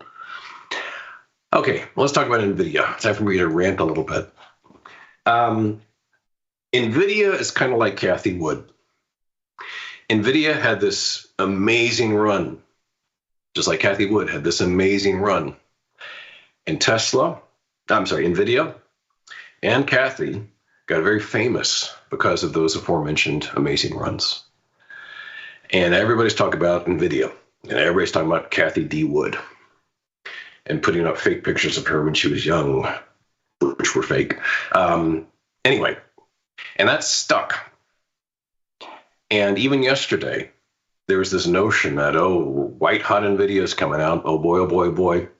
I've got a news flash for you. We're just about to March 2025 here. NVIDIA stopped being cool early in June 2024. In June 2024, yeah, it was amazing. It had gone up about 1,000% just over 2 years. That's amazing. Since then, it has done nothing. And yet, there's still this idea that, NVIDIA is so cool. No, it's not. It's a piece of crap. And it's range bound. But there's this persistence that it's hot stuff. And same with Kathy. Look at ARKK if you don't believe me. She was hot as a pistol back in the day and has produced dreadful results since then. But still, anytime she wants to get on any TV show, right this way, Miss Wood. So it's odd. But yeah, with all the brouhaha over NVIDIA, it's been proved really kind of pointless. Gargantuan bearish engulfing pattern here. We did rally. We opened strong. Looked like NVIDIA was going to produce another leg for this bull market. No, it's going to snap this thing in two. So my dumping NVIDIA puts and AMD puts, yeah, those would have worked out just fine. Wasn't necessary, but I'm still glad I did, because NVIDIA might be up 30% right now for all I know. So I'm okay with that. Left some money on the table, absolutely, but I don't regret that decision. It worked out all right. Yeah, like here's AMD, for example, which I puts on, sold them at a terrific profit, but it got terrificer. It just keeps falling. And this has been mentioned every day for weeks now, AMD. ON I held on to, and I'm glad I did. It's a more powerful pattern than AMD, and it's a huge top there, and that's going great. So I'm just hanging on to that. Same with Broadcom, ABGO. I shall consider taking profits if it gets down to here. It's a logical place. SMCI, I know it's not a semiconductor company, but it's real close. And the thing is that this is one of those rare instances when I nailed the entry almost to the minute. I'm not bragging because it hardly ever happens, but I got on this day, and it's been nicely crumbling. So SMCI, and I think just yesterday morning, it was yesterday morning, everyone's going crazy because they filled in a form, 10K or something. They got to form it on time. Good job, guys. I don't know what that's going to do for your earnings in the future, but everyone was all gaga over. They did a form. I bought more puts based on their form submission, so that's worked out all right. And this is down almost 16% today alone. And overall, if we look at SMH, the semiconductor sector ETF, it's got a monster bearish engulfing pattern, and it has even broken below this support. We're basically trading at levels now that we were early September. So it's getting down there. I don't know, maybe I'm getting greedy, but I'm just seeing things really work out nicely and break down nicely all over the place. So it's been a very, very good week. United Healthcare, I'm still in these puts. The gap is strictly speaking way up here. I'm using this as a stop loss. We'll see. Hasn't violated it yet. This is just about the only green on the screen today, but that's all right. BG, mentioned this yesterday, new entry for me, a new trade. Very nice big pattern there. Wendy's, not exactly high-tech stuff, but a very alluring chart to my eyes. Failed diamond pattern there. Clean stop. And goes along with my general narrative of, not to put too fine a point on it, restaurants that cater to the non-upper class are probably appealing short positions, because being poor is going to really stink in the months and years ahead. You have more than it usually does. And then NEE, Nextera, our old frenemy, move in the right direction, and the patterns looking real good on this one. So I'm really pleased. I've got 14 different bearish positions, 13 of them profitable, one with a pipsqueak loss, and I'm sure we can take care of that. So it's looking really promising. As I said yesterday, a lot of the high flyers continue to become, also kind of disintegrate. Server Robotics, just one red candle after the other. Kava Group, continues to plunge, down almost 8% on this. We've moved from 173 down to 91. So approaching a 50% loss on that. Anything to do with quantum, which was a crazy hot fad for a little bit. IonQ, unusual machines. It's just red after red after red after red. Rigetti, even comically, the stock, which went exploding higher because it had the word quantum in its name, even though they make biology test equipment. So it's my name was Timothy Quantum Knight. Take me public, because everyone was like, anything with quantum, I'll take it. Just like SpaceX isn't public. Anybody with a rocket, I want to buy them. People are silly. Some of the bullish stuff I've been talking about still hanging in okay. It's not all negativity. I mean, here's EXEL, another green day. Gilead, continuing to notch new lifetime highs.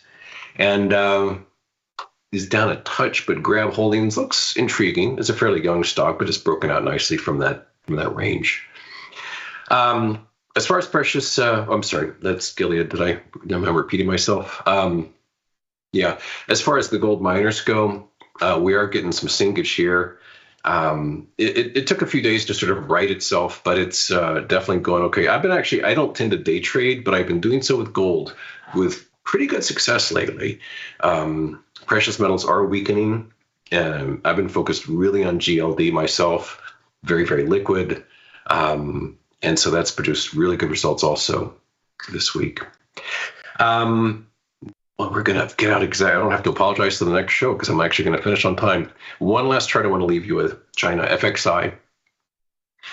Weirdly, even though I think they got even more tariffs assessed today, China was green earlier by way of FXI.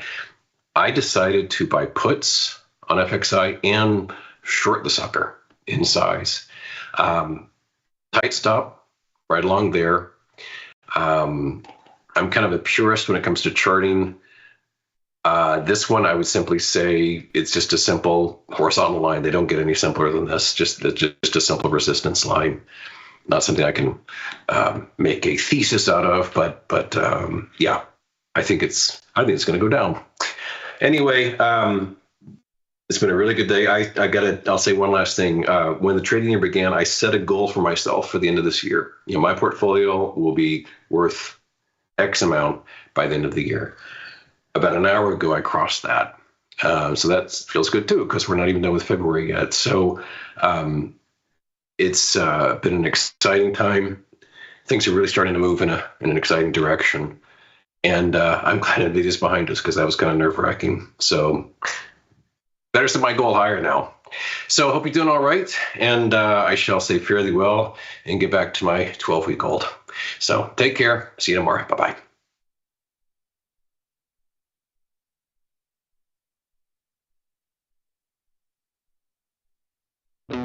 Looking for a better broker and a bonus? Sweet.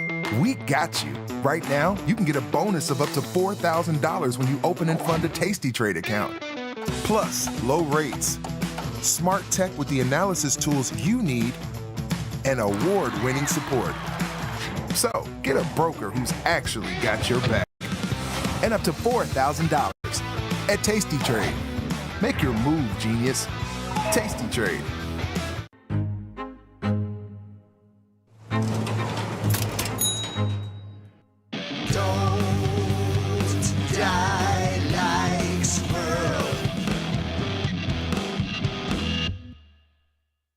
I want to play a game. It's a relationship game. So I'm going to ask you each a question to your partner. Who loves the hardest? Yes, yes, yes. So are you ready? Exactly. Who's more stubborn? Who's more public? And who do you think takes longer to get ready in the morning? Oh. He's got to do his hair. Who's a better driver? I mean, for sure. Yeah. Like, I live in Italy. Yeah. Like, we drive like... I drove a truck in New York City. I drove a tractor on a farm. I can fly an airplane. Who loves the Fed the most? Who Who is more spoiled? It's not even close. Like, you got buildings full of people. What do you want, Mr. Zosnoff? I have nothing. Calling all traders. Are you using tastylive mechanics and enjoying awesome results? Are you an up-and-coming options savant? We're looking for you. For over a decade, tastylive has shared the most inspiring stories of traders teaching themselves a new skill, using probabilities and experiencing new levels of success. If you think your trading journey should be shared with Tasty Nation, we'd love to hear from you. We are always on the lookout for the next class of rising stars. Email us at risingstars@tastylive.com if you'd like a chance to share your trading journey and inspire others.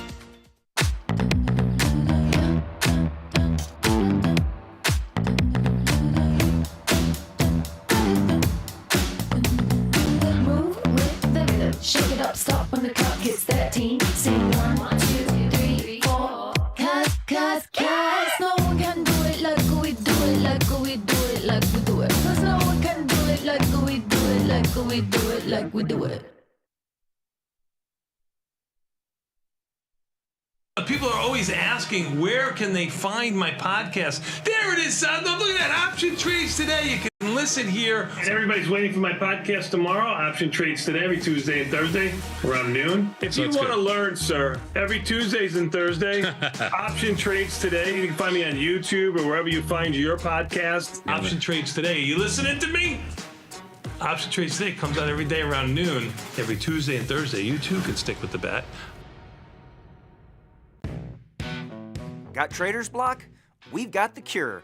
Get data-driven trade ideas with Cherry Picks, our weekly newsletter that gives you insights into the market. Sign up at tastylive.com/newsletters.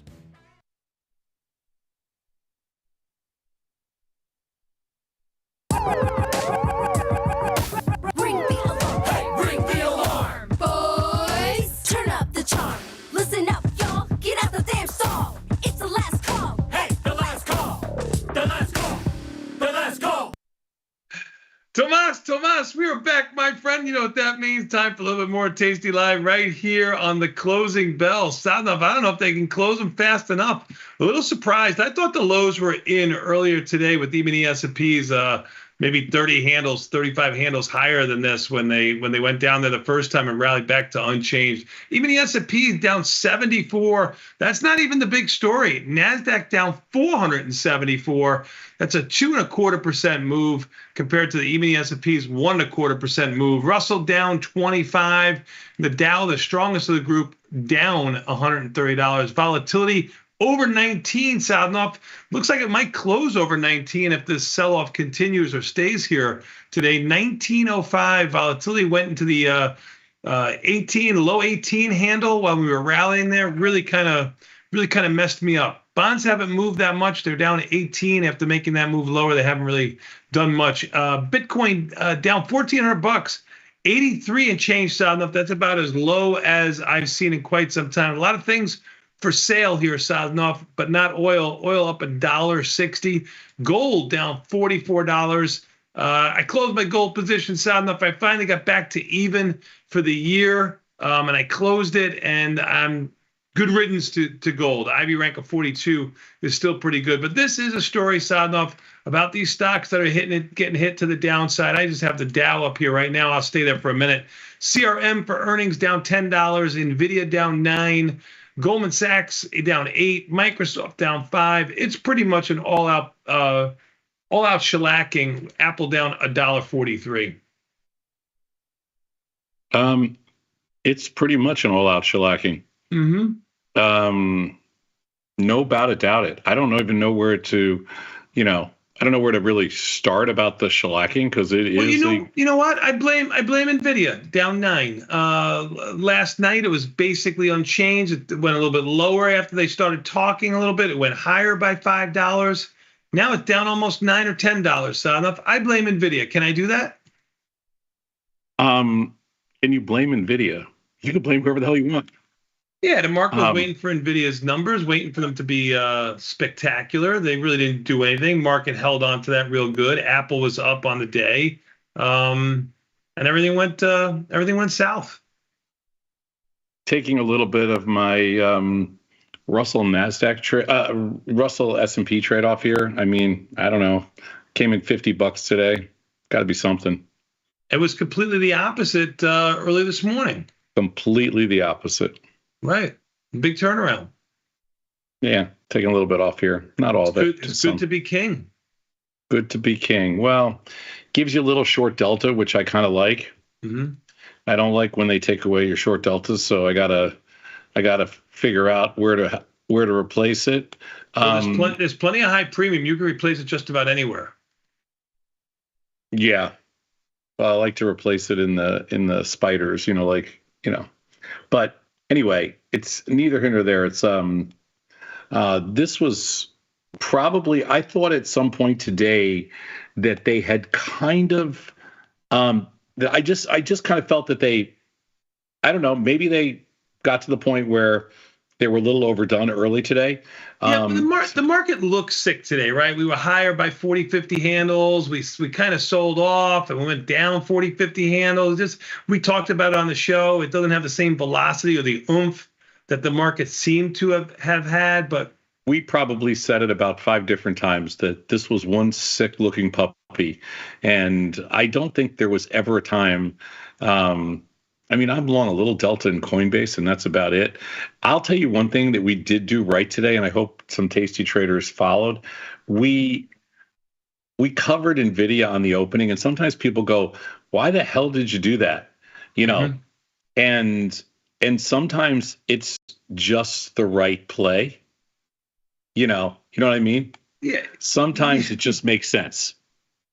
Yeah, well, you always should. You know why? Because you don't remember these moves. When you cover something, you wanted the stock to be unchanged. The stock was basically unchanged. You cover it, and you say to yourself, you even asked me the question, like, I don't know, maybe you can keep some on if you really wanted to. You asked me that, and I said, you don't know. Volatility seems to be collapsing here in NVIDIA. I didn't keep any on. I took it all off on the opening. I know, but I'm just saying, you it's hindsight though. You never remember the ones that you always remember the ones that you close.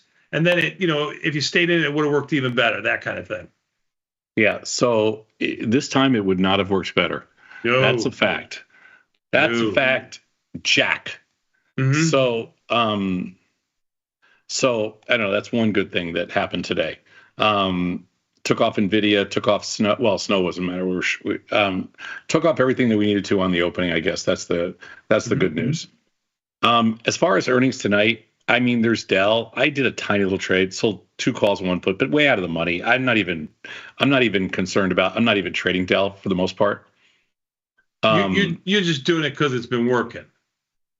Yeah, selling junky options in the 1 day has been working. So I'm going to keep doing it until it doesn't work. And it might not work with Dell tonight because Dell has a history of just doing surprisingly stupid things. But expected move of $9, pretty good. Was that about an 8% expected move? It's only like $100 stock now. I mean, they've killed.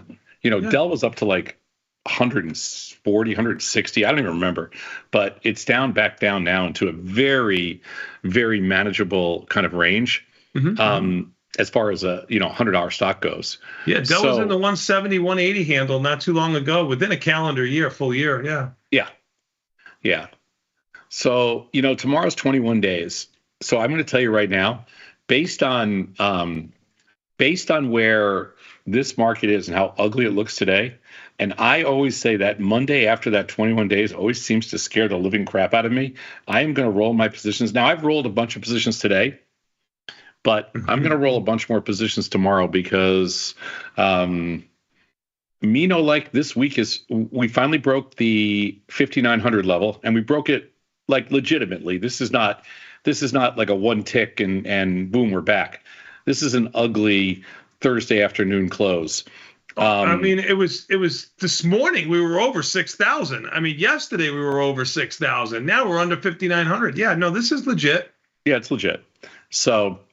I mean, we're probably somewhere close to a very short-term bottom, not necessarily a long-term bottom at all, because when you look at some of these NASDAQ stocks today, it's a little ugly out there. It's a lot ugly, especially Apple, which was the strongest player all day, and it finally gave it up. It's down like $2, but it's ugly.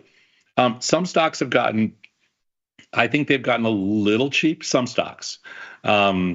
I mean, if I had to buy anything here, the strongest looking stock is probably Coinbase because it's only down $2.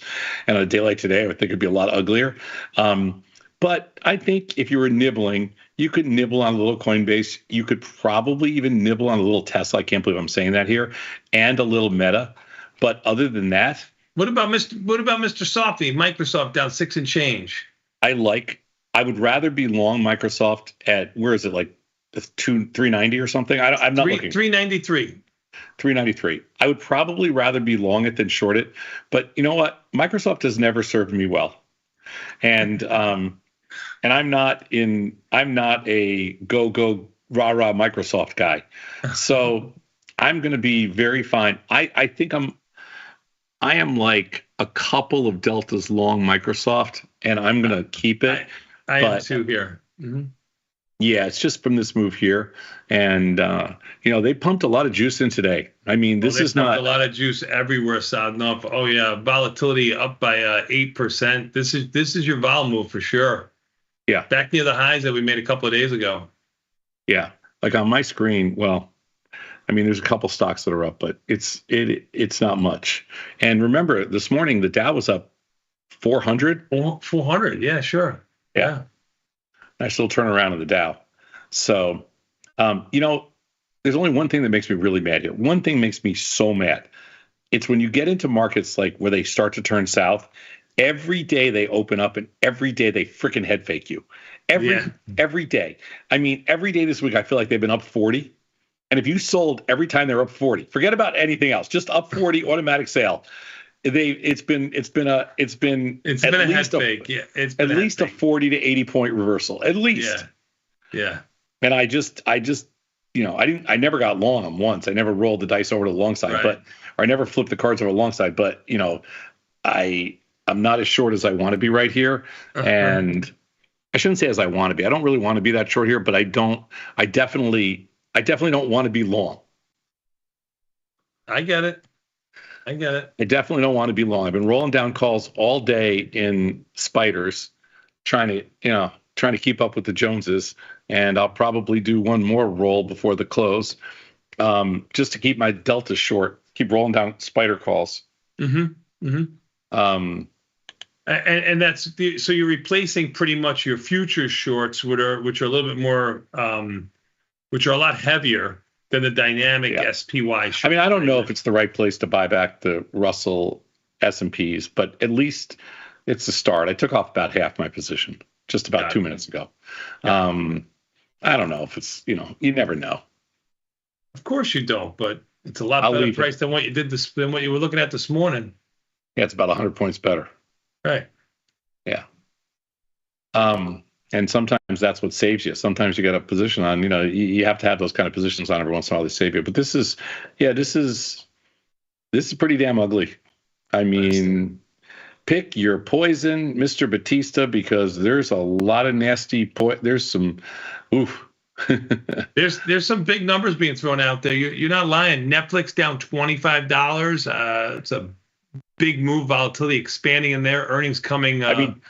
Go ahead. Yeah, go ahead. No, I was going to say just a week ago you had SMCI like testing 70. Now it's 42. You had Taiwan Semiconductor testing, I don't know, 220-ish, 215. It's 182. Micron was 110. It's 91. I mean, these are 20% pullbacks. AVGO, which has my number, is and I'm still rolling down calls in there. That was what, $40 higher or something. Yeah. And in a relatively small in a week. I mean, like this is not like last month. This was a week. Yeah. 10 days. It's true. The only stock we're actually purposely long because I thought it was too oversold was Moderna, and that didn't work either today. They killed Moderna.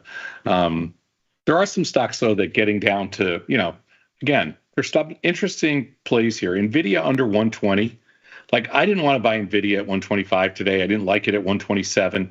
There were a lot of people I was talking to this morning. They were like, if Nvidia goes down $2 in a day, I'm buying it because it could be up $4 at the end of the day. Remember, it was up $4 pre-market. It's down 10 now. And those same people are not buying Nvidia here. I promise you. Not one of them is buying Nvidia. If anything, they're puking it. But Nvidia at under 120 seems really interesting to me. And let me go and explain one other thing, because somebody wrote me this last night. They said, we said something about price yesterday, because every time, like, Chris and Ilya come on, we talk all that macro stuff. And I said, price is all we care about.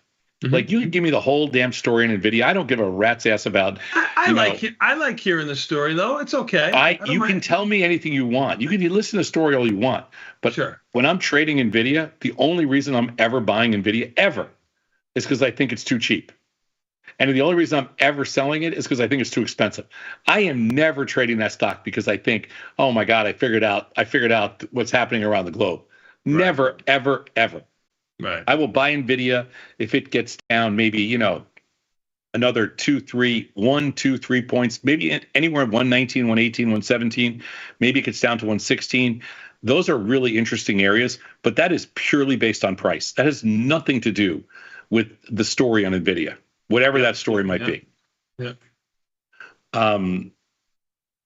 It's going to be a pretty active day in the world of finance.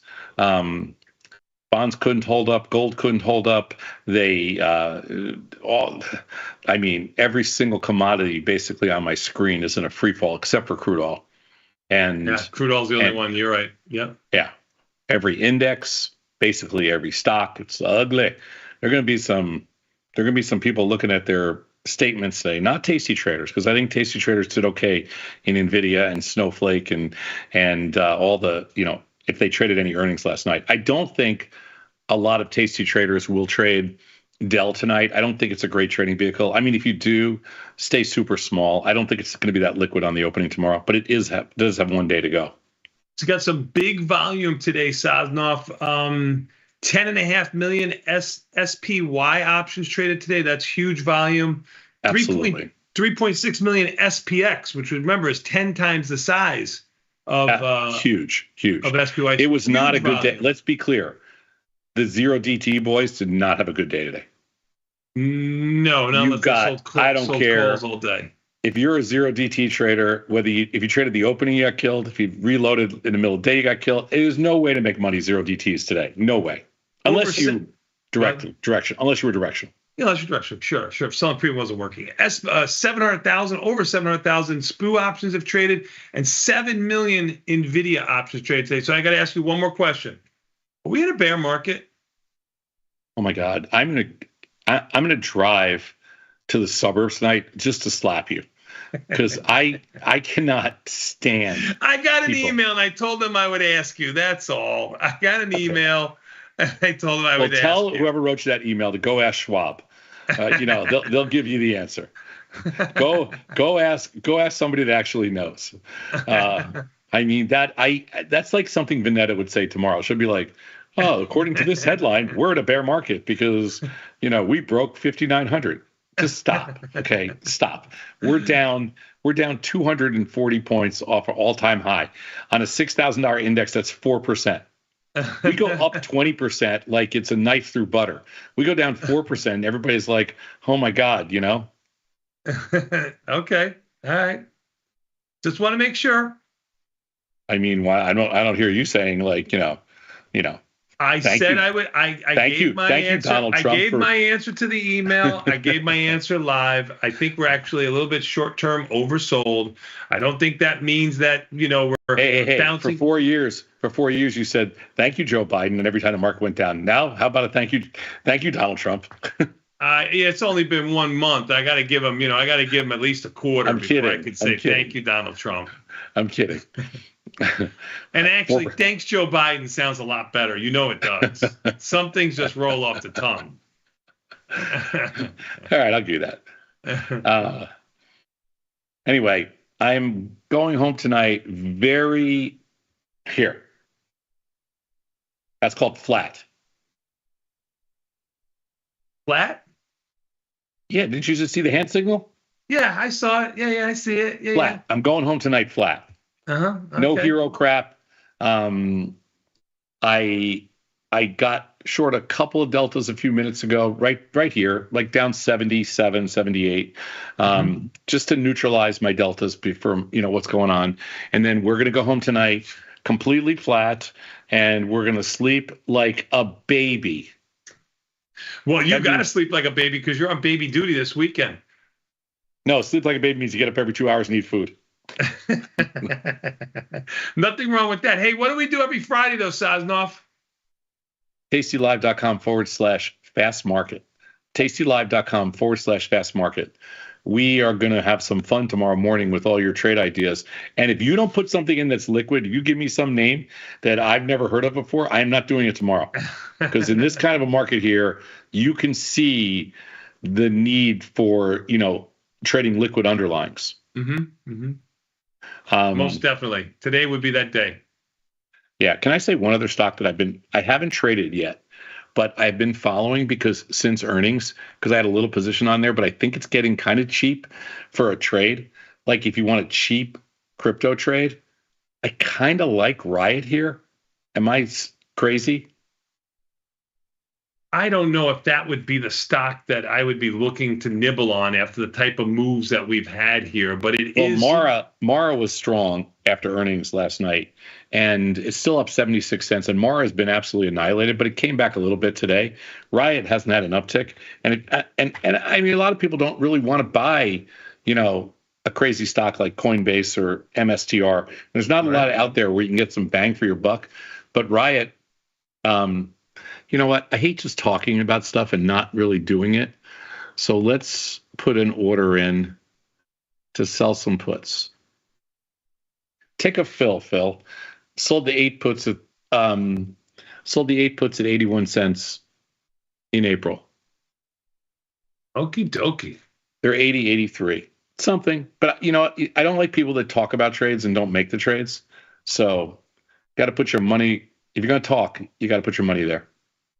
Understood. Good job out of you. You did something. You really went out on a limb here. On an $8 stock, you sold some puts. Woof. Okay. Are you selling any puts? Who's down 83? You've got some intestinal fortitude on you, man. Woof. Okay. Spoo's down 83. How many puts are you selling here? I'm getting a little bit too long. I'm not gonna lie right here. I'm not happy. I didn't add to positions, but I didn't kind of adjust the way I normally do. So I got egg on my face today. Well, I mean, because I stink. Go ahead, say it. You just said it. I didn't think there was ever time to get long, but let's bring in the boys. They're in the waiting room. They're waiting. They're all. All right, let's do it. I think we got Ilya, we got Chris, and we got my man Thomas soon too. That's true. They're all a little fluffy chested. I mean, okay, boys. Well, they finally broke the 5,900. They look really ugly. We're closing on our lows of the day. They're eating up into a little bit of our short deltas here, which doesn't make me happy.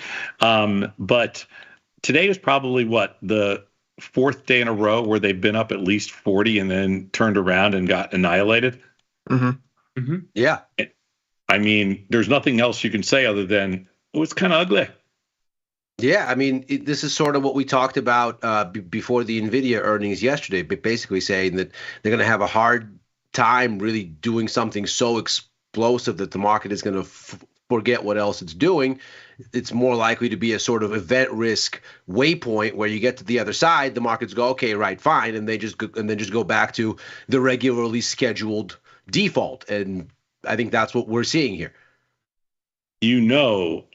They are not going to open up one day and just go straight higher. This is going to be, if they're going to reverse and there's going to be any kind of a rally coming up, it's going to happen from lower prices intraday. Yeah. I think so. You're going to open lower to go higher. That's what you've always talked about. In this kind of a market, you have to open lower to go higher if you're going to go higher. I mean, this is the kind of market, though, today when, this is just ugly. There is what scares me is I just don't think there's a lot of shorts out there, so I don't know where the bids are going to come from. The really interesting thing today cross market is the action you're seeing in the bonds, which you'd think would be higher as a consequence of all of this. because indeed Fed policy expectations have shifted to significantly more dovish because all of this looks like a growth scare. And the bonds, I mean, they're not off a lot, but they're a little soggy. And when you look at what the dollar is doing, you get a really interesting bifurcation. The currencies that are the most growth linked, so commodity currencies, Australian dollar, Canadian dollar, are getting absolutely smoked here. Euro is holding up better, pound is holding up better, but anything growth related is getting murdered. And you really get this kind of cyclical concern vibe out of markets. I'm kind of anticipating the bonds are maybe a little offsides here and have more room to go higher as the week closes out. It feels like they should be better supported. Well, this market just decided they don't give a rat's ass about the bonds. They had their little bond fund off the lows, and they no longer care about bonds at all. And this market it's taking no prisoners. It doesn't, when it officially lost Nvidia today, there was nothing else there. Yeah, I mean, Apple kept them up early, and there were a few stocks that rallied off the opening prints, like Tesla and things like that. But then, and Meta. But then, when they couldn't hold them, I mean, you can't. There's nothing you can take out of this sell-off this afternoon and say, hey, there's a silver lining in here. Absolutely not. Absolutely not. I mean, it's the dynamic where lower interest rates was good for risk.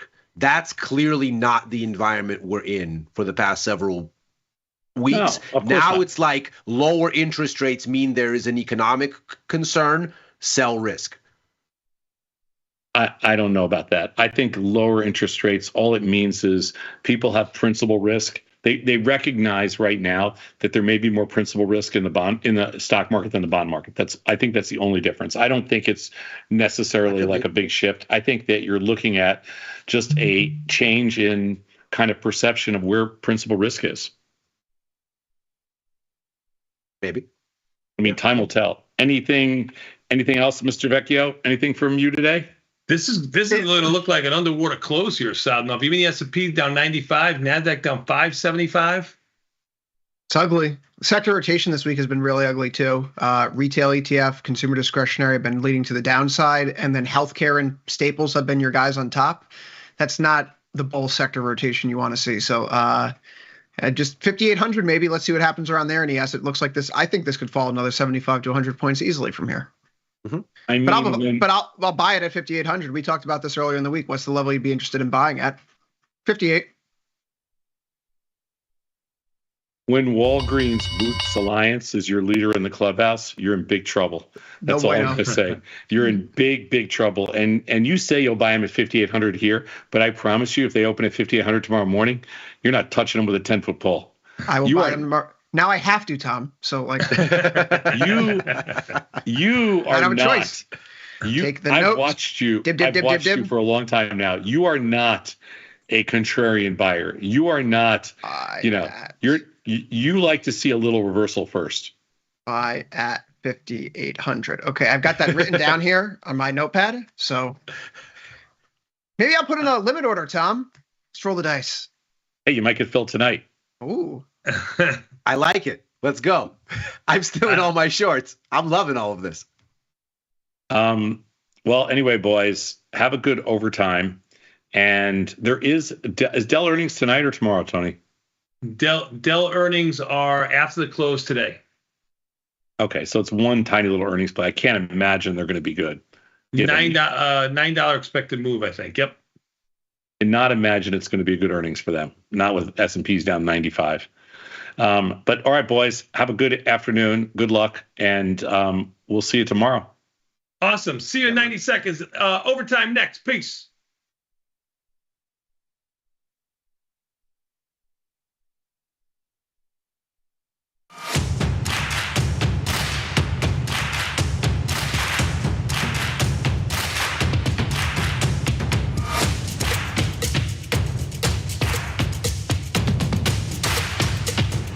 How we respond to the most difficult situations is ultimately how we learn to build on our successes.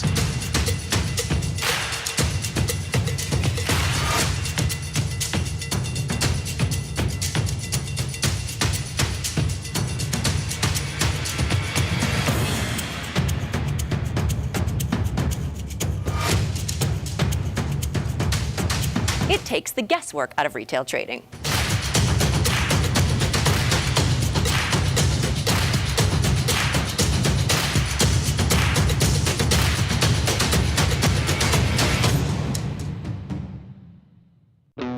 Looking for a better broker and a bonus? Sweet. We got you. Right now, you can get a bonus of up to $4,000 when you open and fund a Tasty Trade account. Plus, low rates, smart tech with the analysis tools you need, and award-winning support. So, get a broker who's actually got your back. And up to $4,000 at Tasty Trade. Make your move, genius. Tasty Trade.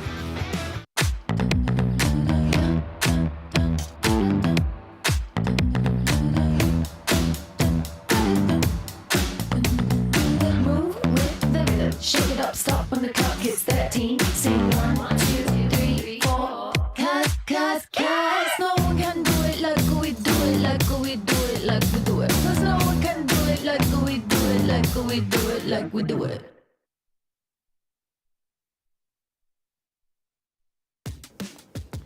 Look who's back testing. Tasty Trade now has options back testing for free. Test your trades with over 10 years of data for the most popular symbols. See how your trades would have performed in the past. Look back at profit and loss and take the guess out of guesswork. Oh, did we mention that it's free? Get back testing at Tasty Trade. We built Tasty Trade's web platform for today's traders. See it, click it, trade it. Drill into data, find opportunity, and track the action with hundreds of indicators. Track your options profit and loss history over time per symbol. Note your progress and plan your tactics with a trading journal. Fund your account and start trading right in the app. The tools, the data, the knowledge. See it, click it, trade it. Join the club. Tasty Trade. You can get up to $4,000 when you open and fund a new account with Tasty Trade. That's 4,000 buckaroos, 4,000 bills, 4 large, 4K, 4 grand. Get on the platform for traders who just want to trade. Tasty Trade. Make your move.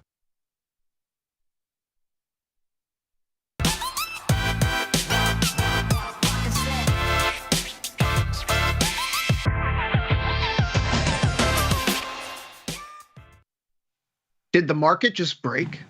It is Thursday, February 27th, 2025. This is Overtime. I'm your host, Chris Vecchio in New York, Ilya Spivak in San Francisco, Thomas Westwater in Chicago, continuing our rotating cast of characters in the guest seat this week. If you're trading these markets and you're on YouTube, why don't you come over to the website, tell us what you think of it, what we're all about, tastylive.com. Of course, you should be using the platform if you're not, Tasty Trade. But if you're already on the platform, you're already on the website, come join the chat on YouTube. Tell us what you think of these markets, what you think of the sell-off today.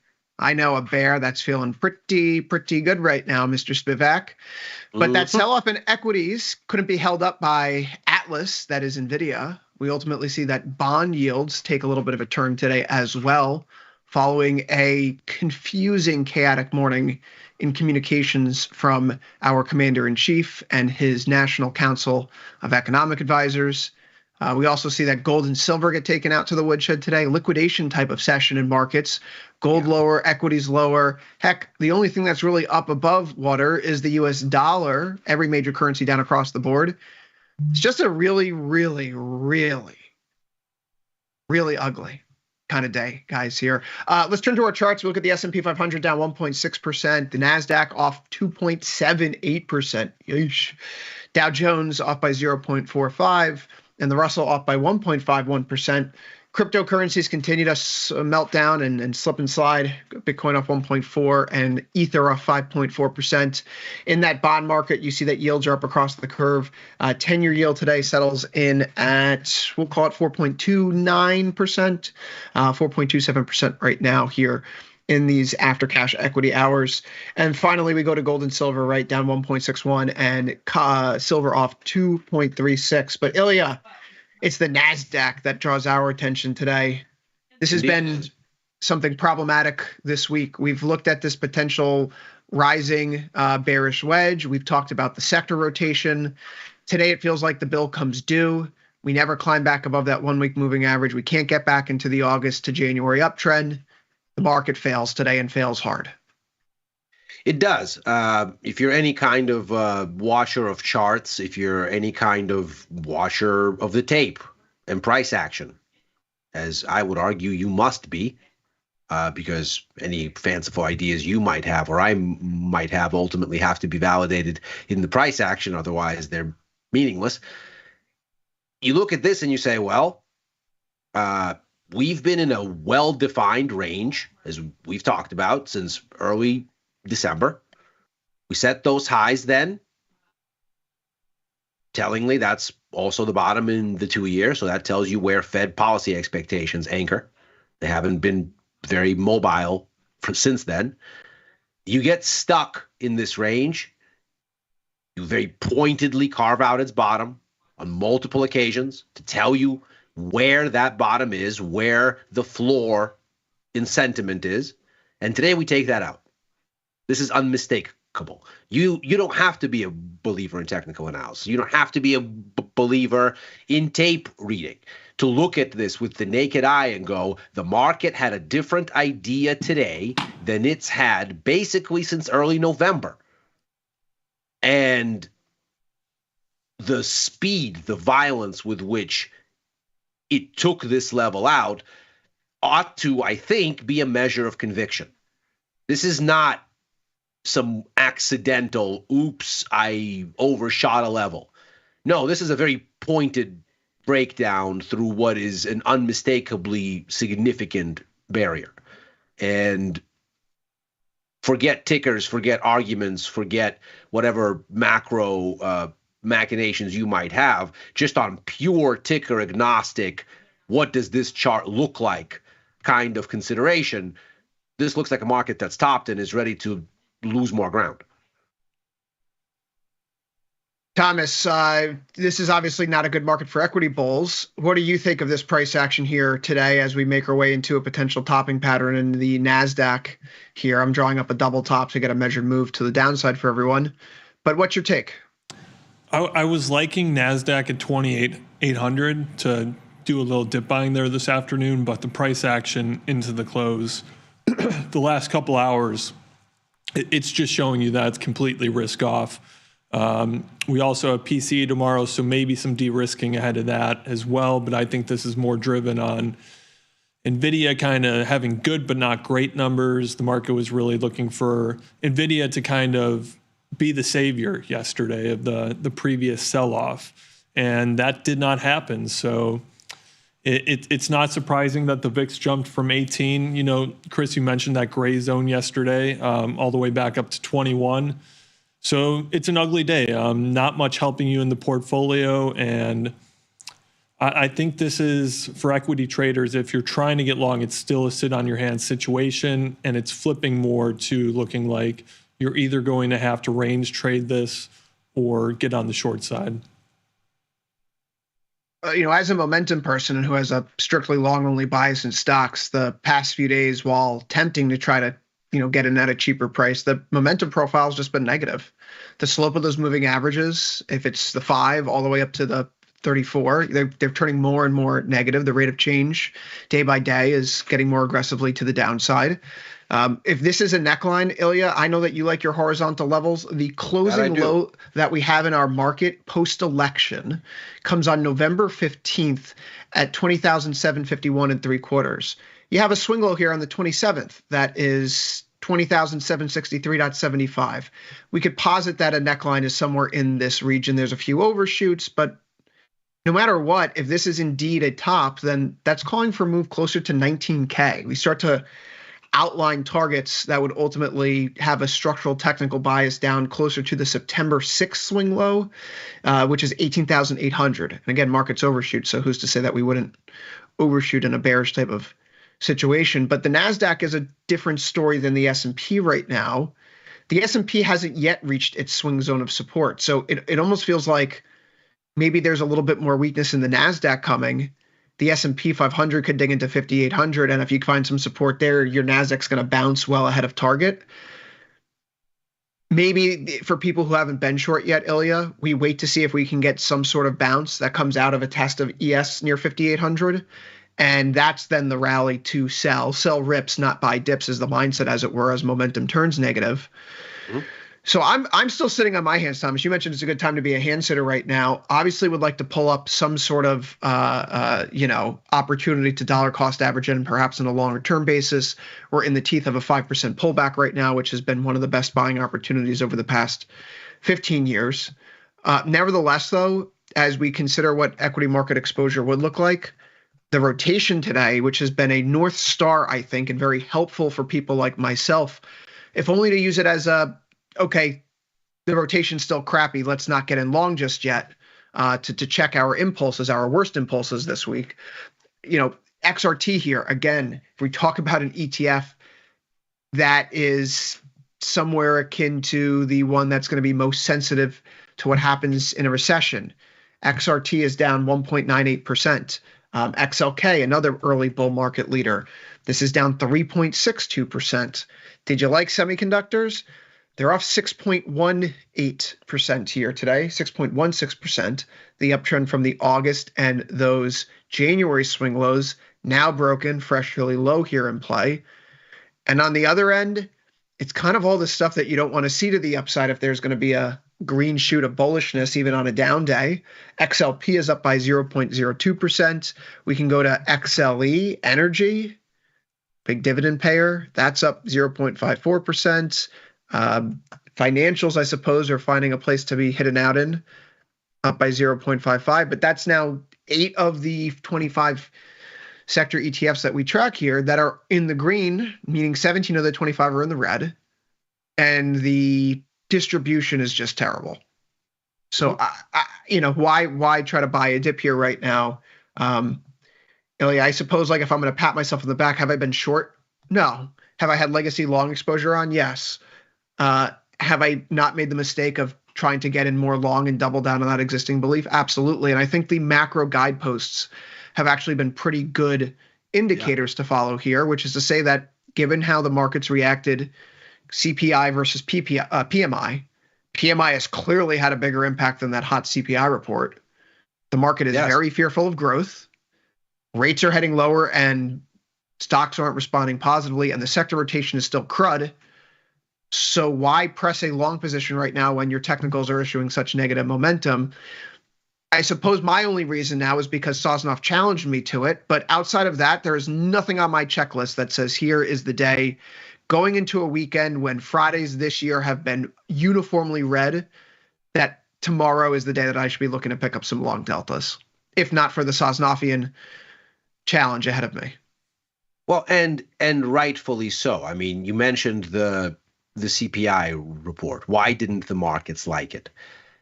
Because if you looked at that CPI report, it actually confirmed what PMIs were showing you back in January. Let's not forget the violence with which the market has met the February PMI numbers last Friday, which were aggressively negative.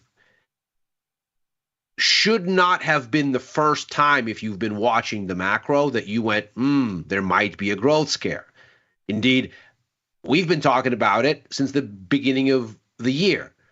I've been mentioning it endlessly in the wake of the PMI numbers that came out in January, which were sharply weaker than expected, and in the worst way, weaker in the service sector. Manufacturing has been anemic all around the world for the better part of 2 years, including the U.S. No big surprise there. During COVID, obviously, the onus was on the goods demand because everybody was stuck at home in lockdowns all around the world and not participating very much in services. When the dial flipped, goods demand was overwrought. Quote unquote, revenge spending on services took the lead. Services has been the driver of growth, and that growth has been in the U.S. Europe has been anemic for the better part of a year and a half. China hasn't been able to get up off the mat since before they reopened from COVID restrictions in late 2022. They managed, I think, something like 2/3 of a quarter at the start of 2023, where there was a bit more vigor. it fizzled almost as quickly as it came. So if you've been watching this, you've seen the barge that is global growth and indeed the U.S. economy, its only working engine, start to turn for quite some time now. The CPI numbers were not different. What did we see in them? Yeah, headline numbers were higher, but why? They were higher because we saw statistical rolling over of the negative influences that were there before from goods and from energy.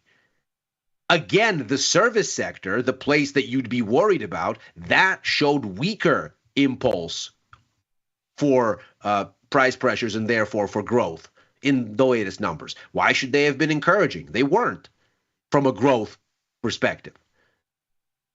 You see what we just heard from consumer confidence numbers. The University of Michigan numbers were scary. Just this week, the Conference Board published another version of consumer confidence numbers, lest you mistrust the University of Michigan. Right. And told you the same story. If you're a Buckeyes fan, you might. Well, see, there you go. As a sports ball noob, I'm not sure I even know what that means. Oh God, keep going. But I do know that when you read these PMI reports, when you read these consumer confidence reports, when you look at what the Atlanta Fed GDP tracker has done, which is go nowhere but down in recent weeks as it absorbs incoming information. The impulse This is negative. unmistakable. It's unmistakable. So why you would want to say you're going to be the one that's going to stand on the tracks as the train picks up steam towards you, I really don't know. Thomas, maybe you have a different view here. You did say that you're, looking at the market and saying it's a good time to sit on hands if you're looking bullish right now. It feels like today was a pretty important day for the AI narrative. Even something like XLU, the utilities ETF, which had a huge run last year thanks to the demand for electricity, it's up by 2.22%. Yet when we look to what's happening in natural gas, it's only off by half, and crude oil is up by over 2%, back to about $70 a barrel. What's the deal with energy right now in the market? You're a local commodities expert here. Surely this is related to OPEC Plus and not necessarily expectations of higher demand for energy given everything else that we're seeing in the market this Thursday. Yeah, so OPEC's signaling that they're going to push back bringing these voluntary cuts, or they're not going to bring back supply as soon as they previously said they were. At least that's what's signaling right now. So that's saying, what they're saying is the market can't absorb that spare capacity right now if it's brought back on. So that reflects the growth worries in the economy right now, and then you could trickle that into the tariffs. Trump, we talked about these headlines yesterday. Even, the media is getting these tariff headlines wrong, and you see that a lot if you look between some of them, the timeline, the exact numbers, things like that. The energy trade between U.S. and China, it wasn't huge, but it's going to be pretty much zero going forward with these additional 10% tariffs. China doesn't import a lot of natural gas or crude oil from the U.S., but they do import a lot of coal. So if you look at stocks that export a lot of coal, Peabody, forgot the ticker symbol for that. I think it's BTU. You could see the impact of those tariffs across their price action is pretty bad with their stock right now.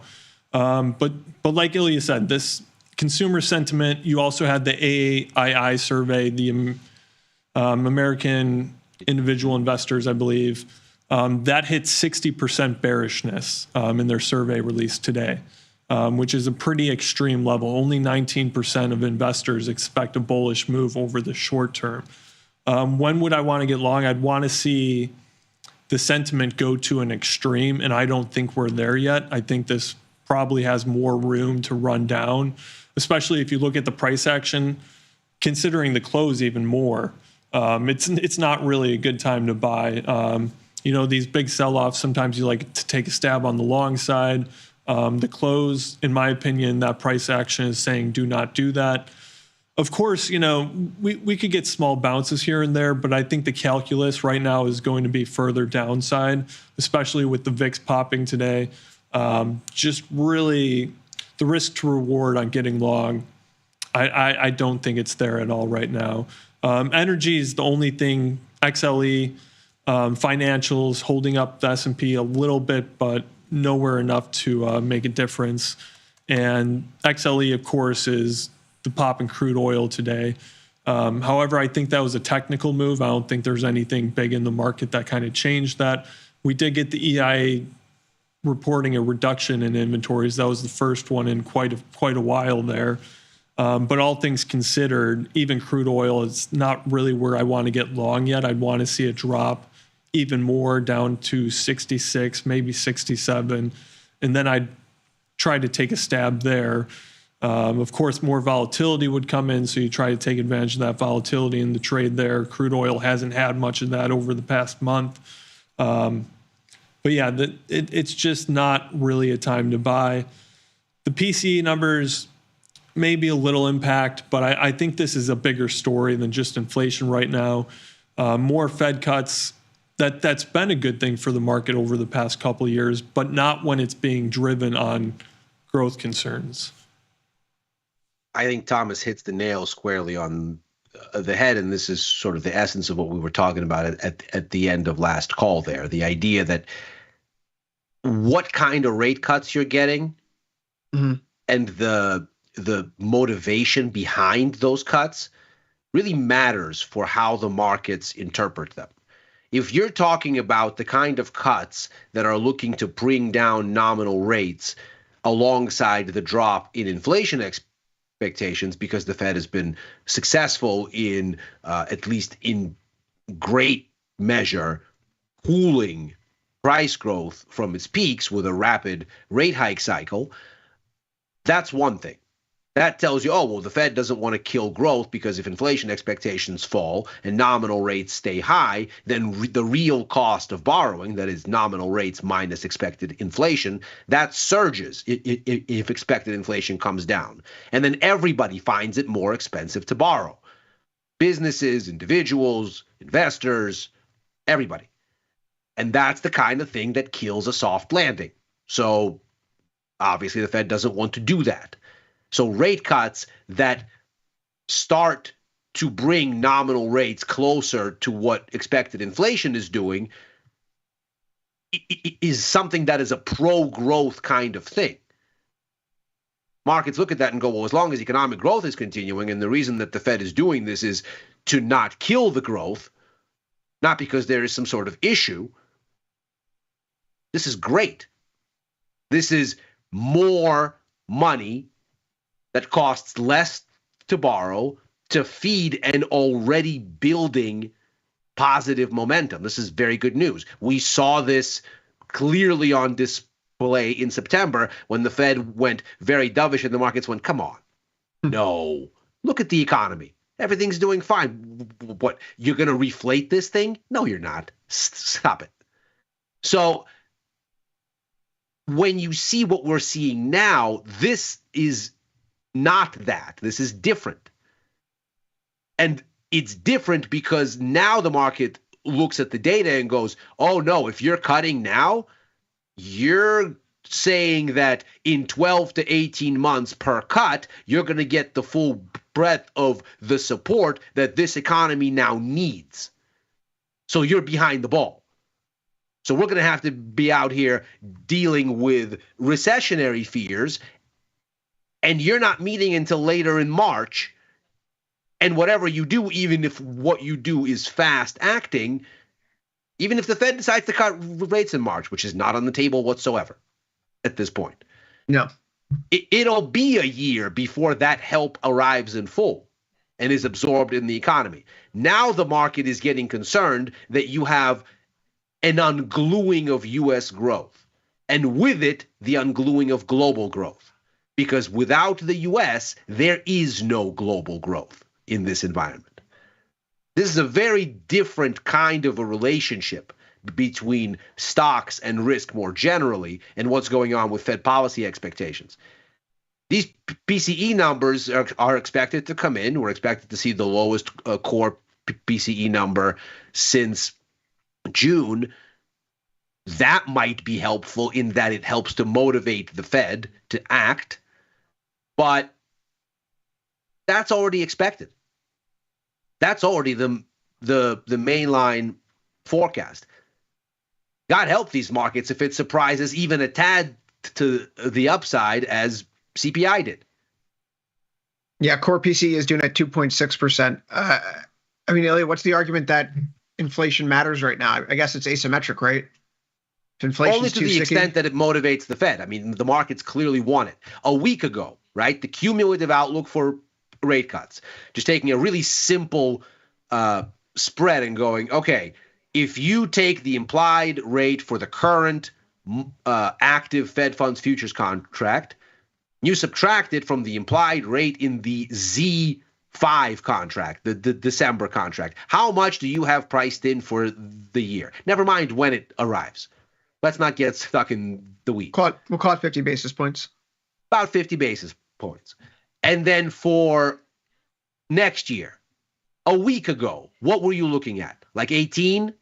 So about 50-50 chance of one cut next year? We have gone from a cumulative 55-ish basis points over 2 years, this year and next, a week ago, to 83 basis points today. So we've added one cut and about a 50-50 shot at a second one in excess of what we had there a week ago. I mean, clearly these inflation numbers matter only to the extent that the markets get some validation that, yeah, the Fed heard them. They see the data. They're not asleep. They're going to step up their easing timeline as the repricing in the market suggests.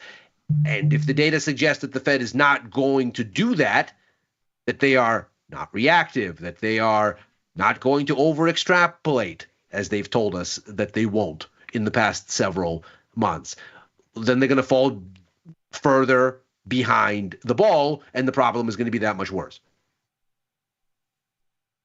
Yeah, we've seen here in recent weeks the SR3 contract perk up, and in particular, when we go over to Z5, you can see how that's continued here. It's off the lows today. We're getting pretty close to a 3.75 Fed funds rate by the end of this year, which at the lows in February, we were talking, closer to 4.25 than anything else. But it's all for all the wrong reasons. Big difference from last year, right? June, July, the market's rallying up. And then you get that split where all of a sudden rate cut odds are continuing to rise, but stocks are falling because this is the growth concern. It's a growth concern spike, just like this is a growth concern spike in rate cut odds. It's the exact kind of mix that stocks don't like. I think we've been consistent about that all week long, Ilya. Yes. And those conditions haven't necessarily changed here per se.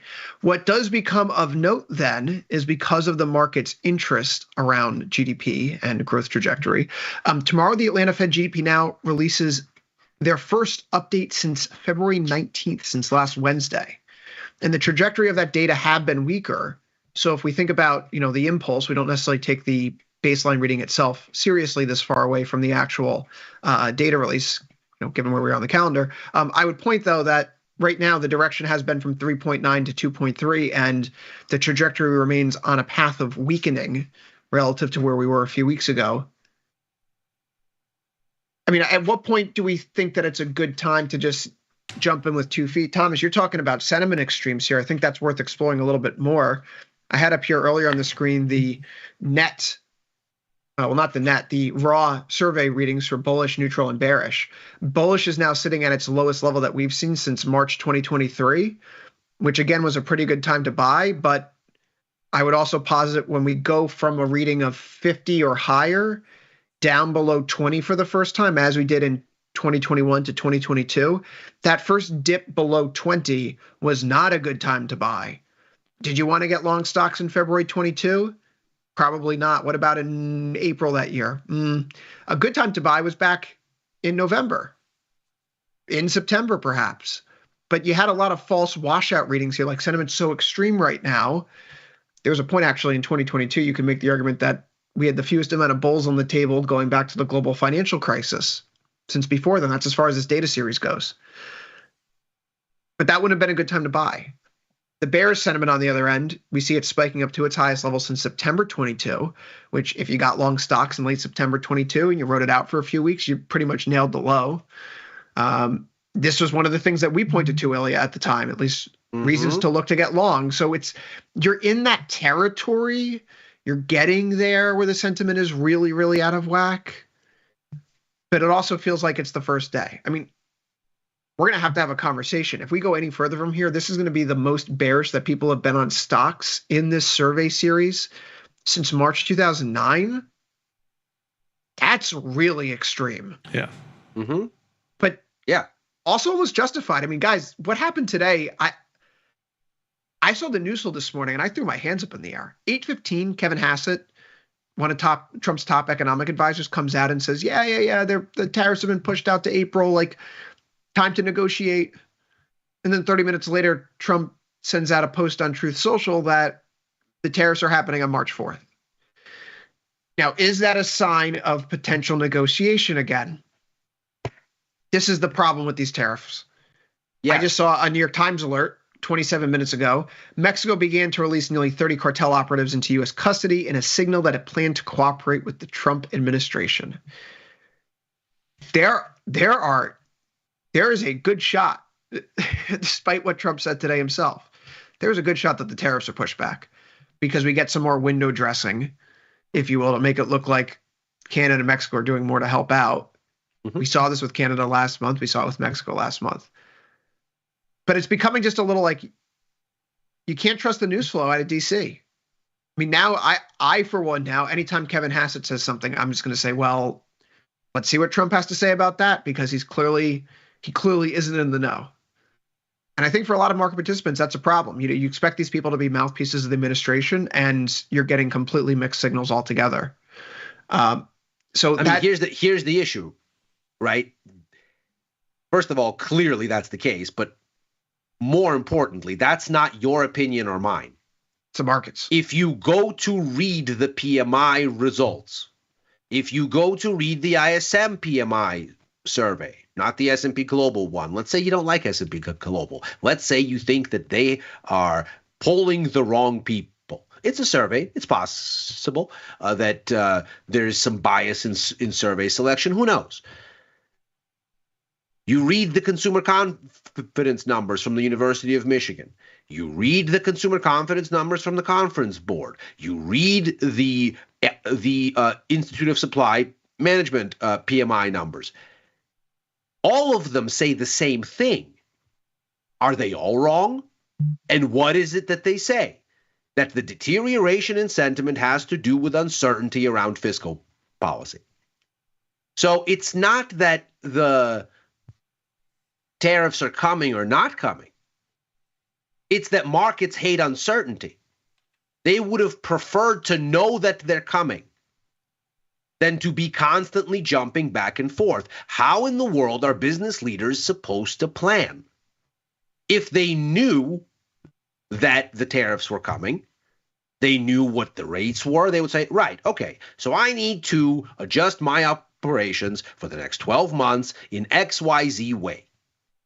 Okay. Unpleasant, painful, probably a retrenchment for markets, but not the kind of thing that gets people spooked in a lasting way. When you don't know what's happening and you can't have a plan, that's much scarier. We can see time and time again, the markets might, for example, expect a rate cut from the central bank or a bad number out of XYZ economic indicator. And the number comes out, or the policy move comes out exactly in line with expectations. Do markets panic? No. Is the outcome bad? Maybe. But if it's expected, then it's already priced in. Markets are discounting mechanisms. Uncertainty means you don't know what to discount, how, and to what extent. That's the big Which means you are constantly on edge, and eventually you get a day like today. Bonds are getting sold. Stocks are getting sold. Metals are getting sold. Currencies not named US dollar are getting sold because everything is going to cash, because people say, you know what? I don't know what is going on here. I'm going to put my money back under the mattress until this dust clears because I don't know what I'm supposed to be buying or selling. Yeah, and I mean, that's the ultimate safe haven, right? Cash. So when you see the liquidation like this, it's reflecting that huge bearish sentiment increase that you're seeing in the market. Mm-hmm. What I wonder is, at what point in the market sell-off does it actually put pressure on the Trump administration, or at all? Mm-hmm. Even if they signal it or it's just internally, when does that become a concern for them? And if it does, do they say, let's calm down a little bit, at least on putting all the stuff out on the news flows about the tariffs, and maybe take a little bit more of a comprehensive approach? And if that does happen, does it provide market clarity, remove some of that uncertainty, and allow the rally to come back? But then you have to ask yourself, even if that some of that uncertainty is removed, you're not necessarily going back to a Goldilocks environment right away, where you just go back to where we were in early January or something and say deregulation and tax cuts are going to help us, and then you totally exclude tariff uncertainty. So I think this is something that's going to persist for at least a few months. This isn't really a short term, a couple weeks and it's over. I think this is reflecting longer term expectations in the market. And that's what's more concerning to me, trying to take a stab at getting long here, and why I won't do it. Yeah. It feels like they killed the golden goose. Yes. Yeah. The golden goose was, you know what, the market's rallying because of tax cuts and regulation changes. As long as the economy stays in shape, you have nothing to worry about. Mm-hmm. That's been my line for years, right? Check the scoreboard at the macro level. If unemployment rate is with a 4 handle, CPI has a 2 handle, and we're growing between 2 and 3% in real terms, everything else is just noise. But the issue that we brush off a lot of that. You can brush off a lot of negativity if that's your unemployment rate and that's your growth rate, you can overlook a lot. But now you're talking about a potential cut to GDP, a potential rise in inflation, a potential bump in the unemployment rate, and the golden goose that's allowed us to whistle past the graveyard may have been slaughtered. It's tough. And that's Thomas, why, that's why in inflation, you can say it doesn't matter as much as growth right now. But if inflation is even a little bit over expectations tomorrow, I think you could get another flush out, because like Ilya said, that affects the calculus at which the Fed can cut, and then it could really get ugly. Okay, yeah. But if let's just say we're correct in our expectations that growth over inflation right now, tomorrow's PCE doesn't come as a surprise. Let's say it's right on the nails. We know how to predict it. We get 85% of the inputs already. Does that set up next week's non-farm payrolls number as perhaps the most important jobs report that we've seen since the one on August 2nd? That's a bad labor report, and we get signs that the labor market's now cracking with all these potential changes in federal policy. Why wouldn't that just be the knockout punch for stocks for a little while? I think it could be, because you already saw the unemployment numbers this morning, or jobless claims rising. Maybe that's due to some of the government cuts, but I think it's more structural in the economy right now. I'm looking for a not so great NFP. And the question really becomes, like, what does NFP have to do to turn the tide? Are you going to get a sudden explosion in hiring when every single input across the board, let's remember, employment is lagging, all of what you are seeing in business confidence surveys and in consumer confidence surveys tells you the path of least resistance for businesses here, as they are uncertain about how to plan for what comes forward, is to retrench. So are we going to see a huge bout of hiring here now? How likely is that? No. And if we are, do we expect it to sustain? So it's the kind of thing where if the market gets a really bad number, it gets really scared. And if the market gets an okay middling number, it's not particularly encouraged. You have to really shoot the lights out on data from here to tell the markets, and this is sort of devil's advocate of my perspective, January, February are the first 2 real months, really more like a month and a half, of the Trump administration doing things and moving quickly. They got a mandate. They have to, though. They're following their mandate. Well, they're not doing anything that they didn't say they wouldn't do. No, but there's a calendar here that they're working with, which is why I think this is proceeding at the speed with which it's proceeding. You run into the reality of midterms, and I spoke about this with Victor last night. Paul Ryan's budget cuts and tax plan in 2017, 2018 had I looked up the number last night, it was about $135 billion worth of cuts over a decade to Medicaid. And that pulled at like 25% underwater. And the current bill in front of us right now is for $800 billion in cuts over the next $880 billion in cuts over the next decade to Medicaid and $230 billion to CHIPS, which is helping, lower income kids get food. So if Paul Ryan's plan was so unfavorable, who's to say that this one is going to be anything but more unfavorable? And like, as that gets out of the public, you get advocate. Right. So like, if you want to do this, you got to do it quickly, right, before the public turns against you. Right. And this is why I say devil's advocate, because the flip side argument, and I spoke with Victor about this on Tuesday, is you had a mandate. You came in much faster with acting on that mandate than you did when the Trump administration had its first go round in 2016, 2017. And the markets get jarred, and there's an adjustment. Markets go, whoa. And January, February, maybe into March are rocky. But then things even out because the markets get used to the cadence and understand what's going on. And the sell-off is not long-term because the economy is ultimately not retrenching because everybody is convinced that the gates of Hades have opened, but they're just unsure and uncertain and retrenching in the face of that. But as they acclimate, that will dissipate. And markets will find their footing, readjust as they usually do to the new environment, and go forth. The reason I think that's the devil's advocate argument here is because it is, in my view, really rose-tinted wishful thinking. Because by the time you get to this kind of acclimation, the kind of damage you can do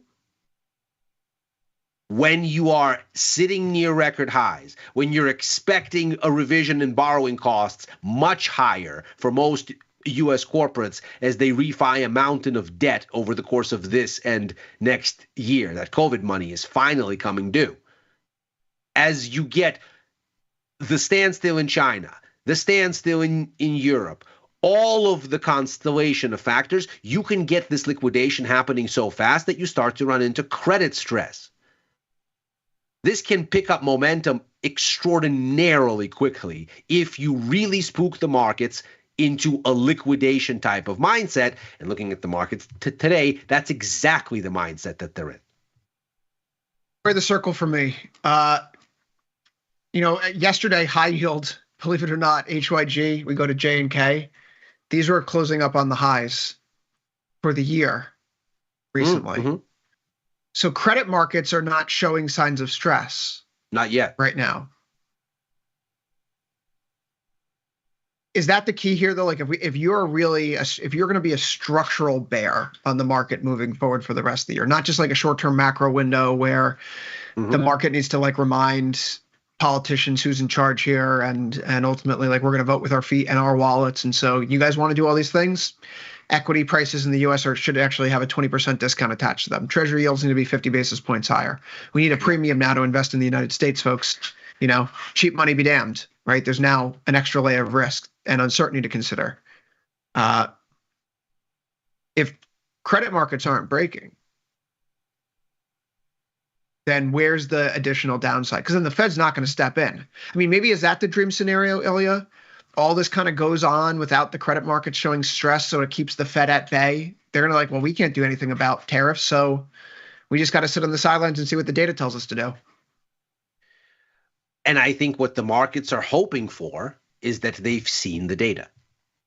I think what the markets are hoping for is as they get Fed communication from here going forward, what they get is a tone shift where the Fed goes, okay, we've seen the data. Things have been rocky.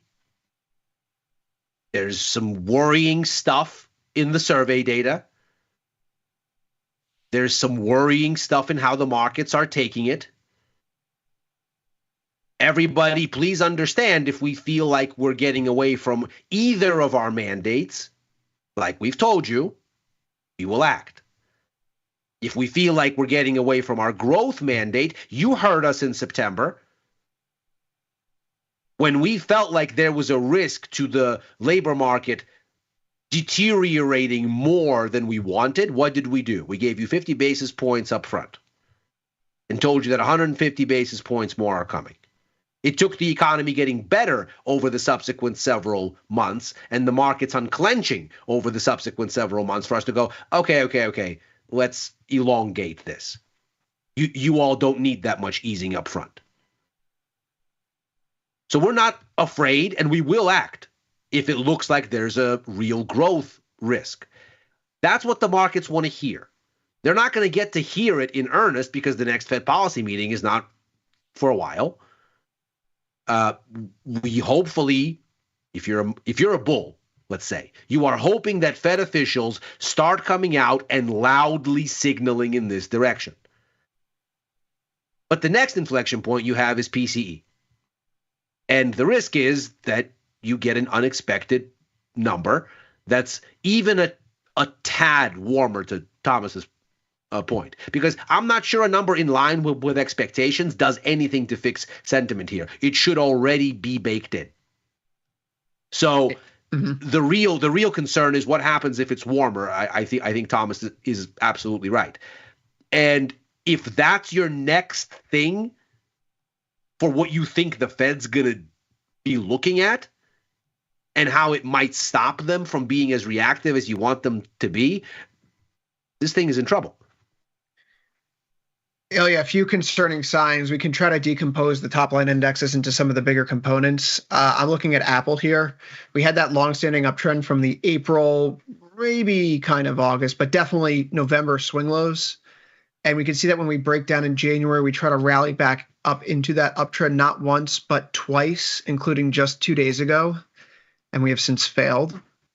We can take a look at NVIDIA, which obviously in focus today because it just had its earnings out. Yesterday, you and I were looking pretty good about it staying within the expected move by the end of the week. We're now basically at the precipice of that. It's at 120. It's a $12 expected move with at 132. You're basically there, but NVIDIA only a 46 IVR. So there's a little bit of a vol crush coming through, and now into the lower panel of its multi-month range where things have gotten pretty ugly before. So a washout further towards 113 can't be ruled out. We can take a look at Amazon, one of America's largest retailers. Yesterday, Ilya, we were noting how, we had that great hammer candle, but that inverted upper wick, that failure to get back above the 1 week, didn't exactly scream sustainable bounce. Big engulfing bar today, pointing to new lows. I mean, I think the point is that when you look around, I could make the argument, I think Victor was trying to get to this yesterday too. If you see a Microsoft and an Apple and an NVIDIA and a Tesla all sitting near support, and the NASDAQ 100 is sitting close to support, you can kind of put the puzzle pieces together and say, you know what, this is maybe a place where the sell-off stops. If the individual names are able to lift themselves up from here, the index should turn. This is a good place to reduce my overall risk in the index, right, if I'm a bear. But right now, that's just not really the case for any of these. I suppose Tesla, you could say closer to 270, some of the highs that we had in July, some of the highs that we had prior to the election breakout, that comes in at 273, so maybe another $8 or so. I don't know. I don't see much of anything here on an individual basis. Maybe outside of a Netflix, people won't give that up if there's a recession. But I don't really see anything much on an individual basis right now that suggests we have a reason or solid rationale to look long. NVIDIA earnings were good. The market doesn't seem to think so. So who cares that it be not good enough, apparently. Not good enough. No, not good enough. We haven't touched on the metals here today, which, certainly dented. Another reason why I'm not happy in today's session. 228.87 right now here. Ilya, this is like the worst thing that could happen to anyone who's a bull. 2 of the past 3 days, we've seen that flush down to 2,900 or so. Is this the top in gold for the foreseeable future? Is it time to get off the gold train? I don't think so. You mentioned I like horizontal lines. Accurate indeed. I look at the bottom here, and we're sitting at the bottom of the range. We had a violent downtick about a week and a half ago. And we're sitting basically at exactly where that ran out of steam and hugging those lows. So if you were going to want to get bearish, you'd want a taking out of those lows. Otherwise, the risk reward is not great. I don't think we've overturned the larger advance. I certainly think we could have a pullback into, let's say, 2,800 to retest the swing highs from November as support. One of the interesting things about gold over the past several months, really, is it has rallied relentlessly when the dollar was going up or down, when yields were going up or down. And much of that was gold basically ignoring its typical macro catalysts derived in yields. Gold oftentimes behaves, and usually historically behaves, as number one, a foil for paper currency as a form of physical value, and as a foil for interest rates because it yields nothing. So when interest rates go down, especially in real terms, when they become negative, gold's negative response to those things going up turns positive as those things come down. About as classic of a gold dynamic as you can imagine. It's ignored it completely recently. And we've argued that much of this was China reserve buying. There is another layer to this story. The Gold Council, which is a consultancy that tracks the gold markets and has arguably the best data on this, had a really interesting report out. Its latest update, where it showed that, yes, the PBOC in January, this is the latest data that we have, added to their holdings by about 5 trillion tons,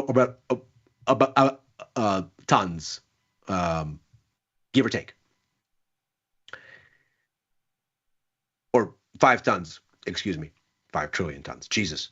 5 trillion tons would be a lot. It's a lot of Yeah, gold. 5 trillion tons. I'm not sure we even have that above ground. By about 5 tons. The amount of outflow from Chinese gold ETFs was the equivalent of about 5 tons. So on net, how is it that gold has basically flatlined here at the beginning of February? Net, China was not a net buyer. It was a net scratch in January. So really the thing for me to say this should now become a gold rally would be the market stops caring about China, starts looking at yields, starts looking at the dollar and goes, these are my catalysts. Again, as would historically be the case. That's not where they've been, and that's not where it's at. So what we're watching here really is net. Is China a buyer or is it a seller? And if you get to a point where the uptake in reserves for the PBOC starts to fall behind in terms of pace from the outflow from Chinese gold ETFs, China's a net seller, never mind the PBOC. And then the market gives way. And where the bottom is to where you shed China as a catalyst and you go, okay, we've repriced enough. Now we have to get back to the brass tacks of the gold market. Who knows? I'd say 2,800 is the first waypoint you look at if that happens, and then we'll see.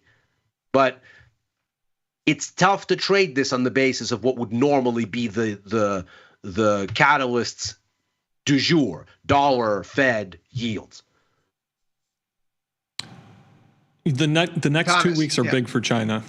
We got 2 big meetings coming up. The National People's Congress. At the end of that, it's usually a week. They come out, announce all their targets for the next year. That 5% GDP target's going to stay. They're going to probably raise their deficit to GDP ratio, and they're going to lower their inflation rate target, right? 3% to 2% likely. But it makes it harder for China to do stimulus in the middle of a trade war that is very uncertain. So that's one other, question mark you have to put above the market. China's likely not going to be able to do stimulus until later this year, or perhaps even next year. Yeah, China's in an interesting spot. We heard a story about potential capital controls. We've seen that, obviously inflation isn't going anywhere. DeepSeek is helping drive things higher, but the Australian dollar takes it on the chin today. China growth or China related things are, Canada taking it on the chin. We're going to be doing another round of Calvin Ball tariffs, guys. So we'll see if they actually go on. Sets up for a very interesting Friday. Fridays have been exceptionally weak this year. I think we shared it today on Futures Power Hour. I don't have it in front of me right now, but I think the annualized return for the S&P 500 on Fridays in 2025 is about negative 86% right now. People just don't like the weekends. So we have that to look forward to tomorrow. But with that, overtime is now out of time for this Thursday, February 27th. We'll be back same time, same place next week, Monday through Thursday, right after last call. Always 4 p.m. Eastern, 3 Central. So for guest host Thomas Westwater in Chicago, thanks for joining us. Ilya Spivak in San Francisco, and myself, Chris Vecchio in New York. We'll see you later. Stick around, though, after a brief break. More Tasty Live coming up at you with Ilya Spivak, Macro Money. See you there.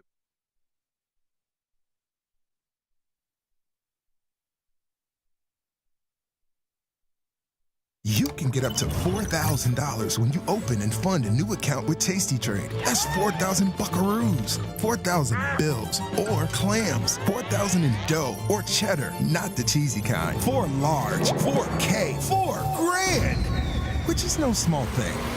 Open and fund a new Tasty Trade account and get on the platform for traders who just want to trade. And did we mention a bonus of up to 4,000 smackaroos? Tasty Trade. Make your move. Forbes called us best online for options trading. Investopedia, best for options trading, period. With stockbrokers.com, we're number 1 for options and futures trading. The Motley Fool really likes us. And so does Business Insider. So what else can we say other than boom? Trade like a trader. Tasty Trade. Make your move. Know someone who needs a better broker? For 1 month only, earn $500 for each qualified person you refer to Tasty Trade. See how it pays to have friends? Terms and conditions apply. Tasty Trade. Dear Karen, thank you so much for the relationship advice. Of course, since you met your husband in high school, I should obviously just go back to high school. Can't wait to win the Nobel Prize for my development of a time machine. Signed, Regina. Sometimes it feels good to get smart. Get even smarter with live trading insights and some live taunting. You're mistaking me for someone who cares. From the smart mouths at Tasty Live.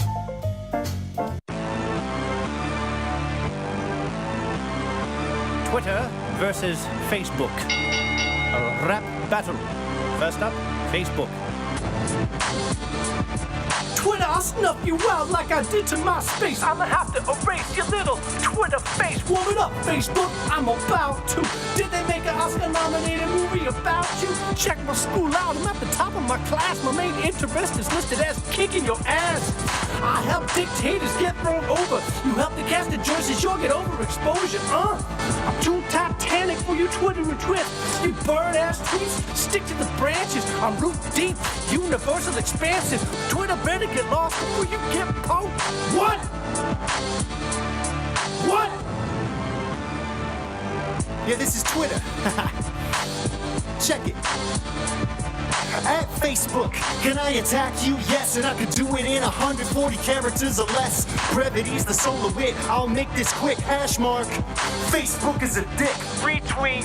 Yeah, I'm backing that ass, and I'm young and I'm brash, and I'm packing that cash. Stick with the kid, I'm an early adapter. Your old Facebook played out like Napster. I make it real easy for family to talk. I make ex-girlfriends real easy to stalk.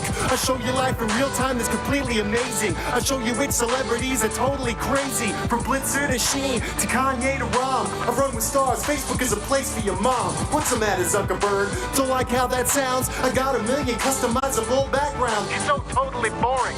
My card's on the table. Hash mark. Facebook is disabled.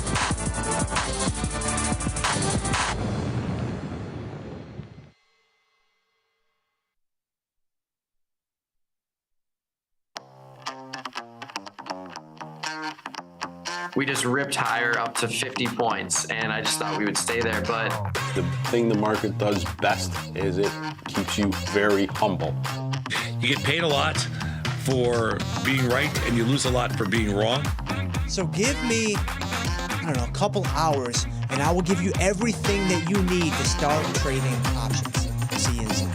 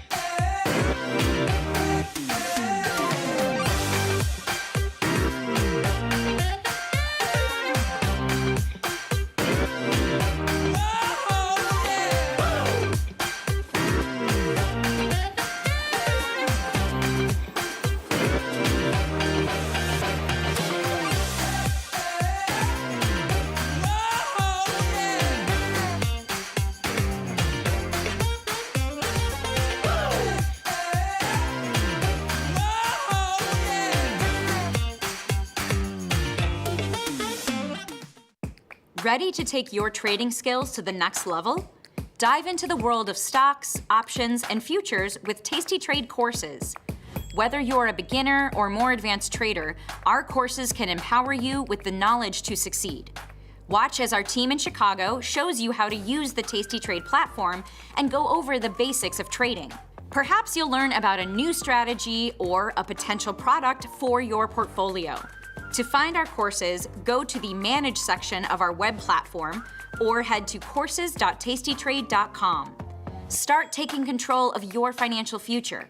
Visit our courses today. I think I've always been interested in finance. I have a degree in management and I took a lot of heavy finance classes, and I've always loved it, but I've always done passive investing. And so as I went through life, I decided that I needed to have a bit more control over my finances. I started to dabble in the options world when I opened up a brokerage account in probably 4 measures, from theory to practice. I don't think there's a show that I don't like, to be honest. You know, that education piece is highly important. I found that Tasty offered that.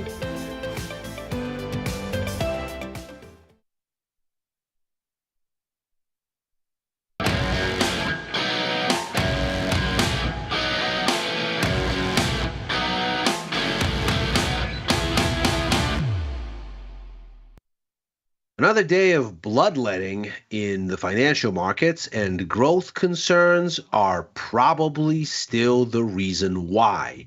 Ugly, ugly, ugly day for U.S. stocks today. That's despite a narrow beat on benchmark NVIDIA's earnings. Was a smaller upside surprise than expected, but the markets have shrugged off much, much worse, and they are clearly not doing so now. We have the lowest close for the S&P 500 here since the middle of January, lowest close for the NASDAQ despite those earnings since early November, the lowest close for the small cap Russell since mid-September. So it is bloodletting across Wall Street today, and we're going to take a look at what this is likely to do from here as we get the first bit of actual macro data for this week. That's what we're here for. This is Macro Money, after all. I'm Ilya Spivak, head of Global Macro here at tastylive. And we're going to unpack here a little bit of what's going on, a little bit of why this sell-off is occurring, and then take a look at what we might see as the first opportunity for substantive macro data since last Friday to influence the story and what that influence might be. And of course, what we are talking about here is U.S. personal consumption expenditure, inflation data, the Fed's favored gauge of price growth. But first, let's get a bit of background here just so we know what we're talking about. So this right here is really the genesis of this most recent bout of liquidation. And what you see here is the S&P Global Purchasing Managers Index for the U.S. And what you find is that over the past 2 months, there has been a dramatic unraveling of the service sector. Now, the service sector is, of course, the dominant part of the U.S. economy, and you can tell that with the naked eye. Just take a look at these numbers and see that the composite index, the one that takes in both the service sector and manufacturing, tends not to track manufacturing, but tends to fall almost exactly in lockstep with services. This is not unusual at all for a developed, rich world economy. In fact, were you to look at these numbers for the Eurozone or the United Kingdom or many other parts of the sort of mature economy universe, the G10 universe, you'd see pretty much the same thing. Close to 70% of U.S. economic growth and close to 80% of U.S. employment is powered by the service sector.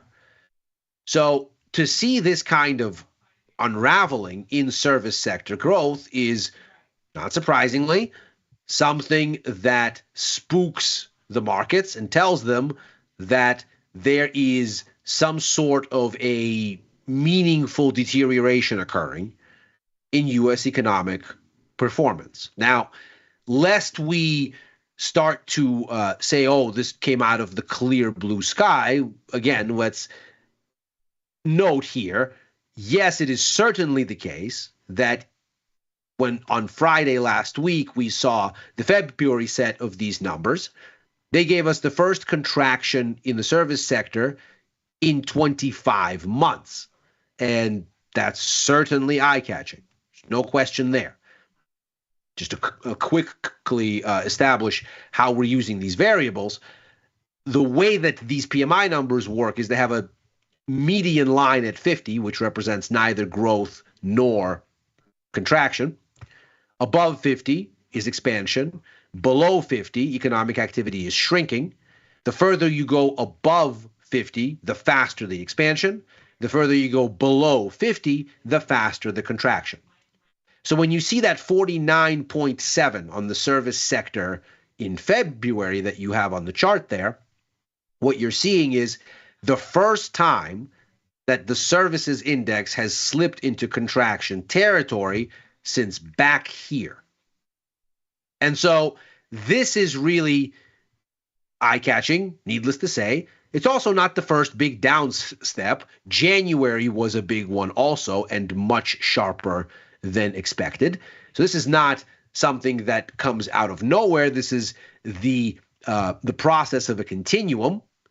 Moreover, we can rattle off all kinds of economic data here, but to kind of look at the big picture in aggregate, we can see here that first, since mid-November, U.S. economic data started to deteriorate relative to expectations. We talked about it then already, saying that when you look at this Citigroup Economic Surprise Index, which doesn't measure absolute economic outcomes, but measures how realized data stacks up against what the markets are expecting, that you already see that economic outcomes are beginning to deteriorate relative to what the preponderance of economists and market analysts believe they should be.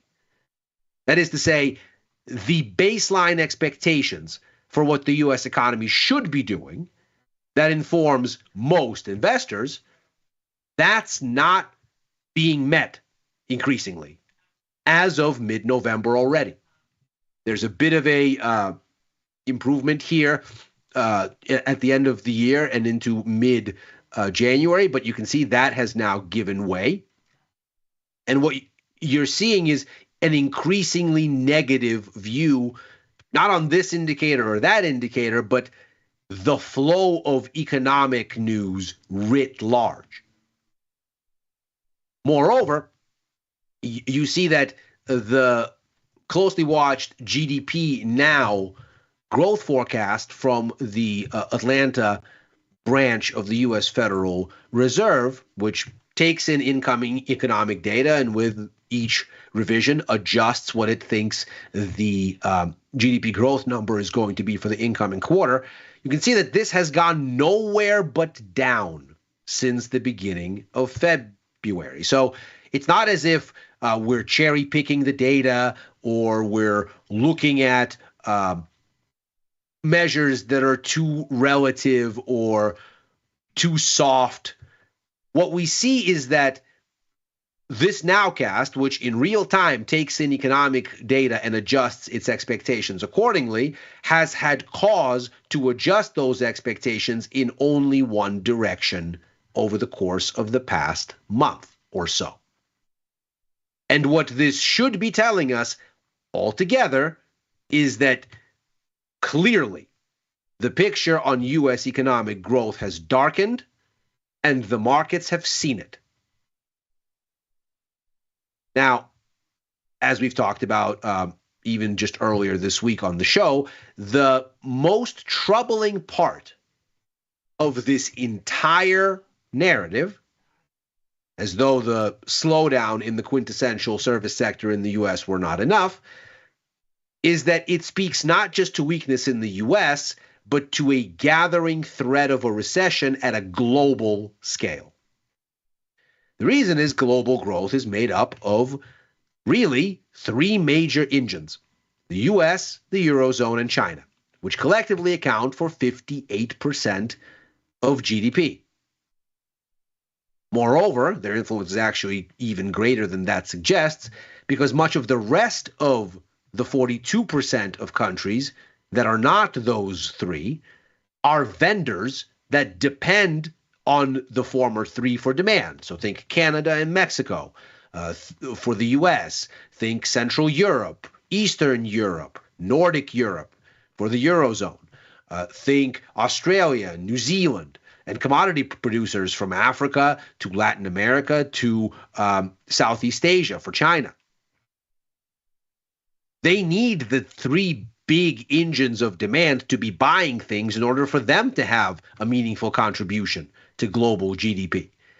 And what you find here then is doubly concerning, because as the PMI data shows us, you're not going to get much help from either the Eurozone or China if the US slows. Look at the picture that's developed since basically the middle of last year. We get a strong US economy, which we can see, again, looking back at the data, here's that same strength, and you can see what it's powered by. It's certainly not manufacturing. It is the service sector. So you get this strength in the US at the same time that those analog composite readings, composite PMI readings for the Eurozone and for China are going in the wrong direction and converging on standstill. That 51.4 is the expectation for where these numbers come out for February when they're published next week. We'll see where they go. The official numbers also due next week. Those are not from S&P Global, which is what this is. They're from CFLP, China's official sort of grouping on purchasing and logistics that's attached to the National Bureau of Statistics and the Ministry of Finance that produces a rival PMI set from official sources. And as we looked at earlier in the week, it's even more dismal than the S&P Global version of the numbers. So we clearly see a situation where the global economy, if it were normally standing on three pillars, has been really teetering on one since the end of the first half, give or take, of last year. And with these most recent PMI numbers, what's happened isn't that Europe and China have gravitated and converged on U.S. strength. It's that the U.S. has converged on their weakness, which understandably raises the question, well, if all three engines of global demand are misfiring, how exactly is it that you're going to avoid a global recession? What exactly is left standing in its way? Now, you might have expected that with such strength last year in the world's largest consumer market, you would in fact see economies with prodigious exporting capacity, like the Eurozone in the guise of Germany, certainly in Italy, and of course China, still even after its many lumps that it suffered in the wake of COVID, still the main source globally, the main middle step globally for value add manufacturing, still the central node for the global supply chain, albeit a diminished one. You would expect that this robust demand from the largest pocket of end demand would spill over. But not even Canada has been able to benefit from a U.S. strength, and it is quite literally attached at the U.S.'s hip. Close to 80% of Canadian exports go to the U.S., and it's because the weakness in the U.S. and the strength balance has favored services. That's been strong, as we've seen, and that's mainly serviced by domestic firms. Whereas to see these other economies converge upward on the U.S., you would need that demand to come from goods, which is the stuff that the U.S. imports. So as we look then at what this means, the growth scare is entirely understandable. Not surprisingly, the markets have responded by significantly revising to a more dovish setting their expectations for Fed monetary policy. We take a look at where we were just about a week ago. The cumulative tally for rate cuts this year and next was 55 basis points. That amounts to basically 2 rate cuts, if the standard clip of 25 basis points a pop is what you get. Now we have just that for 2025, which roughly lines up with what the Fed anticipated in December. We're still a bit light to what they anticipated for next year. The markets have gone from pricing in about 17, 16 basis points for next year a week ago, so about a 50-50 shot of one cut, to now fully baking that one cut in. You can see here significant dovish revision. We are now at 83 basis points in total for these coming 2 years, this year and next. Still a bit light relative to what the Fed anticipated. They think that 100 basis points in cuts is what was on the menu when they last revised this in December. But clearly, the markets have seen a growth scare. Clearly, their response was, okay, now the Fed needs to come and rescue the economy. It needs to step up the pace of easing, and it needs to do more easing both this year and next year if it is going to head off this concern and get us back to some semblance of a glide path to soft landing. And engaging whether the Fed is likely to do this or to dither, we get this inflation data that we mentioned at the top of the show. Now, the expectations here are actually for a little bit of an improvement. The headline number here expected to come in from 2.6 to 2.5% year on year, a little bit of a down tick after a couple months of accelerating inflation. But what we can see is that actually this acceleration really was less about any changes in this massive core services component where most inflation lives, and more about energy rebalancing from being a negative influence to statistically rebasing closer to zero.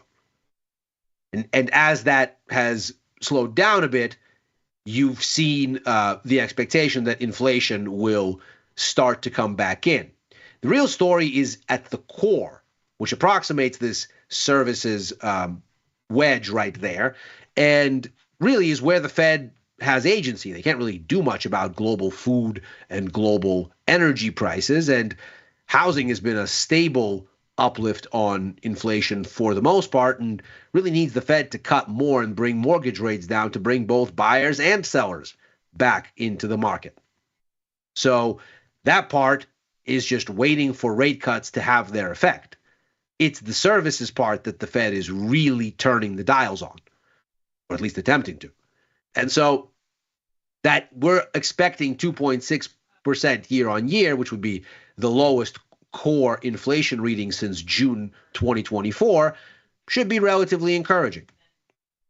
Now, if we look at the incremental dynamics here, we can see that they've been, for the most part, helpful. If you look at the annualized 3-month change in core PCE, it's recently come down. If you look at what's been happening with the 6-month rate of change annualized, it was a bit dicey going into the end of last year, but come December, things started to tick lower a little bit, even though what you saw was a little bit of an upswing in the month-on-month readings. So maybe the Fed recognizes this, and perhaps these numbers, whatever they do, maybe they don't take us too far off course. Having said that, of course, the PCE numbers generally are not a source of great surprise for markets, because by the time they come out, you've already had the CPI report, you've already had the PPI report. Their internals have made their way into forecasting PCE.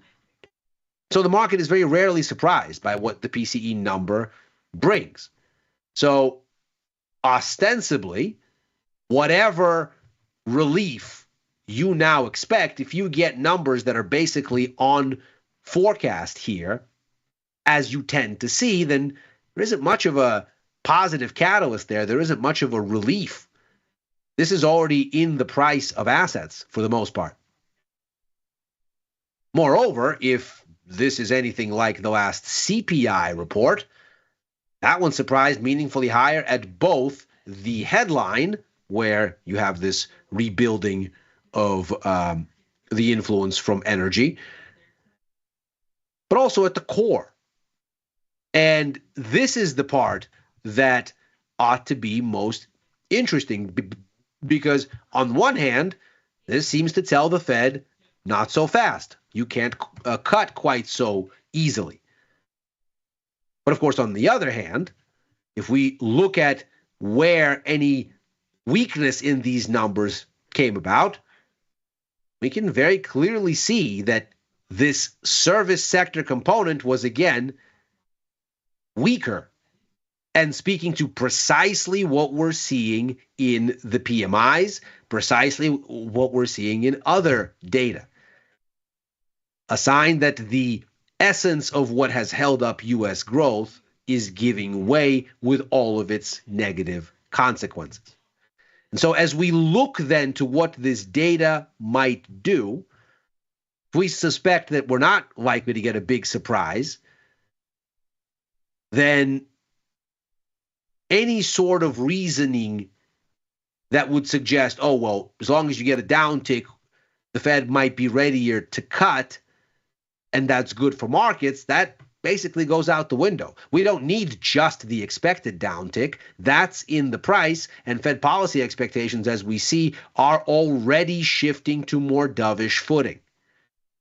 What we need from these numbers is something that is a meaningful disinflationary surprise in order for the markets to go, well, the Fed has the ingredients they need. They're going to step up the timetable. They're going to cut sooner. That means help is coming. Maybe now is not the time to panic and put a bit of a floor under these markets, at least near term. If, on the other hand, you get something in line with expectations, well, then the experience of NVIDIA this week might be telling. NVIDIA surprised to the upside.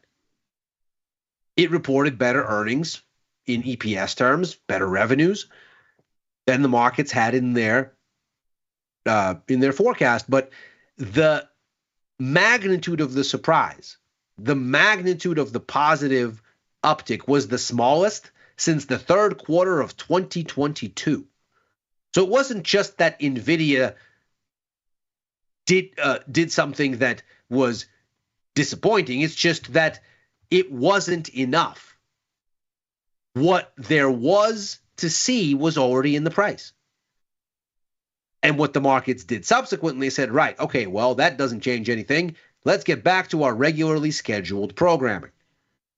And the danger with the PCE report perhaps isn't so much that it's going to scare markets with a high inflation number, though, of course, given what happened with CPI, that is, of course, a risk. The danger is that it does very little by itself and just passes and does not give the markets any additional reason to hope that the Fed might be more reactive. And that puts the markets back to this new default that they found. And that default points to liquidation. And that is macro money for today. As ever, we are here Monday through Thursday, right after overtime, a show that I co-host with Dylan Radigan and Chris Vecchio, looking at the Wall Street close and where things may go therefrom.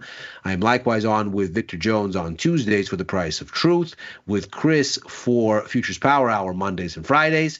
Back with Victor and Tom for First Call on Sundays, writing for the news and insights portion of tastylive.com, and opining at Ilya Spivak on the platform formerly known as Twitter and on Blue Sky. If you're watching this on YouTube, like and subscribe. Happy trading. This is the last show for this week, but Macro Money is back on Monday. Chris and I will see everybody for Futures Power Hour tomorrow. Godspeed.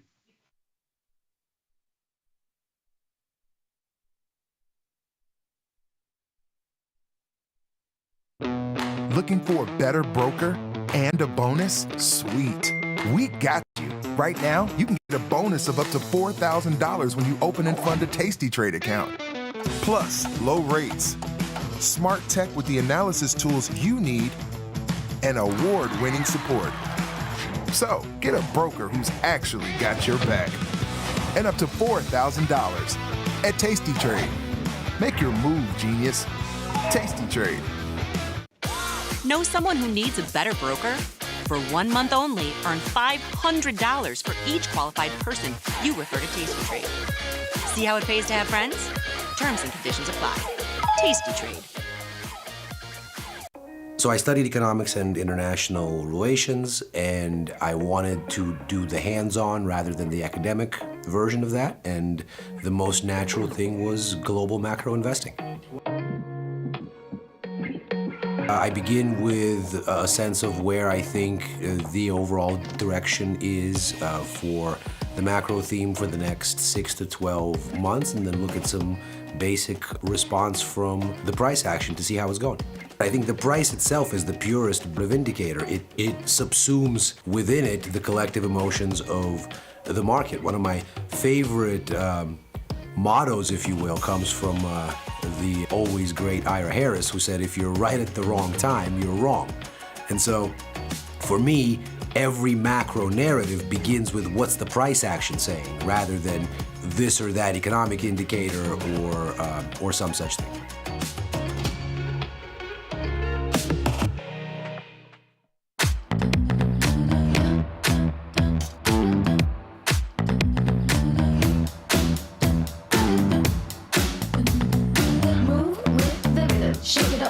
the clock hits 13. Sing 1, 2, 3, 4. Cause no one can do it like we do it, like we do it, like we do it. Cause no one can do it like we do it, like we do it, like we do it. What's up, everybody? Check out my new series, Life Cycle of a Trade, where I show you my real-time trades with insights into strategy selection, adjustment mechanics, all the way to the closing order for all of the tastylive core strategies.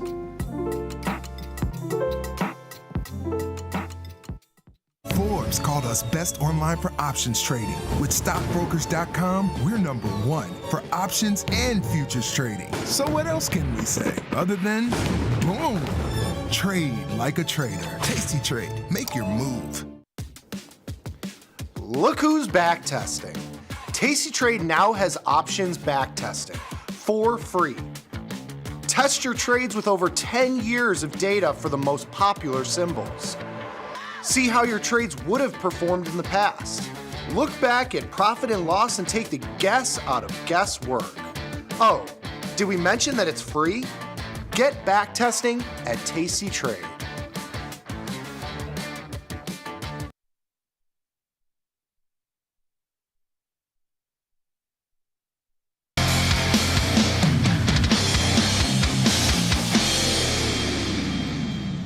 What is going on, everybody, and welcome back to today's segment. We're back with Gus. It's another Thursday in the market. Feels like it's the same story so far, like we were having last week. But before we get into all the market talk, Gus, my brother, how we doing today? I'm doing well. Theta Trader's got me laughing in chat already. He caught the miscellaneous overlay that we had for just a moment, foreshadowing the host. So what's up to everybody in the chat? I'm feeling good today. I was dragging a little bit like an hour ago, so I had entirely too much coffee before I hopped on here. You might have to cut me off if I get to yapping a little bit too much. The heart's going right now. No, I hear you. No, I was just going to get into market selling off today, Gus. How are we feeling about that? Volatility popping a little bit. It feels like a new market sentiment. It feels like the sentiment of the overall market is kind of shifting right now. But what's going on, Theta? What's going on, Lone? What's going on, everybody in the chat? Thanks for joining us today. Going to chop up the markets for a little bit. Talk about some of these positions. Some are going well. Some are really taking a hit, but we'll get into that. What's been on top of mind? You kind of feel like there's been a shift of sentiment. How would you want to put that, Gus? I would say so. I mean, I think that we knew heading into today that Nvidia was going to make the market, and make the market it did, and it did not do good things for us. I agree that there seems to be a shifting sentiment, and I mean, I noticed my own personal sentiment shifting as well. It seemed, even just, a week ago or even just yesterday, like this might just be a short-lived, little bit of a healthy downturn. And now with the more pronounced downwards action today, it seems like it might be something that's more sustained. So I've been trying to rebalance the portfolio just a little bit. I am getting killed today, to be transparent. It has not been a good one. I was smart enough to at least get long VIX and also long SH, which is the SPY inverse, short SPY, however you want to look at that. So I had a couple of hedges in there that kept me from getting completely obliterated, but I did get hurt bad today. So I'm trying to take the delta back down a little bit, get a little bit more neutral, or even some short delta. And yeah, so far it has not been a crazy successful effort, but we're going to get there. Yeah, no, I mean, I hear you completely. I mean, I've been taking a hit on a couple positions, starting off the week. Took some paper cuts, missed a couple really good setups, which kind of bled into the rest of this week for my trading performance, at least. So we'll get into the details of that. But right before we pull up this screen, did you catch did you catch the Lakers and Mavs game, the first one, or did I touch on that with you? No, I did. Yeah. I watched like pretty much the entire second half. It was second screen for me. I was playing video games and had it on a second monitor, but. Yeah, electric game. Honestly, I think a healthy Mavs team wins that game. But yeah, I mean, we got what we were looking for out of Luka. I don't know. I think it's funny because there's this shifting sentiment. And I don't know which side of it I'm on, where it's like, oh, Luka is bad now that he's gotten to the Lakers, but like he's still dropping triple doubles all the time. But the scoring production certainly has fallen off. I don't know. I want. It's early. I want so badly for just because of how funny it would be, and I'm a contrarian by nature. I want this Nico Harrison to be right about this. There's no way that he is.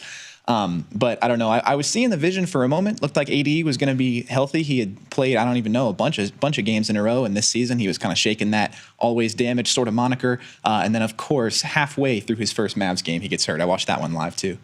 Yeah. I think we all said, of course, when we saw that. Max Christie, though. Max Christie going crazy, though. Yeah, no, 100% going crazy. I mean, again, like I said before, I don't know what LeBron is, or I don't know what Luka is going to do or what LeBron is going to do when Luka retires. So we'll see what we get for the rest of the season. All I'm saying is, I'm calling it here first. Lakers are going to have a challenge with the Nuggets in the West. But I'm not going to lie, as a Nuggets fan, seeing that duo, seeing how they're playing together, I don't know how hot it's going to look. We're going to get some competition, and we'll leave it at that. But I am a proud Nuggets fan always and forever. With that being said, let's go ahead and jump into the platform, check out some of these positions, see what the market's been up to. Grumpy Mike, what's going on, brother? Yeah, Grumpy Mike, it was a great game. Look at some of the highlights if you want to, but it was a really good game, competitive game. Luka's first game back playing the Mavs after that whole fiasco. So I think seeing the storyline in sports always just, it hits different. Let's see, I went almost all in cash on my trading account, so I'm ready for a face ripping correction. Looking to buy the SPY call in 2026 or 2027, even to maintain some delta. No, I hear you. I hear you, Theta. And I've been trying to adjust as well, especially this week. It does feel like a shift of overall market sentiment. It doesn't really feel right. We don't like to trade off of our feelings, but it doesn't really feel like it's going to be one of those little dips and then rips to the upside. But maybe that's exactly what we get. But, just the eeriness of the market right now, that's not what it's feeling like. Now, let me break down a few of these positions, give you guys a little bit more context with what was going on this week. But not the hottest of weeks, that's for sure. But I got some stuff we want to talk about. SPY sold an out of the money call spread. I left this one on purposely because I was already taking paper cuts, and I was like, I could take this one off a little sooner, just lock in the profit. But it was so far away from the strike that I sold. I was like, I'm gonna leave it on for an extra few days, milk that a little bit more because I'm gonna need it. And then the QQQ position.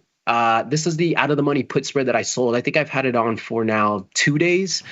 And I mean, that massive sell-off towards the end of the day. I mean, this was green today. And then it just a little context of how much the market is really selling off. That one's taking a hit. Unless we get a good bounce tomorrow. It is Friday. Maybe we get a Friday rally break even or make a little bit on this one, but we'll see what we get. NVIDIA. Yeah, down $13 on that one. I kind of consider that one as more of a break even. That was the NVIDIA earnings trades from last night. Did you take part of NVIDIA at all? Or were you paying attention to that market? Yeah, I did. I've done all kinds of crazy things with NVIDIA in the last couple of days. So headed into yesterday, I mentioned on the stream on Tuesday that I had picked up some long NVIDIA. I rolled that over. That worked out. So I had a vertical Tuesday throughout the day. I made good money on that. Right. I took my profits, and then the profits made me confident enough to take a naked overnight, which also did very well for me. Nice. So I had. Yeah, let me know what you're getting into, Gus. Let me. Yeah. So I had further. Now that I had further profits, so I did take a little vertical lotto on NVIDIA. Pretty risk averse. Did not pan out for me. I was on the long side. Still profitable on my NVIDIA interactions overall, but I had to make a hasty exit on that one this morning. Actually, I got out of that thing $36 in the green. So it was it could have been a lot more. It opened up and then rapidly ripped down today. So that's been the extent of my involvement with NVIDIA. Only other new trade I picked up today was I bought some VST, which is Vistra Corp. I believe I mentioned on Tuesday that I was eyeing this one. I'm not too sure, but this is a Pelosi trade. This is a Nancy Pelosi tail. I've taken leaps. I took a leap vertical long calls for January 16th of 26. So quite a ways off, but holding that one for a while. I like the sentiment of the trade as well. I'm high on nuclear energy moving forward, especially into, even just this coming year and into next year. I think Vistra will do well. That's what they do. So I in that as well. No, I hear you. We'll see what we get. NVIDIA, though, I mean, you came out of NVIDIA unscathed with how volatile that underlying was. VST is also pretty attractive. No, go ahead. You want to elaborate on that NVIDIA a little bit? I was just going to say that there has been lots of escape today. While I am down and I am hurting, I managed to escape NVIDIA in the green. I was long SPY overnight. I managed to dip out of that in the green before everything crashed this morning. And then throughout the day, my inverse SPY printed all day, and I'm going to be able to cash that one out tomorrow. I haven't closed that position just yet, hanging on to it. But yeah, any day where you can somehow get green on both SPY and inverse SPY when you're long on both. No, I love that. It worked out beautifully. It was supposed to be a hedge that wound up paying me, but unfortunately, there are some other big losers in the bunch that are bringing me down. I exited my Amazon, my March 7th Amazon. I needed it above 220. Repositioned into a March 14th. I actually did that last night before it moved down even further today. So a bit sketched out by that one. But we're right there. I got 15 days. Stonks only go up. So hopefully we get the bounce out of Amazon. We'll see. I hope we get the bounce on the overall market. I know, even coming into tomorrow, with the extended sell-off that we've seen even into today, I can't not sell some out of the money put. I just can't not do it, even though we're going down and down. But when I see something like this, I see the IV rank, I'm looking at the options chain. I mean, it's just screaming my name. It's like, how can I not do something in here? So, I'm into tomorrow. I'm going to be looking at the 49 days DTE. I know I have that call spread in the shorter duration, but I might just look to see if I can pick up some decent premium out in these puts tomorrow, because I know I'm going to take this one off most likely to buy tomorrow. And this just shows you how far the market has sold off, because how am I almost at max profit on this trade with 22 days left till expiration? Like, how am I almost max? That just really is a testament to how far, the overall market has really sold off. But I'm going to be looking at SPY again tomorrow, take this one off, maybe flip positions a little bit, maybe sell some out of the money puts. We'll see what we can collect on that. But no, it's been a tougher week for me, though, to be honest, Gus. I mean, the beginning of the week got chopped up, took a couple paper cuts. Not only that, because, we never really talk about the emotional side of trading sometimes. And it's always a fun topic to bring up. But I know on Monday, got cut up a little bit, took a couple paper cuts here and there. But you know what hurt worse? Is there anything else that feels worse than just actually missing your opportunity or wanting to sell some spreads and then now it's not? So it's like, I can take a couple paper cut losses here and there, but it's kind of funny how missing certain opportunities, again, not that we can predict the market, but missing certain opportunities almost feel worse sometimes. And I've noticed that has had a little bit of a snowball effect into the rest of my trading performance into the week, forcing certain things here and there because I wasn't able to capitalize on this on Monday, then taking another paper cut here, then these paper cuts are adding up. So that's where I've been. It's been a little frustrating for me this week. I think I gave back like 2 weeks worth of my profits just in like the last few days, which is so annoying, So it's a testament to risk management. It's a testament to those things. It's a testament to always having a level of self-awareness. It's a testament to paying attention to detail and all of those kind of things. But frustrating week on my end, brother. But again, tomorrow, I'm excited to see what the market brings, and maybe we get some decent premium on some of these contracts. But that's how my week has been going, to be honest, Gus. I'm just transparent. It's been a great week watching the market, but some weeks are definitely more frustrating than others. It's true, and I think that you make a great point. FOMO is one of the hardest emotional aspects of trading, in my opinion. Right. And it's the worst too when, say, something's at a bottom and you're like, oh, I think this is going to bounce. And then the next day, it has bounced. And you're like, oh man, I'm such an idiot. Why didn't I take overnight calls? And then it bounces again. And you're like, oh, and it's a hard thing to manage because, you don't want to chase things upward. You don't want to try to catch a flying knife, so to speak. Right. But at the same time, their continuation is a thing, and it's really hard sometimes to discern if your original sentiment still stands or if you're letting your emotions get in the way. So, we touch on emotional trading pretty much every show, but it's worth it because, even the best, most seasoned traders still do get emotional sometimes. It's a hard thing to try to balance out, and especially with something like trading where you can sit there and stare at a chart and minute to minute matters. Right. It's really easy to get anxious and want to chase 100%. trades that would have been better placed earlier. Yeah, you make another great point, because I think what it was too is, you always have to have discipline. You always have to be very aware of what you're doing. But I think another thing that can be challenging is whenever you have, and this is why it's also good to set goals for yourself in your portfolio, have financial goals for yourself, position yourself this year in the portfolio how you want it. But at the end of the day, having some type of goal, whether that's consciously or subconsciously, could definitely tip you over the edge a little bit sometimes. So I know in the beginning of this week, it's like, yeah, we understand discipline, we understand risk management. And I want to share this because I think it's different for each one of us. There's always something. There could be external factors, there could be this, but there can be something that can make you more vulnerable to the market that week. And I think one of those was just having a good few weeks coming into February and just thinking like, oh, I want to have this goal by the end of the year. I want to do this. I want to do this. And sometimes that can seep into your decisions while you're trading. You're going to be a little bit more irrational, a little bit more impulsive. And then whenever you have those things, whenever you miss a great opportunity that you would have taken, if you're able to catch it, it feels even worse. So you make a great point. It's just like a game of self-awareness at the end of the day. I agree. Yeah, go ahead. I just wanted to touch on those things because it's always creates good conversation. It's the reality of trading sometimes. Yeah, I think you're absolutely right. And I always want to make a sports analogy, but it's not trading. While it's fun, is not like sports where it can be an escape. To me, I feel like if anything, it will just simply amplify the emotions that you're already feeling. Whether that be good or bad. If you're having a great week, you got the promotion, you proposed to your girlfriend, whatever, and all of a sudden you hit a trade that makes you 2x, you're gonna be over the moon, and you might overtrade and do something stupid. And vice versa. If there's bad things going on in your life and you get to trading and it's not going well, those frustrations can pan out in your trading that way as well. You might be chasing losses, or it might just compound how bad your week is. So I suppose it's also a good lesson that it never hurts to take a day off. If you think that trading for a day is going to just add too much stress to a week or a day that's already stressful, you don't have to trade every day, because while FOMO sucks, there are literally 1 million good trading opportunities every single day market wide. You'll find another one. I promise. Oh yeah, always. And I think another thing too, when we break it down, right? I've traded in drawdown before. I think the last drawdown that I was really in it might have been November. Maybe it was maybe October, November, where I was actually in a drawdown.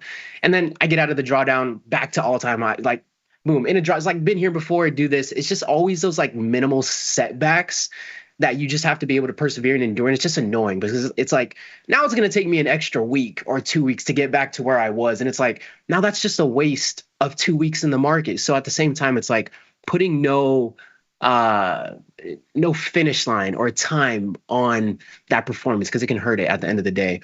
But anyways, great points, guys. I wasn't kidding about going to cash, but the main reason wasn't the market. It's because I will be very busy with work and not able to trade or make good decisions. You see, but again, I would say that's credit to the level of self-awareness. Okay, this week I got to do X, Y, and Z. Got to go pick up my kids. Maybe I got some appointments here. I'm not going to be able to be fully focused on handling this capital. So I don't want to be vulnerable to the market. So let me step back. I'm going to take this day off. I'm going to take this week off, do whatever you got to do. Because like Gus just mentioned here, the market is always going to be there. Take a day off, take a week off. And it's that level of self-awareness that I think we have to deploy on a consistent basis. So anything else to add on to that topic before we go in our watch list and find some potential opportunities as we get into the end of the week, Gus? Yeah, I think I would just close with, I think Sub-Zero made a great point. The less I trade, the better I do. I think that often holds up. Over trading is the killer of gains and the compounder of losses. And so I think never hurts to slow down. So go ahead. Oh yeah, Sub-Zero again. I can't before we shift gears. Sub-Zero. Mortal Kombat, the guy, it's like Sub-Zero's nemesis or whatever. What is his name again? Oh, Scorpion. Scorpion. Yes, good job. Scorpion. We were going to get flamed if we had already forgotten that. I had completely forgotten. I never would have gotten there. No, I hear you. But again, we'll get into the rest of the markets. Again, got these 3 positions on right now. We'll see how those pan out. This was the NVIDIA. I got to give it to Dr. Jim. Although, it was kind of like a break-even trade, that vol crush went absolutely crazy today on NVIDIA. If you were buying calls, you were buying puts, you were probably left in a difficult position this morning. It's it didn't even matter which direction you traded. It's the neutral strategies really outperformed anything else overnight on the NVIDIA play. But I got to give it to him. I'm going to count that as, I think a scratch on an earnings trade is a W in my book. If you're not going to take that's a W in my book, because at the end of the day, it is a coin toss. whatever happens, happens. You just got to mitigate your risk. Are you comfortable with the risk that you're putting on? But I opened up my portfolio this morning, took it off at break even. So I will give that to Dr. Jim. 3 for 4 on the calls from Dr. Jim on the earnings trades. And because I broke even on that, I still have some capital that I can use to finance other earnings positions. But anyways, that was my NVIDIA position. And again, lastly, QQQ. Hopefully we get some type of bounce. I sold the 505 puts. I collected about $1.60 in credit, so my break even is sitting out, just under 504. So let's just get a quick visual on exactly where we need this market to get up to for tomorrow, just to salvage this one. Come here. Yeah, it's the get over here Sub-Zero. It's like get over here. Oh, that's Scorpion. Not a Scorpion. That's quote? Yeah, where he, yeah. I hear that. I hear that on TikTok. Yeah. I know exactly the sound you're talking about. That's funny. Exactly. Okay, there we go. So this dashed line, for anybody watching, this is where I will break even. Now this next one, I'm going to leave it where I need the market to actually be above to reap some decent profit. Pretty close to each other. I mean, I don't think that's too far-fetched. I mean, if we really look at where the market has been and where the market was, I mean, a little bit of a bounce. I just need a few bucks. I'm really not asking for too much. Am I asking for too much, Gus? I don't think so. And especially when you consider, while the sentiment is shifting as we outlined at the beginning, we're kind of in close to free fall territory here these past few days. There's no way that this type of downward momentum can be sustained. That doesn't mean we can't. Doesn't mean we can't go down more. I'm not saying we're not going to go down more, or that it could be, that we could have downward pressure sustained for some time. But I think as far as, legging together these 1 and 2% dip days, I don't think that there's going to be too many more of those in a row. I think things will at least start to stabilize and find some resistance. Because, I mean, I'm buying dips. I saw people talking about buying dips in chat. I'm buying all the dips right now. This is great. I mean, it feels like it's been forever since we had an opportunity to buy any dips. So I'm happy to be jumping in for some shares here and there. And honestly, that's what I should be doing with Amazon. I've been stupid with Amazon at this point, and my stupidity will continue. But it's probably a good just buy spot for shares and not even worry about the timing of everything. No, I mean, I hear you. You're right. We usually get these rips on these dips. A bigger dip than we've seen lately, but I'm not complaining because right now the volatility index is sitting above 20. I was always asking for at least 20. We're sitting above there now. And whenever we look at VIX and we look at the past, where VIX has been in the past, it feels like we've been in such a free fall market. But I mean, the volatility index isn't even one of the highest peaks we've seen in the last, 6 months of the year. We've seen fear, or the sentiment of fear in the market, a lot higher than where the volatility index is sitting right now. So that will be interesting, but I will try my best to take advantage of this. Again, the IV rank and a lot of these underlyings are skyrocketing right now. Something we haven't seen this year. If I'm not mistaken, was this may be the highest VIX has been since the new year, except for January 13th, we went to a high of 2180 on VIX.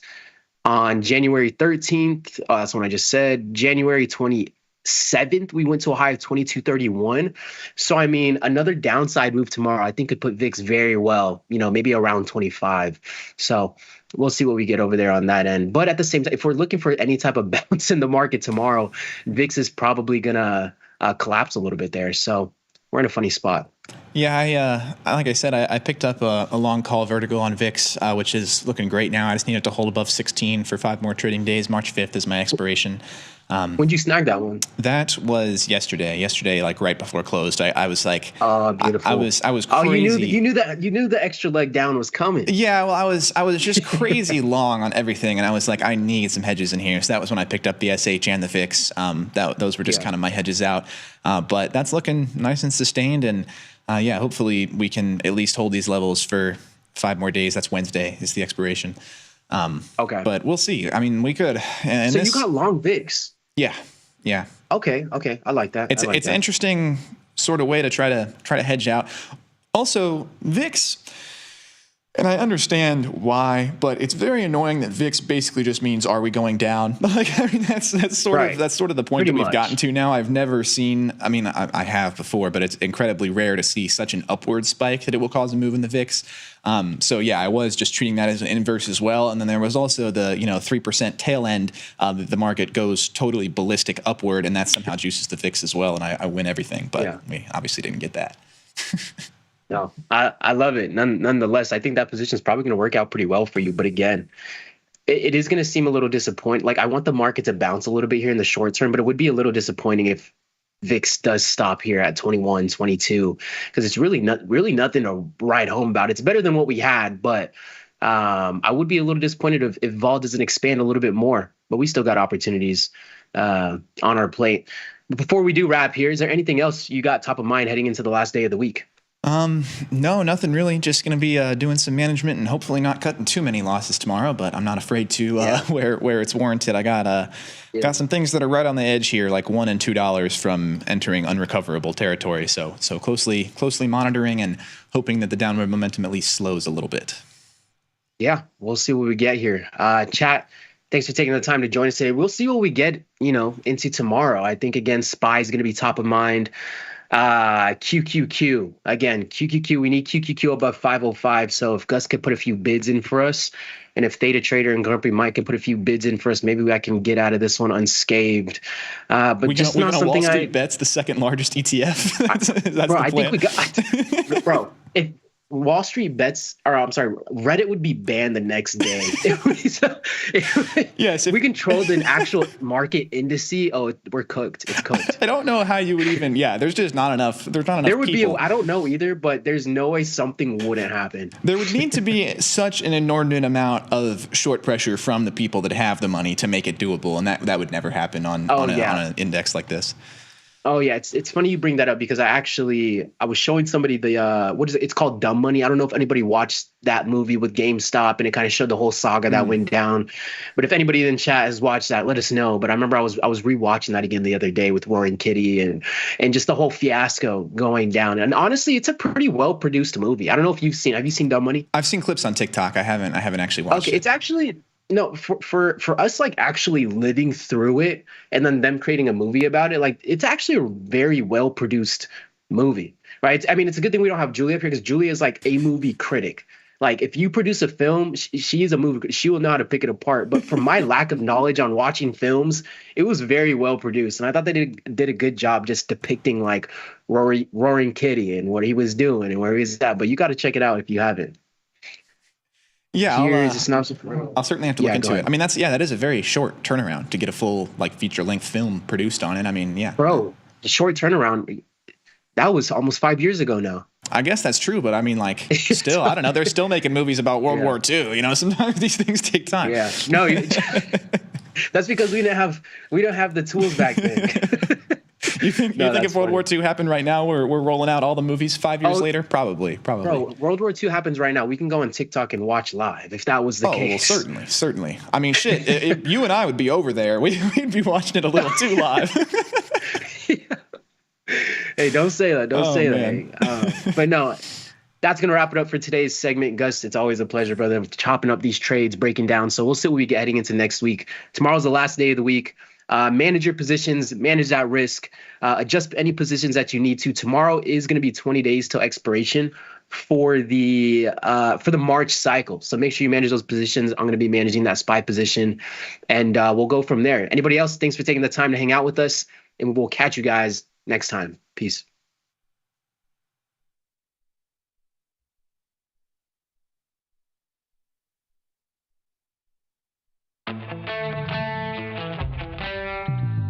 In the world of investing, a beast lurks between the numbers.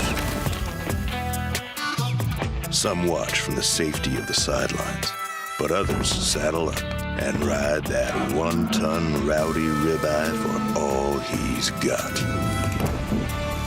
If that's you, join us on Tasty Trade, named best online broker for options trading. Genius loves company.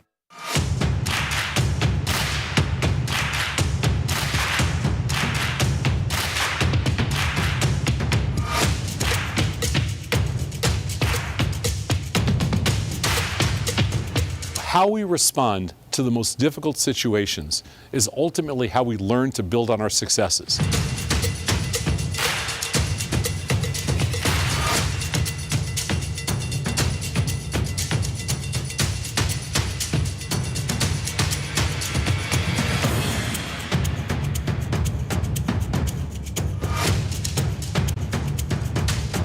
It takes the guesswork out of retail trading.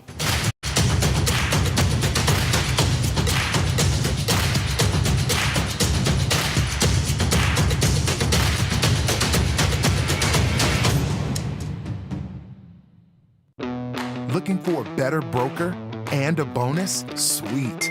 We got you. Right now, you can get a bonus of up to $4,000 when you open and fund a Tasty Trade account. Plus, low rates, smart tech with the analysis tools you need, and award-winning support. So, get a broker who's actually got your back. And up to $4,000 at Tasty Trade. Make your move, genius. Tasty Trade. He squirreled it all away. Now his financial life is dead. Don't die like squirrel.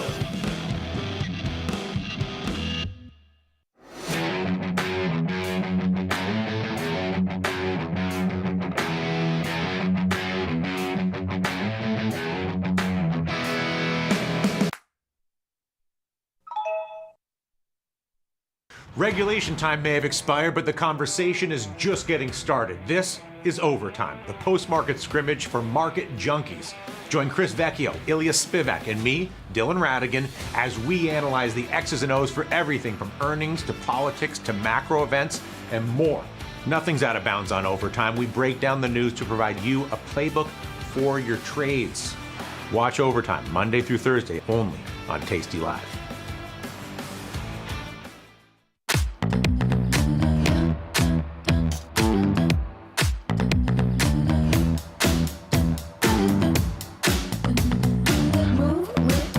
Shake it up, stop when the clock hits 13. Sing 1, 2, 3, 4. Cause no one can do it like we do it, like we do it, like we do it. Cause no one can do it like we do it, like we do it, like we do it.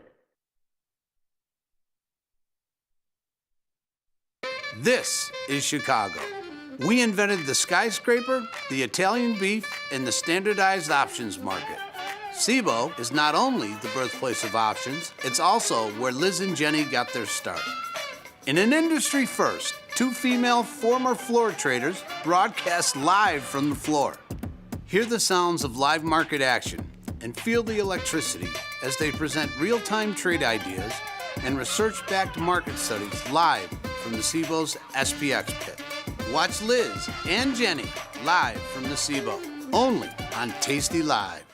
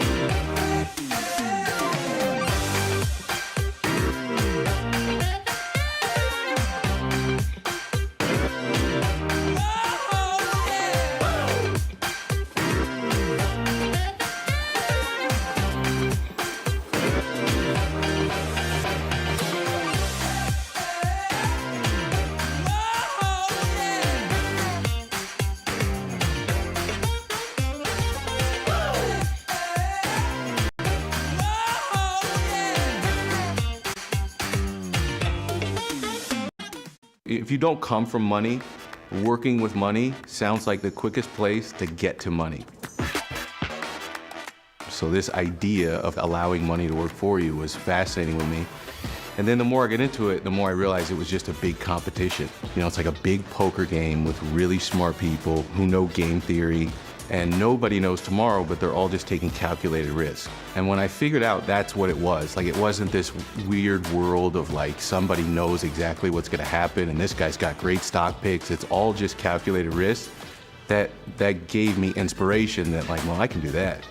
So I think spending a lot of time when I was young to learn different option strategies and to learn stocks, options, futures, Forex, crypto, to be able to go where the opportunity is, I think is the most important. Getting hooked in a strategy, it's cool, I respect it, but I tend to think I like to go wherever the opportunity is.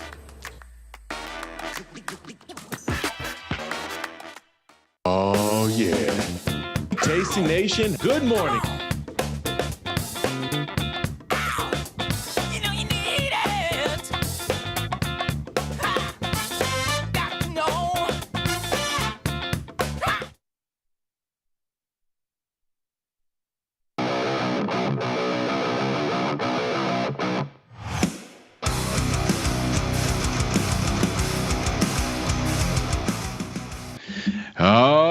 yeah, it is Thursday, February 27th, a little bit after 5 p.m. Central Time, the best time. You know what that means. It's time for Tasty Live's evening show, little podcast. You're a little podcast called The Price of Truth, the show where we like to explore the incentives that govern our world. Shout out to everybody watching out there in your black T-shirts with no pants on. Come on. You know, that's the part of the sort of the pandemic work from home thing you miss the most. Working with no pants on. I know you. It's the simple pleasures in life. Shout out to all of you watching on tastylive.com. Shout out to all of you watching on Tasty Trade desktop and mobile applications. If you don't already have both, you should go get them. Seriously. Is this what you're doing out there? I know I'm talking to you. Not you. You're cool, but you're just listening to the Tasty Streams and not signing up. Come on, bro. Get part of the team here. But shout out to all of you. If you want to be part of this little chat box right here, am I getting it? This chat box, do us a favor. Head on over to the evil Google YouTubes. Start moving those metacarpals and phalanges. Smash your face into the keyboard. Doesn't really matter. Type random ass characters and let's spoof the Google algorithm into putting us in front of as many people as possible. We got to deprogram the world, people. I don't know if I'm the person to do it, but I damn sure don't mind giving it a shot. Shout out to all of you savages in the chat talking about me being sick. Grumpy Mike, I'm looking at you. What's going on? Good evening. YouTube Theta Trader. Cato, what's going on? Victoria, great to see you. Brian Watson, the YouTube GOAT. What is going on? My friend Catan, how are you? Man, we got a lot to talk about today. Ben, how are you? Max Virtual, V-Dub, Eric O, Sub-Zero, and so many more. Shout out to all of you. Yeah, shout out to all of you. Let's get rocking here. Sorry, just give me a little kombucha break. Is it a, I don't know, I feel like we got a bunch of health nuts in here. I don't know. Maybe we do, maybe we don't. Is it all right to give 3-year-old kombucha? It's like fermented, right? So there's a little bit of alcohol. My daughter loves it. She absolutely loves it. And I can't figure out if, she's really good for her or she's a lush at 3 years old. I don't know. So tell me, type in the chat. What a day. What a day. What a day. Let's start here. We could throw that. I think we can throw the platform up on the screen. Let's start here. The S&P 500 down 1 2/3%. Oh, of course. Of course, when I call for the platform, something would happen on my end. But the S&P 500, you know this already, down 1 2/3%. The NASDAQ, Eagle Day, down 2 3/4%. The Dow Jones, the least volatile, perhaps the least concentrated as well, down 2/5%. And the Russell, down 1 2/3%. Ugly. Getting dangerously close to the bottom end of this E-mini S&P range. But a lot of that, I won't say all of it, but a lot of it, that's what happens when you super concentrate the NASDAQ into these tech stocks. And then NVIDIA was a grower, not a shower. Opened the day unchanged. Basically, nearly unchanged. I mean, this morning when I went on and did a segment with Tom, I think we were down 1.5%. Ended up closing down 8.5%. And sort of the interesting thing about that is I think over the last couple of earnings reports, that's been the case, but in reverse. Sort of there's an initial somewhat muted response to the upside NVIDIA, and the day after maybe the day after, in some cases 2 or 3 days after, you get sort of delayed response to the upside. But here today, we got the exact opposite. It hung around until midday, right? Till around 1 o'clock, and then we broke everything. Let's see what you guys are saying real quick. What the H is that, Victor? Yeah, it's just kombucha. Some lemon ginger kombucha, something like that. That's how we start the day over here. I gave our fraternity dog a mudslide. I came in saying we've got a bunch of health nuts here, and I don't. That comment. I don't know if that's true anymore.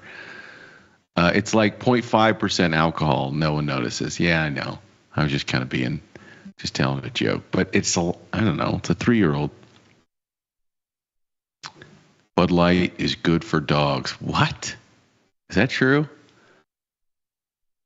You know, it's funny. My wife and I, we were with a friend's kid, both of their kids, and they had walked off. And we asked the boy. We asked him, who's a year older than my son. We were like, "Do you like kombucha? Or have you had it? Do you like it?" And he goes, "No, but I like Prosecco." We're like, "Holy shit!" I think they let this kid drink. I had a couple friends like that, like 10-year-old kids whose dads would say, "Hey, can you go grab me a beer?" And then the kids would get to crack the beer and take the first sip before handing it to their dad. I had a couple friends like that. I don't think I grew up in a very positive environment. Anyways, the S&P 500 just under, as I said, 5,900. We've been calling out this range of effectively 6,000 plus or minus 200. 5,900, they start to get interesting. 5,800 is the line in the sand. And I had said, I really hope they put the market to a test.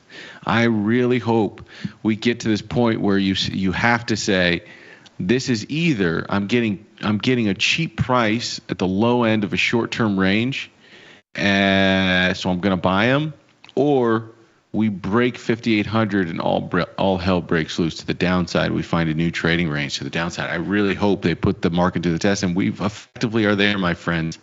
The last time we were in this price range, right around 58.80 and change, was basically that CPI report.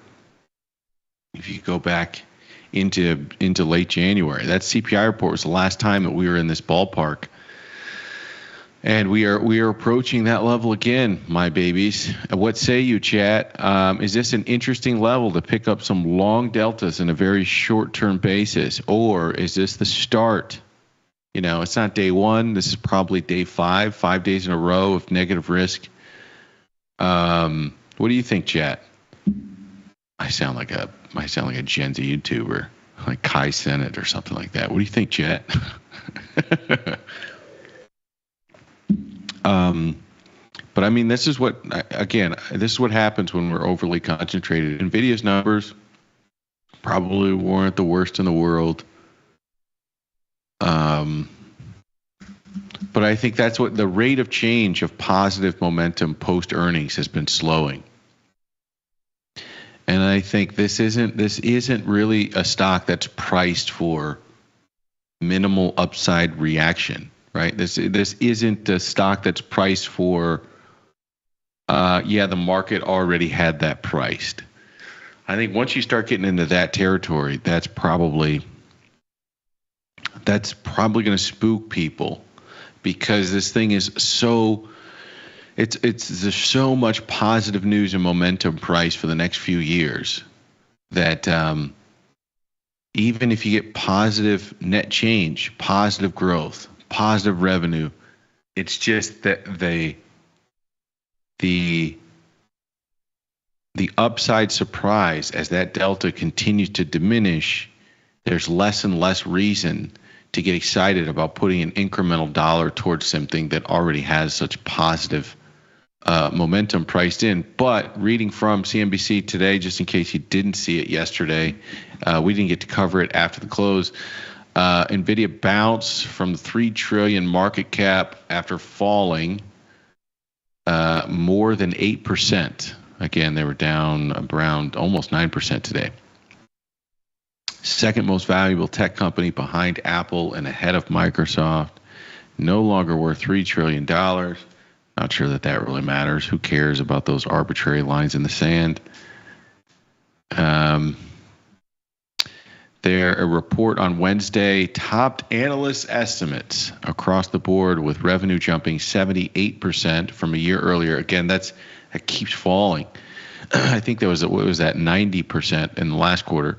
The company's data center revenue, which includes its market-leading graphics processors for AI workloads, soared 93% on an annual basis to nearly $36 billion. NVIDIA signaled it was going to have a strong quarter to kick off its fiscal 2026, and that production issues for its next generation Blackwell had mostly been resolved. They also sort of signaled they were moving full speed ahead with their next version. In recent weeks, NVIDIA CEO Jensen Huang has said that the demand for its chips will remain strong as its next generation AI models that think about how to best answer questions step by step will require much more computing power.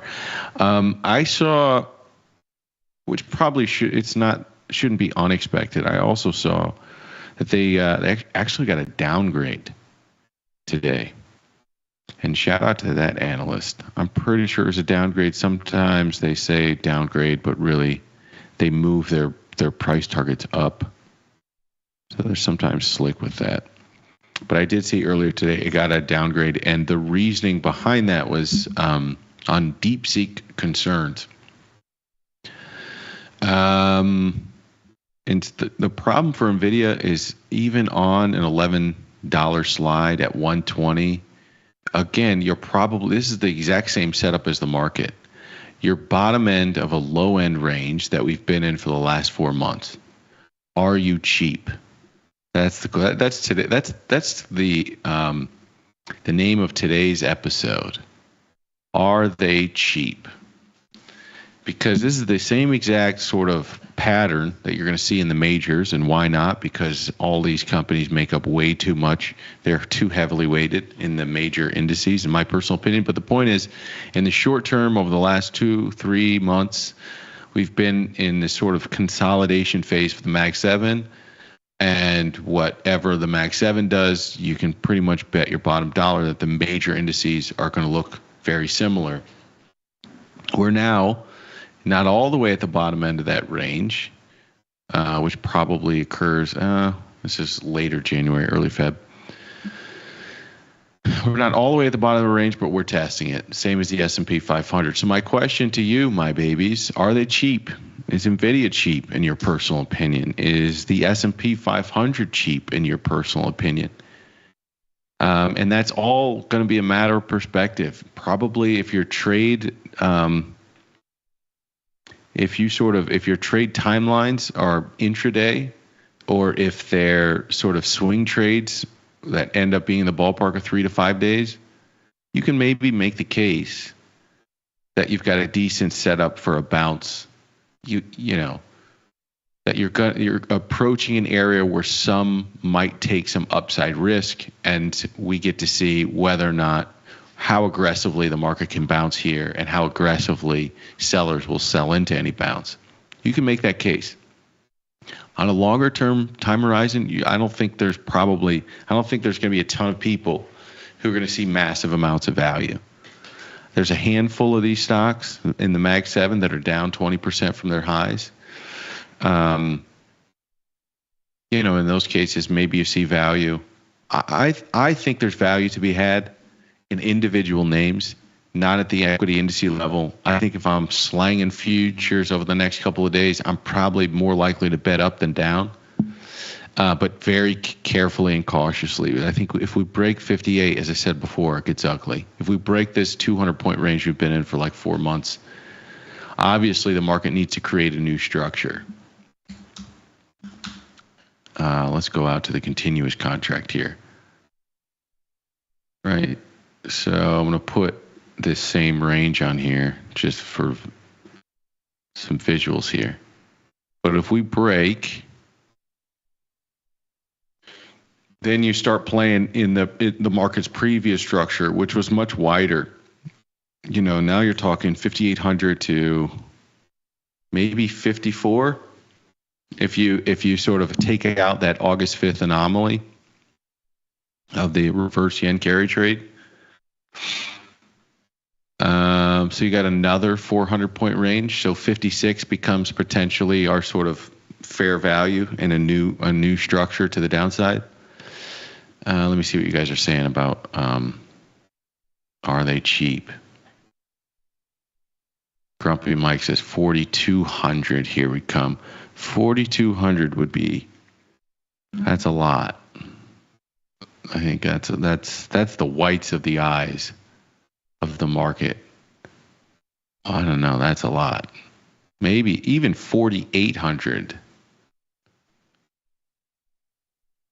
is which I've heard being called out a lot.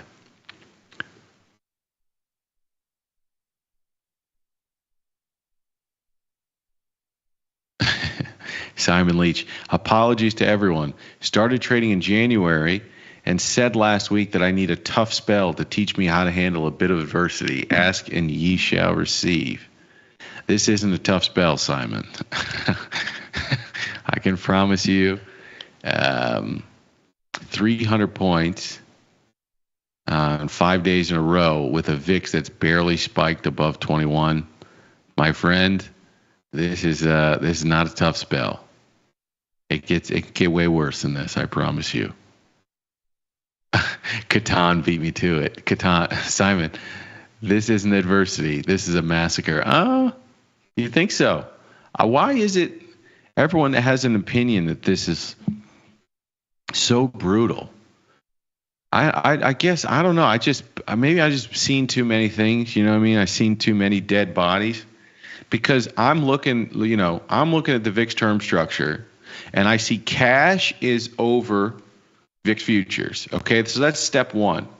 But VIX is not in backwardation. You have very normal VIX, with the exception that VIX cash has spiked above futures. The entire curve, really, which is a bit of an anomaly. The term structure for volatility, it looks very normal. And usually when you've got something that is a quote unquote massacre or you're getting towards capitulation, that thing will sort of invert or at least flatten out.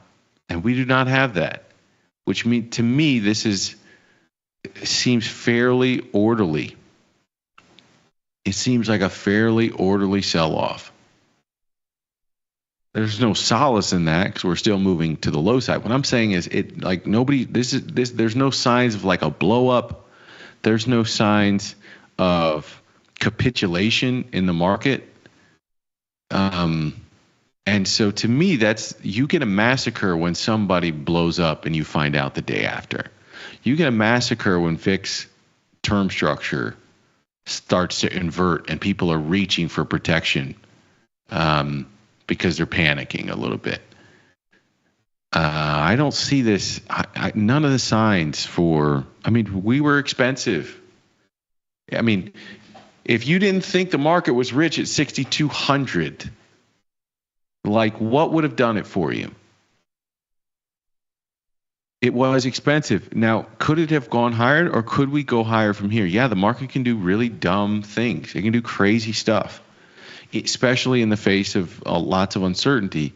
However, to say that you were getting great value at 6,200 given that setup was, to me, it was like insane.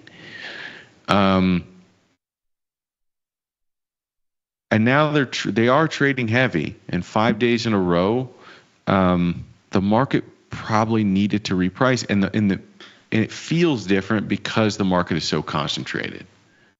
So look, if you've got a portfolio full of NVIDIA, I'm sure today feels like a massacre. Even if you just have equal weight, if you've got a portfolio that looks like the S&P and it's weighted the same as the S&P, today's painful. Because that move in NVIDIA was gross and it's overweighted. Not going to worry about the pullback until next week. Yeah, I just think it just depends on how levered you are. None of this is none of this is putting a dent in what I got going on. But I guess that's easy to say. You know, I let go of NVIDIA at like what would have been between 90 and 100. So all of this upside stuff that's happening in NVIDIA isn't really impacting me, for better or for worse.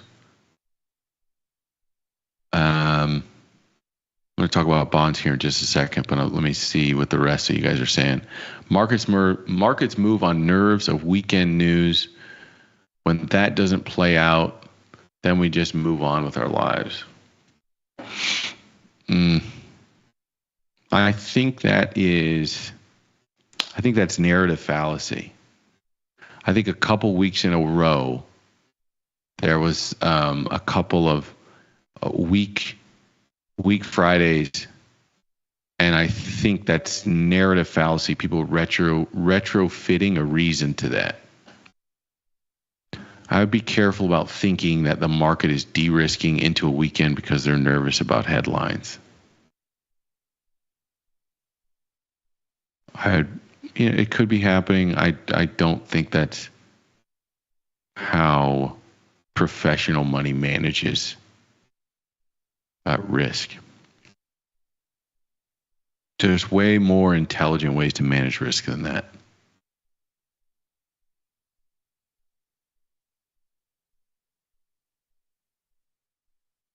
If it breaks 5,800, we dead.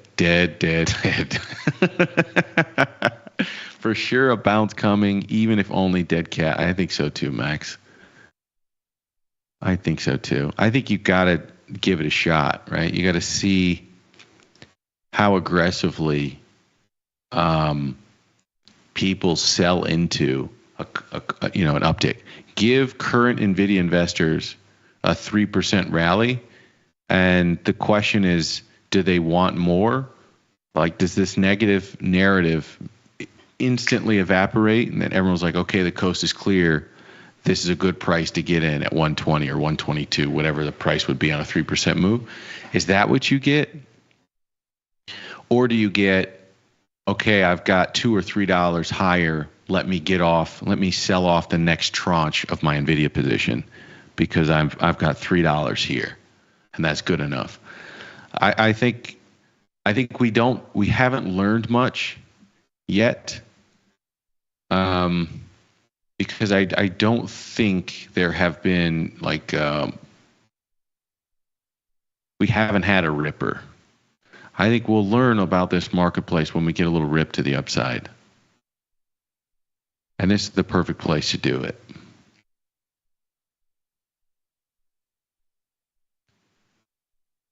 4,200 was sticky for a long time. It was. It really was. But I don't know.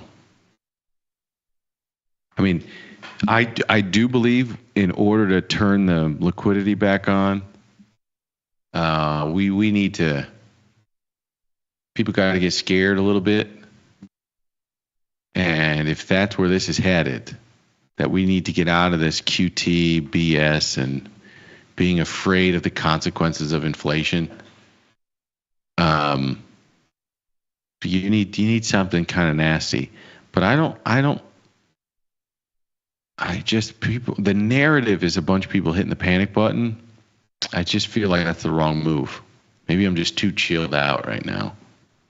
You know what I mean? Maybe I'm not dialed in enough, but I don't see the panic yet. I see a market that was really offsides. I saw a market that was really, really offsides to something that was very clear, like a very clear slowing growth narrative. And people were just sort of ignoring it because if you're going from 4 to 3 or 3.5 to 2.5, those numbers are still above trend. So I think people wanted to ignore it. I thought they could ignore it, especially when you've got $3 trillion companies doing meme stock numbers. You almost can't afford to not participate. And I think now the numbers are making people become a bit more honest, and get a little bit a little bit more professional with their risk allocations. Still a bubble. Folks still have no idea what a bear market is. 100% orderly sell-off. I agree. Chris Connolly, shout out to you. Excuse me. I almost said bless you to myself. Excuse me. Watch out as credit spreads narrow. I agree. Those are kind of the signs. But I don't know. I think there's a lot of money ready for distressed credit. But I agree with you. Credit spreads are doing credit spread things. Nothing to be spooked out about. So many companies price to sales beyond 10, even 20. This is a bubble territory like internet boom. Exactly. But isn't Palantir like 600? We are almost getting there. We basically, I mean, should we say we've filled this gap in Palantir? We can pretty much say that, right? I mean, it reminds me of back in, was that 2021 now? I can't remember. When they just murdered all the high flyers, all the high beta assets first, and then sort of worked down the risk curve. You know, you could, Bitcoin, they punched it in the face down to 84. I think that's probably your canary in the coal mine at this point. If you get like a 2,000, 3,000, 4,000 point rally in Bitcoin, that's probably your first wave. And then maybe you play to the upside, equity risk, and you see if they can hold it. Dude, NVIDIA only 6% expected move. Only 6% expected move. 8. Yes, but here's my thing. That is true. However, like close to open, it was well inside the expected move. And I don't know many people who are trading that expected move all the way to the close. Right? Because that expected move is dynamic. So once the option market opened up again, you got a repricing of that expected move. So I don't know if I look at it that way. I would say it traded inside that expected move, and anyone who was short options had every opportunity to close that vol crush this morning. And then at that point, if you chose not to, you were trading on sort of new probabilities.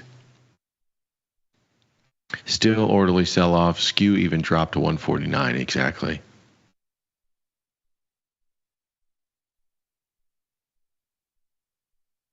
Victor, please tell me what the Fed actually does. Just saying. They're a cheerleader. The market was absurd. This should have been expected at some point. 111s are doing well.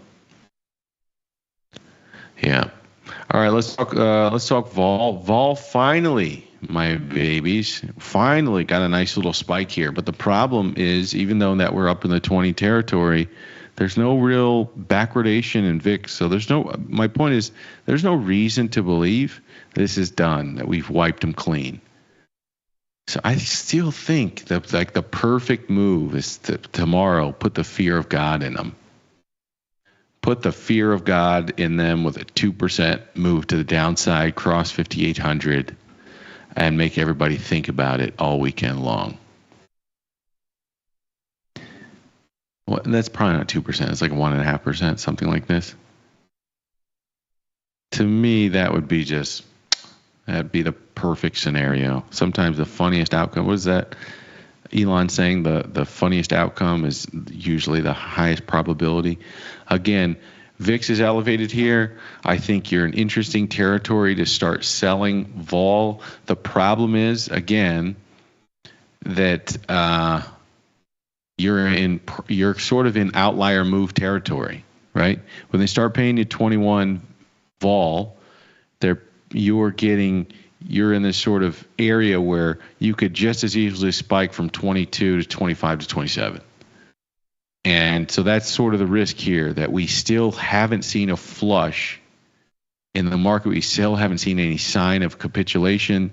So if we are selling puts here, especially naked, we've got to be aware that we're playing in the ballpark of the outlier move. And if you don't like that, then buy some cheap wings if you're selling vol here, just to protect yourself with that outlier move. I'm not telling you what to do. I'm just I'm just laying out potential scenarios for any new people who don't tend to think about all potential scenarios. I remember when I just started, I would only think about the best case scenario. And that there's no faster way to get yourself murdered than only thinking about the best case scenario. So yeah, I think 22 is historically higher than average. You're getting a decent price to start selling vol, but there's a reason, and you're flirting at technical support. And with any break, I would say the next fair value is probably 5,600. So stress test your risk down 200 or 300 points and see how you feel. And if you don't like it, if you don't like the stress test 300 points lower, then the question is, well, what would you do today to make sure you feel differently if the market was trading 300 points lower? And then once you've taken care of that risk, the great thing about doing that, taking care of your worst case scenarios, is now you're not trading with fear, you're looking for opportunities. As things get cheaper, as people are puking or panic selling, you're looking to take advantage of those potential scenarios instead of, curled up in a ball under your desk going, oh my God, are they going to turn around? You don't want to be that guy. You don't want to be the guy who's panic selling in the capitulation. You want to be the person who thought ahead, prepared themselves for sort of tails or outlier events or just negative shocks to your P&L. Sew up your risk ahead of time and then free yourself to be an opportunist when the opportunity arrives. Speaking of bonds here for a second, I think probably the more interesting thing is that bonds have stopped moving. Long end of the curve, we're still 117, 25, 30 seconds, so right around 118, which is where we were yesterday. The 10-year, same thing. We moved up 6 ticks today, but we're still lower than where we closed yesterday. 5-year you don't care about, but the 2-year floated a little bit higher after the close, but a whole bunch of not much on the yield curve front. Which, who knows? Maybe we're getting to a level where the yield curve kind of chills out a little bit, and now it's just left for the equities to adjust. And finally, the world makes sense. And to some, they might be saying, well, the market's pricing in new cuts. Yields are going down. Why aren't my tech stocks going up? Right? Because that's what the world has taught you to believe over the last, year and a half, something like that. Yields go down, stocks go up. And I should be afraid of higher interest rates. But, as they started cutting in September and yields went higher, stocks were going higher. And now, all of a sudden, the context of those cuts is completely changing. Context, it's slowing growth cuts.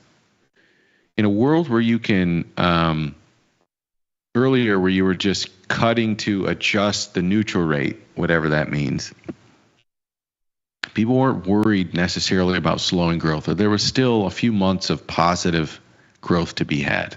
And the market seemed to have squeezed all that extra beta out. And I'm not necessarily convinced it's over. But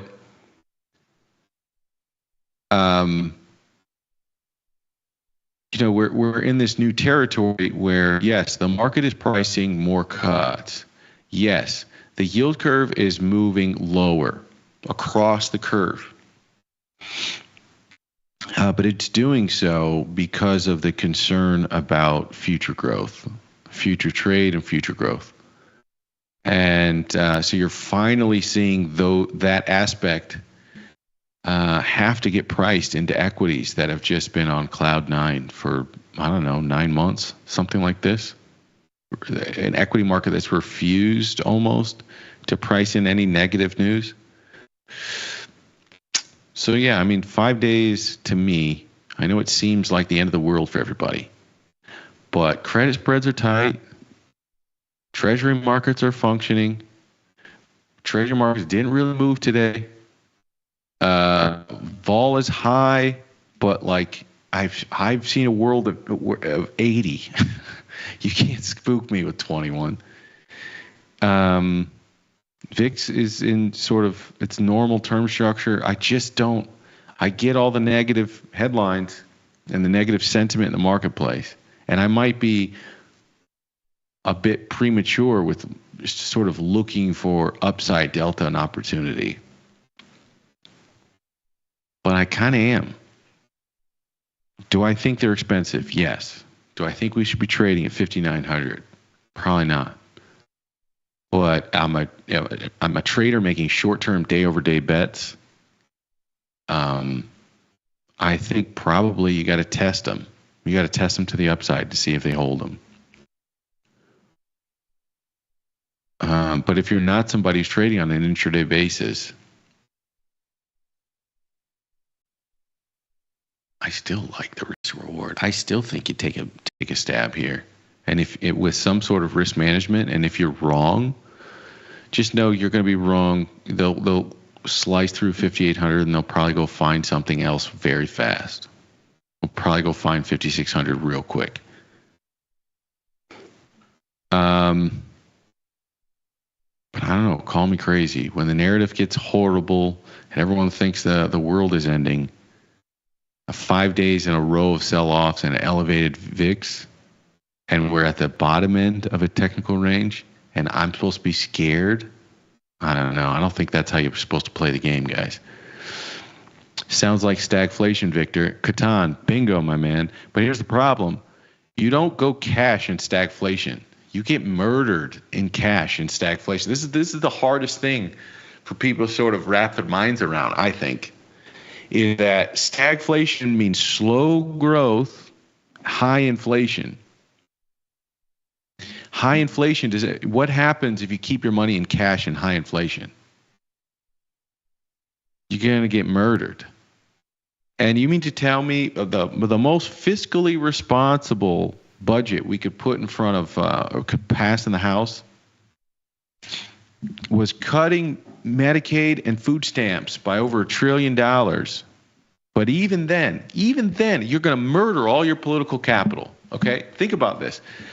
All those House Republicans and the president, if you're going to put your weight behind this, you're going to torch. Do you know how many people are on Medicaid? Do you know how many people are on food stamps? 13% of America, I think, is the number. Something between 9 and 13% are on food stamps. You're going to cut it by $230 billion. You have no idea how big this is. Medicaid, completely bigger, way bigger program.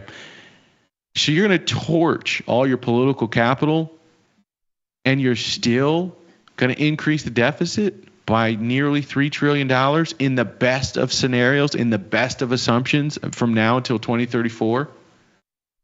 If you're telling me that that's the most fiscally conservative option is to increase the deficit by $3 trillion, and in order to do that, you're still cutting people's essential services by over $1 trillion, bro, like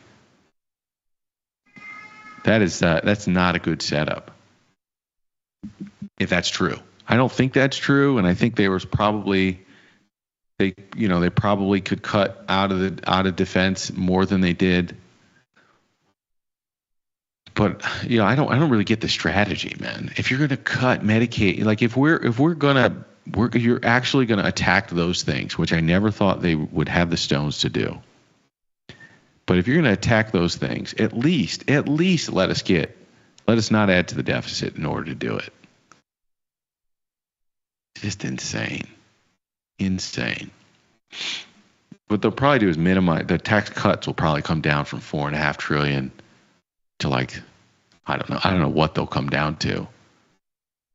But how can you justify cutting trillions from essential services for $4.5 trillion in tax cuts and raising the deficit. That's hard to justify, is it not? Am I crazy? To me, Thomas Massey, who voted against this thing, and he didn't vote against it because he's opposed to cutting from Medicaid or food stamps. He voted against it because it added to the deficit. And to me, I think it's going to suck. If you're going to try to fix our fiscal situation, somebody's going to be pissed off.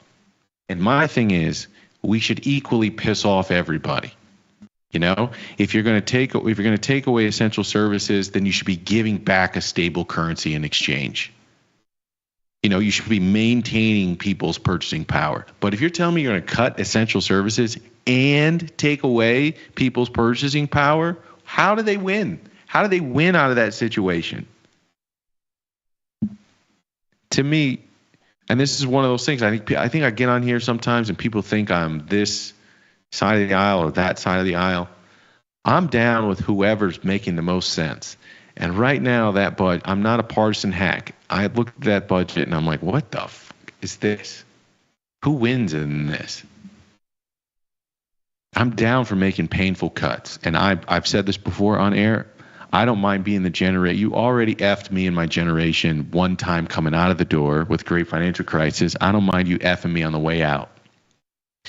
And because I handled it the first time, I'll handle it the second time. Give me the pain so my kids don't have to go through it. However, like, you can't pull the okie doke on me. Don't cut our services and also give us back more deficit spending and a weaker currency. I know what that is. That's a grift. That's a wealth transfer. And I thought that the whole point of this whole thing was to go away from these monster wealth transfers. You know what I mean? I don't know. Sorry. I tiptoed into the budget here. My apologies. Let's see what you guys are saying. My perspective is that there's a lot of fear in markets right now because market participants are used to a one-sided market and forgot about volatility. Just my opinion, though. I agree with that zero explanation. I also think it's because people know I think people know that this is a big house of cards. And so we just keep each time this gets nervous, we all look around going, this might be at the end of the road. And then we just wait to pull out some more financial alchemy so we can keep this thing going longer. But, you know, if you actually want to cut spending, if you actually want to put us in a better fiscal position, I mean, I don't understand. It comes with some sort of pain, man. We all got to sacrifice. That's what that means. Even in the best case scenario of us working our way out of this is to find a productivity miracle. Okay? So the way you get yourself out of this is you find some sort of like China to the WTO globalization in sort of the 90s, early 2000s, where you found a new lower labor input from China. China becomes the world's manufacturer. You get a new lower cost of labor for the entire world, which ends up being a new productivity boom. But it hurts a certain cohort. So my point is, even if we find the AI productivity boom, it is going to hurt some portion of the populace. So I just think like we've got to go through pain in some direction. So you've got to lay out all the paths of pain and then pick the one that you want. Trying to just like think that we can navigate through this and everyone's just going to be comfortable, I think to me that's insane. I already read that one. What a great time to be horribly underinvested.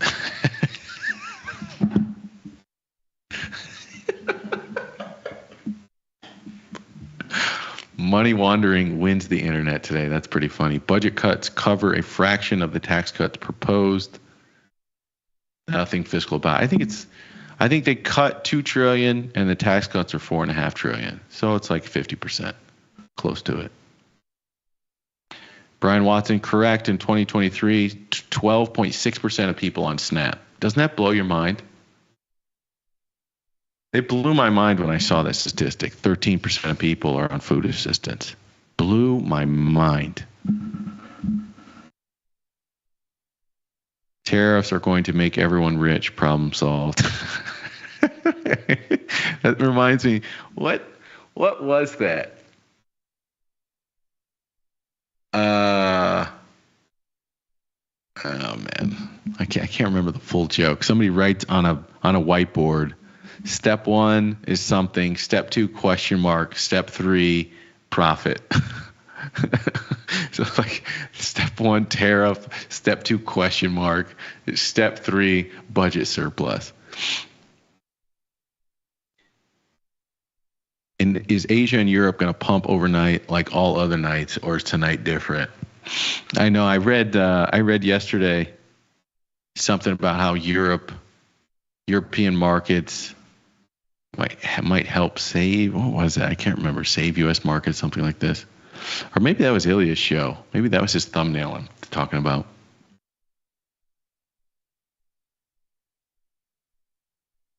All right, let me read a couple more of these, and then I'll go on to my next instrument. I'll talk Bitcoin a little bit and a few other stuff. I want to talk specific stocks today.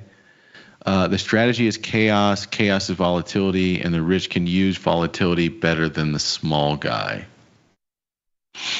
I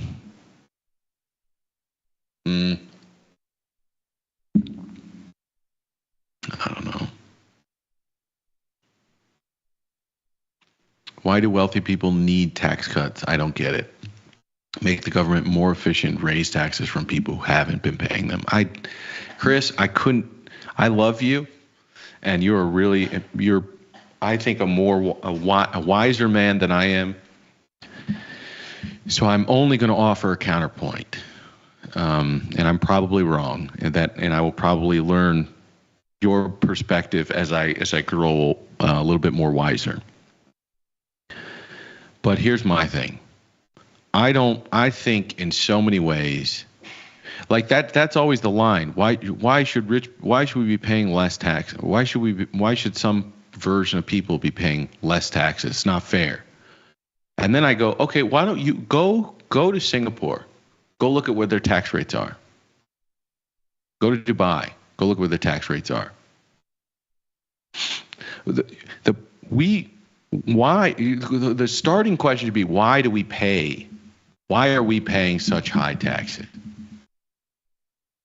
To begin with, like somebody said that to me. It's always an argument. Why should they get to pay less? It's like, first of all, they pay 50% of overall taxes, and secondly, do you feel like at these high tax rates that you have a safer? Do you feel like schools are safe? Do you feel like you have great public education? Do you feel like you have great infrastructure, subways, buses, airports? Where's the money going? So my biggest problem is I don't think anybody, and not just rich people, I don't think anybody should be paying the type of taxes that we're paying. And I think a lot of that money is being lost. I think 30 cents of every dollar probably gets lost to just bullshit before it gets spent. And we have horrible procurement. We'll spend $10,000 on a door handle, that type of horrible procurement process in place. So we keep arguing over whether people should be paying more or less. And it's like, no, we need to starve out a system that would pay $10,000 for a door handle. If they have less money, then they're more competitive bid process. If you have less money, you find out what are the services that we actually need to be funding, and we grow those things. But I feel like this stuff has gotten so big, and we're spending this money. Do you think if we increase taxes that your life is going to increase by the factor of the tax raise? If we increase taxes 20%, do you think your life is going to increase, a quality of life is going to increase by 20% or more? In theory, give me $1, I should be able to leverage that dollar and to create better standard of living for whoever I'm spending that dollar on. I don't think that's true. And I can point to many other places on the map that have lower tax rates with better standard of living. So I'm down with the idea of saying if regular everyday hardworking people are not getting the standard of living that they should, then we shouldn't be lowering taxes for you. I'm okay with that equivalency. But I don't think they're linked. I don't think you pay more taxes to the government and you're going to get better schools.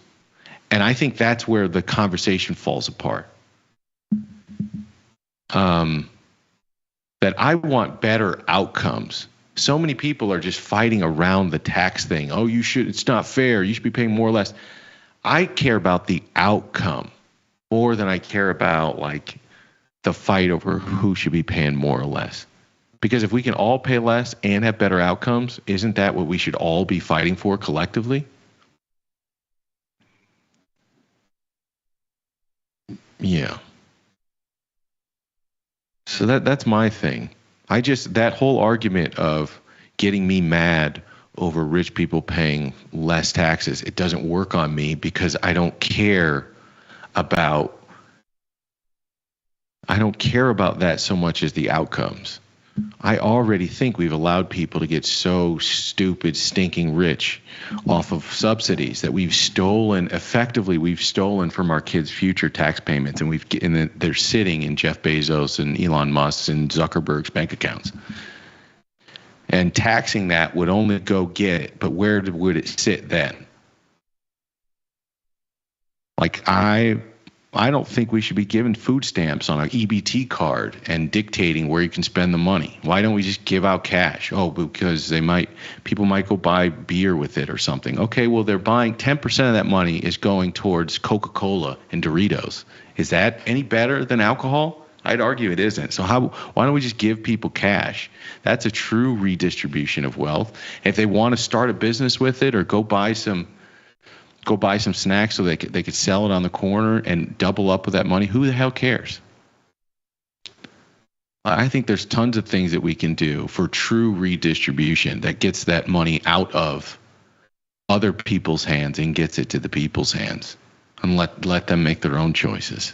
I don't know. Sorry, I went off on this tangent. Probably lost half the audience. Simon Leach said, all right, let me see. 72 million people on Medicaid. Asking how cuts can be justified is like asking why a dog licks its balls because it can. Asking how cuts can be justified. Sort of. I get the cheekiness of your comment, but my point is, if you're going to cut, then you shouldn't also be adding to the deficit. That's my point. If you're going to cut and the people are going to have to endure pain, then give them a stable currency, which is to stop adding to the deficit.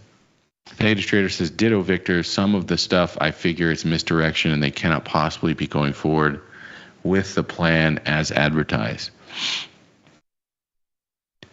Asking sensible questions doesn't make you sound left or right. It's just common sense. Victor, surely you don't believe that. Of course, budget is a grift. Of course, budget is a grift.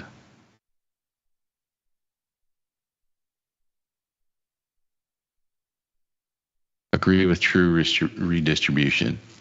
There are a lot of countries with a higher tax rate and way higher outcomes than the U.S. I agree. I personally don't think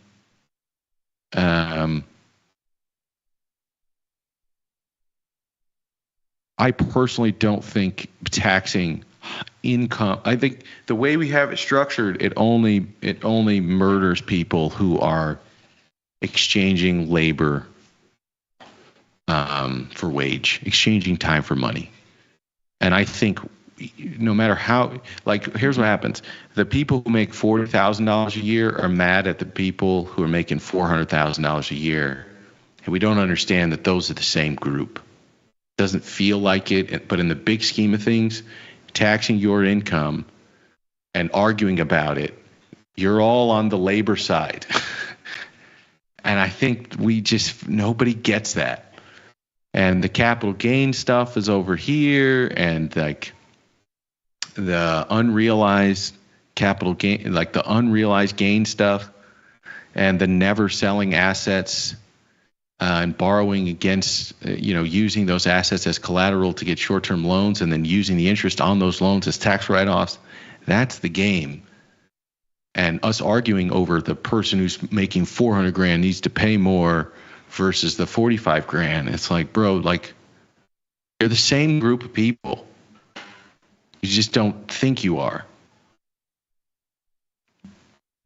And I think if we fix the efficiency and the transparency of where the money goes, then I'm down for higher taxes. And if I see better outcomes, I'm down for higher taxes. My problem is I don't think we've proven that in this country with our current set of systems, that if you increase the take, that it's going to go to the people.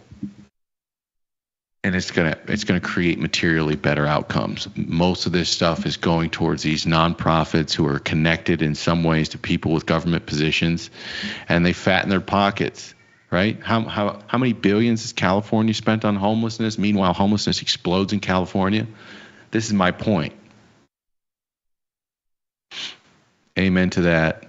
Raise the minimum wage. Let's go, Bernie, 2028. Yeah, that's a whole nother thing. I don't want to go down that path. One day I'll do the minimum wage discussion. Not today. Singapore high schoolers also take differential calculus. Could you imagine trying that in Omaha? Man, I'm telling you. My son is in preschool, and it's a bilingual preschool. There's some trilingual preschools. And he is reading.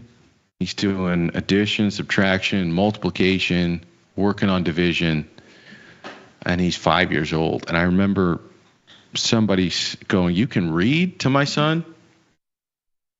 And it's just like there's a real big difference and sort of like the milestones and the pace of learning in different places. Donate the player. I'm too high for this conversation, to be honest.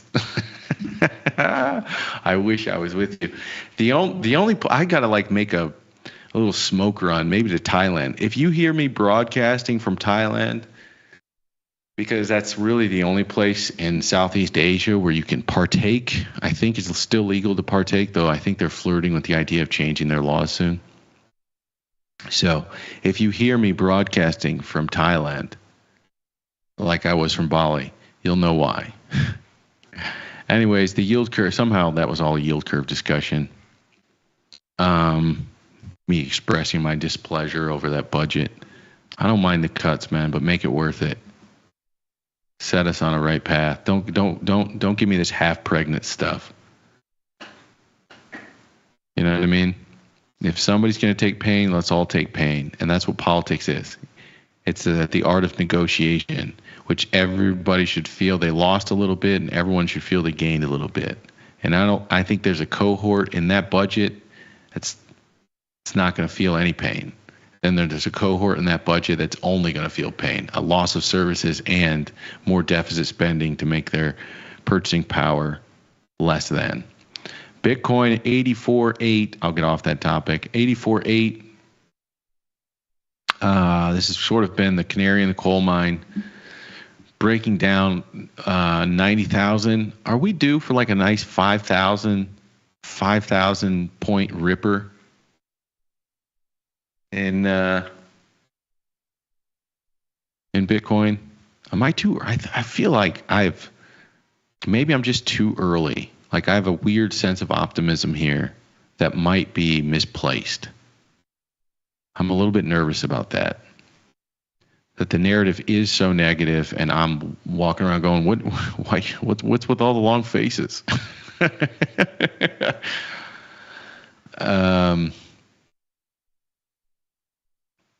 Let's see here. A couple more. Then get Booz Allen or Deloitte to do a real efficiency audit, not some clown and his interns. Okay. Why didn't Grumpy? I hear you, man. But why didn't somebody else do it? You know, you're kind of left with what you're left with. You know what I mean? What's a good analogy here? It's like for 4 years we pretended like we didn't need reform. We pretended like we weren't seeing weaponization of certain institutions. We pretended like the money was being well spent. You know, like we weren't wasting billions of dollars on electric charger initiatives and home internet, high-speed internet initiatives. Like we didn't have tons of holes in the boat. We just kept passing these gigantic spending bills without fixing the problem first. So I'm with you, Grumpy. You could not like the people who are doing it, but I think we can probably agree that it is a problem that needs to be addressed. And I think the narrative right now is to try to get you mad at the people who are doing it, which is a self-preservation mechanism. If you're mad at the people doing it, then you stop thinking about whether or not, hey, well, there actually probably a need to do this. And maybe that should be the focus. But it's the same playbook, bro. Danny says, I'm glad you're waking up, Victor. What does that mean? I'm glad you're waking up. When was I asleep? All kids have full potential. Our education system has been industrialized and overly controlled, causing worse outcomes. Support and nurture the kids. Stop testing them to death. Yes, but. Like, I also think the absence of milestones is a death knell too. You know, like the places on Earth who are excelling in education, it's not like they have an absence of standardized testing. So, yeah,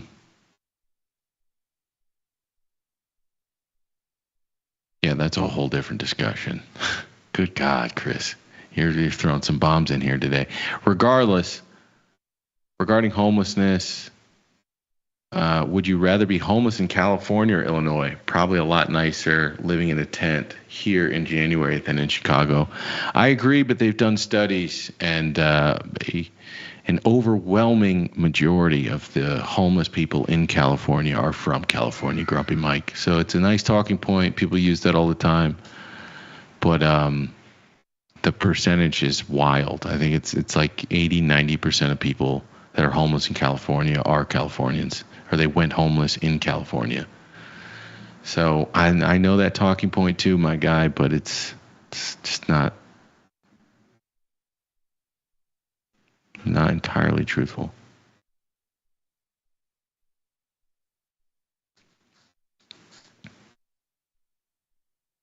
The problem is money in politics. See Laughable Citizens United decision. Agree 100%. Without addressing that, we're left voting between which billionaire you feel represents your interests the most. Like, which of these billionaires do you feel is benevolent? Yeah, unless you address that, that's sort of what you're going to be left choosing from, and likely trillionaires very shortly. All right. Bitcoin at 85.6. I kind of want to take a stab. Am I crazy for wanting to take a stab here? Problem is, there's no real way to take a decent defined risk stab in Bitcoin. You just got to put 90 grand on the table and let it rock. Because the options markets are illiquid and they kind of take your face off when you come through the door. Look at the open interest on this stuff. MBT, is that any better? Not really. Yeah, a little bit better. I think I think I might buy some little cheap NBT upside calls and see if we can get a little 5,000 point day in Bitcoin here over the weekend. I sort of like that play. Gold at 28.86. Isn't it funny? On first call, the thing we called for, we almost got. It basically said it's time for that 100 point death day in gold, which really, now that it's at 3,000, it's about 150 points. So the high of this week, or coming into this week, was 29.70. And we are now at 28.86. So we didn't get it all in one candle, but in two candles, we got our 100 points to the downside in gold. Where can you hide? Maybe that's the better question, is where can you hide?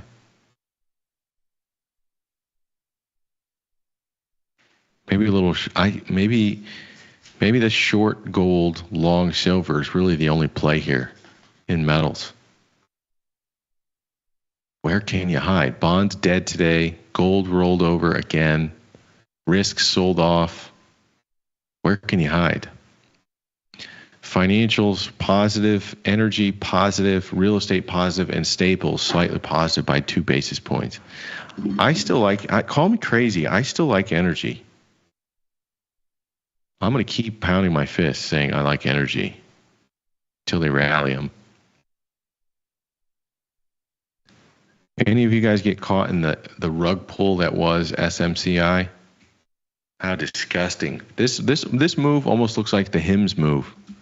You know, massive short covering and a bunch of this stuff that just got dumb to the upside. Got everyone taking sort of like FOMO risk. Then it gets murdered. I kind of like where HIMS is right now. I say that now, it's going to cut into half to 20. Watch.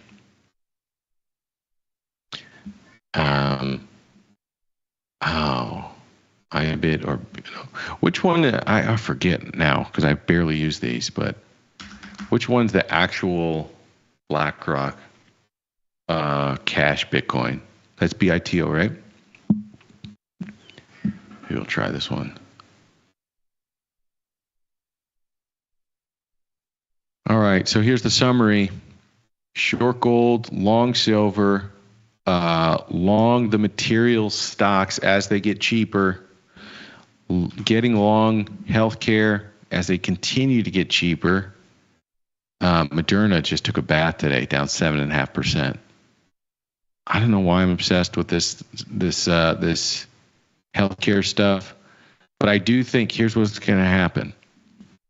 If we break 58, okay, and if recession drumbeat gets louder, what tends to outperform in a growth slowdown?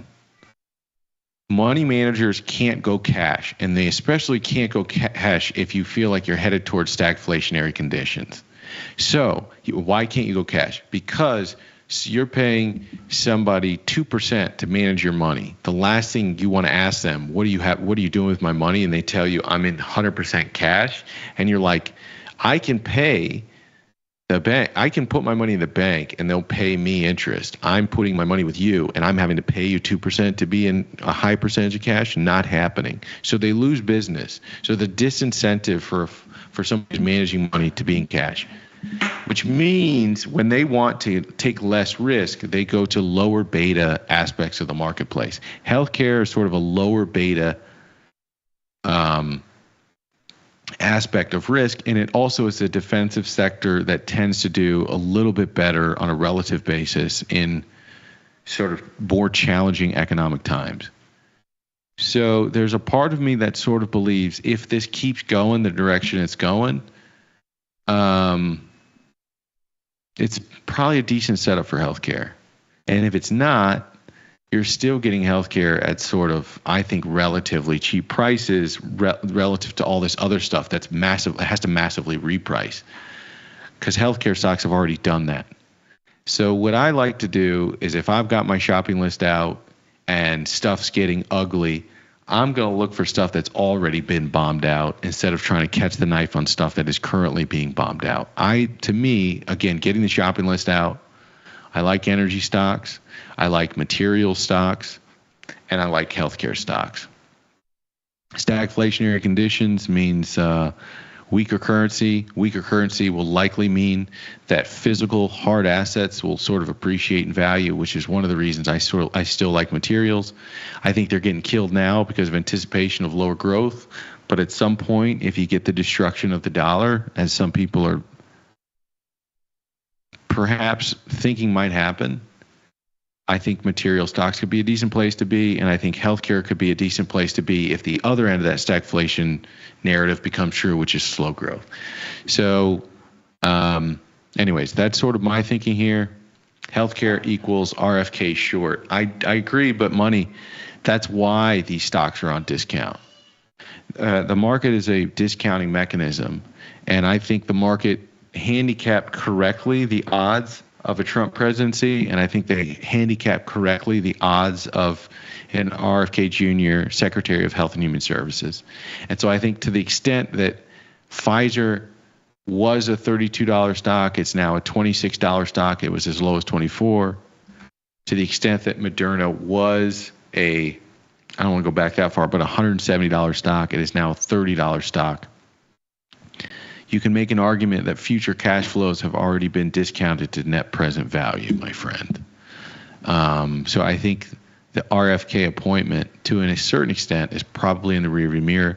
There is going to be knee-jerk reactions to future policy, but I don't think these stocks are as offsides as the Mag 7, for example. All right, that's going to do it for me.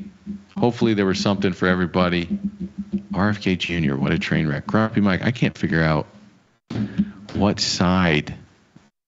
I can't really figure you out, man. RFK is a liberal Democrat. His policy positions. Anyways, I've got Pfizer Leaps just in case. Pfizer's a good choice. They make ketamine. All right, that's going to do it for me. This is Synthetic Friday for the show. We don't do a Friday episode here, so do me a favor. Hit the like button, subscribe to the channel if you haven't already, and follow me on Twitter if you want my ramblings tomorrow and over the weekend at Victor Jones. The Owen Jones is 0 because I like to be difficult.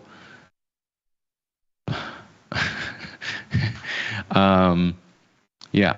And send me an email if you want to. victor.jones@tastylive.com. Doesn't matter on what. Even if it's to argue or debate over sort of political points of view, I'll take anything. As long as it's respectful. And if not, just know I will fire back on you. All right, I'll see you back here next week. Only on Tasty Live. Peace.